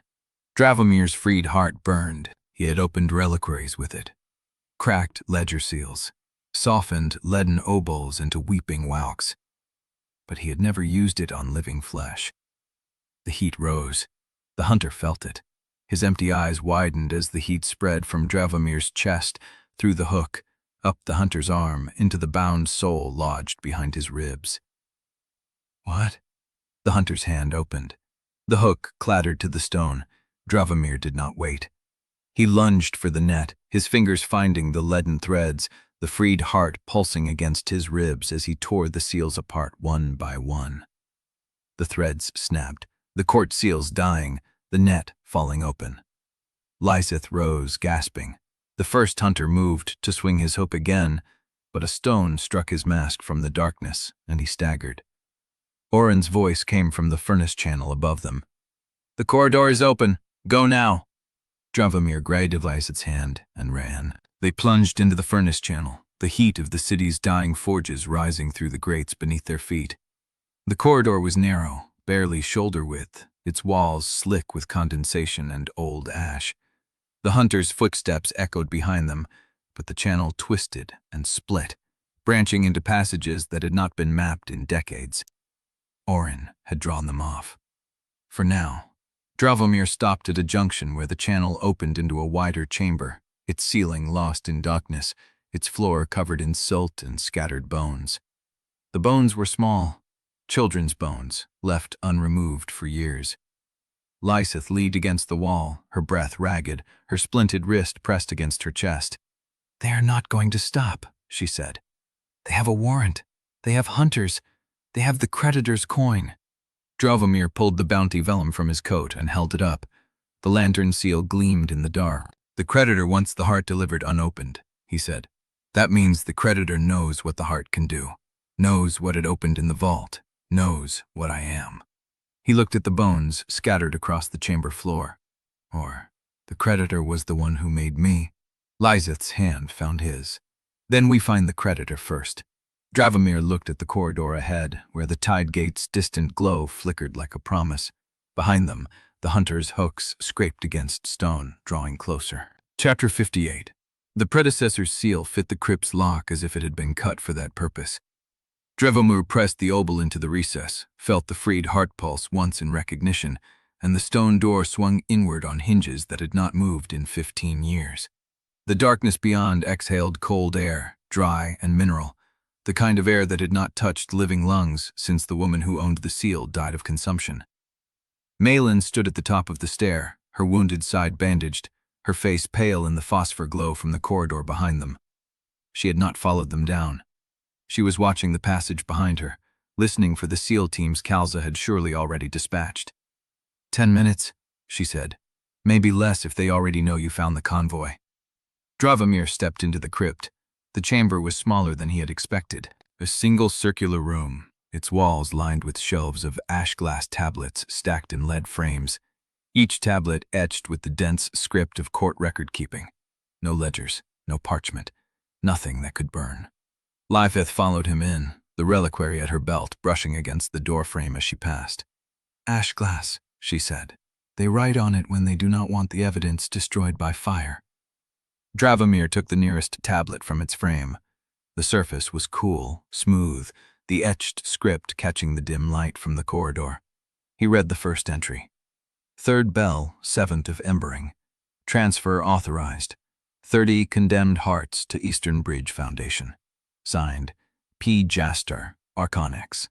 Countersigned, M. Kalza, Prioress Judge. He set the tablet down and took another. 2nd bell, 10th of Frostfall. Transfer authorized.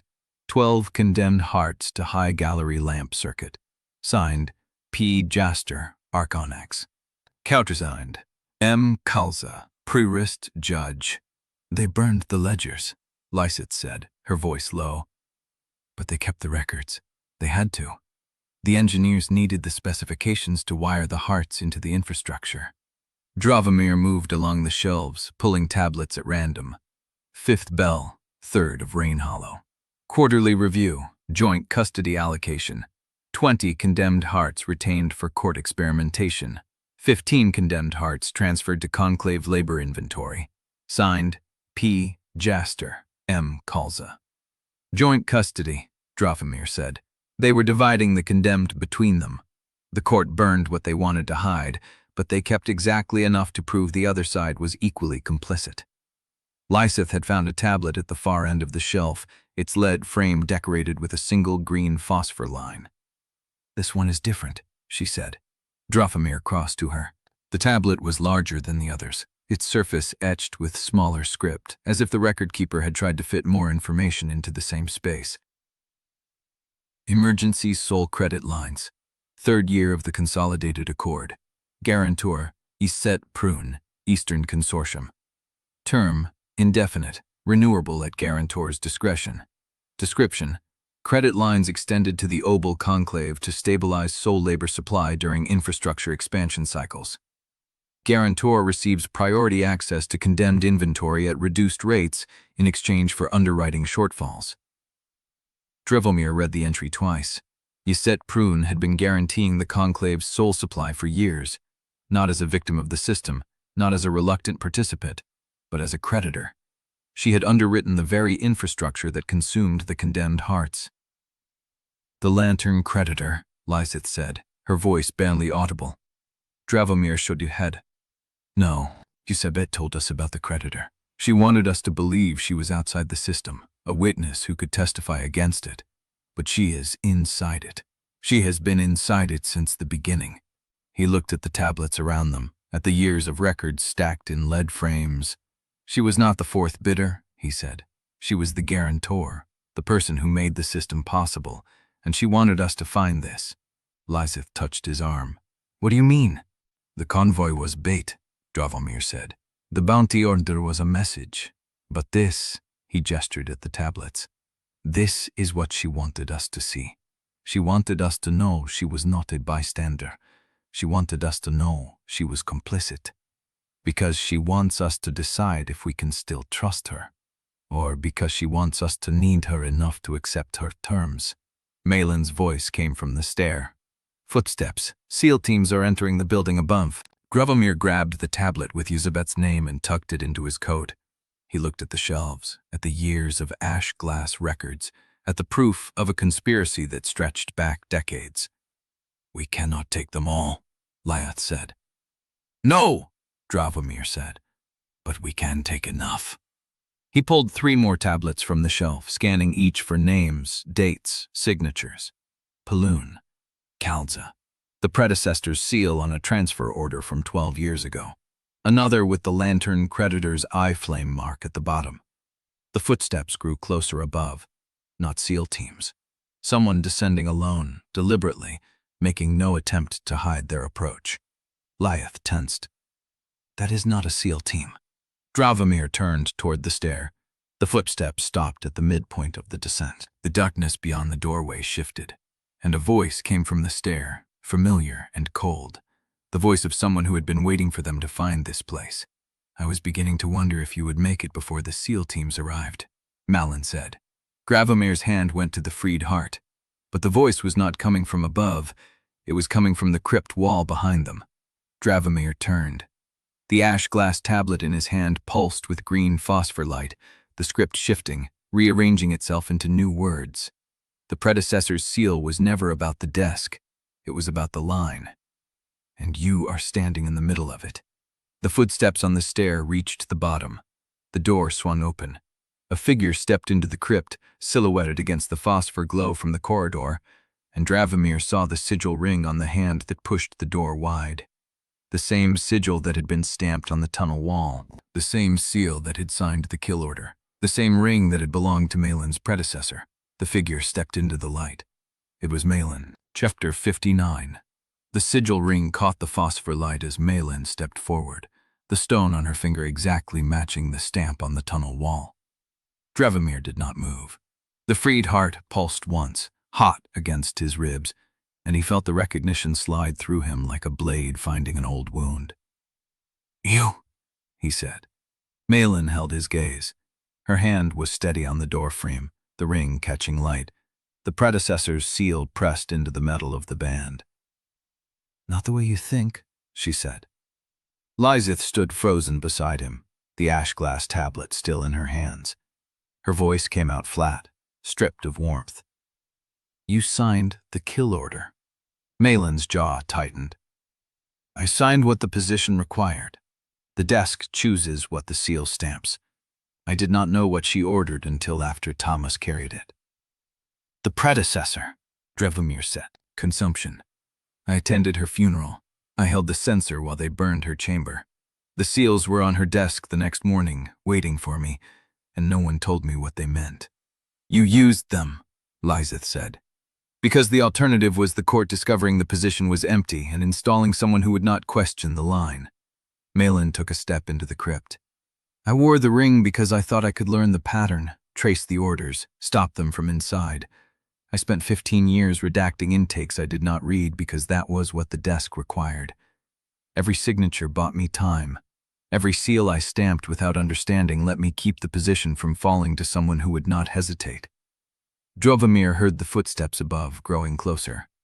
"You stamped the kill order," he said. "Someone else stamped it before me.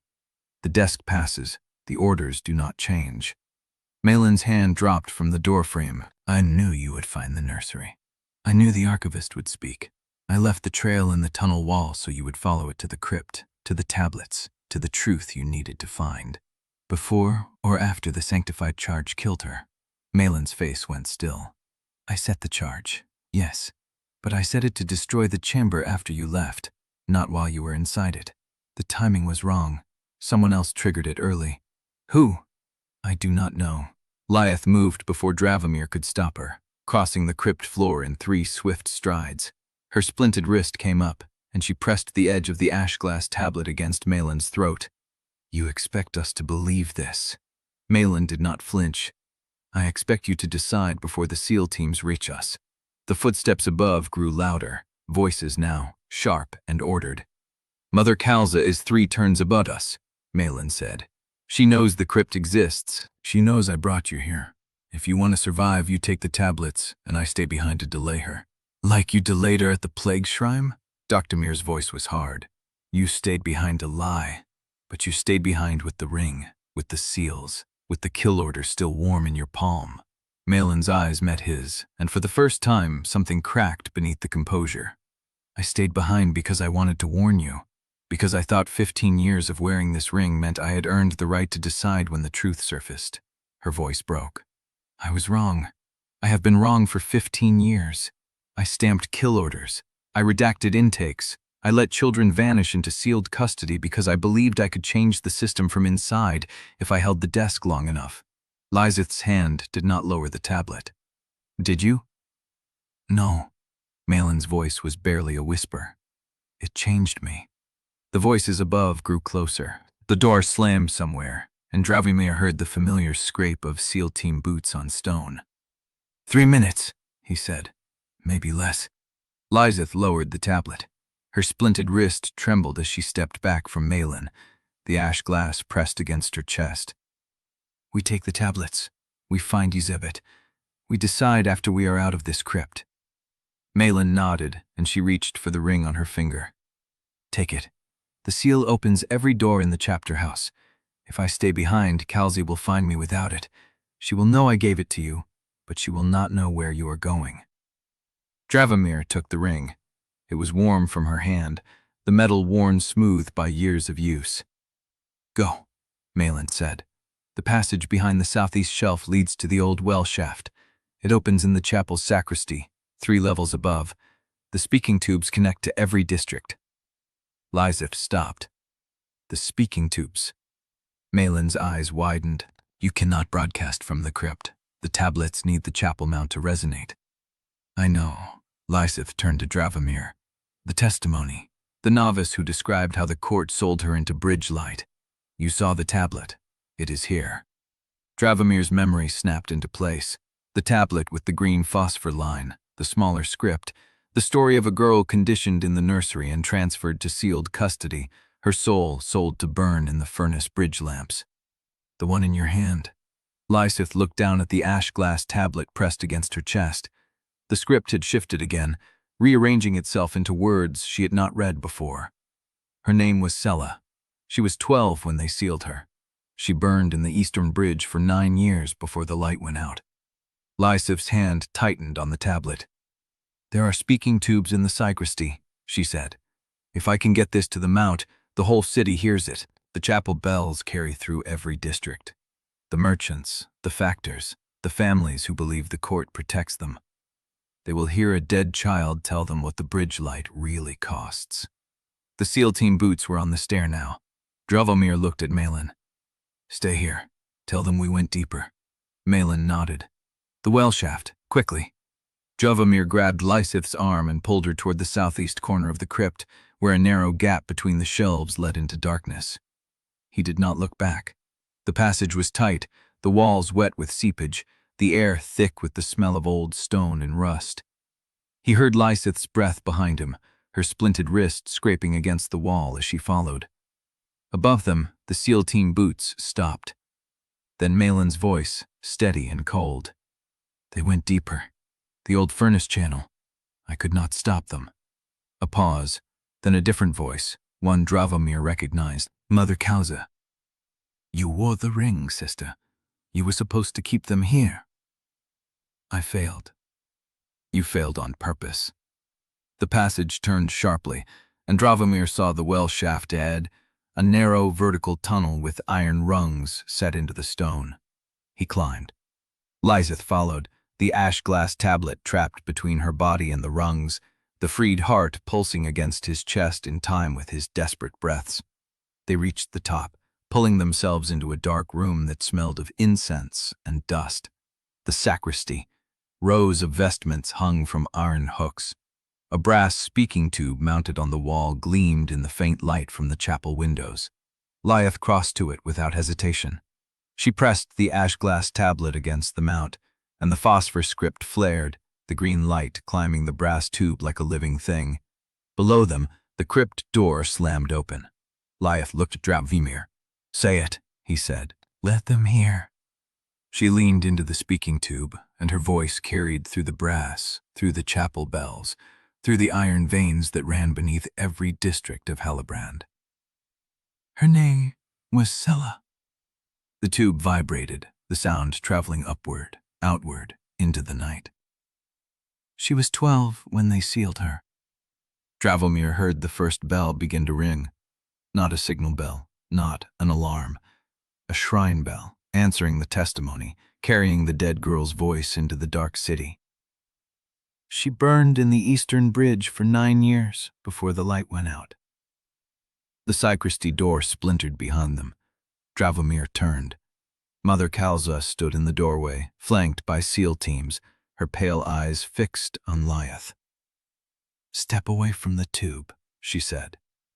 Lieseth did not move.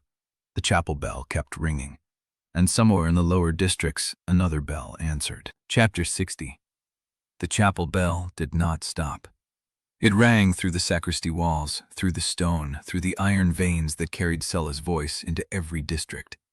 Lieseth stood with the ash glass tablet still pressed against the speaking tube mount, the green phosphor script fading now, the words spent. Mother Kalza did not move from the doorway. Behind her, SEAL teams filled the corridor. Dravomir counted 11 by the breathing, the shift of leather, the soft clink of sanctified seals on their belts. His freed heart pulsed once, measuring the distance to the nearest window, the drop to the courtyard below. "Step away," Kalza said again. Lieseth's hand stayed on the tablet. "You heard her," Lieseth said. "You heard what you made of her." "I heard heresy spoken through a stolen relic." Kalza's voice was calm, too calm. The calm of someone who had already decided how this ended. She raised her hand, and the SEAL teams began to spread along the sacristy walls, cutting off the window, the rear door, the passage back to the well shaft. Dravomir moved before he finished thinking. He crossed the sacristy in 3 strides, caught the edge of the vestment rack, and pulled. Iron hooks tore from the wall. The heavy rack crashed sideways into the nearest SEAL team, sending 2 men stumbling, their sanctified seals skittering across the stone floor. "The window," he said. Lieseth grabbed the ash glass tablet and ran. She reached the window a step ahead of the nearest SEAL team. The glass was old, brittle, with decades of incense smoke. She drove her elbow through it, felt the shards tear her sleeve, and did not stop. Dravomir was behind her. He caught her belt as she climbed through, pulled her down onto the narrow ledge, and looked. 3 floors below, the courtyard had become something else. People, dozens of them. More arriving through every archway and alley. Clustered around the chapter house gates, heads turned up toward the bell tower where Sella's voice had faded into silence. The shrine bell was still ringing, and another bell, and another. Not alarms, not signals. Answers. The courtyard crowd was growing. Dravomir heard their voices rising through the dark, a sound he had never heard in this city. Not prayer, not panic. Demand. "What is that light?" a woman shouted from the crowd. "Where does it come from? Answer us!" The SEAL teams were at the window now. Dravomir grabbed Lieseth's arm and pulled her along the ledge, his boots finding purchase on the old stone, the freed heart guiding his feet past the loose mortar, the cracked brackets. A SEAL team member leaned out after them. Dravomir did not look back. They reached the corner of the building where the gutter channel ran down into a rusted iron grate, the corpse drain. Every chapter house had one, wide enough to roll a body through, sloped to carry blood and wash water into the undertunnel system. Lieseth saw it first. She dropped to her knees, hooked her fingers through the grate, and pulled. The grate did not move. Dravomir crouched beside her. The freed heart flared against his ribs, and he pressed his palm against the rusted iron.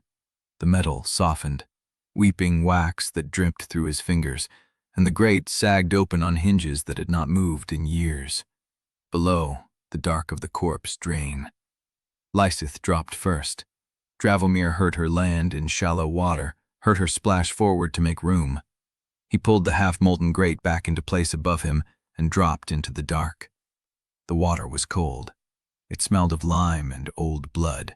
They moved in silence, following the slope of the channel, the ash glass tablets tucked against Lieseth's chest, the freed heart pulsing in time with the distant bells.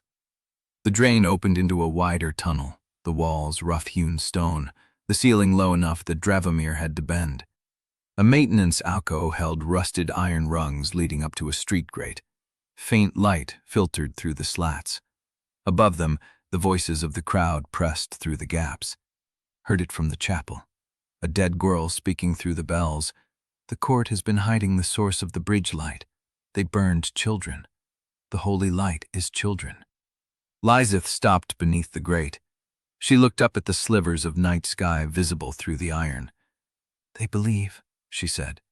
Dravomir heard the door at the far end of the tunnel swing open. He turned, his hand coming up, the freed heart already pulsing with heat, and then the figure stepped into the faint light. Orrin. His coat was torn. Blood ran from a cut above his eye, and his right hand was wrapped in a torn strip of cloth that had already soaked through. He leaned against the tunnel wall, breathing hard. "You are alive," Dravomir said. "Barely." Orrin pushed off the wall, swayed, caught himself. "The hunters are still hunting, but I lost them in the furnace gap when the bells started ringing. Everyone stopped.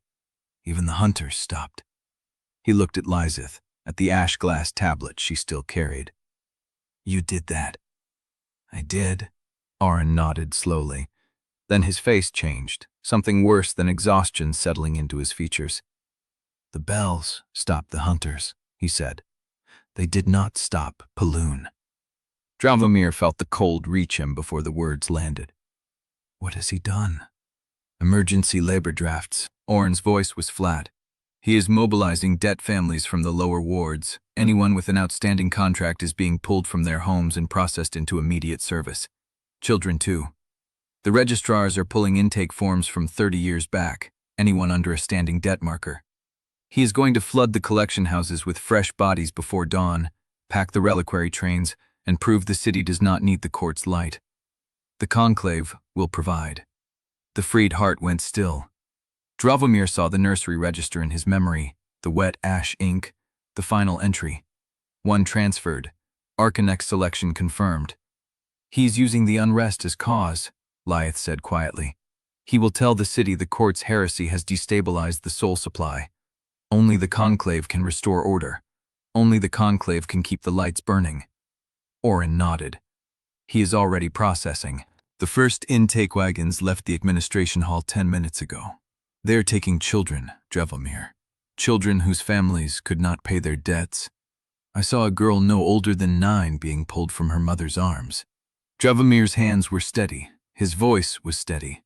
But the freed heart was pulsing again, and this time it was not heat he felt. It was cold.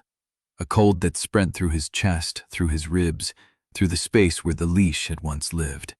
He looked at Lieseth. "The archive was the trap," he said.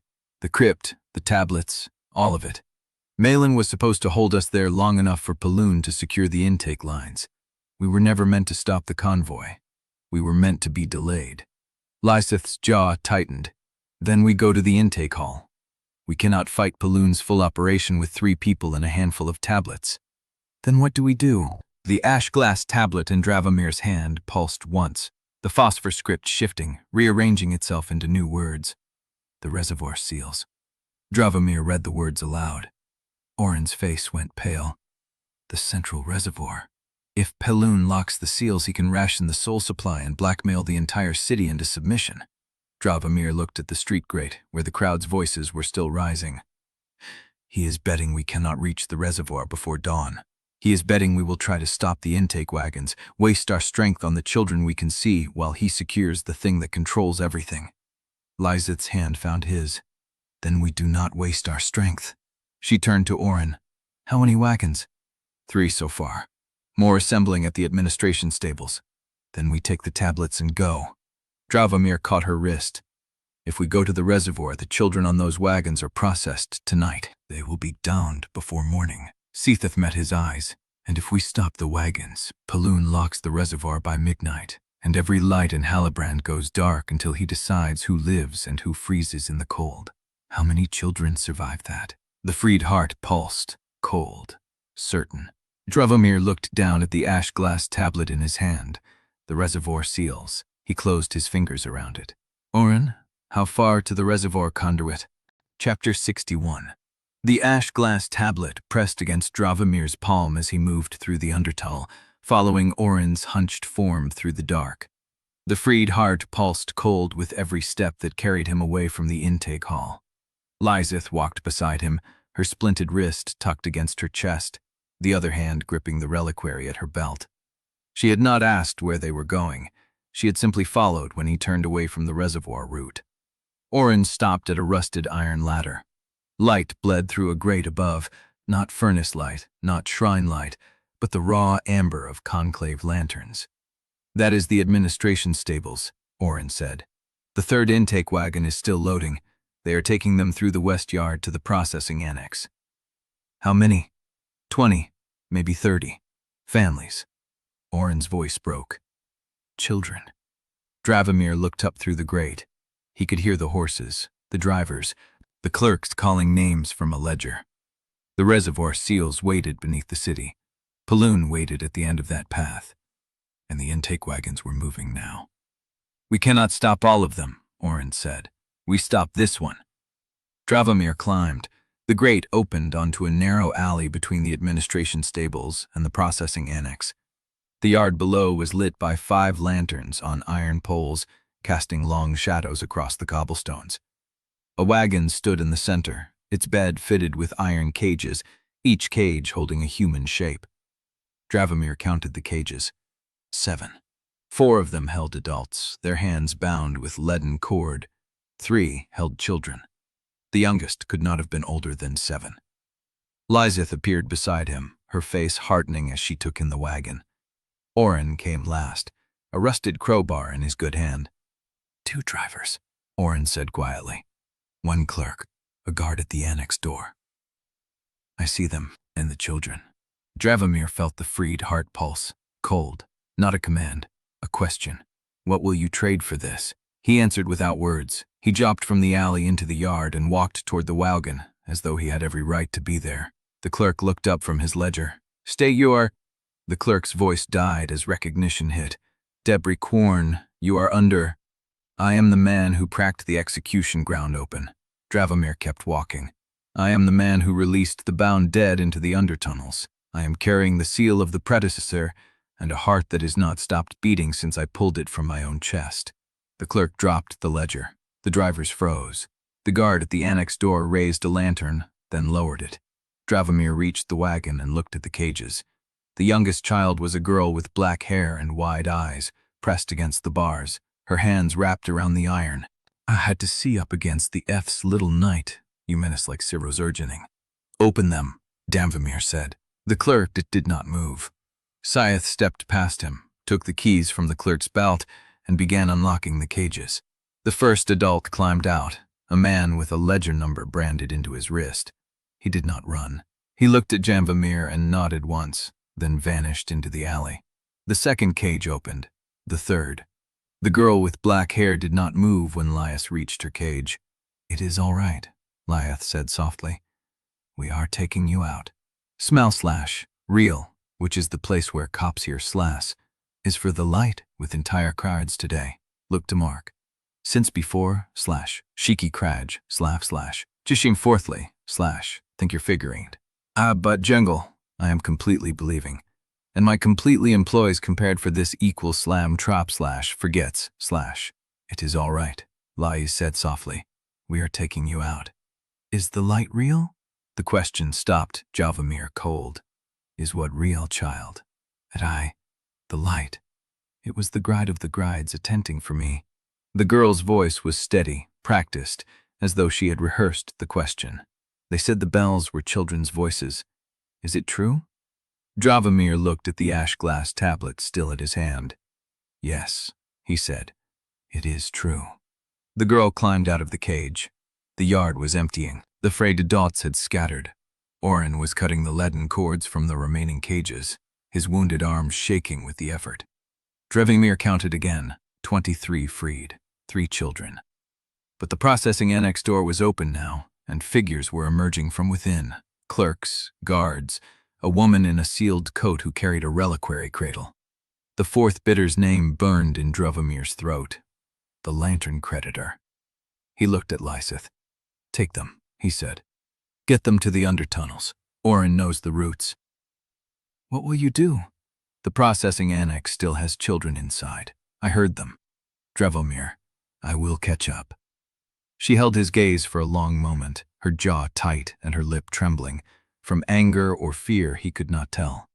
Then she touched his face with her free hand, her palm warm against his cheek. "Do not make me carry that heart alone." She turned and led the children into the alley. Dravomir walked toward the annex. The woman in the sealed coat met him at the door. She was older, her face lined with the kind of exhaustion that came from years of processing bodies through the machine. "She's been expecting you," the woman said. "Who?" "The Archonex." The woman stepped aside. "He said you would come for the wards. He said you would not be able to leave them." Dravomir looked past her into the annex. The hall beyond was lined with iron cribs. Each crib held a child-sized reliquary, sealed with green court phosphor. 20 of them. 30. The line stretched into the dark, a factory of clay and iron and waiting silence. And at the far end of the hall, standing alone beside a single lit lamp, Archonex Paloon Jaster watched him enter. "You chose the children," Paloon said. Dravomir stepped inside. "I chose them." "Good." Paloon's voice was soft, almost kind. "I was hoping you would." The door closed behind Dravomir. The freed heart went still, and the iron cribs began to hum. Chapter 62. The hum filled the annex like a second pulse, not loud, not wastening, a vibration that settled in the bone and waited there, patient as water finding its level. Dravomir's freed heart hung cold against his chest. No warmth, no guidance. The silence where its beat had been felt louder than any command. Paloon stood at the far end of the hall beside the single lamp, his iron gray hair bound tight, his hands clasped loosely behind his back. He wore no formal coat, only a dark undertunic and the black Obols sigil branded into his inner wrist, visible in the lamplight. "You look well," Paloon said. "For a dead man." Dravomir did not answer. He walked past the first row of iron cribs. The reliquaries inside them were small, child-sized, sealed with green court phosphor that cast a sick light across the floor. Each one bore a nameplate. Each plate was blank. "The wards arrived this morning," Paloon said. 23 of them. The youngest is 6. Her mother died in the furnace collapse last week. The father is listed as deceased in the undertunnels, though I suspect that entry was written before he stopped breathing. Dravomir kept walking. "I know why you came here," Paloon said. "You believed you could interrupt the intake, free the children, prove to yourself that you are no longer the man who bound Dilera Vane's future for a favorable auction price." "I freed them already," Dravomir said. "The wagon in the yard. The children are gone. 3 of them." Paloon's voice was soft, almost admiring. "You freed 3 children from a single wagon, while the annex behind me holds 43. Do you know why there are 43, Dravomir?" Dravomir stopped at the second row. The humming was stronger here, pressing against his chest like a hand laid flat over the still heart. "Because I ordered 43, Paloon said. "When the bells began ringing with that child's testimony, when the crowds started gathering in the courtyards, I ordered the intake expanded. Every debt family within 2 districts was rounded up before the 3rd bell. You freed 3. I drafted 43. The cribs lined the hall in neat rows. The phosphor seals glowed with the same green light that had illuminated the nursery beneath the first tower. "I am not here to punish you," Paloon said. "Then why am I here?" "Because I want you to understand what you are choosing." Paloon took a step forward, his hands still clasped behind his back.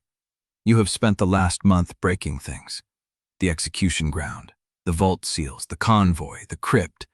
Each time you broke something, you told yourself it was freedom. Each time I rebuilt the intake within hours." He gestured at the rows of cribs. "These children will be processed tonight. Their souls will be collared and distributed to the mills, the furnaces, the bridge lamps.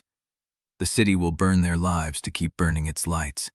And in the morning, the merchant houses will pay their accounts. The poor will buy bread with obols from the same mills, and the bells will ring for the dawn service as though nothing happened." Dravomir's hands were shaking. He did not know when it had started.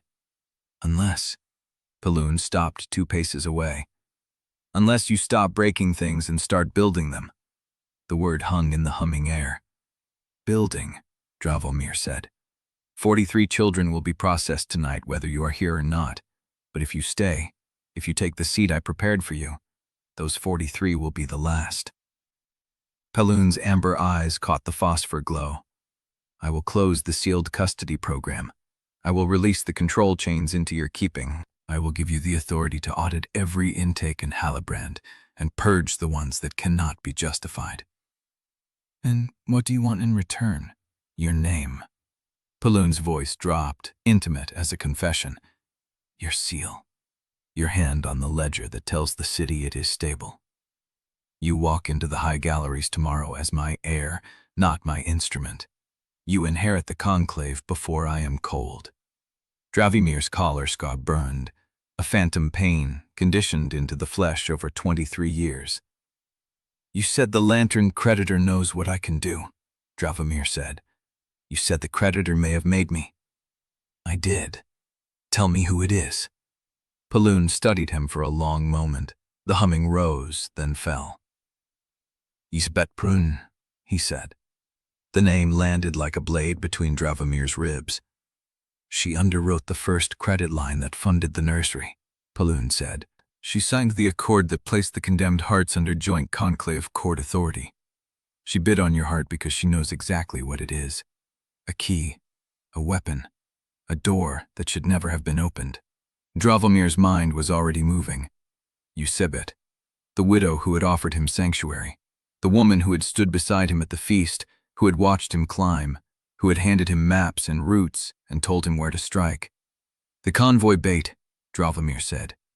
The crypt, the testimony tablets. She placed them where I would find them. Everyone. Paloon's voice was almost gentle. She wanted you to uncover the system so you would be desperate enough to accept her terms. You are not her enemy, Dravomir.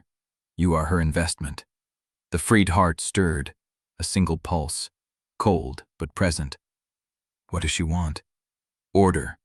Paloon stepped closer, his voice dropping to a murmur. The same thing I want. A stable Halibrand where the mills run, the lights burn, and the merchant houses pay their accounts. She backed the system because the system works. She is willing to let you expose the rot, name the guilty, make a spectacle of justice, as long as the machine itself survives. And if I refuse? Paloon did not answer with words. He looked at the rows of cribs, at the green phosphor light spreading across the floor, at the silent reliquaries waiting for their seals to break. Then tonight, Paloon said, the intake proceeds, the 43 are processed, and Lieseth Andarro will find another binder to carry the key she wants. Dravomir's long fingers moved to his coat pocket. The predecessor's seal ring was there, cold against his thigh. He thought of the child with black hair, her steady voice. Is the light real? He thought of Lieseth, her hand against his face. Do not make me carry that heart alone. He thought of the 43 behind him. Paloon watched him in silence. The humming rose, and Dravomir raised his eyes to meet Paloon's amber gaze. Lieseth Andarro, he said slowly, is not the lantern creditor. Paloon's expression did not change. Then who is? The freed heart pulsed again, stronger. The silence in his chest began to crack. Dravomir looked past Paloon, into the dark beyond the lamp. I think you already know. Chapter 63. They stood in the humming dark, the 43 cribs stretching behind them like a forest of iron graves. Paloon's amber eyes held steady, unblinking. I have spent 23 years teaching you that the world runs on accounts, that mercy without arithmetic is just another name for cruelty. Did you think I was lying? No, Dravomir said. I thought you were wrong. A flicker crossed Paloon's face. Not anger, interest.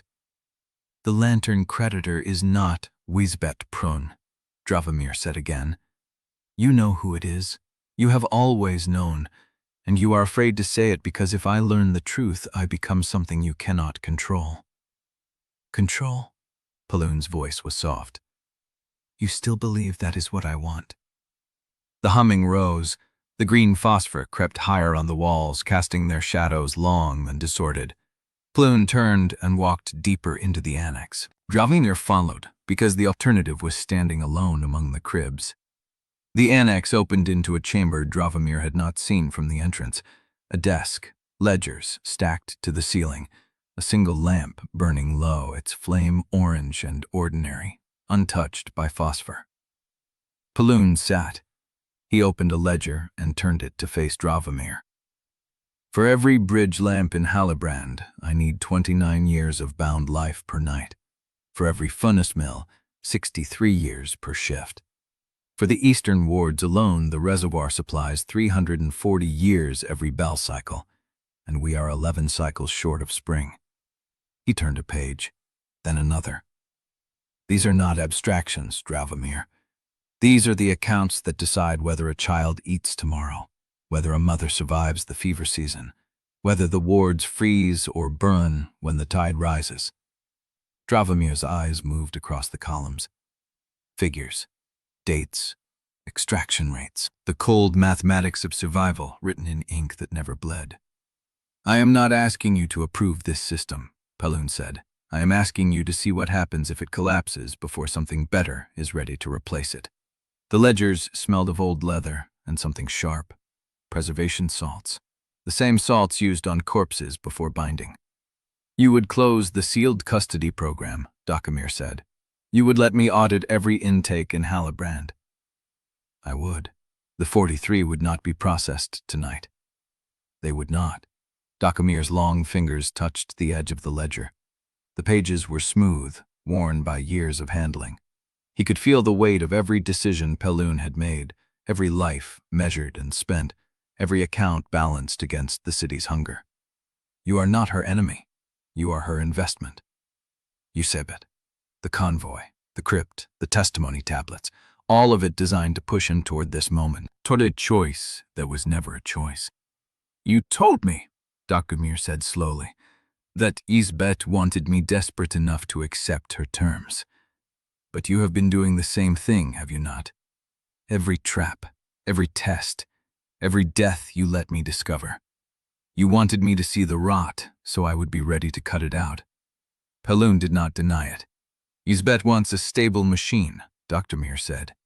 You want a son who chooses to run it. The silence stretched. Then Ploon reached into his coat and withdrew a single sheet of paper. He placed it on the desk between them. Dravomir looked down. It was an intake form, emergency law, signed by Ploon's hand, ready for execution at midnight. The name at the top? Sella, minor, age 7. District, 3rd Furnace Bridge. Debt classification, inherited. Processing priority, immediate. His chest went cold. Is this the same Sella, he heard himself say, or a different one? The same. Unyun's voice was quiet. The testimony you broadcast gave her a name. It did not change her debt. Dravomir's hands stopped shaking. They became very still. Every child in these cribs has an identical form, Ploon said. 43 names, 43 ink signatures, 43 souls waiting for a seal and a binding contract that will keep the east wards lit through the freeze. He waited. Dravomir's right hand moved to his coat pocket. The predecessor's seal ring was there, cold, heavy, waiting. He thought of the child with black hair. Is the light real? He thought of Sella, 12 when they sealed her. 9 years burning in a bridge lamp. A name that meant nothing until Lieseth pressed the tablet against the speaking tube. He thought of the 43 forms sitting in a drawer somewhere, ready to be signed. Ploon was watching him. Your name, Ploon said. Your seal, your hand on the ledger. The 43 walk free tonight. The sealed custody program closes tomorrow. You inherit the conclave and everything in it. Dravomir pulled the seal ring from his pocket. The metal was warm. The predecessor's sigil glowed faintly green in the phosphor light. A desk, a line, a truth he had not yet uncovered. He looked at Ploon. I want to see the other forms. Ploon's expression did not change. He opened a drawer in the desk and lifted a stack of paper. 43 sheets, 43 names, 43 debts written in ink that would outlast the children who owed them. He placed them beside the ledger. Dravomir reached across the desk. His long fingers closed on the stack. He did not read the names. He held the papers over the lamp. "Stop," Paloon said. Dravomir watched the first edge curl. The ink blackened, then blistered. The flame caught, and the paper became light. "Stop, and I will. I have been stopping," Dravomir said, "my entire life." The stack burned. The flame climbed from sheet to sheet, eating the names, the debts, the signatures that had never been anything but permission for cruelty. Dravomir held them until the heat bit his fingers, then let the ash fall onto the open ledger. Paloon stared at the blackened pages. "That is not a choice," he said. "That is a spectacle. It is the only kind of choice you left me." Dravomir's freed heart pulsed, stronger now. The silence in his chest cracked open, and warmth flooded through him, alive and certain. Behind him, the iron cribs hummed louder. Paloon rose from his chair. "The 43 will still be processed. The emergency law is still in effect. Burning a stack of paper does not feed a single child." "No." Dravomir's hand went to his chest, to the frayed heart beating beneath his ribs. "But it buys me time to reach the reservoir seals." Paloon's eyes widened, a fraction, barely visible. "You do not know where they are." "I have an ash glass tablet that shows me." Dravomir stepped back. The predecessor's seal ring was still in his left hand. He had not put it on. He had not thrown it away. He kept it. "Every hour you delay," Paloon said, "someone in the lower wards freezes. Someone starves. Someone dies because the soul flow is interrupted." "Every hour I agree with you," Dravomir said. "Someone's child is sealed into a reliquary and burned for light." Paloon said nothing. Dravomir's hand touched the desk. His fingers found the drawer Paloon had opened. Inside, a single iron key lay on a bed of velvet. Black, simple. The shape of it spoke of ancient mechanisms and older lockwork. The reservoir key. He took it. "You will destroy this city," Paloon said. "No." Dravomir turned toward the door. "I am going to show it what it has become." The fade heart pulsed once more. The iron cribs vibrated in answer. The green phosphor on the walls surged, then faded. Dravomir walked. Behind him, Paloon stood motionless, the burned pages scattered across his ledger, the ash still warm. At the threshold, Dravomir stopped. "The lantern creditor," he said, not turning. "You will tell me who it is before this ends." Paloon's voice came quiet and cold. "You already know the answer, Dravomir. You have always known. You simply lack the courage to name it." The humming rose to a pitch that vibrated through Dravomir's bones. He stepped into the dark. The door closed behind him, and the annex fell silent. Dravomir stood in the corridor, the iron key at his hand, the seal ring cold against his palm, the freed heart beating a rhythm that felt like a countdown. Above him, through the stone, he heard the bells. Not shrine bells, not chapel bells, the warning bells from the eastern furnace bridge, ringing in a pattern he had never heard before. 3 long tolls. A pause, too short. Then silence. And somewhere below, where the undertunnels met the reservoir works, a grinding sound began, ancient machinery waking after decades of stillness. Paloon had not followed him. Paloon did not need to. The trap was already sprung. Chapter 64. The undertunnels swallowed him. Dravomir moved through the dark with the iron key in one hand and the seal ring cold against his palm. The freed heart beat steady and warm, guiding him past collapsed passages and rusted grates until the stone opened into a low chamber where water dropped from cracked vaulting. Lieseth rose from the shadows before he could call her name. Her hand found his chest, palm flat over the freed heart, feeling the rhythm. Then her fingers curled into his coat and she pulled him close. "You are alive." "I am still deciding if that is a victory." Behind her, Orrin sat against the wall with a blood-stained sleeve pressed to his ribs. The children huddled in the far corner, the 7-year-old with black hair watching Dravomir with eyes that had learned too much. "The annex?" Lieseth said. "Burned the forms, took the key." He held up the iron. "Paloon offered me the conclave." "And you refused." "I refused." She did not smile, but something in her shoulders eased. Orrin pushed himself upright. The warning bells. 3 long, 2 short. That is the reservoir sequence. Paloon is waking the old machinery. Then we move faster. Dravomir pulled the ash glass tablet from his coat. The green phosphor script had shifted again, rearranging into a single line of text that had not been there before. The creditor is named where the water meets the iron. Lieseth read it over his shoulder. The refuge, Widow Salt's Pier. It is a direction, not an answer. It is more than we had. Dravomir looked at the children, at Orrin's wound, at Lieseth standing in the dark with his heart beating between them. There is something else, he said. Paloon told me who the lantern creditor is. Lieseth's attention sharpened. Who? Yzebet Prone. He claims she funded the Nursery, underwrote the Condemned Hearts program, and imbibed my heart delivered intact. Lieseth said nothing for a long moment. Then, do you believe him? Dravomir looked at the ash glass tablet. The script had not changed. The creditor named. I think the truth is more complicated than Paloon wants it to be. The salt refuge smelled of brine and rust. Widow Salt met them at the entrance, her web-scarred face unreadable in the lamp glow. She looked at the children, at Orrin's wound, at the iron key in Dravomir's grip. You bring trouble to my door. I bring truth, Dravomir said. You can decide if they are the same thing. She led them through a warren of salt-crusted passages to a chamber where a single lantern burned over a table covered in tide charts and fairy schedules. A woman stood at the far end, back to them, her widow's lace dark against the stone. Yzebet Prone turned. Her gray eyes met Dravomir's, steady, unapologetic. You survived the annex. Paloon sends his regards. I am certain he does. Lieseth stepped forward. You are the lantern creditor. Yzebet did not deny it. I am the guarantor who extended credit lines to the Conclave when the Consolidated Accord was signed. I am the investor who purchased condemned inventory at reduced rates. I am the bidder who placed a price on your heart.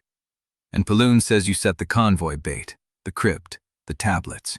Yzebet's expression did not change. Paloon says many things. Some of them are even true. Dravomir set the ash glass tablet on the table. The green phosphor script pulsed once, then settled. Then tell me your version. Yzebet walked to the table. Her fingers touched the tablet, and the script rearranged, displaying a list of transfers, dates, and seals. Each one bore her signature as underwriter. Each one also bore a counter-signature she had not placed. Paloon and Kalza built the sealed custody system. I provided capital because the mills needed labor and the bridges needed light. I did not know the children were sourced from the Nursery until after the third purge. And when you learned? Yzebet looked at Dravomir. I stopped investing in condemned inventory. I shifted my capital to merchant contracts, legitimate binding, and public works. I watched Paloon expand the Nursery program without my credit. But you bid on my heart. To keep it from Paloon, or Kalza, or anyone who would use it to lock the reservoir seals permanently. Lieseth's hand rested on the reliquary at her belt. You wanted Dravomir as your instrument. I wanted leverage, an alternative. If the system collapsed, someone needed to be able to negotiate a new order. Yzebet's gray eyes held Dravomir's gaze. You are the key to the reservoir. You are the proof that the Nursery's victims were real. You are the living evidence that a bound heart can be freed and survive. And if I refuse to be your instrument? Yzebet smiled, a thin, honest expression. Then you refuse. I did not rescue Halibrand from Paloon's collectors to place a leash on you, Dravomir. I made a choice. You get to make yours. Dravomir looked at the ash glass tablet, the transfers, the seals, the pattern of a system built on the labor of the dead and the silence of the living. The hell should have a place, said a voice from the doorway. It was a man Dravomir had not noticed before, a thin figure in gray carrying a leather satchel and a frown. The helm should have a place at the table if we are speaking of orders and heirs. The room stilled. Yzebet's expression tightened. That is not your decision to announce. The helm, the man repeated, should have a place. I speak for the helm. He set his satchel on the table and opened it. Inside lay a single sheet of vellum, sealed with a black wax imprint Dravomir recognized. The lamp, with an open eye. The true lanterned creditor's seal. Elisabeth stared at the vellum, her composure cracked, just slightly at the edges. "I bid on the heart," she said slowly, "but I am not the creditor." "Then who is?" Dravomir's voice cut through the room. The man in gray looked at Dravomir with an expression that held no malice and no mercy. "The helm holds the creditor's name. The helm decides when to speak it. Then speak it now." The man shook his head. "The helm sent me to deliver a message, not a confession." He withdrew a second paper from the satchel, this one plain, and held it out to Dravomir. Dravomir took it, unfolded it. The handwriting was Lieseth's. "Do not make me carry that heart alone." He looked up. Lieseth stood rigid, her face pale, her eyes fixed on the paper. "I did not write that," she said. The man in gray smiled. "The creditor knows what you said. The creditor knows what you fear, and the creditor knows that Dravomir Quorne was not the only child taken from the nursery." Dravomir's freed heart went cold. "What are you saying?" The man turned to leave. "The helm will be in touch," and before anyone could move, before Dravomir could reach for him, the man stepped into the salt-crusted dark and vanished. Silence. Then, from outside, the sound of boots, many boots, arranging themselves, blocking the entrance. Elisabeth's private guards had arrived. Chapter 65. The boots stopped. A dozen pairs by the sound, maybe more. They had not breached the salt-crusted entrance yet, but they had arranged themselves in a pattern that left no gap for a runner. Dravomir's freed heart pulsed once, slow, testing. Elisabeth's composure sealed itself back into place. She turned toward the doorway where the thin man had vanished, then back to Dravomir. "That man does not speak for me, and he does not deliver messages I authorized. But he delivered one." Lieseth's voice held an edge Dravomir had not heard since the crypt. "And you knew he was coming." "I knew the helm would send someone. I did not know when or what they would carry." Elisabeth's gray eyes stayed on Dravomir. "The helm and I are not allies. We are not enemies. We are investors who share certain interests and disagree on others." "Then tell me what the helm wants." Elisabeth's jaw tightened. "The helm wants the reservoir opened, all of it. Every seal, every conduit, every stored year released at once. They believe the system must be destroyed completely before anything new can grow." "And you?" "I want the system dismantled in stages. The children freed, the sealed custody program burned, the infrastructure repurposed for legitimate binding and public works. If you open the reservoir all at once, the city collapses before winter. Thousands die in the dark." Dravomir looked at the ash glass tablet. The transfers, the countersignatures Elisabeth had not placed, the pattern of a woman who had funded the machine and then tried to distance herself from its worst outputs. "You want me to trust you because you changed your mind after the third purge. I want you to recognize that I am the only person in this room who can put you within reach of Pelun and Kalza without getting you killed before you speak." The room went still. Lieseth's hand stayed on the reliquary at her belt. Orrin had shifted his weight, one hand dropping to the rusted iron key in his coat. The children pressed against the far wall, the youngest one watching Dravomir with an expression that held too much understanding for her years. Elisabeth stepped closer. "I am proposing a coalition. You, me, the Widow Guild, the merchant houses who want the ash economy regulated instead of abolished. We expose Pelun and Kalza together. We spare the infrastructure that keeps the lower wards fed through winter, and we place the freed heart under shared custody until order is restored." "Shared custody." Dravomir's voice came out cold. "You want my heart in a vault with 3 keys. I want assurance that you will not burn the city down trying to save it." "And if I refuse?" Elisabeth's expression did not change. "Then you walk out of this refuge into a city that has a bounty on your head, a father who wants you contained, and a court that wants you dead. And the 43 children whose forms you burned will be rounded up again by morning, because emergency law does not require paper to process a debt." The freed heart pulsed harder. Dravomir looked at Lieseth. She met his gaze and did not speak, but her hand had moved from the reliquary to the blade at her hip. A question, and offer. A line. He turned back to Elizabeth. Your coalition still treats freedom as collateral.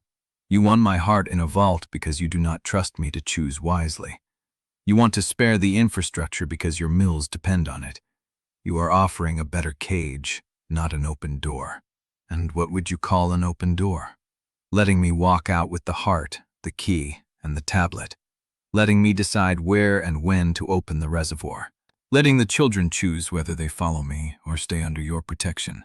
Ubedid's lips pressed together. That is not a coalition. That is a surrender of every safeguard I have spent 3 years building. Then we are not allies. Then we are.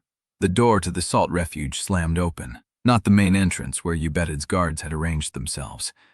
A side door, smaller, crusted with salt, that led to the corpse passages beneath the refuge floor.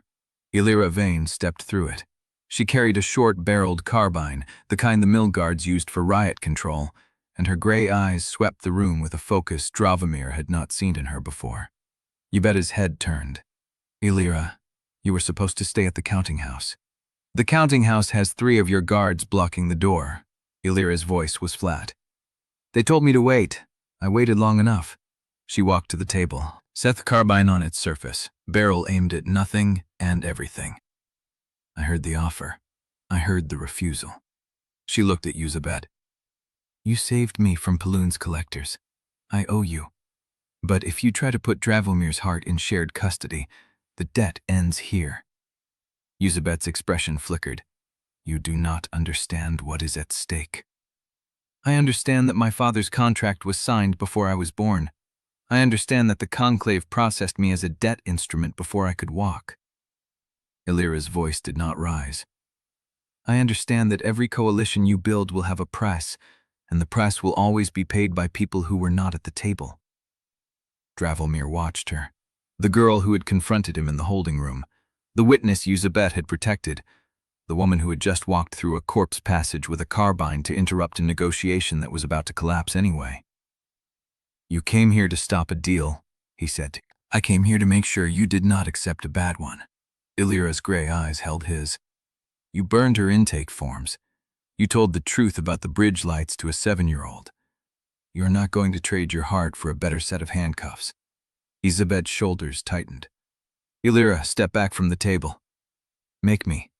The room held its breath. One of Elizabeth's guards, a broad-shouldered man who had slipped through the main entrance while they were arguing, moved toward the table. His hand reached for the carbine. Elira did not hesitate. She raised the carbine, fired, and the lock on the salt refuge's inner door exploded in a spray of iron and salt crust. The guard froze, his hand still outstretched, his face pale. Elira lowered the carbine. The barrel smoked. That door leads to the undertunnels. The passage connects to the reservoir conduit, and I just made it very clear that anyone who tries to take Dravomir's heart by force will be answering to me and the 43 children whose forms he burned. The room ruptured. Elizabeth's other guards surged through the main entrance. Orrin pulled the children toward the far wall. Lieseth drew her blade and stepped between Dravomir and the nearest guard. The freed heart blazed hot against his chest, and the iron cribs hummed somewhere deep in the salt.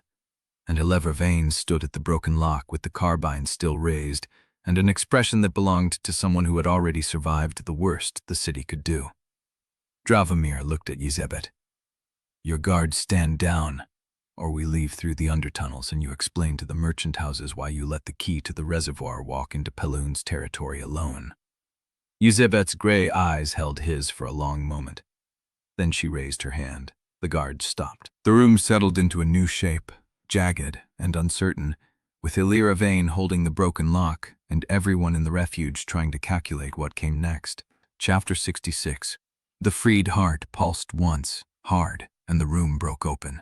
Not through Elizabeth's guards, through the corpse passage Elira had used. A sealed door she had left ajar crashed inward, and Ash loyalists poured through with sanctified blades and the green phosphor gleam of court seals at their throats. Behind them, from the main entrance, Conclave hunters, Paloon's people. The tunnel nexus was about to become a slaughterhouse. Elizabeth's hand was still raised. Her guard stood frozen between two converging threats. The Ash loyalists hit them first, and the Salt Refuge exploded into combat. Dravomir grabbed Illyra's arm and pulled her away from the broken lock. "The reliquaries," he said. "The ones from the processing annex. Where are they?" "Still on the sled," Orrin called from across the room, his blade already drawn. "The children dragged them through the passage before the Ash guards sealed it." "How many?" "3, small ones, still humming." Dravomir's chest burned. The freed heart answered before he finished forming the thought. He pushed through the chaos toward the corpse passage where Orrin had positioned himself. The children pressed against the far wall, and Lieseth stood with her blade between them and the nearest conclave hunter. 3 clay reliquaries sat on the sled, child-sized, sealed with green court phosphor, still pulsing with the memory residue Dravomir had felt at the furnace bridge. He did not think about what he was doing. He thought about the 7-year-old girl who had asked if the bridge lights were made from children. He thought about Sella, 12 years old, burning in the eastern bridge light for 9 years before dying. He pressed his freed hand against the first reliquary. The seal cracked. The phosphor flared, not green, but white, and the voice that rose from the clay was a child's voice, clear and calm and terrible. "They put me in the light. They said it was holy. It was not holy. It was burning." The sound carried through the Salt Refuge like a bell. The Ash loyalists nearest the sled stopped. Their sanctified blades dipped. One of them, a woman with a sealed coat and a face carved into permanent severity, took a step back. Dravomir moved to the second reliquary, pressed his hand against the clay. The seal cracked. A different voice, younger, a boy. "The ledger says I.O. I never signed it. I never learned to write." Another pause in the fighting. Yusabet's guards, the Ash loyalists, the conclave hunters at the main entrance, all of them caught for half a heartbeat by the sound of a child who should never have had a debt. Dravomir reached for the third. The Ash loyalist woman moved. She crossed the room in 4 strides, her sanctified blade aimed at Dravomir's throat, and Lieseth stepped between them with her own blade rising to meet it. The clang of metal against metal rang through the refuge. "Dravomir," Lieseth said, her voice flat. "Finish it." He pressed his hand against the third reliquary.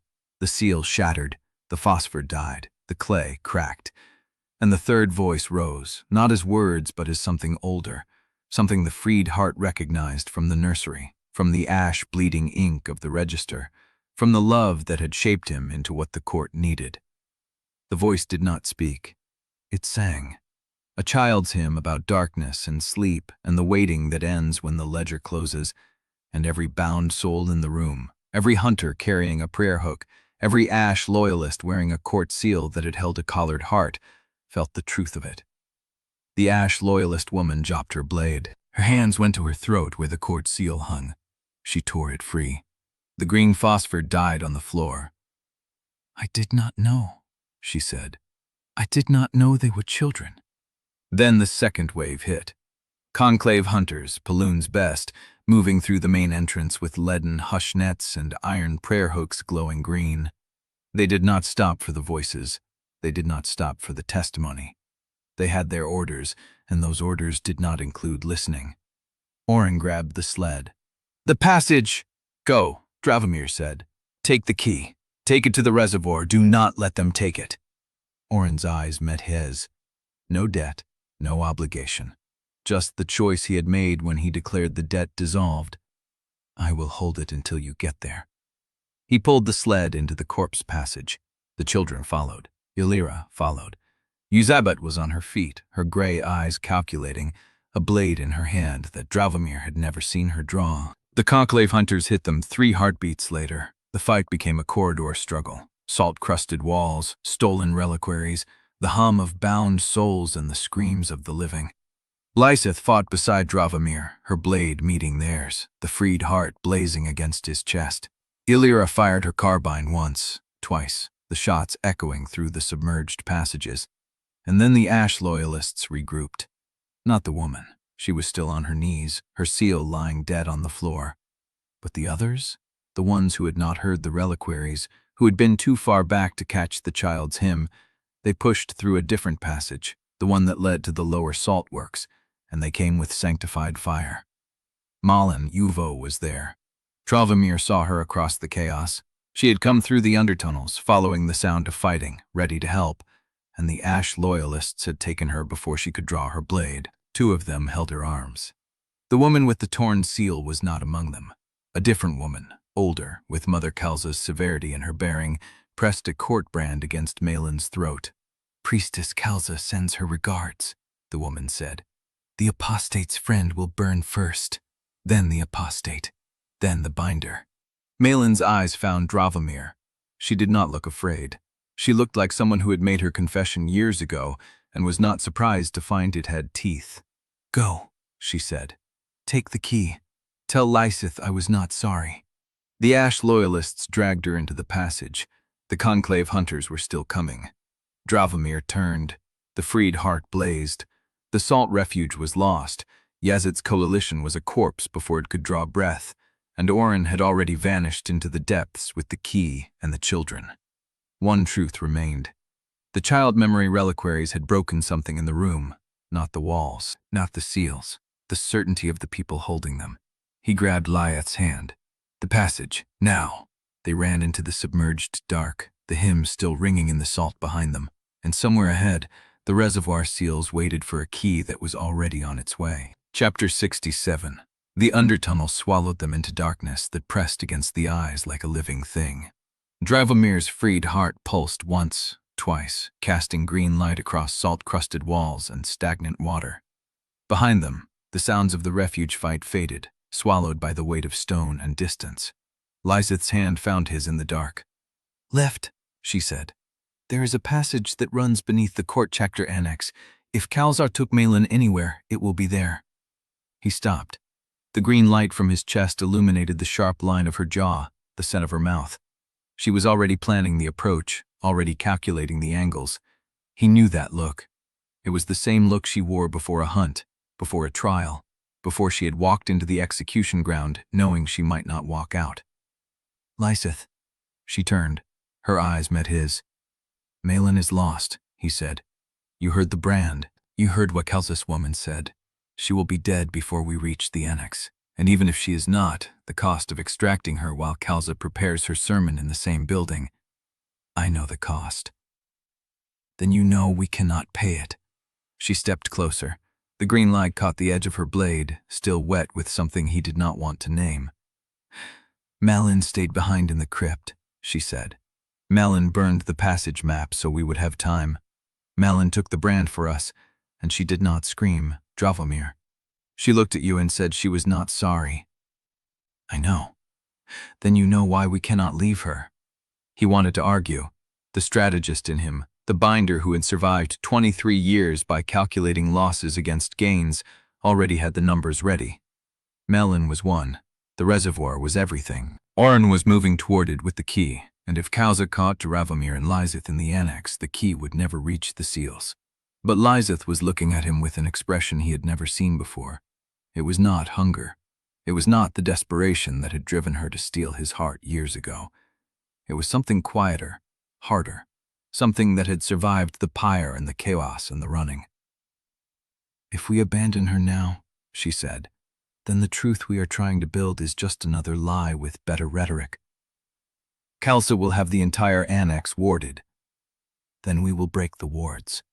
She will have SEAL teams. Then we will fight them.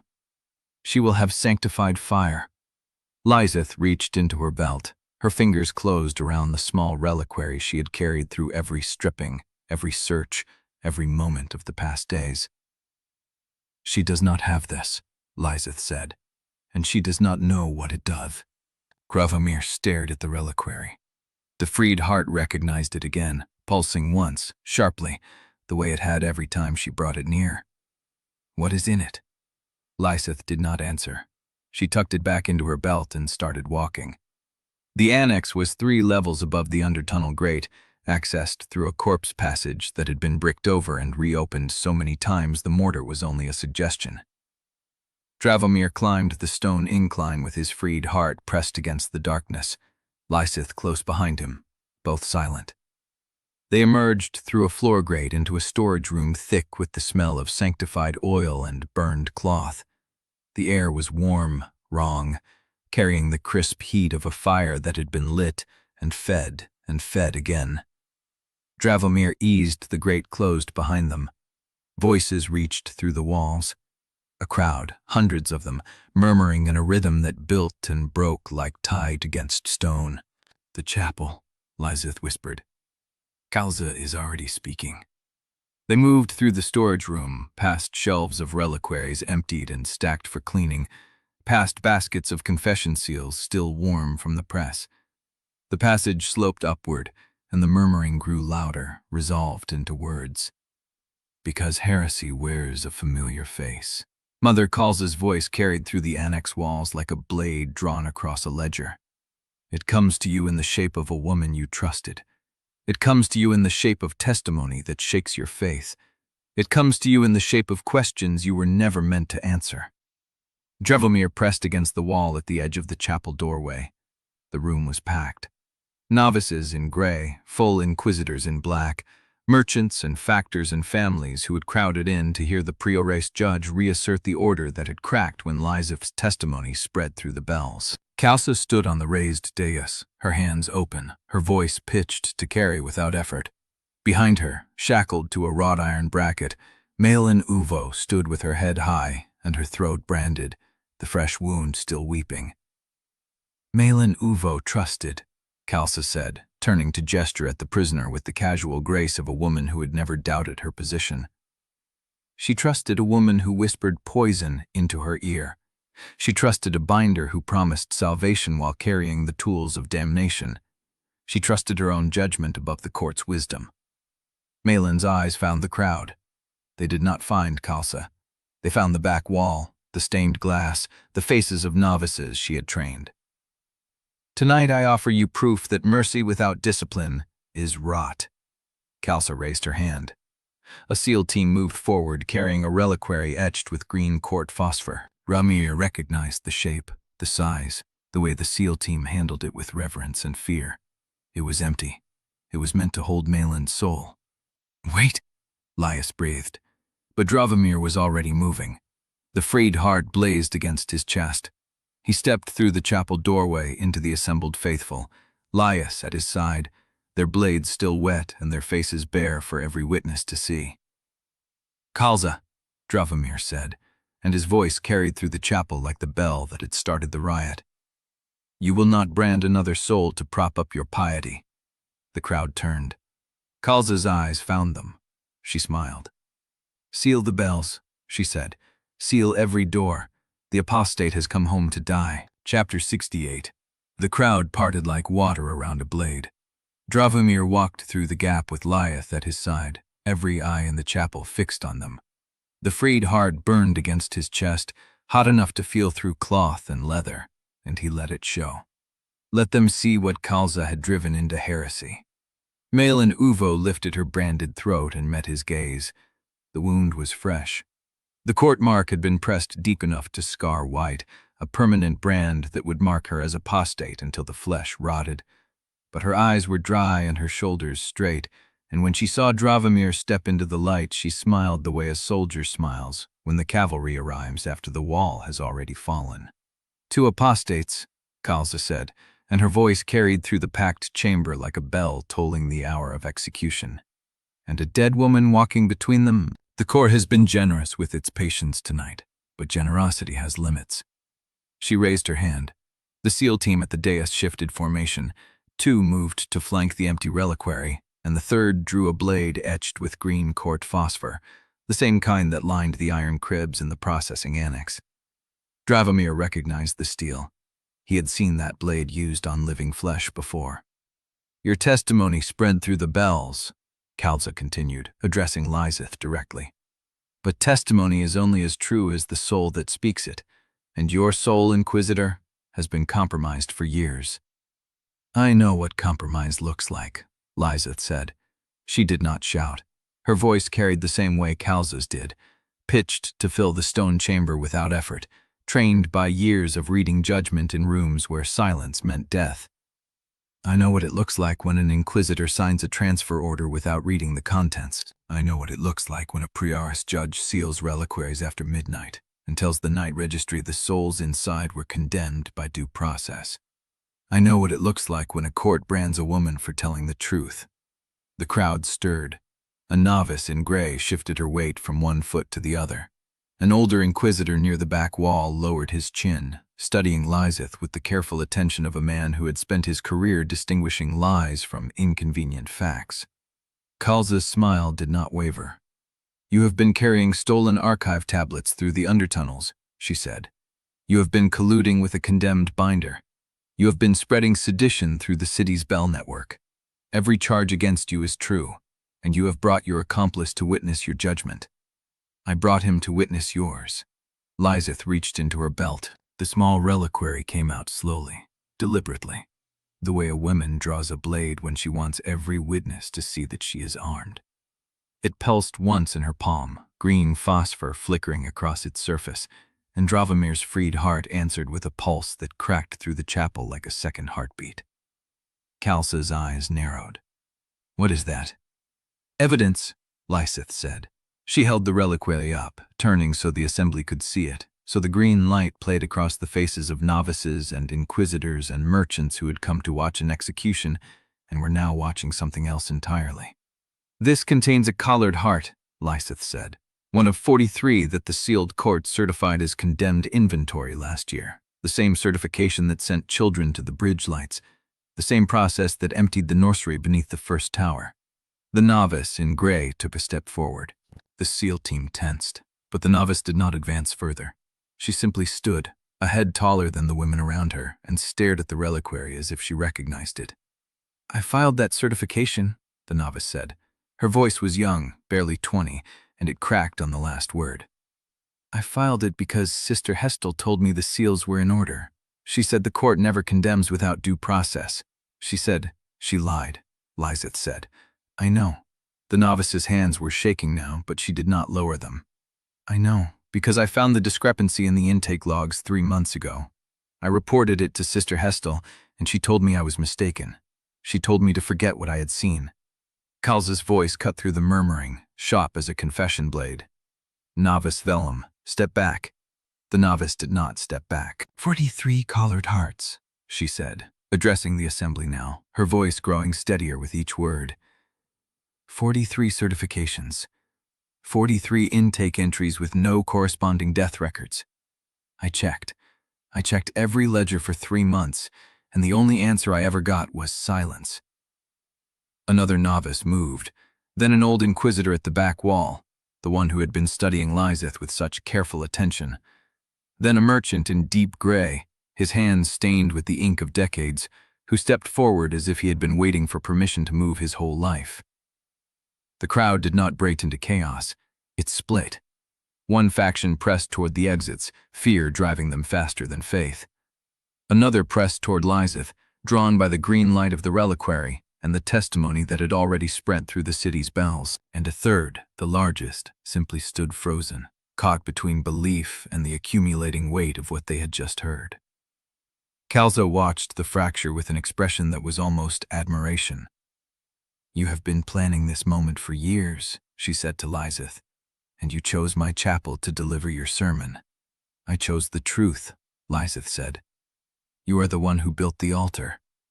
Kalza laughed. It was a soft sound, almost kind, and it cut through the murmuring like a blade through silk. "You think truth is a weapon," she said. "You think the names on a ledger will topple the court because you have never understood what the court actually is." She raised her hand a second time, fingers open, palm facing the ceiling. "The court is not a building. It is not a hierarchy. It is not a doctrine written in ash glass tablets that rearrange themselves when a heretic touches them." She closed her fist. "The court is the willingness to burn, again and again, until there is nothing left to question." The ceiling groaned. Dravomir looked up and saw the troughs, the iron channels that had been painted black to blend with the stone, the brass valves that had been hidden behind the false arches and hanging drapes. Sanctified oil. The entire chapel ceiling was a delivery system for sanctified fire, and Kalza had just closed her fist on the trigger. "Seal the doors," Kalza said. The SEAL team moved. The great bronze doors at the back of the chapel swung shut, and the locking bars dropped into their housings with a sound like a coffin lid closing. "Every door," Kalza repeated. The last light from the corridor vanished. The chapel was sealed, 300 souls trapped inside with Kalza and the Reliquary and the oil troughs overhead, and the Prioress judge was still smiling. "You came to deliver testimony," Kalza said. "I came to deliver judgment." She raised her hand a third time, and the brass valves began to turn. Chapter 69. The ceiling groaned, and the brass valves kept turning, slow and certain as a funeral bell. Dravomir's freed heart flared. The green light caught the oil troughs overhead, illuminated the brass fittings where sanctified fire waited to fall, and he saw what Kalza had built. Not a chapel, a kiln. "Lieseth!" He did not look away from the valves. The altar. She was already moving, the reliquary still pulsing in her grip. The crowd pressed away from her, toward the sealed bronze doors, toward the walls, toward any gap that promised air instead of ash. Malin stood shackled at the dais, throat branded and weeping clear fluid, but her eyes were dry and her smile was a blade. "Cut her loose," Dravomir said. He did not wait for confirmation. He crossed the stone floor while the SEAL team scrambled to form rank, while Kalza's raised hand held the brass valves in their half-turn, while Novice Vellum stood frozen with her confession still hanging in the air. The first SEAL team member reached him with a phosphor-etched blade. Dravomir caught the woman's wrist before the stroke landed, twisted until the blade clattered, drove the heel of his palm into her sternum hard enough to crack something. She folded. He stepped over her and kept moving. "Quorne." Kalza's voice was almost conversational. "You cannot burn alone and expect the fire to spare anyone else." He reached the dais. Malin watched him come, her branded throat working as she swallowed against the wound. The iron bracket that held her chains was bolted into the dais stone, sealed with court phosphor that glowed in the dark air. "Your heart," Malin said. Her voice was ruined, scraped raw by the brand. "Press it to the seal." He did not hesitate. He pressed his freed hand against the phosphor, felt the heat rise through his palm, and the seal cracked like an eggshell dropped on stone. The chains fell. Malin caught herself on his shoulder, swaying, blood weeping from the brand in slow rivulets down her throat. She was still smiling. "You took long enough?" "You were welcome," he said. Behind him, the bronze doors groaned. Someone was beating against them from the outside, a heavy rhythm, a ram or a sled, or a desperate crowd learning that the court had locked them in to burn. Lieseth reached the altar. She dropped to her knees beside it, ran her hand along the stone facing until she found the seam, the hidden catch that only someone who had spent years in this chapel would know. The stone shifted. A gap opened beneath the altar, black and narrow, exhaling the cold breath of the undertunnels. "This way," she said. She did not shout it. She said it to the nearest knot of civilians, the ones still standing in the space between Kalza's sermon and Novice Vellum's confession, and the words carried because the chapel had gone quiet enough to hear a heartbeat. The first family moved, then another. Then the fracture became a current, bodies pressing toward the altar, toward the gap, toward the dark that smelled of salt and iron instead of sanctified oil. "Calm," Lieseth said, and her voice held the weight of someone who had spent years reading last confessions. "One at a time. The passage connects to the corpse drains. Follow the water. Do not stop until you smell the harbor."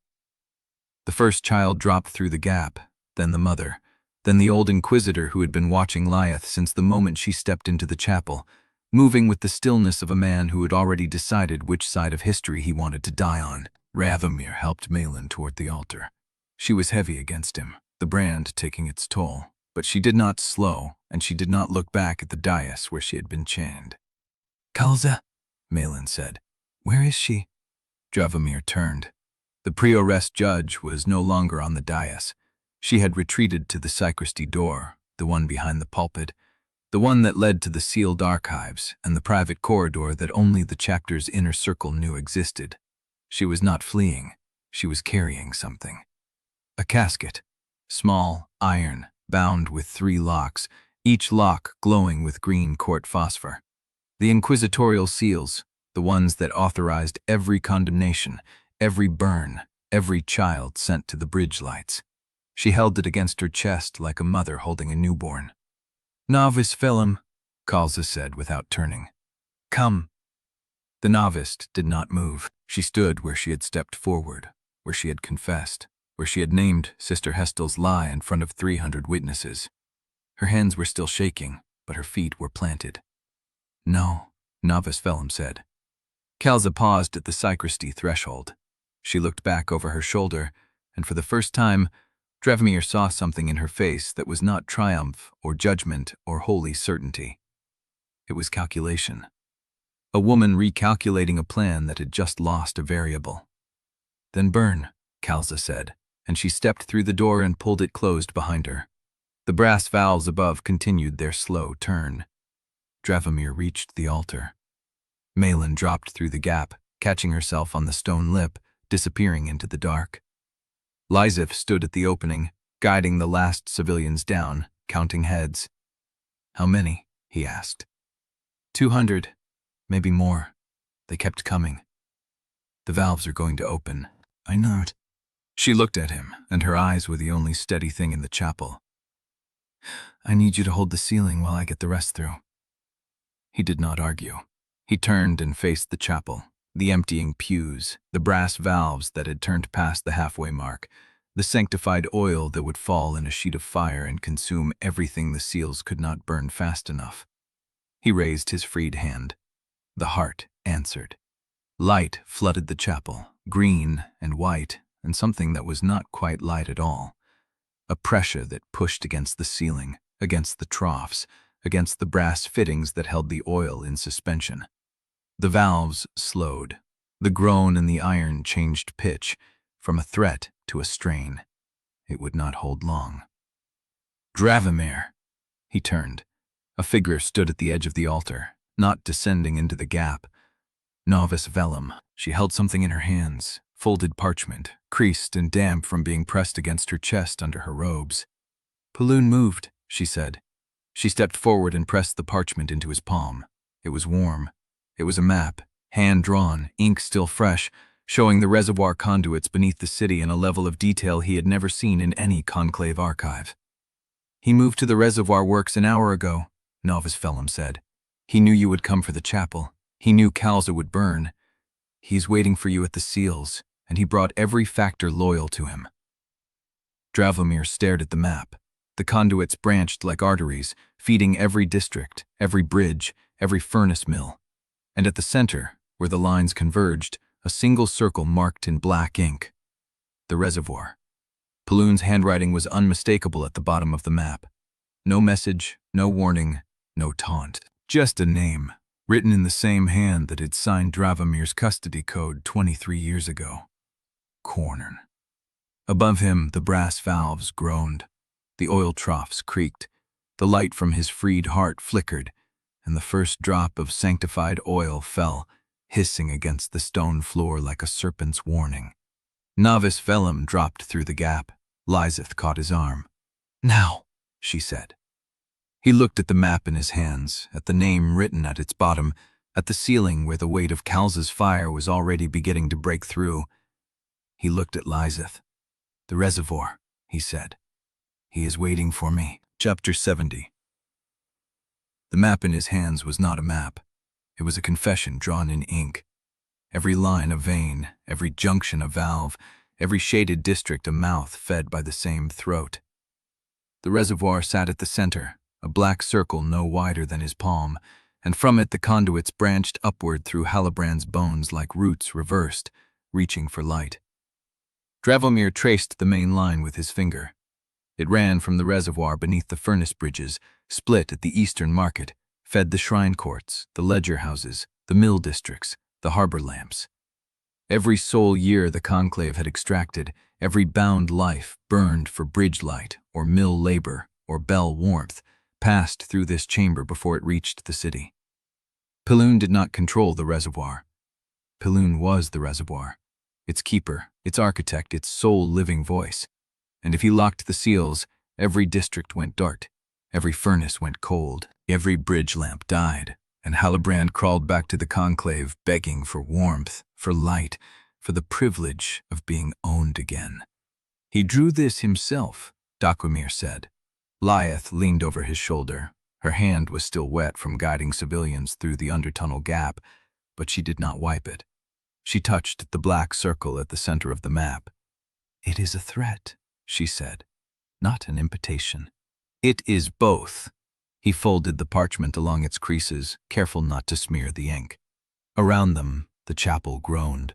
The brass valves had stopped turning, but the oil in the troughs had shifted, finding new channels, new weaknesses. The first drop had already fallen. The second was gathering weight on the lip of the valve, preparing to fall, then a third, then 100. They had minutes, maybe less. Malin emerged from the undertunnel gap, her hand pressed to her throat where the brand still webbed. Her voice came out raw, scraped, barely a whisper. "Civilians are moving through the lower passage, maybe 200. Some are breaking off, heading for the harbor on their own." "They will be caught," Lieseth said. Some will not." Malin looked at Dravomir. "The map is real. I have seen those conduits. They run beneath everything." Dravomir did not ask how she knew. He did not ask when she had seen them, or why she had not told him before. There was no time for answers that would only raise more questions. He looked at Lieseth. "The reservoir is below the eastern furnace bridge, 4 levels beneath the old ash market. There is a maintenance shaft that drops directly into the conduit chamber, but Pelun will have it watched." "Then we do not use the maintenance shaft." "No." He traced a different route on the map, a secondary conduit that branched away from the main line, ran through unmarked territory, and reconnected at the reservoir's lower seal. It was slower. It passed through space the map did not label, tunnels that might have collapsed or flooded, or been sealed for reasons the city had forgotten. But it would not be watched. "Orrin will meet us at the 3rd canal bend," Lieseth said. "He knows the undertunnels better than any factor. Then we move." They descended through the undertunnel gap together, Dravomir last, his freed hand still raised to the ceiling, holding the oil back by will and light, and the terrible pressure of a heart that refused to stop. He felt the weight of the chapel about him, the 300 souls who had escaped, and the one who had not, Kalza and her casket of seals retreating into the sacristy dark. He dropped through the gap and let the ceiling go. The oil fell behind him, a sheet of fire that sealed the chapel from the living world, that turned Kalza's killbox into ash and memory, and the sound of bronze doors warping in the heat. They ran. The undertunnels beneath the court chapter were older than the map suggested. The walls were not brick or stone, but something darker, bedrock that had been carved before Halibrand was a city, before the conclave had learned to bind souls into ledgers. The air pressed against them, heavy and still. Lieseth led. She knew these passages from years of walking them in silence, from the long nights when she had carried the reliquary at her belt and wondered whether she would ever tell him the truth. She did not look back. Malin followed, her breath ragged, her hand still pressed to her throat. Dravomir followed last, the map open in his palm, his freed heart pulsing light that pushed the shadows ahead of them. They reached the 3rd canal bend in less than an hour. Orrin was waiting. He stood in the dark beside a rusted iron grate, his face streaked with soot, his hands empty. No ledger, no marker, no weapon. He looked at Dravomir, and for a long moment neither of them spoke. "They are rioting," Orrin said. "Where?" "Everywhere." The eastern wards heard the testimony, the furnace bridges heard it, the shrines rang the bells, and the people heard what the court had done to their children. He paused. "They are burning ledger houses. They are dragging factors into the streets. They are tearing down bridge lamps and smashing reliquaries." Dravomir felt the map in his hands, the weight of every line, every vein, every junction. "Pelun will use that," he said. "He is already using it." Orrin stepped closer. "He has addressed the city through the conduit pipes. He told them the court lied, that the conclave will restore order, that he will open the reservoir seals and give them light again if they stand down and accept emergency authority." Lieseth went still. "He is making himself the savior," she said. "He is making himself the only choice." Dravomir looked at the map, at the black circle at its center, at the name written at its bottom. If he locks the seals, he owns the city. If he opens them, he owns the gratitude. Either way, he wins. Unless we reach the reservoir first, Lieseth said. He is waiting for us. Then we do not disappoint him. She did not wait for his answer. She turned and walked into the tunnel that led toward the eastern furnace bridge, toward the maintenance shaft they would not use, toward the unmarked passage that would carry them beneath Paloon's net. Dravomir followed. Behind them, the undertunnel shuddered, the walls groaned, and somewhere above, the city screamed. They ran.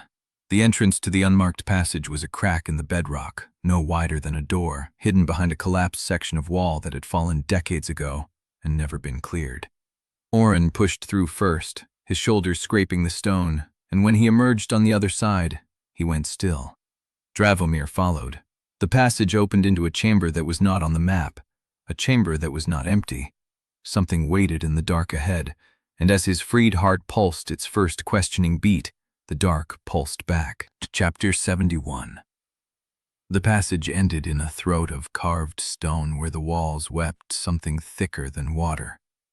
It clung to Dravomir's fingers as he touched it, dark and viscous, and when he lifted his hand, the substance stretched like spun glass before breaking. Oil. Not sanctified. Older. The air changed as they pressed deeper. It grew warm, then hot, then wet with a heat that came from living things breathing in the dark. The bedrock opened around them, and Dravomir understood they had entered the reservoir works not at its edge, but at its heart. The chamber was a cathedral of iron and pressure. Chained engines rose from the floor in tiers, each one larger than a furnace mill, each one linked to the next by conduits as thick as a man's torso. The chains did not bind the engines to the stone, they bound the engines to each other. A web of iron links that groaned with every pulse of force that moved through them. And below the engines, in the dark between their foundations, something breathed. Dravomir's freed heart pulsed once, and the answer came back from every direction at once, not from a single presence, but from the whole chamber, the walls, the floor, the chains, the engines themselves. The reservoir was not a room, it was a body. Lieseth stepped beside him, her face lit by the green phosphor glow that bled from seams in the iron. "How many years?" she asked. He could not answer. He could only feel them, the centuries of harvested life stacked in the engines, coiled in the conduits, stored in the chains. Enough to light Halibrand through winter. Enough to keep the bridges burning and the furnaces running, and the lamps glowing while the city above tore itself apart. Enough to buy Paloon everything. Orrin moved to the nearest engine, his hand hovering over a seam where green light bled like a wound. "There is writing on this metal," he said. "Names." Dravomir crossed to him and looked. The iron was etched with thousands of names, stacked in columns that ran from the base of the engine to the height of his shoulder. Some were old, worn smooth by decades of heat and pressure. Others were fresh, the letters still sharp. "I know some of these," Orrin said. "Debtors I watched die, families I led to the collection houses." Malin pressed her hand to her branded throat and made a sound that was not quite a word. She pointed at a column near the top, and Dravomir followed her gaze. "Sella. 12 years. Eastern Bridge. Light cycle." The name was fresh, the year was current. The chamber shuddered. A sound came through the walls, not the groan of the engines, but something else. A voice amplified through brass and distance and the hollow spaces between distant. It came from everywhere at once, from the conduits overhead, from the vents in the floor, from the seams in the iron that held the dead. "You are listening to me now," Paloon's voice. "I have addressed the city through the pipes that carry your light, your warmth, your labor. I have told them the truth the court would not speak. The sealed court fed your children to the bridges. They burned innocence to keep the lamps glowing while they preached purity from their shrines." A pause. The engines groaned. "I have offered them order. I have offered them warmth. I have told them that I will open the reservoir seals and restore light to every district, but only if they stand down from their riots and accept emergency authority until the court is purged and the system repaired." Dravomir felt Lieseth's hand close around his wrist. "He is winning," she said. "He is," the voice continued. "3 traitors remain at large. They have spread lies, broken seals, and driven the city to the edge of collapse. They will be found. They will be silenced. And when they are, the reservoir will open, and Halibrand will burn with light again." The conduits fell silent. Lieseth did not let go of his wrist. "He is coming," she said. "He is already here." Dravomir looked at the engines, at the names etched into the iron, at the centuries of stolen years coiled and waiting. He sealed the gates before he made that address. Orrin turned. "We came through a single passage." "We did. Then we are below the furnace bridge. There is no other exit."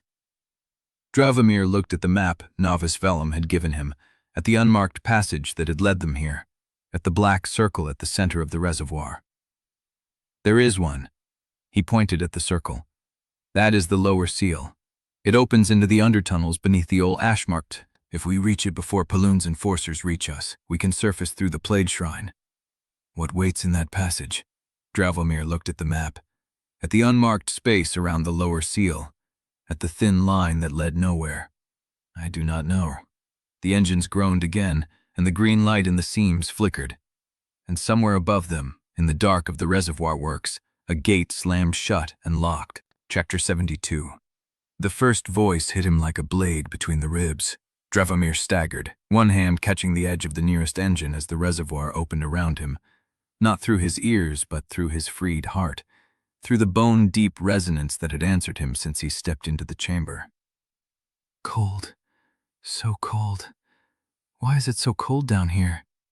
A woman's voice, old, tired. She had died in a furnace mill collapse 30 years ago, and he knew her because he had processed her intake himself. A widow with no surviving children, her contract sold to Prune River Mills for 9 years of labor. He had stood at her deathbed and explained the terms while she wept. "He said I would see my husband again." Another voice, a man this time, younger, barely out of his apprenticeship when a foundry chain caught him across the chest. Dravomir remembered the binding, because the man had tried to bargain for extra years, offering his brother's debt in exchange for a lighter term. Dravomir had refused. The brother was processed the following spring. The chorus swelled. Dravomir's knees buckled. He caught himself on the iron, his gloves scraping against the names etched into the metal, and the names themselves began to whisper, thousands of them, tens of thousands.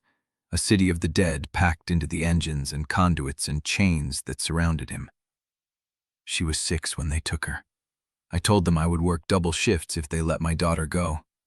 The light in the bridge, that is my son's years burning." He could not tell which voices were real and which were memory. They came from every direction at once, from the walls, the floor, the chains overhead, the vents beneath his boots. The reservoir was not a room, it was a wound the size of Halibrand, packed with every soul the Conclave had harvested since the foundation of the spire. And somewhere in the chorus, he heard his own voice, not speaking, binding, the words of the Obols, the formulas he had recited over dying bodies for 23 years, the prayers that sealed a soul into contract and sent its remaining years into the engines. He heard himself saying them, again and again, a litany of transactions that had built the city's light on stolen life. "Do you accept the terms of this binding? Do you surrender your remaining years to the service of the Conclave? Do you acknowledge this debt as lawful and just?" He had asked those questions thousands of times. He had never once waited for an answer. A hand closed around his wrist. Not a voice, not a memory. Flesh. Lieseth. She was beside him, her fingers curled around the bone of his wrist, her grip firm enough to anchor but not to restrain. She did not pull him away from the engines. She did not tell him to stop listening. She simply held him, present and waiting, her pulse beating against his skin in a rhythm the reservoir could not claim. He looked at her. Her face was pale in the green phosphor glow, her jaw tight, her eyes fixed on his with the steadiness of someone who had already made her choice and would not flinch from the cost. "I hear them," he said. His voice came out raw, scraped clean of every polished layer he had worn for decades. "I know. There are thousands, tens of thousands, and He stopped. The word lodged in his throat like a fishhook. I put some of them here. Lieseth did not look away. She did not offer absolution, did not tell him he had been following orders, or that the system would have found another binder if not him. She had never lied to him about what he was. She had only stolen his heart and loved him despite the ledger. She was still holding his wrist. "You are not the only one who built this city," she said, "but you are the only one who can take it apart." The engines groaned around them, responding to her words, or to his heart, or to the weight of the years stacked in the iron. The green light in the seams flickered and steadied, and for a moment the voices receded, not silenced, but waiting. Dravomir breathed. He looked at the engines, at the names, at the chains that ran from floor to ceiling like the ribs of a buried leviathan. He looked at the conduits that carried stolen years to every district, every bridge, every lamp. He looked at the control daces at the center of the chamber, a raised circle of black iron where a single seat waited, empty, ringed with seals and levers and speaking tubes. Paloon's seat. He let go of the engine. He straightened. He walked to the dacis with Lieseth still beside him, her hand still on his wrist, not guiding him, not commanding, just present, her consent given freely with every step. He climbed the 3 iron steps to the dacis. The seals were old, older than the conclave, older than the court, carved into the black iron with symbols that predated Halibrand's founding. The levers were brass, green with corrosion, each one marked with a district name and a number. The speaking tubes gaped open, waiting for a voice to command the city. He did not sit in the seat. He stood before the levers and looked at them, at the names of the districts he had helped to keep lit, at the numbers that measured how many years each district consumed per bell cycle. Eastern Ward, Southern Bridge, Furnace Mills, Lamp Circuit, Harbor Gate. Each lever controlled a seal that released stored soul years into the conduits that fed the city. Each lever could also close those seals, or open them all at once, or crack them one at a time, releasing the years in measured doses, letting the dead go free without drowning the living in the backlash. He looked at Lieseth. "If I open them gradually," he said, "one district at a time, the system will not collapse. The city will go dark in stages, the bridges will dim, the furnaces will cool, but the reservoir will drain without rupturing. And the backlash? He had felt it already. The weight of the chorus pressing against his freed heart, the voices of thousands of dead demanding release all at once. If he opened the seals slowly, that pressure would not vanish. It would concentrate on whoever stood at the dais, whoever held the levers. "It will go through me," he said. Lieseth's grip on his wrist tightened, but she did not argue. She did not offer to take his place. She simply held him, her pulse steady against his skin. "Then you open them," she said, "and I will keep you here."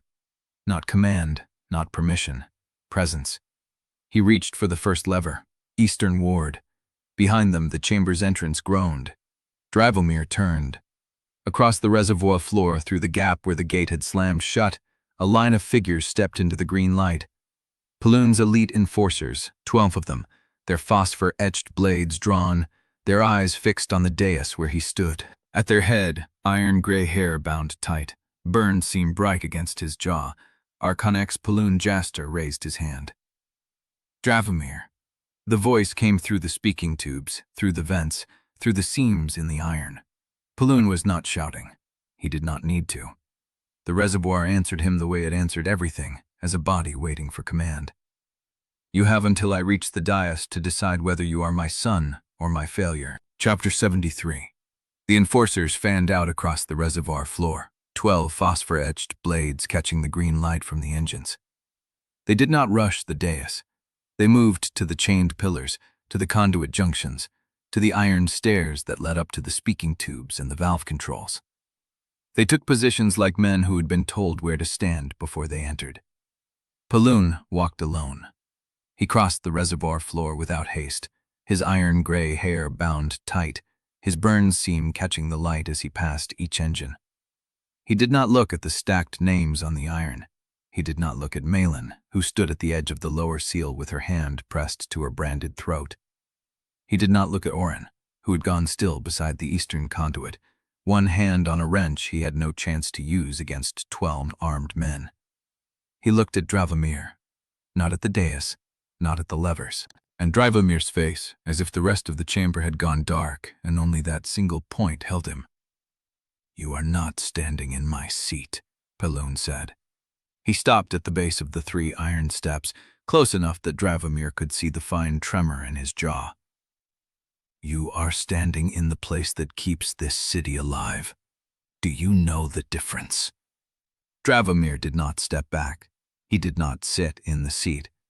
He stood at the levers, Lieseth's grip still firm on his wrist, the voices of the reservoir pressing against his freed heart like a tide that wanted to come through.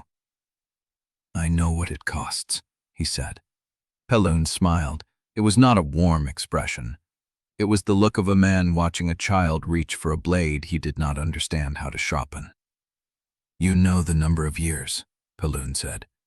"You do not know the price of choosing who pays them. I have carried that price for 40 years. I chose which districts burned. I chose which families fed the lamps. I chose who lived long enough to see their children grown and who went dark before dawn. You think I did not feel each one? You chose to take children," Dravomir said. "You chose to build a nursery for souls you had not even harvested yet." Pelun's smile did not waver. "And you chose to bind Illyra Vane to her father's debt. You chose to falsify the flood ward report. You chose to send a witness into the undertunnels to die rather than risk your investigation. You made those choices before you ever touched a reservoir lever. You made them because you believed order required it. I did not teach you that. I only showed you how to survive it." Dravomir felt the words land, each one a hook that had been waiting in deeper water than he had known. Beside him, Lieseth's fingers tightened on his wrist, anchoring him to the present, to the chamber, to the choice in his hand. "Lieseth," Pelun said, and shifted his gaze to her for the first time. "You stole his heart to keep him alive. I raised him to understand that survival has a shape. We are not so different, you and I. We both believed we could protect him by managing what he knew."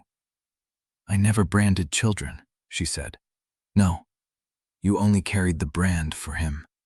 Pelun's amber eyes returned to Dravomir. "She kept you free. I made you useful. Between the two of us, he has never had to choose which kind of love he wanted." The reservoir groaned, a sound from the deep engines, from the chained foundations, from the unmapped dark that pulsed beneath them. Dravomir's freed heart answered, a single beat that resonated through the iron.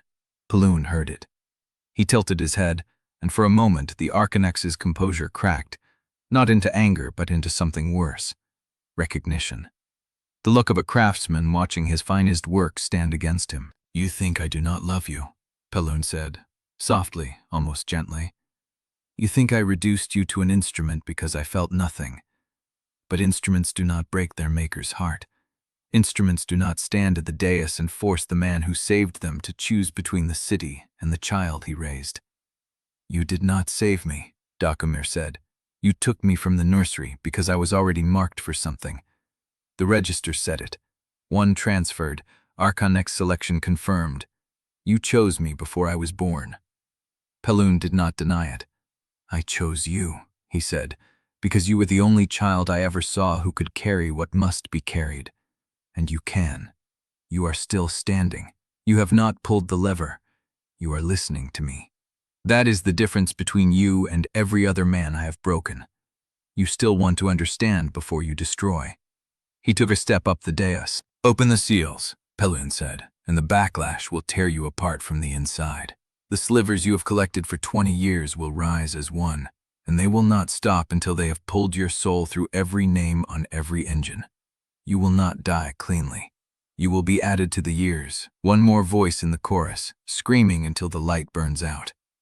He took another step. He was close enough to touch now. "Close the seals," Pelun said, "and the city will survive the night. We will declare the riots a purge, burn the disturbers, and resume intake by morning. The 43 children will be returned to their families, because that was always my fallback when you refused. I did not want to use it. I wanted you to choose preservation, but I prepared for rebellion, as I prepare for everything." He was on the dais now, standing between Dravomir and the levers, Not pushing, not reaching, just there, his presence filling the space the way it had filled every room Dravomir had ever entered as a child. Or, Paloon said, and his voice dropped, you can reject both choices, and I will have her killed before you reach the lower seal, not by my enforcers, by the Helm's people, who are already in the undertunnels, waiting for your direction. You will escape if you can navigate the passages blind and wounded, but she will not, and you will carry that choice too. He held out his hand. One more time, Dravomir. Choose. I will not offer again. The engines hummed, the names pressed against the iron, the dark beneath the foundations breathed, and Lieseth let go of Dravomir's wrist. She stepped past him, off the dais, onto the reservoir floor, and stood between Paloon and the lower seal. She did not draw a blade. She did not raise her hands. She looked at Dravomir across 3 iron steps and spoke with a voice that carried through the chamber. Open the seals, she said. I will keep him here while you do. Paloon laughed. It was a hollow sound, the laugh of a man who had seen every move before it was made. She has chosen for you, Paloon said, but she does not hold the lever. You do. The 12 enforcers took 1 step forward in unison, their phosphor-etched blades rising, and Dravomir's freed heart cracked once, a sound like iron splitting, and the voices of the dead surged up through the dais and filled the chamber with a chorus that shook the foundations.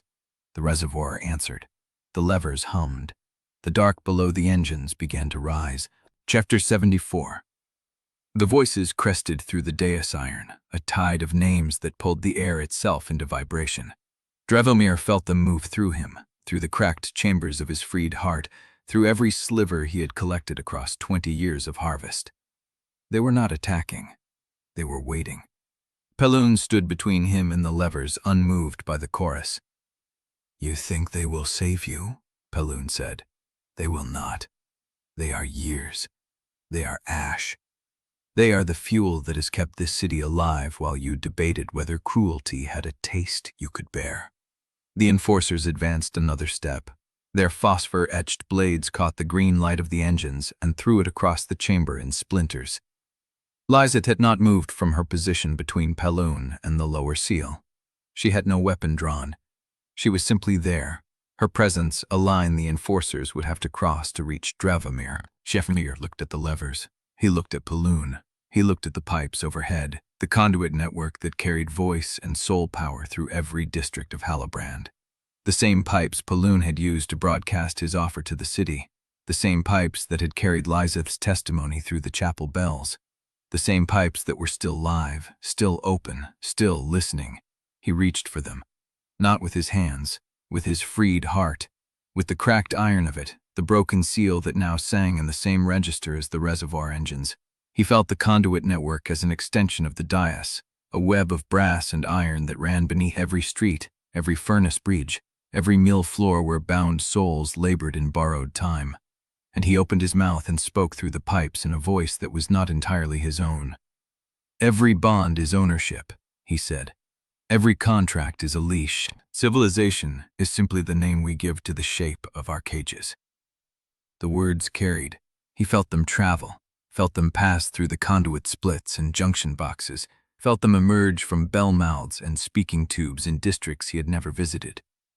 Paloon's expression did not change, but his hand, the one resting on the dais rail, tightened. You are quoting me, Paloon said. To the city that worships you, Dravomir answered. Let them hear what the Archonex believes. He spoke again, and this time he let the slivers feed the words, let the decades of harvested voices lend weight to the sound. The poor are born in debt, they die in debt. Their children inherit the ledger because the alternative is chaos. Ownership is mercy. It gives structure to hunger and purpose to despair. He felt the words hit the speaking tubes of the eastern wards, felt them spill into the mill floors where debt families worked through the night, felt them land in the furnace gaps where laborers had already begun smashing reliquaries. A tremor passed through the chamber, not from the engines, from the city above. Paloon's jaw tightened. You do not know what you are waking, he said. No, Dravomir said. But they do. He spoke once more, and this time he put every name he had ever bound into the broadcast. Every bond is ownership, he said, and the Archonex owns you all. The conduit pipes screamed, not with his voice, with the voices of 10,000 listeners who heard the words and understood at last that the man who claimed to be their shepherd had named them livestock. The scream rose through the iron, through the foundations, through the sealed gates and the locked passages and the dark where the enforcers stood with their phosphor-etched blades. It was not orderly. It was not strategic. It was the sound of a city learning that its god was a creditor. Paloon moved. He did not rush. He did not shout. He lifted his hand from the dais rail and made a gesture, a flick of the wrist, a command spoken in the language of the binding system itself. A control lash of green phosphor snapped from the dais. It caught Lieseth across the ribs. She folded without a sound, her body driven sideways into the iron wall of the lower seal housing. The impact knocked the breath from her and left a line of smoking fabric where the lash had cut. Dravomir's heart screamed. The voices screamed with it, but Paloon was already moving, already crossing the dais, already placing his hand on the eastern ward lever before Dravomir could reach him. The Archonex was not young, but he was fast, and he knew the reservoir better than any living soul. "You wanted to free them," Paloon said, pulling the lever. The eastern ward seal dropped. A groan ran through the engines, a release of pressure that sent a shudder through the foundations. The green phosphor in the chamber flickered, dimmed, steadied. Paloon pulled the second lever, southern ward. The groan deepened. The voices in the dais wavered. "You wanted to be something other than what I made," Paloon said, pulling the third lever. "But you are using my conduits, my reservoir, my city. You are fighting with tools I put in your hands." He reached for the fourth lever. Western ward. Dravomir lunged. He crossed the dais in 3 strides, his freed heart blazing, the cracked iron of it singing with every name he had ever bound. He grabbed Paloon's wrist before the Archonex could pull the lever. They stood locked, father and son, hand on hand, the weight of the reservoir pressing through the iron beneath them. Above, through the conduit pipes, the scream of the city had not stopped. It had grown louder. It had found shape. Workers were pulling factors from ledger houses. Debt families were smashing reliquaries in the eastern furnace bridge. The dock below the engines continued to rise, and Lieseth lay against the iron wall, her breath shallow, a line of black across her ribs where the control lash had cut. Paloon looked at Dravomir and smiled. "You have one hand on my wrist," he said. "The other is empty. What will you do with it while I still have the lever?" Dravomir's freed heart cracked again, and the dark beneath the engines crested like a wave. Chapter 75. The dark crested. Dravomir felt it rise through the iron beneath his boots, through the foundations that had held centuries of harvested breath. The chamber groaned. The green phosphor in the engine casings flickered, steadied, flickered again. Paloon's wrist was still in his grip. The Archonex did not pull free. He stood there, amber eyes tracking the wave of darkness that swelled beneath the grate, and smiled. "You feel it," Paloon said. "The thing I have been holding back for 40 years. The rot that rises when the system wavers. That is what waits beneath every ledger, Dravomir. That is what I built the reservoir to cage." Dravomir did not answer. He felt Lieseth's breath before he heard it, shallow, wet, coming in the rhythm of someone who refused to let injury win. She was pushing herself upright against the iron wall, one hand pressed to the black line across her ribs. "Open it," she said. Her voice was raw, not weak, raw. "Open the seal, use the key." He looked at her, at the blood darkening her coat, at the way she kept her weight off the side where the lash had cut. "I am not leaving you here." "You are not saving me here," she said. "You are opening the gate before Paloon pulls the western lever and locks everything. That is the only thing that matters. The city heard you. The city is rising. Do not let him seal it shut while you stand here holding his wrist." Paloon laughed, low, quiet. A sound Dravomir had heard 1,000 times in the moment before a test was announced. "She understands," Paloon said. "The question has never been whether you could win. It is whether you can let go of the thing you love long enough to do what must be done." Dravomir's freed heart cracked again. A seam of pale light ran through the iron of his chest, through the slivers lodged in his throat, through the ledger of names he had carried for 20 years. He felt them stir, felt them wake. The dark beneath the engines paused, not stopped, paused, as if it had heard something it recognized. He released Paloon's wrist. The Archonex did not move. He watched Dravomir step back from the dais, watched him turn toward Lieseth, watched him cross the iron floor of the reservoir chamber with the key from the processing annex already in his hand. "Malin," Dravomir said. She was at the passage entrance, her branded throat exposed, a blade in her hand that she had taken from one of the enforcers who had not risen from the dark. "I see them," she said. She did not look at him. She was watching the far gate where the enforcers were regrouping, phosphor-etched blades catching the light of the dying engines. "How many?" Dravomir asked. "7 still standing. Orrin is holding the eastern stair with a Lyris carbine. We have maybe 2 minutes before they push through." Dravomir looked at Lieseth. She was on her feet now, unsteady. The black line across her ribs had spread, a web of phosphor burn branching through the fabric. "Go," she said. "If I open the lower seal, then Kalsa's casket is useless, and the city knows the truth, and we are all dead or free together." She met his eyes. "I did not carry your heart for years to watch you fail because you could not leave me." He wanted to argue. He did not have time. He crossed to the lower seal housing, the key from Paloon's desk cold in his hand. The mechanism was ancient, older than the conclave, older than the court.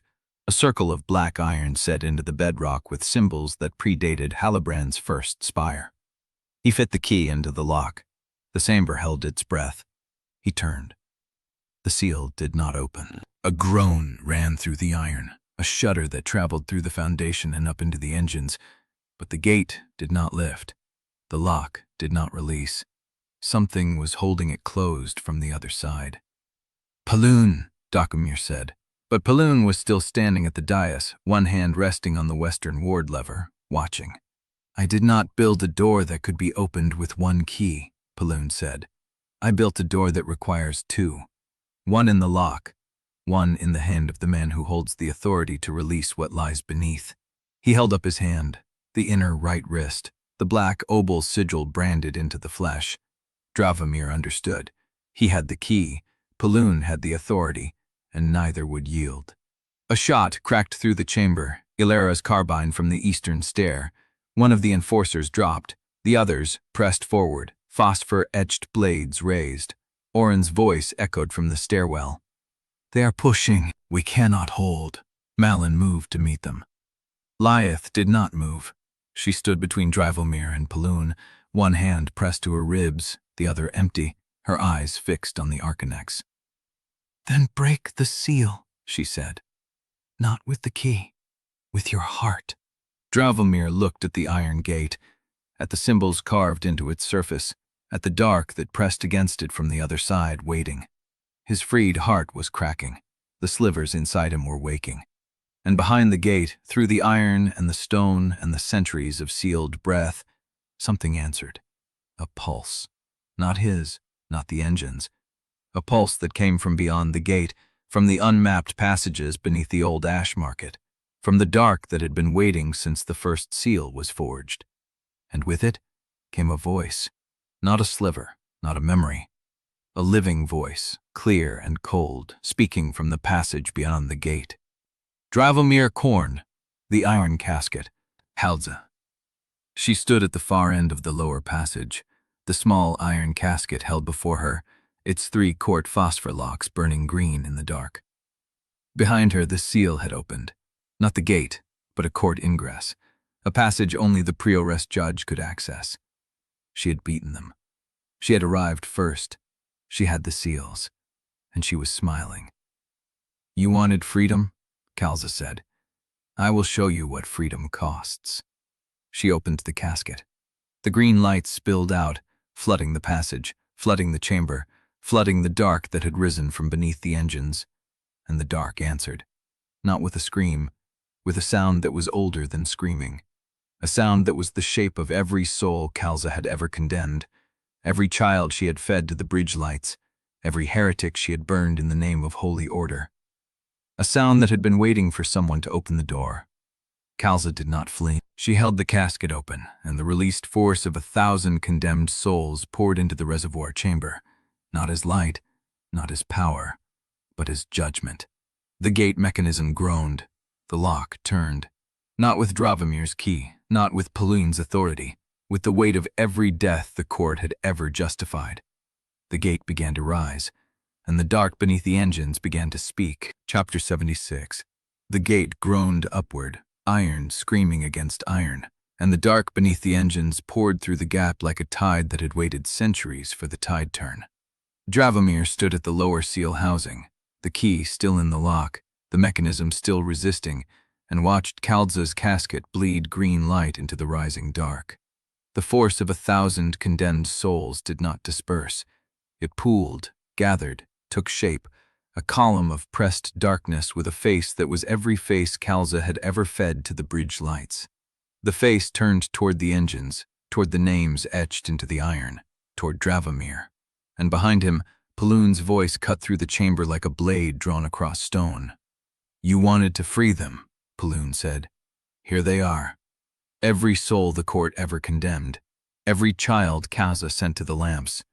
Do you think they care which of us opened the door? They will feed on anything with a living pulse."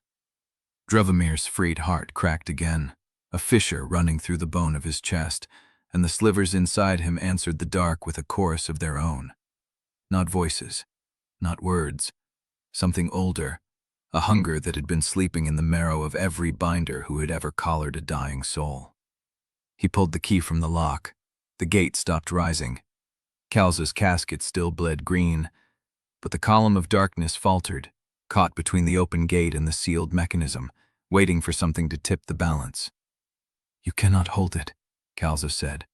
She stood at the far end of the lower passage, the casket cradled in her arms, her robes untouched by ash or oil. "That key opens nothing without the sigil, and the sigil opens nothing without the key. You are standing between two doors that will not yield to a man who refuses to choose which master he serves." She stepped forward. The column of darkness did not retreat. It parted around her, flowing past her shoulders like a river dividing around a stone, and she walked through it as if she had always known it would not touch her. "Join us," Kalza said. "The Conclave has made you a weapon. The court will make you a saint. Confess your part in Lieseth Andarro's heresy. Surrender the heart, and I will seal you into the court's custody before the engine dark can claim you." Dravomir looked at her, at the casket, at the 1,000 faces pressing against the dark, waiting for her command. "No." The word was quiet. Kalza's smile did not waver. "You would rather burn?" "I would rather you burn." He moved, not toward the gate, not toward the dais, toward her. The freed heart flared in his chest, a pulse of raw, unsheathed power that cracked the phosphor-etched blades of the nearest enforcer, sent the man staggering back with his weapon shattered and his hands smoking. Dravomir crossed the distance in 3 strides. Kalza did not flinch. She held the casket open. The green light poured over him, and for a single, terrible instant, he felt every soul she had condemned pass through him. 1,000 throats screaming in a language older than Halibrand, older than the Conclave, older than the first seal. He reached into the light. His hand closed around the casket's rim, and he pulled. The casket tore from Kalza's grip. The phosphor locks shattered, the iron shell crumpled in his hand, and the green light surged upward, a pillar of released judgment that struck the reservoir ceiling and spread across the stone like blood across water. Kalza's smile finally broke. She stepped back. The column of darkness that had parted for her did not close. It turned toward her, toward the pre-arrest judge who had carried their condemnation in an iron box. Dravomir drove the ruined casket into the reservoir stream, into the current of released years that ran between the engines, and the green light did not fade. It joined. It fed. The 1,000 faces turned from Kalza to the engines, to the names etched into the iron, to the debtors who had been waiting for a door to open. The reservoir chambers saw what the court had condemned, and the chamber answered. The engines groaned. The iron chains that bound the dead to the ledgers began to glow. not with green phosphor, but with the pale white of released years. Years that had never been spent, years that had been stolen before they could be lived. Peloon's voice rang across the dais. "He is breaking the reservoir." Dravomir turned. Peloon was at the western ward lever, his branded wrist raised, his pale amber eyes fixed on the pale light spreading through the engine casings like dawn through a wound. "You cannot release them," Peloon said. "If the reservoir drains, every bound soul in Halibrand will rise at once. The city will collapse, the bridges will fall, the furnace mills will go dark, and the cold will kill more people in a single night than I have fed to the ledgers in 40 years. Dravomir looked at the engines, at the names, at Sella's name, 12 years old, Eastern Bridge, still glowing in the pale white light of years she would never live. "She is already dead," Dravomir said. "She is still bound. You can keep her bound, keep her present, keep her safe from the dark that waits beyond the gate." Peloon's voice dropped, almost gentle. "Or you can release her into the unknown and hope that the thing that has been waiting beneath the city for centuries does not feed on her first." Dravomir's hand tightened on the ruined casket. The frayed heart cracked again. The slivers inside him began to rise, not as voices, but as weight, as pressure, as the accumulated gravity of every soul he had ever bound pressing against the walls of his chest. Peloon held out his branded wrist. "The key," he said, "and the sigil. Together we can seal the gate before the dark takes shape. We can drain the reservoir in controlled cycles, release the children first, then the debtors, then the condemned, in order. We can do this without the city burning." Dravomir looked at the branded sigil, at the black obol burned into Peloon's flesh, at the authority that had shaped every prison he had ever called safety. "No." He raised the key, not toward the lock, toward Peloon's wrist. The Archonex's eyes widened. Dravomir brought the key down. The iron edge struck the branded sigil, struck the scarred flesh, struck the authority that had locked the gate for 40 years. The sigil cracked, not the skin, the brand. The black obol split down the center, and the green phosphor that had sealed it bled out like infection from a wound. Peloon screamed, not in pain, in recognition. The authority was breaking. The gate mechanism groaned again, and this time the groan became a shudder, became a long, rising note that vibrated through the bedrock and into the engines and up through the spire city itself. The pale light swelled, the 1,000 faces turned toward the gate, and the slivers inside Dravomir's chest tore free. He felt them leave. Every soul he had ever bound, every debtor, every dying merchant, every child he had collared in the name of order, every voice he had silenced with a ledger entry, every year he had stolen from a living throat. They rose through his lungs, through his throat, through his mouth, a column of pale names that streamed from his lips and joined the tide pouring through the rising gate. His freed heart went cold. His legs gave. He fell forward, one hand catching the edge of the lower seal housing, the key still gripped in his fingers, the sigil still bleeding green light from Peloon's wrist. The gate was open, the dark was rising, and Dravomir Quorne, the most gifted debt-binder Halibrand had ever produced, felt the weight of every soul he had ever bound pass through him and leave him empty. Empty, cold, alone. The slivers were gone, and what remained was a man who had spent 20 years building a cage for other people's souls and had never noticed he was standing inside it. Lieseth's voice reached him from across the chamber. "Dravomir?" He looked up. She was standing at the edge of the dais, one hand pressed to the black line across her ribs, the other reaching toward him. Her lips moved. He could not hear the words. The pale light swallowed everything. Name by name, year by year, soul by soul, and the dark beneath the gate began to rise into the empty spaces the released souls had left behind. Chapter 77. The pale light had not stopped. It poured through the open gate in sheets, in waves, in a tide that carried names Dravomir had bound with his own hands, names he had never known, names that had been stored in the engines before he was born. The reservoir chamber hummed with release, with the sound of centuries finally breathing. Dravomir pulled himself upright using the edge of the lower seal housing. The freed heart was cold in his chest. empty.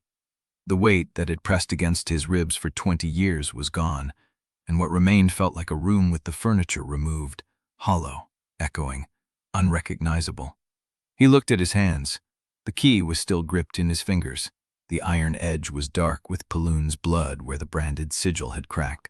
The black obol split down the center, the green phosphor bleeding out like severed veins. Lieseth reached him. Her hand found his shoulder, her fingers pressing through the ruined fabric of his coat, through the cold that had settled into his bones. She did not speak. She did not need to. He looked at the dais, at the levers, at the row of district seals that still held the reservoir's remaining years, that still fed the bridges, the furnaces, the lamps, the labor engines that kept Halibrand alive. He could stop. The gate was open. The children's souls had passed through. The condemned had risen. The dark beneath the engines was climbing into the empty spaces, but the reservoir still held, still pulsed, still chained tens of thousands of souls to the ledgers. He could stop. He could walk away. He looked at Sella's name on the engine casing, 12 years old, still glowing in the pale light. She was not free. She was still bound, still stored, still waiting for a release that would never come if he stopped now. Dravomir climbed the dais. The levers were cold under his fingers, cold as the empty space in his chest, cold as the authority that had shaped every decision he had ever made. He pulled the first lever. The eastern ward seal dropped. A shudder ran through the chamber, through the engines, through the bedrock itself, and the pale light that poured from the gate shifted direction, began to flow not only outward, but upward, through the conduits, through the pipes, through the city's arteries. Somewhere above, a bridge lamp dimmed. Dravomir pulled the second lever. The southern ward seal dropped. The light shifted again, and the engines groaned, and the bound years that had powered Halibrand's furnace mills for a century began to bleed back into the circuits, into the dead machinery, into the bodies of workers who had never felt warmth without a debt attached. He pulled the third lever, the western ward, the fourth, the northern. Each motion was simple. Each motion released names he would never know, faces he would never see, lives he had never touched. But he felt them, not as slivers, as absence, as the weight of what he had helped build falling away, beam by beam, year by year, soul by soul. Above the reservoir, above the spire city, above the black galleries and the furnace bridges and the drowned lower wards, the light changed. The eastern bridge lamps flickered, dimmed, went dark. The furnace mills stuttered, their engines coughing as the bound years that had driven them for a century bled back into the conduits, into the release, into the dark. Workers staggered as the labor shades that had hauled coal and ore collapsed mid-stride, their chains falling away, their forms dissolving into pale vapor that rose through the mill roofs and scattered across the harbor wind. In the ledger houses, factors watched their accounts turn to ash in real time. The entries burning away as the contracts that had held them dissolved, as the names that had filled the ledgers for generations went white, went empty, went silent. In the tenements, families who had spent their lives paying off dead relatives watched the final balance zero out, watched the debt that had defined them vanish into the dark, watched the weight of a century lift from their shoulders in a single breath. Some wept, some laughed. Some fell to their knees and pressed their hands to the stone and said nothing at all. In the reservoir chamber, Dravomir stood at the dais with his hand on the fifth lever, the emergency seal, the one that would drain the final chamber, the deepest one, the one that held the souls bound before the conclave's foundation, the oldest years, the original harvest. He could feel them through the cold heart, not as voices, as pressure, as the accumulated weight of 1,000 years pressing against the iron, waiting for release. He pulled. The lever did not move. It was locked, sealed by something deeper than the sigil he had broken, deeper than the authority Paloon had worn for 40 years. Dravomir looked down. Paloon was crawling. The Archonex had dragged himself across the chamber floor, one hand pressed to his branded wrist where the sigil had cracked, the other reaching for the emergency seal housing, for the iron plate that covered the final release mechanism. His pale amber eyes were fixed on Dravomir. "You will not," Paloon said. His voice was broken, scraped raw by the fall, by the recognition, by the authority bleeding out of his flesh. "You will not take everything." Dravomir looked at him, at the man who had raised him, at the man who had shaped him into a weapon, into a tool, into a monument to the lie that ownership was love. "There is nothing left to take," Dravomir said. He raised the key, not toward the lock, toward Paloon. The Archonex did not flinch. "Then finish it," Paloon said. "Crack what remains. Or do you need someone to tell you it is mercy?" Dravomir held the key. The iron was warm now, warm with the heat of breaking, warm with the blood still drying on its edge. He could do it. He could end it. He could crack the final seal and release every bound soul Halibrand had ever stored, every name, every year, every stolen life, and let the city fall or rise on whatever remained. Lieseth's hand found his wrist. She did not pull. She did not stalk him. She held him, present, her fingers warm against the cold of his skin, her breath steady against his shoulder. "Do not do it because he wants you to," she said. "Do it because it is true." Dravomir looked at the key, at the final seal, at the dark rising beneath the engines, climbing into the empty spaces, filling the reservoir chamber with a pressure that was not sound, not light, not weight, but something older, something that had been waiting. The dark reached the dais. It touched Paloon first. The Archonex's eyes went wide, his mouth opened, and the pressure took him, pulled him into the column of released years, into the tide of names, into the current of everything he had built and everything he had broken. He did not scream. He vanished, swallowed by the dark that had risen from the gate, by the entity that had been waiting beneath the engines for 40 years, by the thing that had no name and no ledger and no debt to collect. The pressure shifted, turned toward Dravomir, toward the cold heart in his chest, toward the empty space where the slivers had been, and in the dark, a voice spoke. Not the voice of the bound, not the voice of the dead, the voice of the thing that had been waiting. "You opened the cage. Now I am free, and I remember where I was buried." Chapter 78. The voice faded into the pressure that filled the chamber, the dark pressing against Dravomir's skin like water finding its level. He stood at the dais with the key in his hand and Lieseth's grip still warm on his wrist.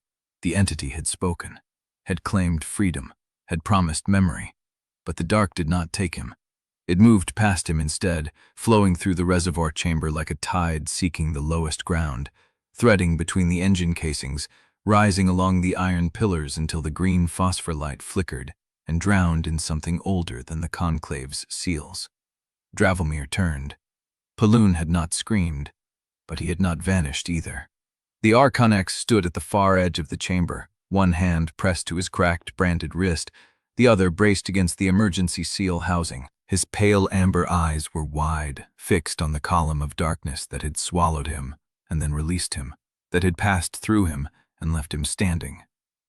He was still breathing, still standing, still holding the iron plate that covered the final release mechanism with the authority of a man who had built the cage and would not see it emptied. "You," Paloon said. His voice was raw, scraped by whatever had moved through him. "You opened it. You broke the sigil. You let it out." Dravomir did not answer. He climbed down from the dais. The key was still in his hand, warm with the heat of breaking, warm with the blood still drying on its edge. He crossed the chamber toward Paloon. The dark flowed around him, parted for him, as if it recognized something in the cold heart that now beat empty in his chest. "The entity," Paloon said. "You have no idea what you have done. You have no idea what was caged, what I held back for 40 years. What your mother—" He stopped. The word hung in the air like a blade. Dravomir stopped walking. "My mother," he said. Not a question, a repetition. A stone dropped into still water. Paloon's jaw tightened. The burn seam across his left jaw pulled white with the pressure of his teeth. "There are things," Paloon said, "that the Conclave buried before the court existed. Things the court burned before the Conclave rose. Things older than both of them, older than Halibrand, older than the first seal ever pressed into living flesh. And you have just opened the gate." Dravomir took another step. "What was my mother?" Paloon did not answer. The dark curled around the Archonex's legs, rising slowly, climbing the iron housing, threading through the mechanisms that controlled the final seal.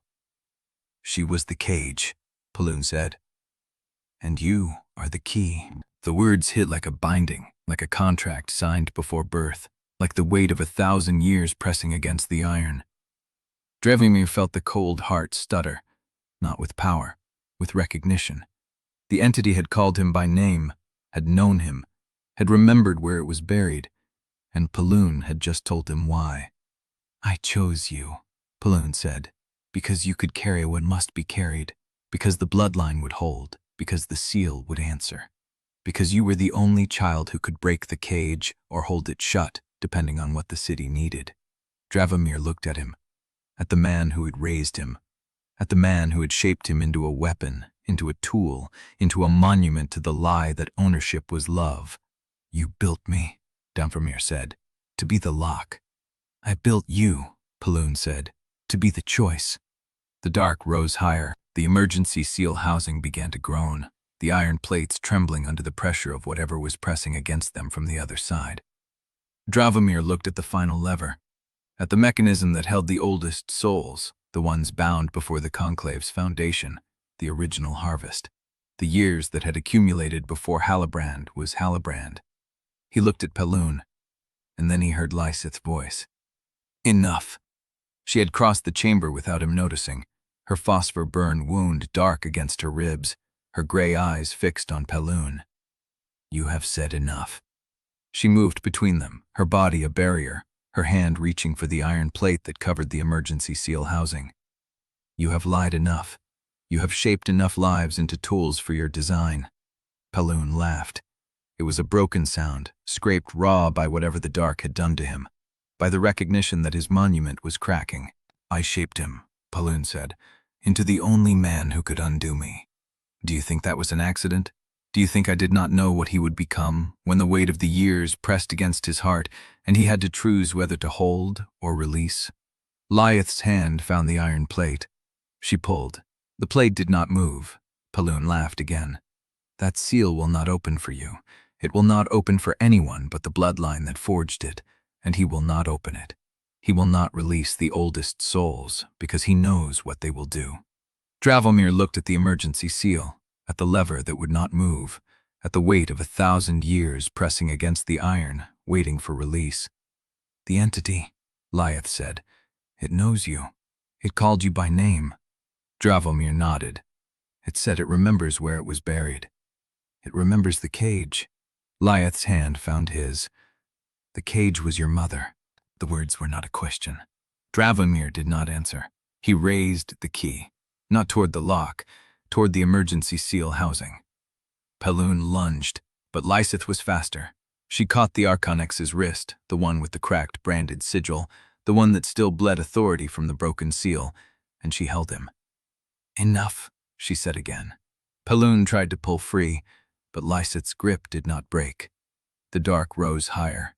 The emergency seal housing groaned, and Dravomir brought the key down. Not on the lock, on the iron plate that covered the final release mechanism. The impact rang through the chamber like a bell, like a binding broken, like a chain snapping under the weight of 40 years. The iron cracked. Paloon screamed. The dark surged into the opening, into the gap, into the seal that had held the oldest souls for 1,000 years, and the pressure that had been building since before the Conclave's foundation began to move. Dravomir stepped back. The emergency lever did not move. It evaporated. The iron dissolved into the dark, into the tide of released years, into the current of everything that had been caged. The oldest souls began to rise. Not as voices, as light. Pale, ancient, older than the Conclave, older than the court, older than Halibrand itself, rising through the cracked seal, through the broken iron, through the dark that had opened the gate. Paloon fell to his knees. The authority bled out of him, not through the wound on his wrist, but through everything he had built, everything he had shaped, everything he had loved as ownership and called civilization. "The seals," he said. "The seals will hold." They did not hold. The light rose through every conduit, every pipe, every engine casing, flooding the reservoir chamber with a radiance that burned the green phosphor into nothing. Dravomir felt it pass through him, through the cold heart, through the empty space where the slivers had been, through the recognition that the cage was never meant to hold. Above them, the city began to change. The bridge lamps that had died did not flicker back. The furnace mills that had stuttered did not resume. The labor shades that had dissolved did not reform. The debts that had vanished did not return. And in the reservoir chamber the entity spoke again. You have opened the oldest cage. Now I am free, and I remember where I was buried. Dravomir looked at Paloon. Where? Paloon looked up. His pale amber eyes were empty. In your blood, he said. The cage was in your blood, and you have just cracked yourself open. The dark surged, the chamber groaned, and the conduits above them began to collapse, the pipes tearing free of their housings, the iron supports buckling under the weight of the years, the reservoir announcing that it would not hold much longer. Chapter 79. They emerged through the northern conduit, where the pipe had torn from its housing, where pale light bled through the crack, and the water rose ankle-deep around their boots. Orrin was there. He had a coil of rope over one shoulder and a lantern in his hand, and he stood at the edge of the breach like a ferryman waiting for passengers who had already crossed. 300, he said. Maybe 4. The Widow Guild pulled them from the eastern bridge before the lamps went dark. They are in the old plague passages, waiting for someone to tell them where to go. Dravomir looked at him. The city, still standing, Orrin said. Damaged, not dead. The furnace mills went dark, and the labor shades dissolved, and half the ledger houses are burning, but the bridges did not fall, and the spire did not crack. The people are still there. Passabear and Doc News starping Freemans, and the Bureau stolen Lentrifity respected at the NIP. Malin moved past them, her branded throat still raw, her voice a rasped whisper as she took the rope from Orrin's shoulder and began securing it to a support beam. We need to move them deeper, she said. The undertunnels are rising, the water is coming from somewhere below the old cisterns, and it will not stop until the pressure equalizes. Ilara appeared from the eastern passage, her carbine slung across her back, her gray eyes catching the pale light that still bled from the cracked conduits. The children are safe, she said. 42 of them. The third reliquary cracked in the fire, but the soul held. The Novus Vellum has them in the salt refuge, but the water is rising there too. Lieseth's hand found Dravomir's arm. Her grip was steady. Her wound had stopped bleeding, but the black line across her ribs had spread, a phosphor burn that crawled like a root toward her spine. We need to seal the lower passages, she said, or the water will reach the salt refuge before we can move them. Dravomir looked at the crack in the conduit, at the pale light that still bled from it, at the water that rose around his boots, cold and clean, carrying the memory of 1,000 years of bound souls released into the dark. The entity, he said. Where did it go? Orrin shook his head. Into the city, into the conduits, into the pipes that carried the soul years to every district. It is everywhere and nowhere, and it is looking for something. It remembers where it was buried, Lieseth said.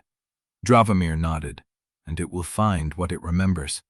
Malin pulled the rope taut, testing the knot. Then we need to be gone before it does.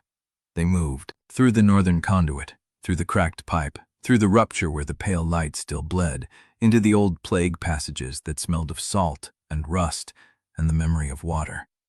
The civilians were there, 300 of them, 400. They huddled in the tunnels with their children and their bundles and their fear. And they looked at Dravomir as he passed, and they did not know whether he was savior or destroyer. He did not know either. Lieseth walked beside him. Her hand found his. They did not speak. They did not need to. The salt refuge was still standing when they reached it.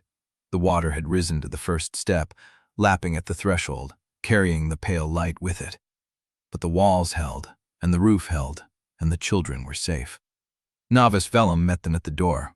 She was pale, her hands shaking, her eyes wide with the recognition that everything she had testified to had been proven true. The court is in chaos, she said. Kaltza is missing. The chapter house is empty. The Inquisitors have barricaded themselves in the upper gallery, waiting for someone to tell them what to do. Let them wait, Lieseth said. Vellum looked at her. Your wound will hold. It would not hold. Dravomir saw it in the way Lieseth moved, in the way her breath caught when she turned, in the way her hand pressed against her ribs as if she could hold the phosphor burn closed by will alone. He said nothing. She would not thank him for naming what she already knew. Orrin found a dry corner near the east wall, where the salt had crystallized into a bench, and he sat with his back against the stone and his lantern beside him. The city is not dead, he said, but it is changed. The bridges that ran on bound souls are dark. The mills that ran on bound labor are silent. The debts that ran on bound lives are ash. Good, Illyra said. Orrin looked at her. Good for the freed, he said. Hard for the living. The people who depended on those mills, on those bridges, on those lights, they do not know how to survive without them. They will learn. Some of them will.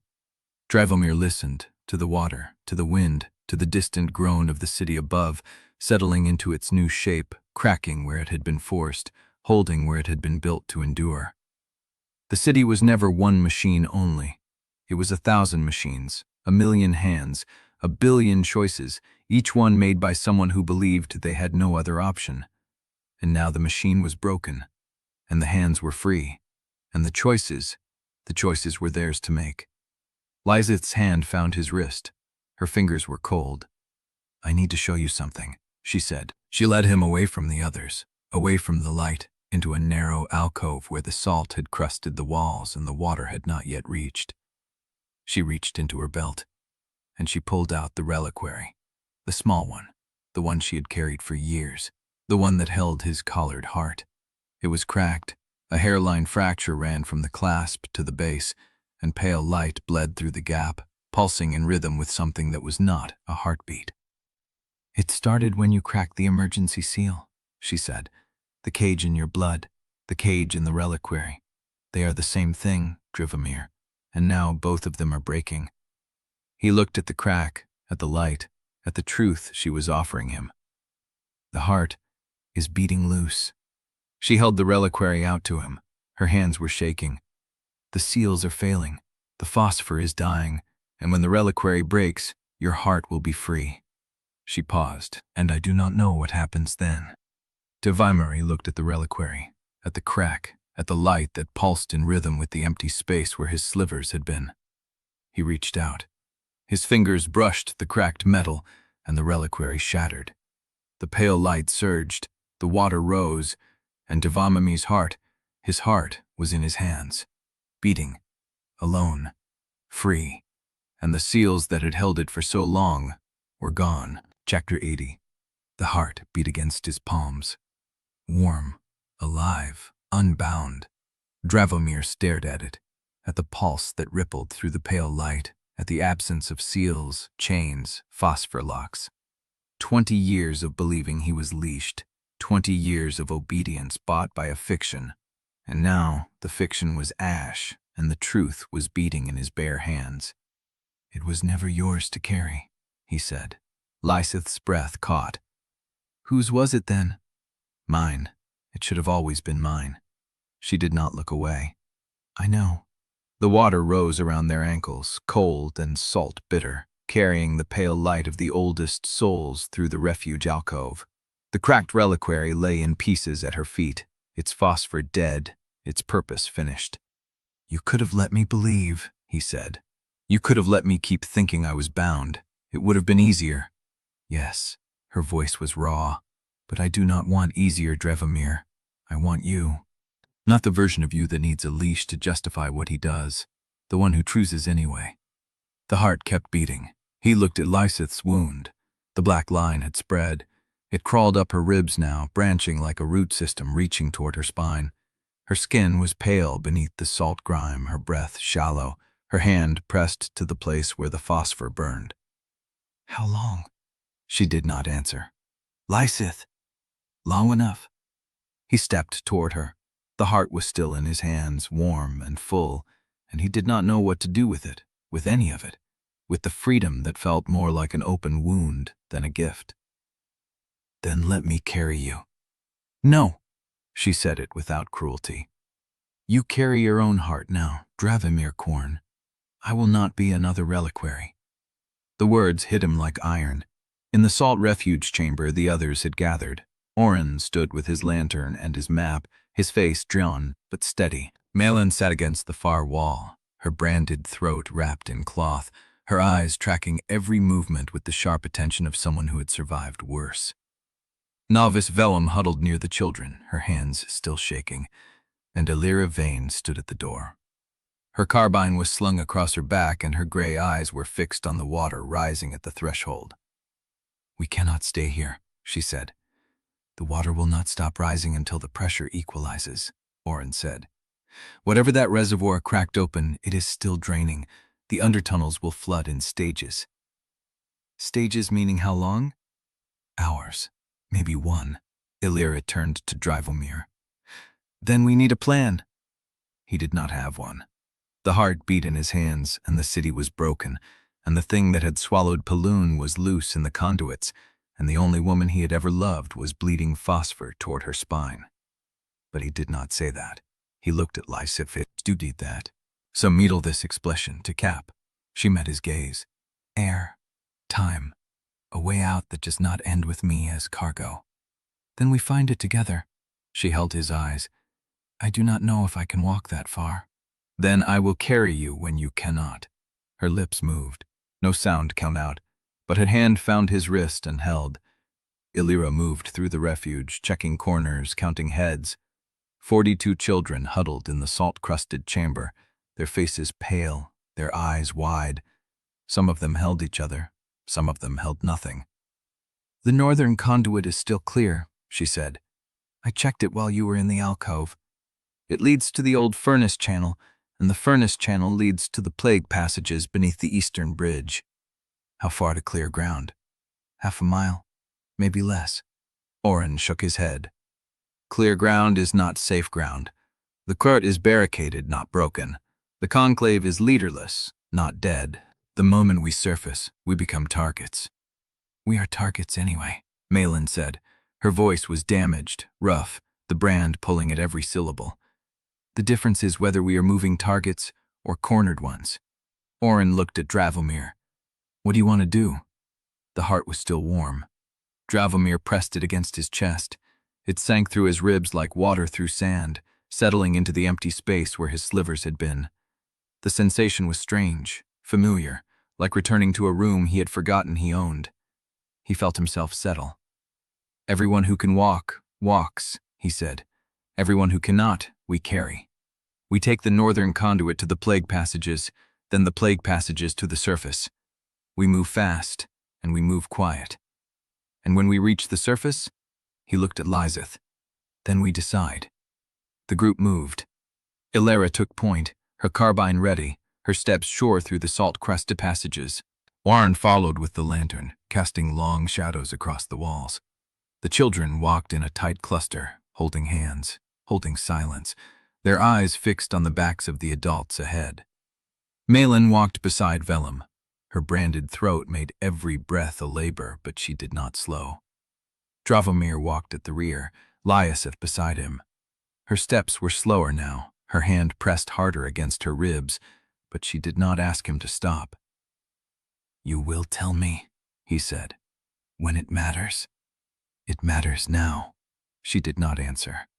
The northern conduit ran narrow and low, forcing them to bend as they moved. The walls were crusted with salt and rust and the memory of heat, and the water rose in slow pulses, carrying the pale light of the oldest souls. The pale light pulsed in the water. It pulsed in the walls. It pulsed in the hollow space where Dravomir's heart had been, and now was, beating in rhythm with something he could not name.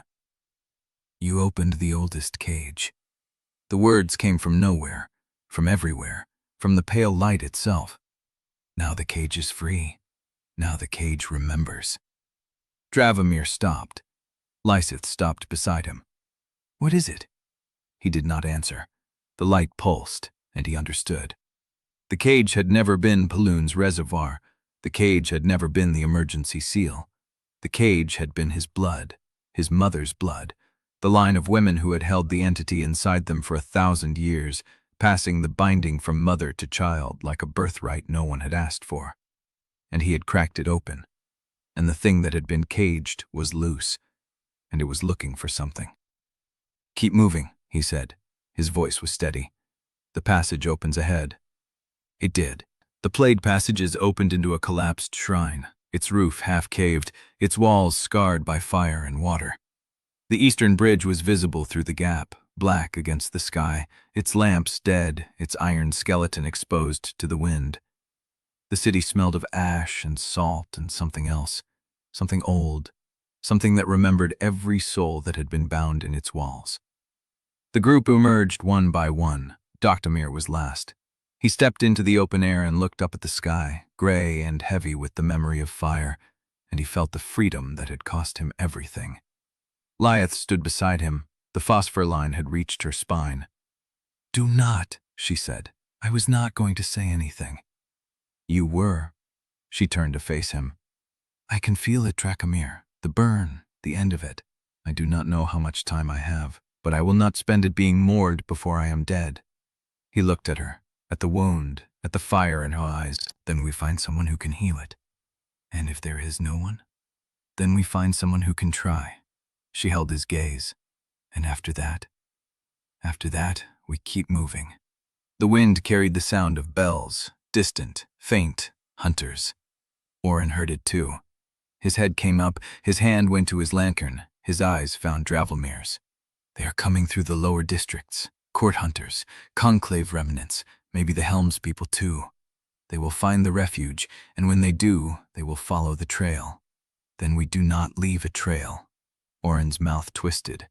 "You are carrying 42 children, a wounded Inquisitor, and a heart that half the city wants to buy or burn. You are a trail." Dravomir looked at the children, at Malin, at Vellum, at Illyra, who stood at the broken wall with her carbine raised, watching the eastern bridge. "Then we split." Illyra turned. "The children go with you to the surface. You find shelter, food, a way to hold them until the city settles. Malin and Vellum go with the testimony to the merchant houses. And you?" Illyra's hand tightened on the carbine. "I go with you. You are a child. I am the one who put a carbine through a undertunnel lock to save your heart. I am not a child." Dravomir looked at Lieseth. She nodded. "She stays." The bells grew louder, closer. Dravomir looked at the sky, at the broken bridge, at the woman beside him bleeding toward death, refusing to be cargo. "Then we go." He took her hand. She let him hold it, and the group moved into the ruins of the city that had made them, owned them, and lost them, with hunters on their trail and nothing ahead but the dark. The pale light followed. The entity was in the conduits, and it was looking for something. "I remember where I was buried, and I am going home."